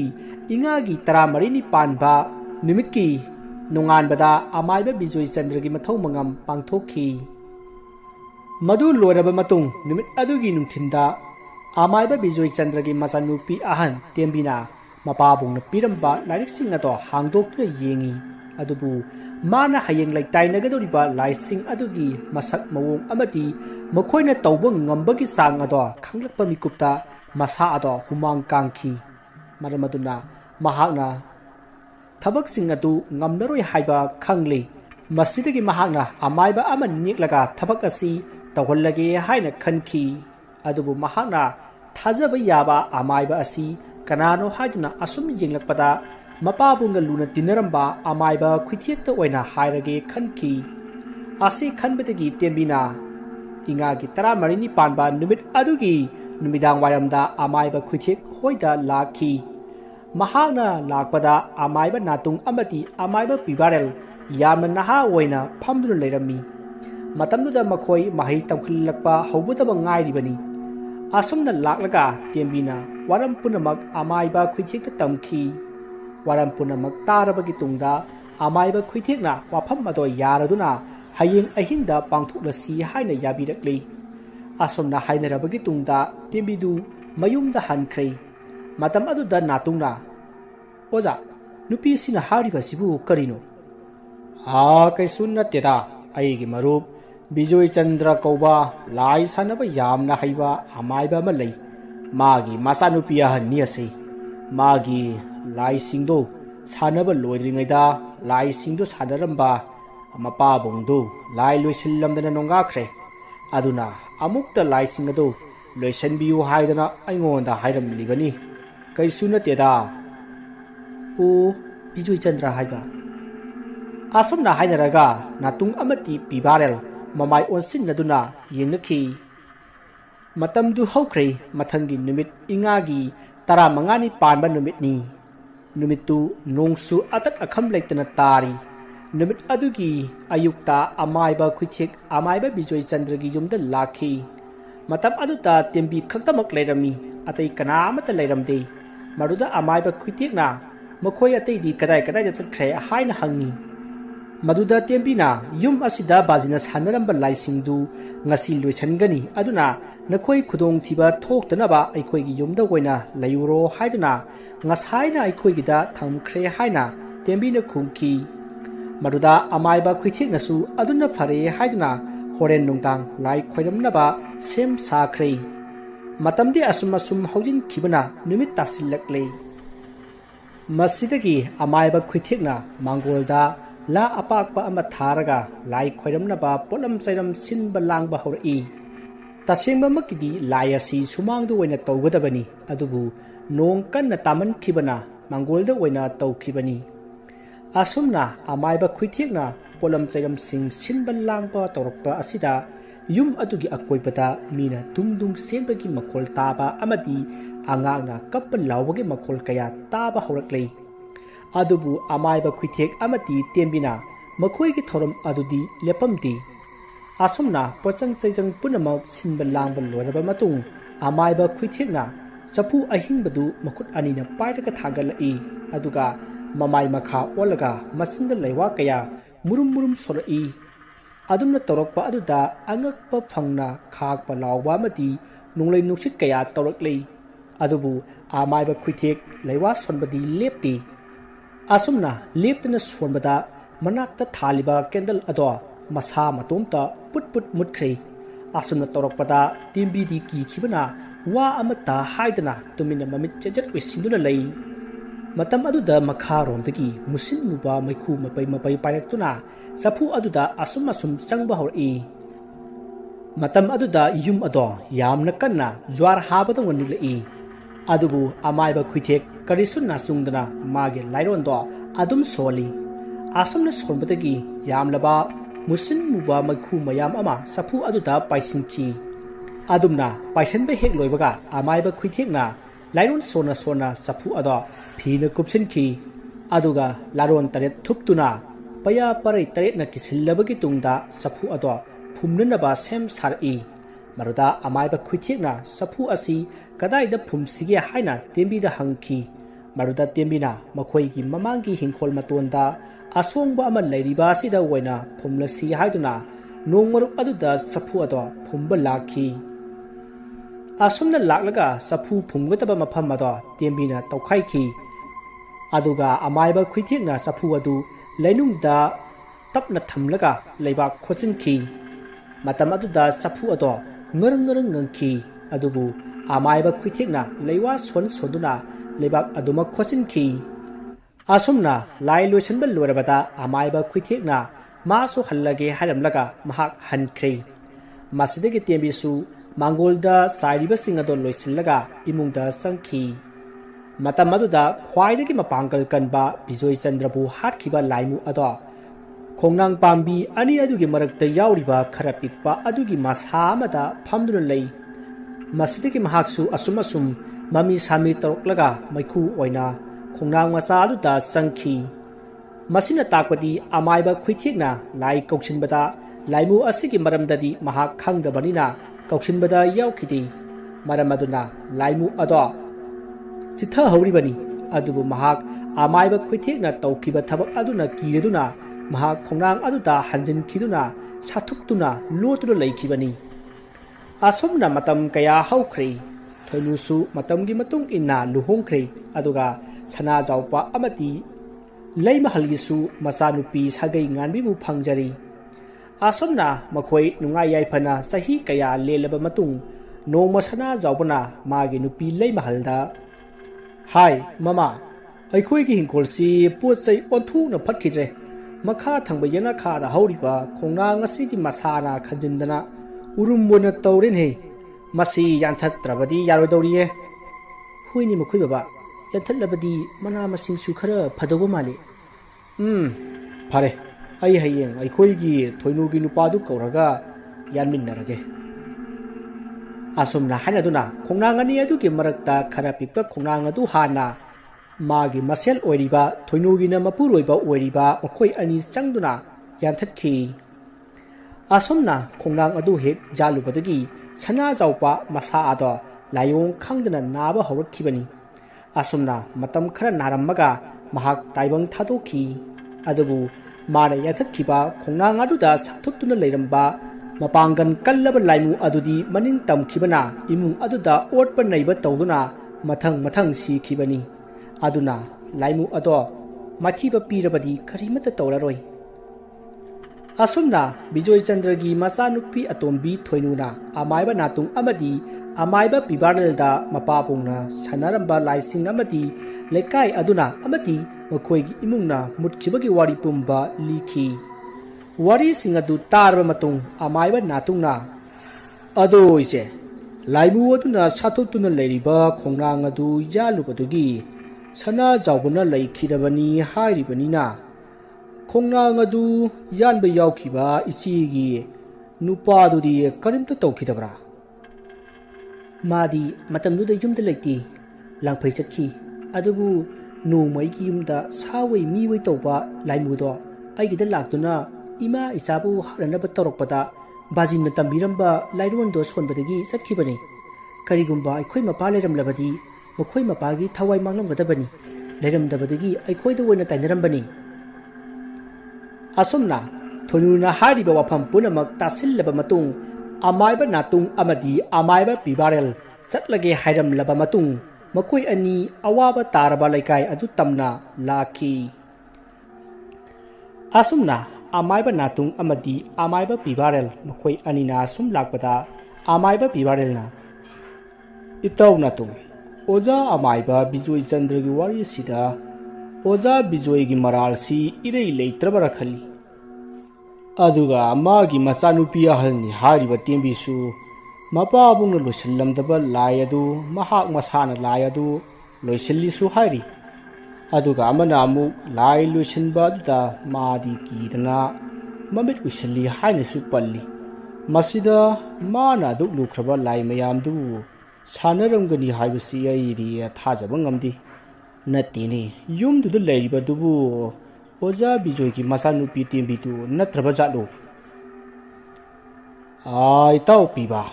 ꯑꯩꯈꯣꯏꯅꯁꯨ ꯊꯣꯏꯅꯨꯗ ꯍꯪꯍꯧꯗ꯭ꯔꯦꯅꯤ꯫ ꯍꯧꯖꯤꯛ ꯅꯆꯦꯗꯨ ꯀꯩꯗꯧꯔꯤ ꯍꯥꯏꯕꯗꯨꯗꯪꯒ ꯍꯪꯂꯛꯑꯝꯃꯗꯤ ꯄꯣꯞ ꯇꯥꯔꯗꯧꯅꯤꯅꯦ꯫ ꯑꯗꯣ ꯏꯇꯥꯎ ꯅꯥꯇꯨꯡ, ꯏꯕꯥꯅꯤ ꯑꯃꯨꯛ ꯍꯜꯂꯨꯈꯤꯁꯤ ꯍꯥꯏꯕ꯭ꯔꯣ?" "ꯍꯜꯂꯒꯨꯝꯁꯤ, ꯑꯃꯕꯨ ꯑꯣꯏꯔꯦ ꯌꯨꯝꯗꯨꯗ ꯂꯩꯔꯤꯕ ꯂꯥꯏꯁꯤꯡꯗꯣ ꯂꯣꯏꯁꯤꯟꯕ ꯑꯗꯨꯒ ꯑꯋꯥꯕ ꯇꯥꯔꯕ ꯂꯩꯀꯥꯏ ꯑꯁꯤꯕꯨꯅ ꯀꯟꯕꯤꯔꯝꯕ ꯑꯁꯤ ꯈꯛꯇꯅꯤ꯫ ꯅꯨꯄꯤꯗꯨ ꯀꯅꯥꯅꯣ ꯀꯔꯤꯅꯣ, ꯑꯣꯖꯥ ꯕꯤꯖꯣꯏꯒꯤ ꯃꯆꯥꯔꯥ ꯃꯁꯨꯔꯥ ꯈꯪꯉꯨꯕꯒꯤ ꯀꯥꯟꯅꯕ ꯂꯩꯇꯦ꯫ ꯍꯣꯏꯅꯦ ꯑꯗꯨꯁꯨ ꯆꯨꯝꯃꯤꯅꯦ꯫ ꯀꯥꯟꯅꯗꯦ ꯏꯇꯥꯎ, ꯁꯥꯏꯀꯜꯗꯨꯗꯨꯝ ꯈꯣꯡꯂꯩ ꯈꯔ ꯈꯖꯤꯛ ꯌꯥꯡꯈꯠꯂꯨ ꯏꯇꯥꯎ꯫ ꯑꯁꯨꯝꯅ ꯑꯃꯥꯏꯕ ꯑꯅꯤꯗꯨ ꯋꯥꯔꯤ ꯁꯥꯟꯅ ꯁꯥꯟꯅ ꯑꯁꯨꯝ ꯂꯥꯛꯄꯅ ꯑꯋꯥꯕ ꯇꯥꯔꯕ ꯂꯩꯀꯥꯏ ꯑꯗꯨ ꯌꯧꯔꯤ꯫ ꯂꯩꯀꯥꯏ ꯑꯗꯨ ꯌꯧꯕꯗ ꯑꯃꯥꯏꯕ ꯃꯈꯣꯏ ꯃꯉꯥꯒ ꯂꯣꯏꯅꯅ ꯂꯩꯀꯥꯏ ꯃꯤꯌꯥꯝ ꯄꯨꯝꯅꯃꯛ ꯂꯩꯀꯥꯏ ꯑꯗꯨꯒꯤ ꯃꯤ ꯄꯨꯟꯐꯝ ꯑꯗꯨꯗ ꯇꯤꯜꯂꯔꯤ꯫ ꯑꯃꯥꯏꯕ ꯅꯥꯇꯨꯡ ꯑꯃꯗꯤ ꯑꯃꯥꯏꯕ ꯄꯤꯕꯥꯔꯦꯜꯅ ꯆꯪꯉꯛꯄꯗꯨꯗ ꯃꯈꯣꯏꯅ ꯇꯥꯛꯄꯤ ꯇꯝꯕꯤꯈꯤꯕ ꯑꯃꯥꯏꯕꯁꯤꯡ ꯑꯗꯨꯅ ꯈꯣꯏꯔꯨꯝꯗꯨꯅ ꯏꯀꯥꯏ ꯈꯨꯝꯅꯕ ꯎꯠꯂꯤ꯫ ꯑꯃꯔꯣꯝꯗ ꯑꯃꯥꯏꯕ ꯅꯥꯇꯨꯡ ꯑꯃꯗꯤ ꯄꯤꯕꯥꯔꯦꯜꯅ ꯑꯃꯥꯏꯕ ꯇꯝꯕꯤꯈꯤꯕ ꯃꯈꯣꯏꯒꯤ ꯁꯥꯇ꯭ꯔꯁꯤꯡ ꯑꯗꯨꯗꯤ ꯇꯁꯦꯡꯅ ꯃꯁꯥ ꯃꯁꯥꯗ ꯂꯥꯏ ꯇꯣꯡꯖꯕ ꯉꯥꯛꯇꯅꯤ꯫ ꯑꯁꯨꯝꯅ ꯂꯩꯀꯥꯏ ꯑꯗꯨꯒꯤ ꯃꯤ ꯄꯨꯟꯐꯝ ꯑꯗꯨꯗ ꯑꯃꯥꯏꯕ 7 ꯁꯨꯔꯕꯗ ꯂꯩꯀꯥꯏ ꯑꯗꯨꯒꯤ ꯑꯍꯜ ꯑꯃꯅ "ꯇꯤꯟꯕꯤꯔꯤꯕ ꯂꯩꯀꯥꯏ ꯑꯁꯤꯒꯤ ꯑꯍꯜ ꯂꯃꯟ ꯄꯨꯝꯅꯃꯛ ꯇꯥꯕꯤꯌꯨ꯫ ꯍꯧꯖꯤꯛꯇꯤ ꯑꯃꯥꯏꯕ ꯅꯥꯇꯨꯡ ꯑꯃꯗꯤ ꯑꯃꯥꯏꯕ ꯄꯤꯕꯥꯔꯦꯜꯅ ꯍꯥꯏꯕꯒꯤ ꯃꯇꯨꯡꯏꯟꯅ ꯑꯃꯥꯏꯕ 7 ꯁꯨꯔꯔꯤ꯫ ꯑꯗꯨꯅ ꯑꯃꯥꯏꯕ ꯅꯥꯇꯨꯡ ꯑꯃꯗꯤ ꯑꯃꯥꯏꯕ ꯄꯤꯕꯥꯔꯦꯜꯅ ꯆꯠꯂꯨꯕ ꯊꯕꯛ ꯑꯗꯨꯅ ꯀꯔꯤ ꯍꯥꯏꯔꯛꯂꯕ, ꯑꯗꯨꯒ ꯍꯧꯖꯤꯛ ꯑꯃꯥꯏꯕ 7 ꯁꯨꯔꯕꯅꯤꯅ ꯍꯧꯖꯤꯛ ꯀꯔꯤ ꯇꯧꯒꯗꯕ ꯍꯥꯏꯕꯗꯨ ꯑꯃꯥꯏꯕ ꯑꯅꯤꯅ ꯍꯥꯏꯕꯤꯔꯣ"꯫ ꯑꯍꯟ ꯑꯗꯨꯒꯤ ꯋꯥꯗꯨ ꯇꯥꯕꯗ ꯑꯃꯥꯏꯕ ꯅꯥꯇꯨꯡꯅ ꯃꯈꯣꯏꯅ ꯎꯅꯔꯨꯕ ꯑꯃꯥꯏꯕ ꯕꯤꯖꯣꯏꯆꯟꯗ꯭ꯔꯒꯤ ꯃꯆꯥꯅꯨꯄꯤ ꯊꯣꯏꯅꯨꯅ ꯍꯥꯏꯔꯛꯄ ꯄꯨꯝꯅꯃꯛ ꯃꯌꯥꯝꯗ ꯇꯝꯈꯤ꯫ ꯋꯥꯗꯨ ꯇꯥꯔꯕ ꯃꯇꯨꯡ ꯑꯃꯥꯏꯕ ꯃꯈꯣꯏ 5 ꯑꯗꯨꯒꯤ ꯃꯔꯛꯇꯒꯤ ꯑꯃ ꯄꯥꯟꯊꯣꯏꯕꯤ ꯁꯥꯗꯣꯡꯄ ꯑꯃꯥꯏꯕ ꯑꯃꯅ "ꯑꯣꯖꯥ ꯑꯃꯥꯏꯕ, ꯑꯣꯖꯥꯅ ꯍꯥꯏꯔꯤꯕ ꯂꯥꯏꯁꯤꯡ ꯑꯗꯨꯗꯤ ꯑꯣꯖꯥ ꯑꯃꯅ ꯍꯦꯛꯇ ꯏꯔꯥꯏ ꯂꯥꯏꯅ ꯄꯥꯡꯊꯣꯛꯄ ꯉꯝꯒꯅꯤ꯫ ꯃꯔꯝꯗꯤ ꯃꯃꯥꯡꯗ ꯑꯣꯖꯥ ꯈꯨꯏꯊꯦꯛ ꯃꯇꯣꯝꯇꯅ ꯉꯝꯈꯤꯕꯅꯤꯅ ꯍꯥꯏꯖꯔꯤꯕ, ꯃꯁꯤꯗ ꯑꯩꯈꯣꯏ 7 ꯆꯪꯕꯒꯤ ꯃꯊꯧꯁꯤꯕꯨ ꯀꯔꯤꯅꯣꯅꯦ"꯫ "ꯑꯣꯖꯥ, ꯑꯩ ꯍꯥꯏꯖꯒꯦ"꯫ "ꯍꯣꯏ ꯍꯥꯏꯕꯤꯌꯨ ꯑꯣꯖꯥ"꯫ "ꯁꯨꯝꯗꯧꯕꯅꯤ, ꯑꯩꯒꯤ ꯑꯣꯖꯥ ꯑꯃꯥꯏꯕ ꯈꯨꯏꯊꯦꯛꯅ ꯂꯣꯏꯁꯤꯜꯂꯝꯂꯕ ꯂꯥꯏꯁꯤꯡ ꯑꯗꯨ ꯃꯇꯝ ꯀꯨꯏꯅ ꯐꯥꯖꯤꯟꯗꯨꯅ ꯊꯝꯈꯤꯕꯅꯤꯅ ꯃꯈꯣꯏ ꯑꯔꯥꯝ ꯈꯧꯔꯥꯡꯕꯅ ꯄꯤꯛ ꯊꯜꯂꯕꯅꯤ꯫ ꯑꯗꯨꯒꯨꯝꯂꯕ ꯂꯥꯏꯌꯥꯝꯁꯤꯡ ꯑꯗꯨꯅ ꯅꯥꯟꯊꯣꯔꯛꯄꯗ ꯃꯈꯣꯏꯒꯤ ꯆꯥꯛꯊꯥꯛ ꯍꯨꯟꯗꯨꯅ ꯃꯈꯣꯏꯕꯨ ꯍꯦꯟꯅ ꯃꯄꯥꯡꯒꯜ ꯀꯟꯈ꯭ꯔꯦ꯫ ꯃꯁꯤꯗꯁꯨ ꯅꯠꯇꯅ ꯃꯃꯤꯡ ꯂꯩꯔ ꯂꯥꯏꯃꯨ ꯀꯌꯥ ꯃꯐꯝ ꯑꯗꯨꯗ ꯂꯩꯔꯤ꯫ ꯃꯃꯤꯡ ꯈꯔ ꯄꯜꯂꯕꯗ ꯍꯤꯌꯥꯡ ꯑꯊꯧꯕ, ꯌꯦꯅꯈꯥ ꯄꯥꯎꯇꯥꯕꯤ, ꯈꯣꯡꯕꯥꯜ ꯂꯥꯂꯨꯝꯕ, ꯃꯌꯥꯝꯁꯤꯡ ꯑꯁꯤꯗꯒꯤ ꯍꯦꯟꯅ ꯁꯥꯊꯤꯔꯤꯕꯅ ꯂꯝꯇꯥ ꯊꯥꯡꯖꯗ ꯍꯦꯛ ꯁꯥꯐꯣꯡꯕ ꯁꯔꯣꯏ ꯉꯥꯔꯣꯏꯁꯤꯡ ꯑꯗꯨꯅꯤ꯫ ꯍꯥꯏꯔꯤꯕ ꯃꯈꯣꯏꯁꯤꯡ ꯑꯁꯤ ꯄꯥꯟꯅꯅꯕ ꯍꯣꯠꯅꯕꯗ ꯑꯃꯥꯏꯕ ꯑꯃꯈꯛꯇꯪꯅꯗꯤ ꯌꯥꯔꯣꯏ꯫ ꯑꯗꯨꯅ ꯑꯃꯥꯏꯕ 7ꯅ ꯃꯈꯣꯏ ꯂꯥꯏꯌꯥꯝꯁꯤꯡ ꯑꯗꯨꯕꯨ ꯄꯥꯟꯅꯕ ꯇꯥꯕꯅꯤ꯫ ꯑꯃꯥꯏꯕ ꯅꯥꯇꯨꯡꯒꯤ ꯋꯥꯗꯨ ꯇꯥꯕꯗ ꯑꯃꯥꯏꯕ ꯈꯔ ꯅꯍꯥ ꯑꯣꯏꯕꯁꯤꯡꯗꯤ ꯊꯃꯣꯏꯗ ꯃꯤꯄꯥꯏꯅꯔꯤ꯫ ꯇꯧꯒꯗꯧꯔꯤꯕ ꯊꯕꯛ ꯑꯁꯤ ꯀꯔꯤꯕꯨ ꯊꯣꯛꯂꯒꯗꯕ ꯈꯟꯕꯗ ꯃꯈꯣꯏꯗꯤ ꯋꯥꯈꯜ ꯆꯃꯝꯅꯈꯤ꯫ ꯃꯁꯤꯗꯒꯤ ꯑꯍꯜ ꯑꯃꯅ ꯂꯥꯏ ꯈꯣꯏꯔꯝꯕ ꯑꯁꯤ ꯑꯊꯨꯕꯗ ꯄꯥꯡꯊꯣꯛꯂꯁꯤ ꯍꯥꯏꯔꯕꯗ ꯑꯃꯥꯏꯕ ꯃꯌꯥꯝꯅ ꯅꯨꯃꯤꯠ ꯑꯗꯨꯒꯤ ꯃꯊꯪꯒꯤ ꯅꯨꯃꯤꯠꯀꯤ ꯑꯍꯤꯡꯗ ꯂꯥꯏꯁꯤꯡ ꯑꯗꯨ ꯂꯣꯏꯁꯤꯟꯅꯕ ꯑꯃꯗꯤ ꯌꯨꯝ ꯑꯗꯨꯗ ꯂꯩꯔꯤꯕ ꯅꯨꯄꯤ ꯑꯗꯨꯕꯨ ꯃꯥꯏꯊꯤꯕ ꯄꯤꯕ ꯍꯥꯏꯅ ꯌꯥꯅꯔꯤ꯫ ꯃꯁꯤꯗꯒꯤ ꯃꯌꯥꯝ ꯄꯨꯝꯅꯃꯛ ꯃꯊꯪꯒꯤ ꯅꯨꯃꯤꯠꯀꯤ ꯅꯨꯃꯤꯗꯥꯡꯗ ꯂꯥꯏ ꯈꯣꯏꯔꯝꯕꯒꯤ ꯊꯧꯔꯝ ꯄꯥꯡꯊꯣꯛꯅꯅꯕ ꯂꯥꯏ ꯈꯣꯏꯔꯝꯕꯗ ꯆꯪꯒꯗꯕ ꯄꯣꯠꯂꯝ ꯆꯩꯔꯝ ꯄꯨꯝꯅꯃꯛ ꯁꯦꯝ ꯁꯥꯔꯤ꯫ ꯑꯁꯨꯝꯅ ꯃꯇꯝꯗꯨ ꯍꯧꯈ꯭ꯔꯦ꯫ ꯅꯨꯃꯤꯗꯥꯡꯒꯤ ꯃꯇꯝꯅꯤ꯫ ꯃꯌꯥꯝ ꯄꯨꯝꯅꯃꯛ ꯅꯤꯡꯉꯥꯏꯗꯅ ꯇꯨꯝꯅꯔꯤ꯫ ꯃꯇꯝ ꯑꯗꯨꯗ ꯑꯃꯥꯏꯕ ꯅꯥꯇꯨꯡꯅ ꯃꯪꯂꯥꯟ ꯑꯃ ꯃꯪꯈꯤ꯫ ꯑꯌꯨꯛꯀꯤ ꯃꯇꯝꯅꯤ꯫ ꯑꯃꯥꯏꯕ 7ꯅ ꯀꯔꯤ ꯀꯝꯗꯧꯔꯛꯀꯗꯧꯔꯤꯕꯅꯣ ꯈꯟꯕꯗ ꯂꯩꯀꯥꯏ ꯃꯤꯌꯥꯝꯗꯣ ꯋꯥꯈꯜ ꯆꯔꯥꯡꯅꯔꯝꯃꯤ꯫ ꯃꯁꯤꯗꯒꯤ ꯑꯃꯥꯏꯕ 7 ꯑꯗꯨ ꯋꯥ ꯑꯃ ꯇꯥꯟꯅꯔꯕ ꯃꯇꯨꯡ ꯂꯩꯀꯥꯏ ꯑꯗꯨꯒꯤ ꯑꯍꯜ ꯑꯃꯗ ꯉꯁꯤ ꯅꯨꯃꯤꯗꯥꯡ ꯋꯥꯏꯔꯝ ꯁꯟꯙ꯭ꯌꯥꯗꯒꯤ ꯍꯌꯦꯡ ꯑꯌꯨꯛ ꯅꯨꯃꯤꯠ ꯊꯣꯛꯇ꯭ꯔꯤꯕ ꯐꯥꯎꯕ ꯂꯩꯀꯥꯏ ꯑꯁꯤꯒꯤ ꯃꯤ ꯀꯅꯥ ꯑꯃꯠꯇ ꯃꯄꯥꯟꯗ ꯊꯣꯛꯄ ꯌꯥꯔꯣꯏ, ꯑꯃꯗꯤ ꯑꯇꯣꯞꯄ ꯂꯩꯀꯥꯏꯒꯤ ꯃꯤꯁꯤꯡꯁꯨ ꯂꯩꯀꯥꯏ ꯑꯁꯤꯗ ꯆꯪꯉꯛꯄ ꯆꯪꯊꯣꯛ ꯆꯪꯁꯤꯟ ꯇꯧꯕ ꯌꯥꯔꯣꯏ꯫ ꯀꯔꯤꯒꯨꯝꯕ ꯅꯝꯗꯨꯅ ꯇꯧꯔꯕꯗꯤ ꯃꯤꯁꯤ ꯃꯤꯅꯥ ꯅꯪꯒꯅꯤ ꯍꯥꯏꯅ ꯈꯪꯍꯜꯂꯛꯂꯤ꯫ ꯋꯥꯐꯝ ꯑꯗꯨ ꯂꯩꯀꯥꯏ ꯑꯗꯨꯒꯤ ꯃꯤ ꯃꯊꯪ ꯄꯥꯎꯊꯥꯡ ꯇꯧꯗꯨꯅ ꯋꯥꯐꯝ ꯑꯗꯨ ꯁꯟꯗꯣꯛꯈ꯭ꯔꯦ꯫ ꯋꯥꯐꯝ ꯑꯗꯨ ꯇꯥꯕꯗ ꯂꯩꯀꯥꯏ ꯃꯤꯌꯥꯝꯗꯣ ꯍꯥꯟꯅ ꯀꯤꯔꯝꯕꯗꯒꯤ ꯍꯦꯟꯅ ꯀꯤꯅꯈ꯭ꯔꯦ꯫ ꯂꯩꯀꯥꯏ ꯑꯗꯨꯒꯤ ꯅꯍꯥ ꯀꯌꯥ ꯊꯣꯔꯛꯇꯨꯅ ꯂꯩꯀꯥꯏ ꯑꯗꯨꯒ ꯆꯠꯊꯣꯛ ꯆꯠꯁꯤꯟ ꯇꯧꯒꯗꯕ ꯂꯩꯔꯛ ꯈꯨꯜꯂꯛ ꯂꯝꯕꯤ ꯄꯨꯝꯅꯃꯛ ꯁꯝꯕꯜ ꯈꯥꯖꯤꯟꯗꯨꯅ ꯂꯝꯕꯤ ꯊꯤꯡꯖꯤꯟꯈꯤ꯫ ꯑꯗꯨꯒ ꯈꯔ ꯑꯃꯅ ꯂꯩꯀꯥꯏ ꯑꯗꯨꯒꯤ ꯃꯤꯌꯥꯝꯅ ꯀꯤꯅꯔꯤꯕ ꯃꯪ ꯑꯗꯨ ꯁꯦꯡꯗꯣꯛꯇꯨꯅ ꯃꯅꯥꯛꯇ ꯁꯤꯡ ꯀꯌꯥ ꯄꯩꯗꯨꯅ ꯊꯝꯂꯤ꯫ ꯑꯗꯨꯒ ꯑꯃꯥꯏꯕ 7 ꯑꯗꯨꯁꯨ ꯂꯩꯕꯥꯛꯅ ꯃꯤꯇꯝ 90ꯒꯤ ꯃꯊꯛꯇ ꯁꯥꯗꯨꯅ ꯃꯥꯒꯤ ꯂꯥꯏꯁꯤꯡꯗꯨ ꯅꯤꯡꯁꯤꯡꯗꯨꯅ ꯁꯥꯖꯣꯟ ꯇꯧꯔꯤ꯫ ꯇꯧꯔꯤꯕ ꯃꯇꯧ ꯑꯗꯨꯗ ꯂꯩꯀꯥꯏ ꯑꯗꯨꯒꯤ ꯅꯨꯄꯤ ꯑꯉꯥꯡꯁꯤꯡꯗꯤ ayuk nungthildagi hauna sumang mangol phawba thoktri asumna matamdu asum haujin khiduna numidang wairam oiraklei masidagi amaiba tret aduna lekai adugi mipum khudimak magi yumda sangduna yumgi lenin thaubu dup thawmai katuna khoirumduna leinaba khanghankrei masidagi lekai miyam punamak thong chejat lonsinduna imungda tumin leinari matamaduda amaiba natungna amaiba mayamda waza mayam mitam singdu surabra hoi waza sure adudi horen matang dagi waina mai thagadabani phare hojik matam chap chare thoram haunganaba tawrasi aduga waza punama horen aikoina leiwa solakpa hek haubaga karigumba kharadi thoklaklagani maduda waza punamak chenagumsiko asumna amaiba tu wa hainaraba matung lai khoiramnaba thorang toraklei mang aduki akoibada uchan maira kaya thanduna thamli aduga leibakna saba kambi samaga 19 da mekruk haptuna maikhu wang kahali aduga amaiba tu mang aduki akoibada ikoi koina leblaga mang aduda sing mapai paisinduna leiwa sonduna mekruk chaiba hori adumna torokpada ashomda leimahalgi yumda leiribi nupi adu masada sahum kaya phangba horakli masidagi mahak akiba saktam amaga lunena mahak mapalangda parap thorai masidagi mahak khakna nuklaga mana sijinnaba layam sing ado kawba horai adumna torokpada thabalna pungan ngalamba tia ado amuba lechel mapai na kupsil laklei aduga khakpa lawba toroklei adumna torokpada lekai aduda leiriba sasan khudimak phrang senba hui singna nahe duna khongbugi makhol atat akham leitana tarakli aduga akanba nusit sittuna uwa kaya porok nai khairakli adumna torokpada somda mangmanakta leiriba amaiba singdu masada akiba phawrabani adubu makhoigi lairon adudi lepamde masidagi amaiba natungna mai thakatuna jaiga horasi haiduna mangda paisiliba sing ado mai hogatuna mai thaba hori aduga amaiba tret aduna sap manaba lairon ama makhoi amata waina yamna hauna sonba hori aduga makutta pairiba hangamaru mekruk amati atei pulum sing ado ngarang chakriba mai aduda asum langchilli aduna tongnari atya mathakta musin muba amuba maibul asoba ama ngarang ngangduna tarai madu ubada amaiba taretto machinda leiwa sonbadu sap lepi aduga mathakta yekhatuna lei masidagi paitharakliba amuba maibul achobadu asum pakthoraklaga amaiba taret aduna lai khoyamliba lekai ado pungkup kupsin khrei maramaduna lekai adu amamba surung manungda leibagum pungmam mamkhrei masidagi mafam khudingda phatchapat laimu kaya mathang saphong laktuna amaiba tret aduda jaibi chaithing piyana ba haurakle maruda amaiba tret adugi manungdi yauriba amaiba loya lakpana oja mayam masidi aidi amta thingdarakri thawai mangmana handringai ai yumda hanjakrage amaiba adugi wadu tabada amaiba natungna oja kaliduni habiridibo nati asuk lusillaklaba kalasida samai legi haribasibo oja ai khoidi miyam kange hadana thoroklabani aduna lekai asi kanbada thawai pamufam thuktina waja thawai pamu dabo waja na khoi adom hona bihoro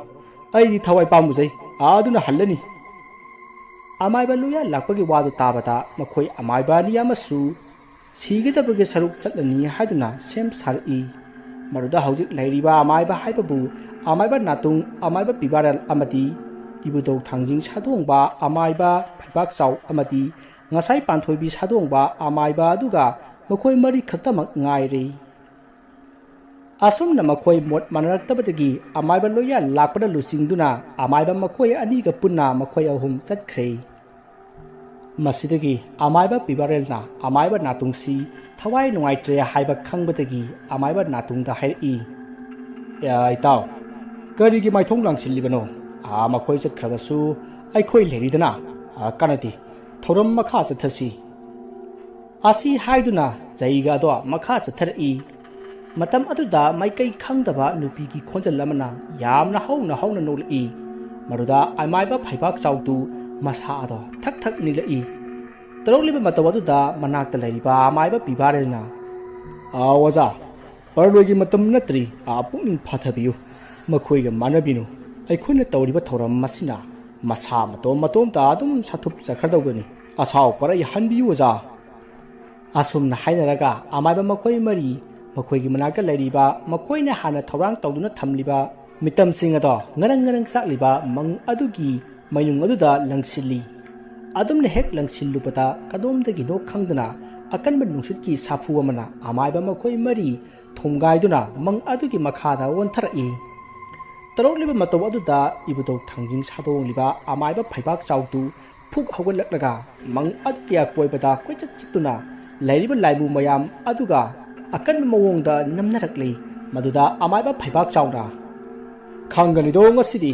ꯂꯝꯀꯦꯠ ꯂꯝꯍꯥꯏꯕ ꯁꯛꯇꯤ ꯐꯠꯇꯕ ꯂꯥꯏꯃꯨ ꯐꯠꯇꯕ ꯈꯨꯗꯤꯡꯃꯛ ꯑꯃꯠꯇ ꯂꯦꯝꯅ ꯊꯥꯔꯣꯏ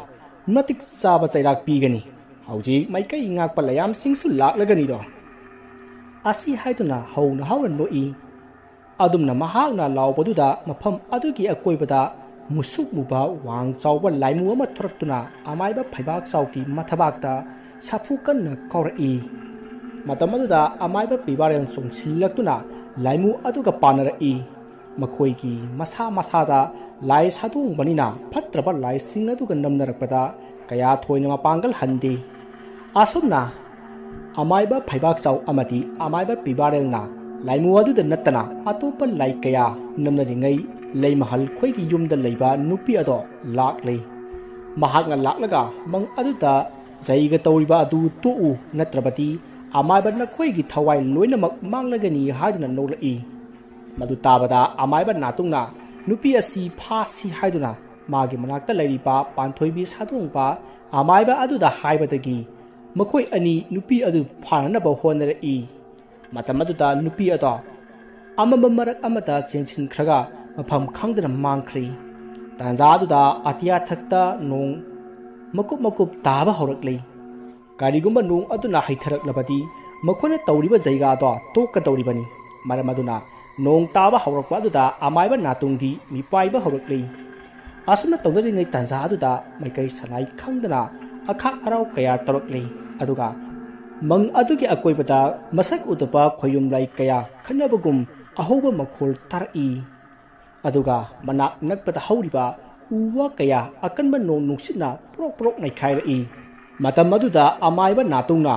ꯃꯪꯂꯣꯝꯗ ꯄ꯭ꯔꯞ ꯆꯪꯂꯛꯇꯨꯅ ꯃꯈꯣꯏꯅ ꯇꯧꯔꯤꯕ ꯖꯩꯒꯥꯗꯣ ꯂꯣꯏꯁꯤꯟꯅꯕ ꯅꯛꯅꯔꯛꯏ ꯇꯥꯟꯖꯥ ꯑꯗꯨꯗ ꯃꯐꯝ ꯑꯗꯨꯗ ꯃꯤ ꯃꯩ ꯊꯥꯕꯒꯤ ꯃꯅꯝ ꯈꯪꯅꯝ ꯅꯝꯂꯛꯏ ꯃꯗꯨꯗ ꯑꯃꯥꯏꯕ ꯅꯥꯇꯨꯡꯅ ꯀꯣꯏꯌꯦꯡ ꯌꯦꯡꯂꯛꯄꯗ ꯃꯪ ꯑꯗꯨꯒꯤ ꯃꯇꯥꯏ ꯊꯪꯕ ꯀꯥꯆꯤꯟ ꯑꯃꯗ ꯂꯥꯏꯃꯨ ꯑꯃ ꯂꯦꯞꯂꯤꯕꯗꯣ ꯅꯥꯇꯨꯡꯅ ꯎꯔꯦ ꯃꯗꯨ ꯎꯕꯗ ꯅꯥꯇꯨꯡꯅ ꯂꯥꯏꯃꯨ ꯑꯗꯣ ꯍꯤꯌꯥꯡ ꯑꯊꯧꯕꯅꯤ ꯍꯥꯏꯕ ꯈꯪꯂꯗꯨꯅ ꯃꯥꯕꯨ ꯂꯩꯇꯥꯏꯅꯅꯕ ꯀꯟꯅ ꯍꯣꯠꯅꯔꯛꯏ ꯑꯗꯨꯕꯨ ꯈꯪꯍꯧꯗꯅ ꯍꯤꯌꯥꯡ ꯑꯊꯧꯕ ꯑꯗꯨꯅ ꯆꯣꯡꯁꯤꯜꯂꯛꯇꯨꯅ ꯑꯃꯥꯏꯕ ꯅꯥꯇꯨꯡꯗꯨ ꯁꯥꯐꯨ ꯀꯟꯅ ꯀꯥꯎꯔꯛꯄꯗ ꯑꯃꯥꯏꯕ ꯅꯥꯇꯨꯡꯗꯣ ꯃꯪ ꯑꯗꯨꯒꯤ ꯃꯩꯅ ꯉꯔꯪ ꯆꯥꯛꯂꯤꯕ ꯑꯗꯨꯗ ꯇꯥꯁꯤꯟꯒꯦ ꯇꯧꯈꯤ ꯑꯗꯨꯕꯨ ꯂꯥꯏꯕꯛ ꯐꯕꯅ ꯇꯥꯕꯃꯛꯇꯤ ꯇꯥꯍꯧꯗ꯭ꯔꯤ ꯃꯗꯨꯗ ꯑꯃꯥꯏꯕ ꯅꯥꯇꯨꯡꯅ ꯃꯥꯒ ꯊꯕꯛ ꯇꯧꯃꯤꯟꯅꯔꯤꯕ ꯑꯃꯥꯏꯕꯁꯤꯡꯗꯨ ꯀꯗꯥꯏꯗ ꯂꯩꯕꯅꯣ ꯍꯥꯏꯅ ꯌꯦꯡꯂꯛꯄꯗ ꯀꯅꯥꯃꯠꯇ ꯂꯩꯔꯝꯗ꯭ꯔꯤ ꯑꯃꯥꯏꯕꯁꯤꯡ ꯑꯗꯨꯒꯤ ꯃꯍꯨꯠ ꯌꯦꯡꯕꯗ ꯑꯀꯤꯕ ꯐꯪꯂꯕ ꯂꯥꯏꯃꯨ ꯀꯌꯥ ꯂꯦꯞꯇꯨꯅ ꯂꯩꯔꯝꯈꯤ ꯃꯁꯤꯗꯒꯤ ꯈꯪꯍꯧꯗꯅ ꯂꯥꯏꯃꯨꯁꯤꯡ ꯑꯗꯨꯅ ꯆꯪꯁꯤꯜꯂꯛꯇꯨꯅ ꯑꯃꯥꯏꯕ ꯅꯥꯇꯨꯡꯗꯣ ꯃꯩꯅꯨꯡ ꯑꯗꯨꯗ ꯅꯝꯁꯤꯟꯈꯤ ꯑꯗꯨꯝꯅ ꯇꯧꯕ ꯑꯗꯨꯗ ꯑꯃꯥꯏꯕ ꯅꯥꯇꯨꯡꯗꯨ ꯌꯥꯝꯅ ꯀꯟꯅ ꯂꯥꯎꯈꯤ ꯃꯍꯥꯛꯅ ꯂꯥꯎꯕꯗꯨ ꯇꯥꯏꯕꯪ ꯐꯥꯎꯔꯛꯂꯗꯨꯅ ꯃꯅꯥꯛꯇ ꯇꯨꯝꯂꯤꯕ ꯑꯃꯥꯏꯕꯁꯤꯡ ꯑꯗꯣ ꯐꯨꯛ ꯍꯧꯒꯠꯅꯔꯛꯇꯨꯅ ꯑꯣꯖꯥ ꯀꯩꯗꯧꯔꯒꯦ ꯍꯥꯏꯗꯨꯅ ꯃꯁꯥ ꯅꯣꯝꯗꯨꯅ ꯍꯧꯗꯣꯔꯛꯏ ꯃꯗꯨꯗ ꯑꯃꯥꯏꯕ ꯅꯥꯇꯨꯡꯗꯣ ꯃꯃꯤꯠ ꯈꯪꯄꯥꯡ ꯄꯥꯡꯂꯛꯇꯨꯅ ꯐꯨꯛ ꯂꯥꯎꯅ ꯍꯧꯒꯠꯂꯛꯏ ꯃꯗꯨꯗ ꯑꯃꯥꯏꯕ ꯄꯤꯕꯥꯔꯦꯜꯅ ꯏꯇꯥꯎ ꯀꯔꯤ ꯃꯪꯕꯤꯔꯨꯔꯒꯦ ꯑꯗꯨ ꯋꯥꯕꯗꯨꯕꯣ ꯑꯃꯥꯏꯕ ꯄꯤꯕꯥꯔꯦꯜꯒꯤ ꯋꯥꯗꯨ ꯇꯥꯕꯗ ꯑꯃꯥꯏꯕ ꯅꯥꯇꯨꯡꯅ ꯃꯥꯒꯤ ꯃꯪꯗ ꯊꯣꯛꯈꯤꯕ ꯎꯈꯤꯕ ꯄꯨꯝꯅꯃꯛ ꯇꯝꯈꯤ ꯑꯗꯨꯒ ꯂꯩꯔꯤꯕ ꯑꯃꯥꯏꯕꯁꯤꯡ ꯑꯗꯨꯗ ꯊꯧꯔꯝ ꯑꯁꯤ ꯂꯣꯏꯗ꯭ꯔꯤꯉꯩ ꯀꯅꯥꯃꯠꯇꯅ ꯆꯠꯄꯤꯈꯤꯅꯨ ꯍꯥꯏꯅ ꯃꯌꯥꯝꯗ ꯍꯥꯏꯖꯔꯛꯂꯤ ꯃꯗꯨꯗ ꯑꯃꯥꯏꯕ ꯃꯌꯥꯝꯅ ꯑꯃꯠꯇ ꯑꯣꯏꯅ ꯆꯠꯂꯣꯏ ꯍꯥꯏꯗꯨꯅ ꯌꯥꯅꯔꯤ ꯃꯇꯝꯗꯨ ꯍꯧꯈ꯭ꯔꯦ ꯑꯌꯨꯛꯀꯤ ꯃꯇꯝꯅꯤ ꯃꯇꯝ ꯑꯗꯨꯗ ꯑꯃꯥꯏꯕ 7 ꯌꯥꯎꯅ ꯂꯩꯀꯥꯏ ꯑꯗꯨꯒꯤ ꯑꯍꯟ ꯀꯌꯥꯒ ꯂꯣꯏꯅꯅ ꯍꯣꯔꯦꯟ ꯅꯨꯃꯤꯗꯥꯡꯒꯤ ꯂꯥꯏ ꯈꯣꯏꯔꯝꯅꯕ ꯁꯦꯝ ꯁꯥꯔꯛꯏ꯫ ꯃꯃꯥꯡ ꯊꯛꯇ ꯑꯃꯥꯏꯕ ꯈꯨꯏꯊꯦꯛꯅ ꯇꯧꯈꯤꯕ ꯑꯗꯨꯒꯨꯝ ꯑꯃꯥꯏꯕ 8 ꯑꯗꯨꯁꯨ ꯁꯦꯝ ꯁꯥꯔꯛꯏ꯫ ꯃꯁꯤꯗꯒꯤ ꯃꯈꯣꯏ ꯅꯨꯃꯤꯠ ꯇꯥꯕ ꯉꯥꯏꯗꯨꯅ ꯂꯩꯔꯤ꯫ ꯅꯨꯃꯤꯠ ꯑꯗꯨꯒꯤ ꯅꯨꯃꯤꯗꯥꯡꯅꯤ ꯑꯃꯥꯏꯕ ꯄꯨꯝꯅꯃꯛ ꯂꯩꯀꯥꯏꯒꯤ ꯃꯤꯄꯣꯠꯂꯣꯏꯐꯝ ꯃꯪ ꯑꯗꯨꯗ ꯂꯥꯛꯂꯤ꯫ ꯃꯁꯤꯒꯤ ꯃꯔꯝꯗꯤ ꯃꯃꯥꯡ ꯊꯛꯇ ꯑꯃꯥꯏꯕ ꯕꯤꯖꯣꯏ ꯆꯟꯗ꯭ꯔ ꯑꯃꯗꯤ ꯃꯆꯥꯅꯨꯄꯥ ꯍꯥꯠꯈꯤꯕ ꯌꯥꯝꯅ ꯃꯄꯥꯡꯒꯜ ꯀꯟꯕ ꯂꯥꯏꯃꯨ ꯑꯗꯨ ꯃꯪ ꯑꯁꯤꯗ ꯁꯥꯊꯣꯛꯇꯨꯅ ꯂꯩ꯫ ꯃꯔꯝ ꯑꯗꯨꯅ ꯂꯥꯏꯃꯨ ꯑꯗꯨꯕꯨ ꯍꯥꯟꯅ ꯂꯣꯏꯁꯤꯜꯂꯒ ꯂꯩꯃꯍꯜꯅ ꯍꯥꯟꯅ ꯂꯩꯔꯝꯕ ꯌꯨꯝ ꯑꯗꯨꯗ ꯆꯠꯁꯤ ꯍꯥꯏꯅꯗꯨꯅ ꯑꯃꯥꯏꯕ 8 ꯃꯪ ꯑꯗꯨꯗ ꯍꯥꯟꯅ ꯂꯥꯛꯂꯤꯕꯅꯤ꯫ ꯃꯁꯤꯗꯒꯤ ꯂꯩꯀꯥꯏꯒꯤ ꯃꯤꯄꯣꯠꯂꯣꯏꯐꯝ ꯃꯪ ꯑꯗꯨ ꯌꯧꯔꯕꯗ ꯑꯃꯥꯏꯕ 8 ꯑꯗꯨꯅ ꯃꯪ ꯑꯗꯨꯗ ꯀꯥꯈꯠꯂꯛꯂꯒ ꯃꯪ ꯑꯗꯨꯒꯤ ꯃꯤꯄꯣꯠꯂꯣꯏꯐꯝ ꯑꯗꯨꯒꯤ ꯃꯅꯥꯛꯇ ꯃꯩꯔꯥ ꯊꯥꯟꯗꯨꯅ ꯗꯨꯛ ꯊꯥꯗꯨꯅ ꯃꯈꯣꯏꯅ ꯁꯤꯜ ꯂꯥꯡꯂꯤꯕ ꯄꯨꯝꯅꯃꯛ ꯃꯐꯝ ꯑꯗꯨꯗ ꯊꯝꯂꯒ ꯂꯥꯏ ꯈꯣꯏꯔꯝꯕ ꯍꯧꯔꯛꯏ꯫ ꯃꯇꯝ ꯑꯗꯨꯗ ꯂꯩꯀꯥꯏ ꯑꯗꯨꯗ ꯂꯩꯔꯤꯕ ꯍꯨꯏꯁꯤꯡ ꯑꯗꯣ ꯃꯃꯤꯠꯇ ꯂꯥꯏ ꯎꯕꯗꯒꯤ ꯀꯞꯄ ꯍꯧꯔꯛꯏ꯫ ꯑꯗꯨꯝꯅ ꯑꯃꯥꯏꯕ 8 ꯑꯗꯨꯅ ꯃꯪ ꯑꯗꯨꯗ ꯁꯥꯊꯣꯛꯇꯨꯅ ꯂꯩꯔꯤꯕ ꯃꯄꯥꯡꯒꯜ ꯀꯜꯂꯕ ꯂꯥꯏ ꯑꯗꯣ ꯃꯪ ꯑꯗꯨꯗ ꯂꯥꯛꯎ ꯍꯥꯏꯕ ꯌꯥꯗ꯭ꯔꯦ꯫ ꯃꯁꯤꯗꯒꯤ ꯑꯃꯥꯏꯕ 8 ꯑꯗꯨꯅ ꯑꯀꯟꯕ ꯂꯩꯋꯥ ꯀꯌꯥ ꯁꯣꯟꯗꯨꯅ ꯃꯪ ꯑꯗꯨꯒꯤ ꯑꯀꯣꯏꯕꯗ ꯀꯣꯏꯅ ꯆꯠꯇꯨꯅ ꯂꯩꯋꯥ ꯀꯌꯥ ꯁꯣꯜꯂꯛꯏ꯫ ꯑꯗꯨꯝꯅ ꯇꯧꯔꯤꯉꯩꯗ ꯑꯃꯥꯏꯕ ꯕꯤꯖꯣꯏ ꯆꯟꯗ꯭ꯔꯒꯤ ꯌꯨꯝꯗ ꯂꯩꯍꯧꯕꯤ ꯅꯨꯄꯤ ꯑꯗꯣ ꯃꯁꯝ ꯃꯅꯥ ꯏꯐꯥ ꯐꯥꯗꯨꯅ ꯌꯥꯝꯅ ꯁꯥꯎꯅ ꯑꯀꯤꯕ ꯁꯛꯇ ꯑꯃꯒ ꯂꯣꯏꯅꯅ ꯃꯈꯨꯠꯇ ꯊꯥꯡ ꯁꯣꯔꯤ ꯑꯃ ꯄꯥꯏꯔꯒ ꯂꯥꯛꯂꯤ꯫ ꯃꯗꯨ ꯎꯕꯗ ꯑꯃꯥꯏꯕ 8 ꯑꯗꯣ ꯅꯨꯄꯤ ꯑꯗꯨꯗ ꯌꯦꯡꯂꯒ ꯃꯈꯣꯏꯅ ꯄꯥꯏꯔꯤꯕ ꯍꯪꯒꯥꯝ ꯃꯔꯨ ꯑꯗꯣ ꯆꯥꯏꯊꯣꯔꯛꯏ꯫ ꯃꯗꯨꯗ ꯅꯨꯄꯤ ꯑꯗꯣ ꯌꯥꯝꯅ ꯀꯟꯅ ꯂꯥꯎꯈꯤ꯫ ꯑꯗꯨꯕꯨ ꯌꯥꯝꯅ ꯉꯛꯄꯗꯤ ꯅꯨꯄꯤ ꯑꯗꯨꯅ ꯂꯥꯎꯔꯤꯕꯗꯣ ꯁꯥꯒꯤ ꯈꯣꯟꯖꯦꯜꯗ ꯑꯣꯏꯅ ꯂꯥꯎꯔꯛꯏ꯫ ꯃꯗꯨꯗ ꯑꯃꯥꯏꯕ 8 ꯑꯗꯨꯅ ꯃꯈꯣꯏꯅ ꯆꯥꯏꯒꯦ ꯇꯧꯔꯝꯕ ꯍꯪꯒꯥꯝ ꯃꯔꯨꯁꯤꯡ ꯑꯗꯣ ꯆꯥꯏꯗꯕꯤꯗ ꯃꯈꯣꯏ ꯑꯣꯟꯁꯤꯟꯅꯔꯒ ꯍꯥꯏꯅꯩ, "ꯑꯦ, ꯀꯩꯅꯣꯅꯦ, ꯉꯁꯥꯏꯗꯒꯤ ꯀꯧꯔꯤꯕ ꯐꯠꯇ꯭ꯔꯕ ꯂꯥꯏ ꯑꯗꯨꯗꯤ ꯅꯨꯄꯤ ꯑꯁꯤꯗ ꯁꯥꯗꯣꯡꯗꯨꯅ ꯂꯩꯔꯦ꯫ ꯑꯗꯨꯗꯤ ꯅꯍꯥꯟꯋꯥꯏꯗꯒꯤ ꯃꯥꯅ ꯇꯧꯔꯤꯕ ꯊꯕꯛ ꯑꯁꯤꯗꯤ ꯃꯉꯣꯟꯗ ꯁꯥꯗꯣꯡꯂꯤꯕ ꯐꯠꯇ꯭ꯔꯕ ꯂꯥꯏꯃꯨ ꯑꯁꯤꯅ ꯏꯟꯁꯤꯟꯕꯗꯒꯤ ꯇꯧꯔꯤꯕ ꯑꯣꯏꯔꯦꯀꯣ꯫ ꯑꯗꯨꯅꯗꯤ ꯑꯩꯈꯣꯏ ꯅꯨꯄꯤ ꯑꯁꯤꯗ ꯁꯥꯗꯣꯡꯂꯤꯕ ꯂꯥꯏꯃꯨ ꯑꯁꯤ ꯈꯥꯏꯗꯣꯛꯅꯕ ꯍꯥꯟꯅ ꯑꯃꯨꯛꯇ ꯍꯣꯠꯅꯈꯤꯁꯤ꯫ ꯅꯠꯇ꯭ꯔꯕꯗꯤ ꯂꯥꯏꯃꯨ ꯑꯗꯨꯅ ꯊꯣꯛꯈꯤꯕꯗ ꯅꯨꯄꯤ ꯑꯁꯤ ꯁꯣꯏꯗꯅ ꯌꯥꯎꯈ꯭ꯔꯅꯤ." ꯑꯁꯨꯝꯅ ꯑꯃꯥꯏꯕ 8 ꯑꯗꯨ ꯍꯥꯏꯅꯔꯕ ꯃꯇꯨꯡ ꯅꯨꯄꯤ ꯑꯗꯨꯒꯤ ꯃꯁꯥꯗ ꯁꯥꯗꯣꯡꯂꯤꯕ ꯐꯠꯇ꯭ꯔꯕ ꯂꯥꯏ ꯑꯗꯣ ꯈꯥꯏꯗꯣꯛꯅꯕ ꯑꯃꯥꯏꯕ 8 ꯑꯗꯨꯅ ꯀꯟꯅ ꯍꯣꯠꯅꯔꯛꯏ꯫ ꯇꯧꯔꯤꯕ ꯄꯨꯝꯅꯃꯛ ꯑꯃꯥꯏꯕ ꯅꯥꯇꯨꯡ ꯑꯃꯗꯤ ꯄꯤꯕꯥꯔꯦꯜꯒꯅ ꯇꯧꯔꯤ꯫ ꯃꯗꯨꯗ ꯃꯅꯥꯛꯇ ꯂꯩꯔꯤꯕ ꯑꯃꯥꯏꯕ 5 ꯑꯗꯨꯅ ꯊꯧꯔꯝ ꯑꯁꯤꯗ ꯑꯩꯈꯣꯏꯒꯤ ꯊꯣꯏꯗꯣꯛꯅ ꯃꯊꯧ ꯇꯥꯗꯦ, ꯑꯩꯈꯣꯏ ꯌꯥꯎꯗ꯭ꯔꯕꯁꯨ ꯌꯥꯕꯅꯤ ꯍꯥꯏꯅ ꯉꯥꯡꯅꯔꯛꯏ꯫ ꯃꯗꯨꯗ ꯅꯥꯇꯨꯡ ꯑꯃꯗꯤ ꯑꯃꯥꯏꯕ ꯄꯤꯕꯥꯔꯦꯜ ꯈꯔ ꯏꯀꯥꯏꯗꯨꯅ ꯃꯥꯏꯊꯣꯡ ꯂꯥꯡꯁꯤꯜꯂꯤ꯫ ꯃꯗꯨꯗ ꯅꯥꯇꯨꯡꯅ ꯑꯃꯥꯏꯕ ꯄꯤꯕꯥꯔꯦꯜꯗ, "ꯏꯇꯥꯎ ꯄꯤꯕꯥ, ꯊꯧꯔꯝ ꯑꯁꯤꯗꯕꯨ ꯀꯔꯝꯅ ꯑꯃꯥꯏꯕ 8 ꯆꯪꯒꯗꯧꯔꯤꯕꯅꯣ? ꯏꯇꯥꯎꯅ ꯑꯃꯥꯏꯕ 8 ꯆꯪꯒꯅꯤ ꯍꯥꯏꯕꯒꯤ ꯃꯇꯨꯡ ꯏꯟꯅ ꯃꯈꯣꯏꯁꯤꯡ ꯑꯁꯤ ꯀꯧꯔꯤꯕꯅꯤ꯫ ꯍꯧꯖꯤꯛꯇꯤ ꯃꯈꯣꯏꯒꯤ ꯃꯊꯧ ꯂꯩꯇꯗꯅ ꯂꯦꯞꯇꯨꯅ ꯂꯩꯔꯦ ꯏꯇꯥꯎ." ꯑꯁꯨꯝꯅ ꯍꯥꯏꯅꯔꯤꯉꯩ ꯃꯪ ꯑꯗꯨꯒꯤ ꯑꯀꯣꯏꯕꯗ ꯃꯤꯅ ꯗꯨꯡ ꯗꯨꯡ ꯆꯦꯟꯕꯒꯤ ꯃꯈꯣꯜ ꯇꯥꯔꯛꯂꯦ꯫ ꯑꯗꯨꯒ ꯑꯅꯛꯄ ꯑꯃꯗꯤ ꯑꯔꯥꯞꯄꯗ ꯑꯉꯥꯡ ꯀꯞꯄ, ꯃꯤꯅ ꯂꯥꯎ ꯈꯣꯡꯗꯨꯅ ꯇꯦꯡꯊꯥ ꯅꯥꯑꯣꯏꯕꯒꯤ ꯈꯣꯟꯖꯦꯜ ꯀꯌꯥ ꯇꯥꯕ ꯍꯧꯔꯛꯂꯦ꯫ ꯃꯗꯨꯗ ꯑꯃꯥꯏꯕ ꯄꯤꯕꯥꯔꯦꯜꯗꯣ ꯋꯥꯈꯜ ꯑꯃ ꯈꯪꯂꯛꯂꯗꯨꯅ ꯍꯥꯏꯔꯛꯏ, "ꯃꯌꯥꯝ ꯄꯨꯝꯅꯃꯛ, ꯍꯧꯖꯤꯛꯇꯤ ꯑꯃꯥꯏꯕ 8ꯀꯤ ꯁꯤꯖꯤꯟꯅꯐꯝ ꯈꯪꯖꯔꯦ꯫ ꯍꯧꯖꯤꯛ ꯑꯩꯈꯣꯏꯅ ꯂꯥꯏ ꯈꯥꯏꯗꯣꯛꯄ ꯉꯝꯗ꯭ꯔꯤꯕ ꯅꯨꯄꯤ ꯑꯁꯤꯕꯨꯅ ꯑꯃꯥꯏꯕ 3ꯅ ꯄꯥꯅꯕꯤꯔꯣ, ꯑꯗꯨꯒ ꯑꯩꯈꯣꯏ 4 ꯑꯃꯅ ꯑꯃꯥꯏꯕ ꯕꯤꯖꯣꯏ ꯆꯟꯗ꯭ꯔꯒꯤ ꯌꯨꯝꯗ ꯆꯠꯂꯒ ꯃꯥꯒꯤ ꯌꯨꯝꯗ ꯍꯧꯖꯤꯛ ꯂꯩꯔꯤꯕ ꯂꯥꯏꯁꯤꯡ ꯑꯗꯣ ꯄꯥꯅꯔꯨꯔꯒꯦ꯫ ꯍꯧꯖꯤꯛ ꯑꯩꯈꯣꯏꯅ ꯄꯥꯅꯒꯗꯧꯔꯤꯕ ꯑꯁꯤ ꯃꯪ ꯑꯁꯤꯗ ꯂꯩꯔꯤꯕ ꯂꯥꯏꯃꯨ ꯑꯁꯤꯒ ꯑꯃꯥꯏꯕ ꯕꯤꯖꯣꯏ ꯆꯟꯗ꯭ꯔꯒꯤ ꯌꯨꯝꯗ ꯂꯩꯔꯤꯕ ꯌꯥꯝꯂꯕ ꯇꯤꯟꯕꯨ ꯂꯥꯏꯃꯨꯁꯤꯡ ꯑꯗꯨꯒ ꯑꯅꯤ ꯊꯣꯛꯅ ꯇꯥꯏꯅꯒꯗꯕꯅꯤ꯫ ꯃꯔꯝ ꯑꯗꯨꯅ ꯑꯃꯥꯏꯕ 8 ꯆꯪꯂꯤꯕꯅꯤ꯫ ꯑꯗꯨꯅ ꯑꯩꯈꯣই 4 ꯆꯠꯂꯒꯦ, ꯅꯈꯣꯏ 3 ꯑꯃꯅ ꯅꯨꯄꯤ ꯑꯁꯤ ꯇꯥꯏꯅꯕꯤꯍꯧꯔꯣ." ꯑꯁꯨꯝꯅ ꯍꯧꯗꯣꯔꯛꯂꯤꯕ ꯋꯥꯐꯝ ꯑꯗꯨ ꯌꯥꯅꯔꯗꯨꯅ ꯑꯃꯥꯏꯕ ꯅꯥꯇꯨꯡ ꯑꯃꯗꯤ ꯄꯤꯕꯥꯔꯦꯜ ꯌꯥꯎꯅ ꯃꯈꯣꯏ 4 ꯑꯃꯅ ꯑꯃꯥꯏꯕ ꯕꯤꯖꯣꯏ ꯆꯟꯗ꯭ꯔꯒꯤ ꯌꯨꯝꯗ ꯂꯩꯋꯥ ꯁꯣꯟꯗꯨꯅ ꯂꯥꯛꯂꯤ꯫ ꯃꯈꯣꯏꯅ ꯑꯁꯨꯝ ꯂꯥꯛꯄꯗ ꯃꯈꯣꯏꯒꯤ ꯇꯨꯡꯗ ꯐꯠꯇ꯭ꯔꯕ ꯇꯤꯟꯕꯨ ꯂꯥꯏꯃꯨꯁꯤꯡ ꯑꯗꯨꯅ ꯃꯈꯣꯏꯕꯨ ꯍꯥꯠꯀꯗꯕꯒꯨꯝ ꯆꯣꯡꯁꯤꯟꯅꯕ ꯍꯣꯠꯅꯔꯛꯏ꯫ ꯑꯗꯨꯕꯨ ꯃꯈꯣꯏ 4 ꯑꯗꯨꯅ ꯍꯪꯒꯥꯝ ꯃꯔꯨꯗ ꯂꯩꯋꯥ ꯁꯣꯟꯗꯨꯅ ꯆꯥꯏꯊꯣꯛꯄꯗꯒꯤ ꯃꯈꯣꯏꯗ ꯁꯣꯛꯄꯗꯤ ꯉꯝꯈꯤꯗꯦ꯫ ꯑꯁꯨꯝꯅ ꯂꯥꯛꯄꯅ ꯃꯈꯣꯏ ꯑꯃꯥꯏꯕ ꯕꯤꯖꯣꯏ ꯆꯟꯗ꯭ꯔꯒꯤ ꯌꯨꯝ ꯑꯗꯨ ꯌꯧꯔꯦ꯫ ꯌꯨꯝ ꯑꯗꯨ ꯌꯧꯕꯗ ꯑꯉꯛꯄ ꯑꯀꯤꯕꯅ ꯄꯤꯛ ꯊꯜꯂꯤ꯫ ꯌꯨꯝ ꯑꯗꯨꯒꯤ ꯑꯀꯣꯏꯕꯗ ꯃꯁꯤꯡ ꯌꯥꯝꯂꯕ ꯐꯠꯇ꯭ꯔꯕ ꯂꯥꯏ ꯃꯌꯥꯝ ꯑꯃ ꯌꯨꯝ ꯑꯗꯨꯒꯤ ꯃꯈꯥ ꯊꯪꯕ ꯌꯦꯅꯈꯥꯗ ꯍꯧꯔꯤꯕ ꯑꯆꯧꯕ ꯈꯣꯡꯅꯥꯡ ꯑꯗꯨꯒꯤ ꯑꯀꯣꯏꯕꯗ ꯀꯣꯏꯆꯦꯟ ꯆꯦꯟꯗꯨꯅ ꯁꯥꯟꯅꯕ ꯌꯥꯎ, ꯈꯣꯡꯅꯥꯡ ꯑꯗꯨꯒꯤ ꯃꯁꯥꯁꯤꯡꯗ ꯇꯣꯡꯗꯨꯅ ꯂꯩꯕ ꯌꯥꯎ ꯇꯧꯗꯨꯅ ꯂꯥꯏꯅ ꯄꯤꯛ ꯊꯜꯂꯤ ꯑꯗꯨꯛ ꯌꯥꯝꯈ꯭ꯔꯕ ꯂꯩꯌꯥꯝꯗꯨ ꯎꯕꯗ ꯑꯃꯥꯏꯕ ꯅꯥꯇꯨꯡ ꯑꯃꯗꯤ ꯑꯃꯥꯏꯕ ꯄꯤꯕꯥꯔꯦꯜꯒ ꯂꯣꯏꯅꯔꯛꯂꯤꯕ ꯑꯃꯥꯏꯕ ꯑꯅꯤ ꯑꯗꯨꯗꯤ ꯃꯤꯄꯥꯏꯕ ꯐꯥꯎꯔꯤ ꯃꯁꯤꯗꯒꯤ ꯑꯃꯥꯏꯕ ꯅꯥꯇꯨꯡꯅ ꯑꯩꯈꯣꯏ ꯂꯦꯞꯇꯨꯅ ꯂꯩꯕꯒꯤ ꯃꯇꯝ ꯅꯠꯇ꯭ꯔꯦ ꯃꯈꯣꯏꯁꯤꯡ ꯑꯁꯤꯕꯨ ꯐꯥꯖꯤꯟꯗꯨꯅ ꯊꯝꯈꯤꯕ ꯆꯐꯨ ꯑꯗꯨ ꯃꯈꯣꯏꯒꯤ ꯍꯤꯡꯈꯣꯜ ꯑꯁꯤꯗ ꯁꯣꯏꯗꯅ ꯂꯩꯔꯝꯒꯅꯤ ꯃꯗꯨ ꯑꯃꯨꯛꯇ ꯊꯤꯁꯤ ꯅꯥꯇꯨꯡꯒꯤ ꯋꯥꯗꯨ ꯇꯥꯕꯗ ꯑꯃꯥꯏꯕꯁꯤꯡ ꯑꯗꯨꯅ ꯂꯩ ꯃꯈꯜꯒꯤ ꯃꯆꯥꯅꯨꯄꯤ ꯁꯥꯒꯩ ꯉꯥꯟꯕꯤꯅ ꯈꯣꯠꯇꯣꯛꯇꯨꯅ ꯃꯈꯨꯝ ꯍꯥꯡꯗꯣꯛꯈꯤꯕ ꯆꯐꯨ ꯑꯗꯣ ꯊꯤꯕ ꯍꯧꯔꯛꯏ ꯑꯁꯨꯝꯅ ꯊꯤꯔꯛꯄꯗ ꯍꯤꯡꯈꯣꯜ ꯑꯗꯨꯒꯤ ꯃꯃꯥꯡꯂꯣꯝꯗ ꯆꯐꯨ ꯑꯗꯣ ꯇꯥꯗꯨꯅ ꯂꯩꯔꯝꯂꯤ ꯃꯁꯤꯗꯒꯤ ꯑꯃꯥꯏꯕ ꯄꯤꯕꯥꯔꯦꯜ ꯑꯃꯗꯤ ꯑꯃꯥꯏꯕ ꯅꯥꯇꯨꯡꯅ ꯆꯐꯨ ꯑꯗꯣ ꯄꯥꯏꯈꯠꯇꯨꯅ ꯌꯦꯡꯉꯤ ꯃꯁꯤꯗꯒꯤ ꯂꯥꯏ ꯈꯣꯏꯔꯝꯗꯨꯅ ꯌꯨꯝ ꯑꯗꯨꯗ ꯂꯩꯔꯤꯕ ꯑꯃꯗꯤ ꯈꯣꯡꯅꯥꯡ ꯑꯗꯨꯗ ꯂꯩꯔꯤꯕ ꯂꯩꯌꯥꯝꯁꯤꯡ ꯑꯗꯣ ꯑꯃꯨꯛ ꯀꯧꯁꯤꯟꯕ ꯍꯧꯔꯛꯂꯤ ꯑꯗꯨꯝꯅ ꯇꯧꯔꯛꯄꯗ ꯈꯣꯡꯅꯥꯡ ꯑꯗꯨꯗ ꯂꯩꯔꯤꯕ ꯂꯩꯌꯥꯝꯁꯤꯡ ꯑꯗꯣ ꯑꯁꯨꯝ ꯑꯃꯨꯕ ꯃꯩꯈꯨ ꯑꯣꯟꯕ ꯍꯧꯔꯛꯂꯤ ꯃꯁꯤꯗꯒꯤ ꯂꯩꯌꯥꯝꯁꯤꯡ ꯑꯗꯣ ꯃꯩꯈꯨ ꯑꯣꯟꯗꯨꯅ ꯍꯥꯟꯅꯒꯨꯝꯅ ꯆꯐꯨ ꯑꯗꯨꯗ ꯆꯪꯕ ꯍꯧꯔꯛꯏ ꯃꯁꯤꯗꯒꯤ ꯂꯩꯌꯥꯝꯁꯤꯡ ꯑꯗꯨ ꯆꯪꯕ ꯍꯦꯛ ꯂꯣꯏꯕꯒ ꯆꯐꯨ ꯑꯗꯨꯕꯨ ꯍꯥꯟꯅ ꯈꯨꯝꯂꯝꯕ ꯐꯤ ꯑꯗꯨꯅ ꯈꯣꯝꯖꯤꯟꯗꯨꯅ ꯍꯥꯟꯅ ꯇꯧꯔꯝꯕ ꯑꯗꯨꯒ ꯆꯞ ꯆꯥꯅ ꯇꯧꯈꯤ ꯑꯗꯨꯕꯨ ꯍꯧꯖꯤꯛꯁꯤ ꯌꯨꯝ ꯑꯗꯨꯗ ꯀꯔꯤꯒꯨꯝꯕ ꯈꯔ ꯂꯩꯕꯗꯧꯅ ꯇꯧꯈꯤ ꯃꯗꯨꯗ ꯑꯃꯥꯏꯕ ꯄꯤꯕꯥꯔꯦꯜꯅ ꯂꯩꯋꯥ ꯁꯣꯟꯗꯨꯅ ꯍꯪꯒꯥꯝ ꯃꯔꯨ ꯈꯔ ꯌꯨꯝ ꯑꯗꯨꯗ ꯆꯥꯏꯁꯤꯟꯈꯤ ꯃꯇꯝ ꯑꯗꯨꯗ ꯌꯨꯝ ꯑꯗꯨꯗ ꯂꯩꯔꯝꯕ ꯂꯥꯏꯗꯤ ꯑꯅꯤ ꯄꯔꯞ ꯄꯔꯞ ꯆꯦꯟꯊꯣꯔꯛꯑꯒ ꯃꯈꯥ ꯊꯪꯕꯗ ꯍꯧꯔꯤꯕ ꯂꯐꯨ ꯄꯥꯝꯕꯤꯁꯤꯡ ꯑꯗꯣꯝꯗ ꯆꯦꯟꯁꯤꯟꯈ꯭ꯔꯤ ꯃꯗꯨꯗ ꯑꯃꯥꯏꯕ ꯅꯥꯇꯨꯡꯅ ꯏꯇꯥꯎ ꯄꯤꯕ ꯑꯩꯈꯣꯏ ꯑꯃꯥꯏꯕ ꯑꯅꯤꯅ ꯆꯐꯨ ꯑꯁꯤ ꯈꯔ ꯂꯥꯞꯅ ꯆꯤꯡꯅꯨꯡ ꯑꯃꯗ ꯐꯨꯝꯂꯨꯔꯒꯦ ꯀꯅꯥꯒꯨꯝꯕꯅ ꯊꯦꯡꯅꯗꯅꯕ ꯑꯗꯨꯒ ꯏꯇꯥꯎꯒ ꯑꯣꯖꯥ ꯑꯃꯥꯏꯕ ꯑꯃꯒꯅ ꯂꯥꯏꯔꯤ ꯑꯁꯤ ꯇꯥꯏꯅꯕꯤꯍꯧꯔꯣ ꯃꯈꯣꯏꯅ ꯁꯥꯐꯣꯡꯂꯛꯂꯤꯕ ꯑꯁꯤꯗ ꯇꯥꯏꯅꯍꯧꯔꯁꯤ ꯅꯠꯇ꯭ꯔꯕꯗꯤ ꯉꯝꯗꯕꯁꯨ ꯌꯥꯏ ꯑꯃꯥꯏꯕ ꯅꯥꯇꯨꯡꯅ ꯍꯥꯏꯔꯤꯕ ꯋꯥꯗꯨ ꯃꯈꯣꯏ ꯂꯣꯏꯅ ꯌꯥꯔꯗꯨꯅ ꯑꯃꯥꯏꯕ ꯅꯥꯇꯨꯡꯒ ꯑꯃꯥꯏꯕ ꯑꯃꯒꯅ ꯆꯐꯨ ꯑꯗꯣ ꯆꯤꯡꯅꯨꯡ ꯑꯃꯗ ꯄꯨꯈ꯭ꯔꯤ ꯁꯣꯝꯗ ꯑꯃꯥꯏꯕ ꯄꯤꯕꯥꯔꯦꯜ ꯑꯃꯗꯤ ꯑꯃꯥꯏꯕ ꯑꯃꯗꯨꯒꯅ ꯂꯐꯨ ꯍꯧꯔꯤꯕ ꯑꯗꯣꯝꯗ ꯆꯪꯁꯤꯟꯗꯨꯅ ꯂꯐꯨ ꯃꯔꯛ ꯑꯗꯨꯗ ꯁꯥꯊꯨꯞꯇꯨꯅ ꯂꯣꯠꯇꯨꯅ ꯂꯩꯔꯤꯕ ꯂꯥꯏꯗꯤ ꯑꯅꯤ ꯑꯗꯨꯕꯨ ꯂꯩꯋꯥ ꯁꯣꯟꯗꯨꯅ ꯀꯧꯔꯛꯏ ꯃꯁꯤꯗꯒꯤ ꯂꯥꯏꯗꯤ ꯑꯅꯤꯗꯣ ꯂꯥꯛꯂꯕꯗ ꯑꯃꯥꯏꯕ ꯄꯤꯕꯥꯔꯦꯜꯅ ꯃꯈꯣꯏꯁꯨ ꯃꯐꯝ ꯑꯁꯤꯗ ꯂꯩꯕ ꯌꯥꯔꯔꯣꯏ ꯑꯗꯨꯅ ꯈꯣꯏꯌꯨꯝ ꯑꯣꯏꯕ ꯅꯈꯣꯏꯗꯤ ꯈꯣꯏꯌꯨꯝ ꯃꯔꯛꯇ ꯇꯤꯜꯂꯨꯔꯣ ꯍꯥꯏꯗꯨꯅ ꯍꯥꯏꯔꯤ ꯃꯗꯨꯗ ꯂꯥꯏꯗꯤ ꯑꯅꯤ ꯑꯗꯨꯅ ꯍꯌꯦꯡ ꯅꯣꯡ ꯉꯥꯟꯕꯒ ꯀꯕꯣꯛ ꯍꯩꯔꯥꯛ ꯀꯠꯇꯨꯅ ꯈꯣꯏꯔꯨꯝꯖꯧ ꯅꯠꯇ꯭ꯔꯕꯗꯤ ꯍꯜꯂꯣꯏ ꯍꯥꯏꯔꯤ ꯃꯗꯨꯗ ꯑꯃꯥꯏꯕ ꯄꯤꯕꯥꯔꯦꯜꯅꯁꯨ ꯌꯥꯗꯨꯅ ꯍꯌꯦꯡ ꯁꯣꯏꯗꯅ ꯀꯠꯂꯒꯦ ꯍꯥꯏꯗꯨꯅ ꯌꯥꯅꯔꯤ ꯑꯁꯨꯝꯅ ꯍꯥꯏꯅꯔꯒ ꯂꯥꯏꯗꯤ ꯑꯅꯤ ꯑꯗꯨꯁꯨ ꯃꯥꯡꯈ꯭ꯔꯤ ꯃꯁꯤꯗꯒꯤ ꯑꯃꯥꯏꯕ ꯅꯥꯇꯨꯡꯒ ꯑꯃꯥꯏꯕ ꯑꯃꯗꯨꯒꯁꯨ ꯆꯐꯨꯗꯨ ꯐꯨꯝꯂꯨꯔꯒ ꯍꯜꯂꯛꯂꯤ ꯃꯁꯤꯗꯒꯤ ꯃꯈꯣꯏ ꯍꯔꯥꯎ ꯍꯔꯥꯎ ꯂꯩꯀꯥꯏꯒꯤ ꯃꯪ ꯑꯗꯣꯝꯗ ꯂꯥꯛꯏ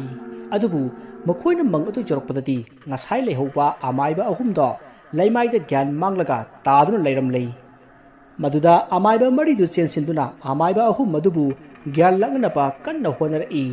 ꯑꯁꯨꯝꯅ ꯇꯧꯕꯗꯒꯤ ꯑꯃꯥꯏꯕ ꯑꯍꯨꯝꯗꯣ ꯒ꯭ꯌꯥꯟ ꯂꯥꯛꯂꯤ ꯃꯈꯣꯏꯅ ꯒ꯭ꯌꯥꯟ ꯂꯥꯛꯄꯗ ꯀꯣꯏꯌꯦꯡ ꯌꯦꯡꯉꯤ ꯃꯗꯨꯗ ꯑꯃꯥꯏꯕ ꯅꯥꯇꯨꯡꯅ ꯀꯔꯤ ꯀꯔꯤ ꯊꯧꯗꯣꯛ ꯊꯣꯛꯈ꯭ꯔꯕꯒꯦ ꯅꯨꯄꯤꯗꯨꯅ ꯀꯗꯥꯏꯗ ꯆꯠꯈ꯭ꯔꯕꯒꯦ ꯍꯥꯏꯅ ꯍꯪꯉꯤ ꯃꯗꯨꯗ ꯑꯃꯥꯏꯕ ꯑꯍꯨꯝꯗꯨꯅ ꯅꯨꯄꯤ ꯑꯗꯨꯗ ꯁꯥꯞꯊꯣꯛꯂꯤꯕ ꯂꯥꯏ ꯑꯗꯨ ꯑꯆꯝꯕ ꯂꯥꯏ ꯅꯠꯇꯦ ꯑꯄꯥꯡꯒꯜ ꯌꯥꯝꯅ ꯀꯟꯕ ꯂꯥꯏꯅꯤ ꯂꯩꯋꯥ ꯑꯀꯟꯕ ꯁꯣꯜꯂꯁꯨ ꯀꯔꯤꯃꯠꯇ ꯀꯥꯟꯅꯗꯦ ꯍꯥꯏꯅ ꯄꯥꯎꯗꯝꯂꯛꯈꯤ ꯃꯁꯤꯗꯒꯤ ꯑꯃꯥꯏꯕ ꯃꯈꯣꯏ ꯄꯨꯟꯅ ꯋꯥ ꯇꯥꯅꯔꯦ ꯃꯁꯤꯗꯒꯤ ꯅꯨꯄꯤ ꯑꯗꯨ ꯉꯁꯥꯏ ꯃꯈꯣꯏꯅ ꯂꯥꯏꯃꯨ ꯑꯗꯨ ꯂꯥꯛꯅꯅꯕ ꯀꯧꯈꯤꯕ ꯂꯩꯋꯥ ꯑꯗꯣ ꯃꯈꯣꯏ ꯇꯔꯦꯠꯅ ꯁꯣꯟꯕ ꯍꯧꯔꯛꯏ ꯃꯁꯤꯗꯒꯤ ꯅꯨꯄꯤ ꯑꯗꯨ ꯑꯃꯨꯛ ꯍꯟꯅ ꯊꯣꯔꯛꯂꯤ ꯃꯇꯝ ꯑꯗꯨꯗ ꯃꯈꯣꯏ ꯑꯃꯥꯏꯕ ꯃꯉꯥꯅ ꯅꯨꯄꯤ ꯑꯗꯨꯕꯨ ꯐꯥꯈꯤ ꯑꯗꯨꯒ ꯑꯃꯥꯏꯕ ꯑꯅꯤ ꯑꯃꯅ ꯃꯪ ꯑꯗꯨꯗ ꯂꯦꯞꯇꯨꯅ ꯂꯥꯏ ꯂꯣꯏꯁꯤꯟꯅꯕ ꯀꯟꯅ ꯍꯣꯠꯅꯔꯛꯏ ꯑꯗꯨꯅ ꯇꯧꯔꯛꯄ ꯑꯗꯨꯗ ꯅꯨꯄꯤ ꯑꯗꯨꯒꯤ ꯃꯁꯥꯗ ꯆꯪꯂꯤꯕ ꯐꯠꯇ꯭ꯔꯕ ꯂꯥꯏꯃꯨ ꯑꯗꯣ ꯅꯨꯄꯤ ꯑꯗꯨꯗꯒꯤ ꯆꯣꯡꯊꯣꯔꯛꯂꯤ ꯃꯗꯨꯗ ꯅꯨꯄꯤ ꯑꯗꯣ ꯑꯗꯨꯃꯛ ꯒ꯭ꯌꯥꯟ ꯃꯥꯡꯈ꯭ꯔꯤ ꯃꯍꯥꯛꯅ ꯆꯣꯡꯊꯣꯔꯛꯄꯗ ꯃꯥꯕꯨ ꯐꯥꯔꯤꯕ ꯑꯃꯥꯏꯕ ꯃꯉꯥ ꯑꯗꯣ ꯆꯣꯡꯊꯣꯛꯇꯨꯅ ꯇꯥꯏ ꯑꯗꯨꯕꯨ ꯃꯪꯗ ꯂꯦꯞꯂꯒ ꯂꯩꯋꯥ ꯂꯦꯞꯇꯅ ꯁꯣꯜꯂꯒ ꯂꯥꯏ ꯈꯣꯏꯔꯝꯂꯤꯕ ꯑꯃꯥꯏꯕ ꯑꯅꯤ ꯑꯗꯨꯗꯤ ꯂꯩꯋꯥ ꯁꯣꯟꯕꯗꯣ ꯂꯦꯞꯇꯦ ꯑꯁꯨꯝꯅ ꯂꯦꯞꯇꯅ ꯁꯣꯟꯕꯗ ꯂꯥꯏ ꯁꯣꯜꯂꯤꯕ ꯑꯃꯥꯏꯕ ꯑꯅꯤ ꯑꯗꯣ ꯂꯥꯏꯃꯨ ꯑꯗꯨꯅ ꯍꯥꯠꯅꯅꯕ ꯍꯣꯠꯅꯔꯛꯂꯤ ꯃꯇꯝ ꯑꯗꯨꯗ ꯑꯃꯥꯏꯕ ꯃꯈꯣꯏ ꯃꯉꯥꯅ ꯂꯩꯋꯥ ꯁꯣꯟꯗꯨꯅ ꯍꯪꯒꯥꯝ ꯃꯔꯨ ꯈꯨꯕꯝ ꯆꯈꯥꯏꯕꯗꯒꯤ ꯂꯥꯏꯃꯨ ꯑꯗꯣ ꯑꯃꯨꯕ ꯑꯆꯧꯕ ꯃꯀꯨ ꯑꯃꯒꯤ ꯁꯛꯂꯣꯟ ꯑꯣꯜꯂꯒ ꯃꯈꯥ ꯃꯥꯏꯀꯩ ꯄꯥꯡꯅ ꯄꯥꯏꯈꯤ ꯃꯁꯤꯗꯒꯤ ꯑꯃꯥꯏꯕ ꯇꯔꯦꯠ ꯑꯗꯨꯅ ꯑꯀꯟꯕ ꯂꯩꯋꯥ ꯀꯌꯥ ꯁꯣꯟꯗꯨꯅ ꯂꯥꯏꯃꯨ ꯑꯗꯣ ꯑꯃꯨꯛ ꯍꯜꯂꯛꯇꯅꯕ ꯂꯩꯈꯥꯏ ꯇꯧꯈꯤ ꯑꯁꯨꯝꯅ ꯂꯥꯏ ꯂꯣꯏꯁꯤꯜꯂꯛꯄꯗ ꯅꯣꯡꯉꯥꯜꯂꯝꯗꯥꯏꯒꯤ ꯌꯦꯟ ꯈꯣꯡꯕ ꯍꯧꯔꯛꯂꯤ ꯃꯁꯤꯗꯒꯤ ꯑꯃꯥꯏꯕ ꯇꯔꯦꯠ ꯑꯗꯨꯗꯒꯤ ꯃꯈꯣꯏ ꯈꯔꯅ ꯂꯩꯀꯥꯏꯒꯤ ꯑꯍꯟꯁꯤꯡꯗ ꯄꯥꯎ ꯄꯤꯗꯨꯅ ꯃꯪꯂꯣꯝꯗ ꯂꯥꯛꯅꯅꯕ ꯍꯥꯏꯈꯤ꯫ ꯃꯁꯤꯗꯒꯤ ꯂꯩꯀꯥꯏ ꯑꯗꯨꯒꯤ ꯃꯤ ꯃꯊꯪ ꯃꯊꯪ ꯍꯧꯗꯨꯅ ꯃꯪꯂꯣꯝꯗ ꯂꯥꯛꯂꯤ꯫ ꯃꯇꯝꯁꯤ ꯅꯣꯡꯁꯨ ꯐꯖꯅ ꯉꯥꯜꯂꯤ, ꯑꯗꯨꯒ ꯉꯁꯥꯏ ꯋꯥꯈꯜ ꯇꯥꯗꯅ ꯂꯩꯈꯤꯕꯤ ꯅꯨꯄꯤ ꯑꯗꯨꯁꯨ ꯑꯃꯥꯏꯕ ꯃꯌꯥꯝꯅ ꯍꯣꯠꯅꯕꯗꯒꯤ ꯋꯥꯈꯜ ꯂꯥꯛꯂꯤ꯫ ꯃꯍꯥꯛꯅ ꯋꯥꯈꯜ ꯂꯥꯛꯄꯗ ꯃꯍꯥꯛꯅ ꯂꯩꯔꯝꯂꯤꯕ ꯑꯗꯨ ꯀꯗꯥꯏꯗꯅꯣ ꯍꯥꯏꯕ ꯈꯪꯈꯤꯗꯦ꯫ ꯃꯗꯨꯗ ꯃꯍꯥꯛꯅ ꯃꯥꯅ ꯂꯩꯔꯝꯂꯤꯕ ꯑꯁꯤ ꯀꯗꯥꯏꯗꯅꯣ, ꯀꯔꯝꯅ ꯂꯩꯔꯝꯂꯤꯕꯅꯣ ꯍꯥꯏꯅ ꯃꯌꯥꯝꯗ ꯍꯪꯈꯤ꯫ ꯃꯗꯨꯗ ꯑꯃꯥꯏꯕ ꯅꯥꯇꯨꯡꯅ ꯊꯣꯛꯈ꯭ꯔꯕ ꯊꯧꯗꯣꯛꯁꯤꯡ ꯑꯗꯣ ꯇꯝꯈꯤ, ꯑꯗꯨꯒ ꯅꯨꯄꯤ ꯑꯗꯨꯗ ꯅꯪꯅ ꯀꯅꯥꯅꯣ ꯍꯥꯏꯅ ꯍꯪꯈꯤ꯫ ꯃꯗꯨꯗ ꯅꯨꯄꯤ ꯑꯗꯨꯅ ꯃꯍꯥꯛ ꯑꯁꯤ ꯑꯃꯥꯏꯕ ꯕꯤꯖꯣꯏꯆꯟꯗ꯭ꯔꯒꯤ ꯃꯆꯥꯅꯨꯄꯤ ꯑꯍꯜꯅꯤ, ꯃꯃꯤꯡꯅ ꯇꯦꯝꯕꯤ ꯀꯧꯏ ꯍꯥꯏꯔꯛꯈꯤ꯫ ꯃꯗꯨꯗ ꯑꯃꯥꯏꯕ ꯄꯤꯕꯥꯂꯦꯜꯅ ꯅꯪꯉꯣꯟꯗ ꯀꯔꯝꯅ ꯂꯥꯏꯃꯨ ꯑꯁꯤꯅ ꯁꯥꯊꯨꯐꯝ ꯑꯣꯏꯔꯝꯂꯤꯕꯅꯣ ꯍꯥꯏꯅ ꯍꯪꯈꯤ꯫ ꯃꯗꯨꯗ ꯇꯦꯝꯕꯤꯅ ꯂꯥꯏꯃꯨ ꯑꯁꯤ ꯑꯃꯥꯏꯕ ꯈꯨꯏꯊꯦꯡꯅ ꯂꯣꯏꯁꯤꯟꯕꯗ ꯋꯥꯠꯍꯧꯕꯅꯤ, ꯃꯍꯥꯛꯅ ꯃꯔꯝ ꯑꯣꯏꯔꯒ ꯐꯥꯖꯤꯟꯗꯨꯅ ꯊꯝꯈ꯭ꯔꯕ ꯂꯥꯏ ꯄꯨꯝꯅꯃꯛ ꯊꯥꯗꯣꯛꯇꯨꯅ ꯃꯀꯥ ꯐꯣꯡꯍꯟꯈꯤꯕꯅꯤ꯫ ꯃꯥꯅ ꯅꯣꯡꯃ ꯑꯩꯅ ꯇꯨꯝꯂꯤꯉꯩꯗ ꯂꯥꯛꯇꯨꯅ ꯀꯤꯍꯟ ꯈꯪꯍꯟꯈꯤ, ꯑꯗꯨꯒꯤ ꯃꯇꯨꯡ ꯃꯍꯥꯛ ꯑꯩꯉꯣꯟꯗ ꯆꯪꯁꯤꯟꯗꯨꯅ ꯁꯥꯊꯨꯐꯝ ꯑꯣꯏꯈꯤ꯫ ꯑꯗꯨꯕꯨ ꯑꯩꯗꯤ ꯃꯥꯅ ꯍꯦꯛ ꯁꯥꯗꯣꯡꯈꯤꯕ ꯅꯨꯃꯤꯠꯇꯒꯤ ꯉꯁꯤꯈꯛ ꯋꯥꯈꯜ ꯂꯥꯛꯂꯤꯕ ꯑꯁꯤꯅꯤ ꯍꯥꯏꯅ ꯇꯦꯟꯕꯤꯅ ꯍꯥꯏꯔꯤ꯫ ꯃꯗꯨꯗ ꯑꯃꯥꯏꯕ ꯅꯥꯇꯨꯡꯅ ꯐꯔꯦ, ꯍꯧꯈ꯭ꯔꯕꯗꯤ ꯍꯧꯈ꯭ꯔꯦ, ꯍꯧꯖꯤꯛꯇꯤ ꯄꯨꯝꯅꯃꯛꯀꯤ ꯑꯋꯥꯕ ꯀꯣꯛꯂꯒꯅꯤ ꯍꯥꯏꯅ ꯃꯌꯥꯝꯗ ꯈꯪꯍꯟꯈꯤ꯫ ꯋꯥꯗꯨ ꯇꯥꯕꯗ ꯃꯌꯥꯝ ꯌꯥꯝꯅ ꯍꯔꯥꯎꯈꯤ꯫ ꯃꯁꯤꯗꯒꯤ ꯂꯩꯀꯥꯏ ꯃꯤꯌꯥꯝꯅ ꯑꯃꯥꯏꯕ ꯇꯔꯦꯠ ꯑꯗꯨꯒ ꯂꯣꯏꯅꯅ ꯑꯆꯧꯕ ꯆꯥꯛꯂꯦꯟ ꯑꯃ ꯆꯥꯅꯅꯕ ꯁꯦꯝ ꯁꯥꯈꯤ꯫ ꯑꯁꯨꯝꯅ ꯇꯧꯅꯔꯤꯉꯩ ꯆꯩꯔꯛ ꯑꯗꯨꯗ ꯑꯃꯥꯏꯕ ꯅꯥꯇꯨꯡꯒ ꯑꯃꯥꯏꯕ ꯄꯤꯕꯥꯂꯦꯜꯒꯅ ꯕꯤꯖꯣꯏꯆꯟꯗ꯭ꯔꯒꯤ ꯌꯨꯝꯒꯤ ꯂꯐꯨ ꯃꯈꯣꯡꯂꯣꯝꯗ ꯂꯥꯛꯂꯒ ꯂꯥꯏꯔꯤ ꯑꯗꯨꯅ ꯉꯔꯥꯡ ꯍꯥꯏꯔꯛꯄ ꯄꯣꯠꯂꯝꯁꯤꯡ ꯑꯗꯣ ꯀꯠꯊꯣꯛꯇꯨꯅ ꯂꯩꯈꯥꯏ ꯇꯧꯔꯝꯂꯒ ꯂꯩꯀꯥꯏ ꯑꯗꯨꯗ ꯑꯃꯨꯛ ꯂꯥꯛꯈꯤ꯫ ꯑꯁꯨꯝꯅ ꯑꯃꯥꯏꯕ ꯅꯥꯇꯨꯡꯅ ꯀꯟꯅ ꯍꯣꯠꯅꯗꯨꯅ ꯃꯈꯣꯏ ꯑꯃꯥꯏꯕ ꯇꯔꯦꯠ ꯆꯪꯗꯨꯅ ꯃꯇꯤꯛ ꯂꯩꯔꯕ ꯂꯥꯏꯁꯤꯡ ꯑꯗꯣ ꯅꯝꯗꯨꯅ ꯂꯣꯏꯁꯤꯟꯈꯤ꯫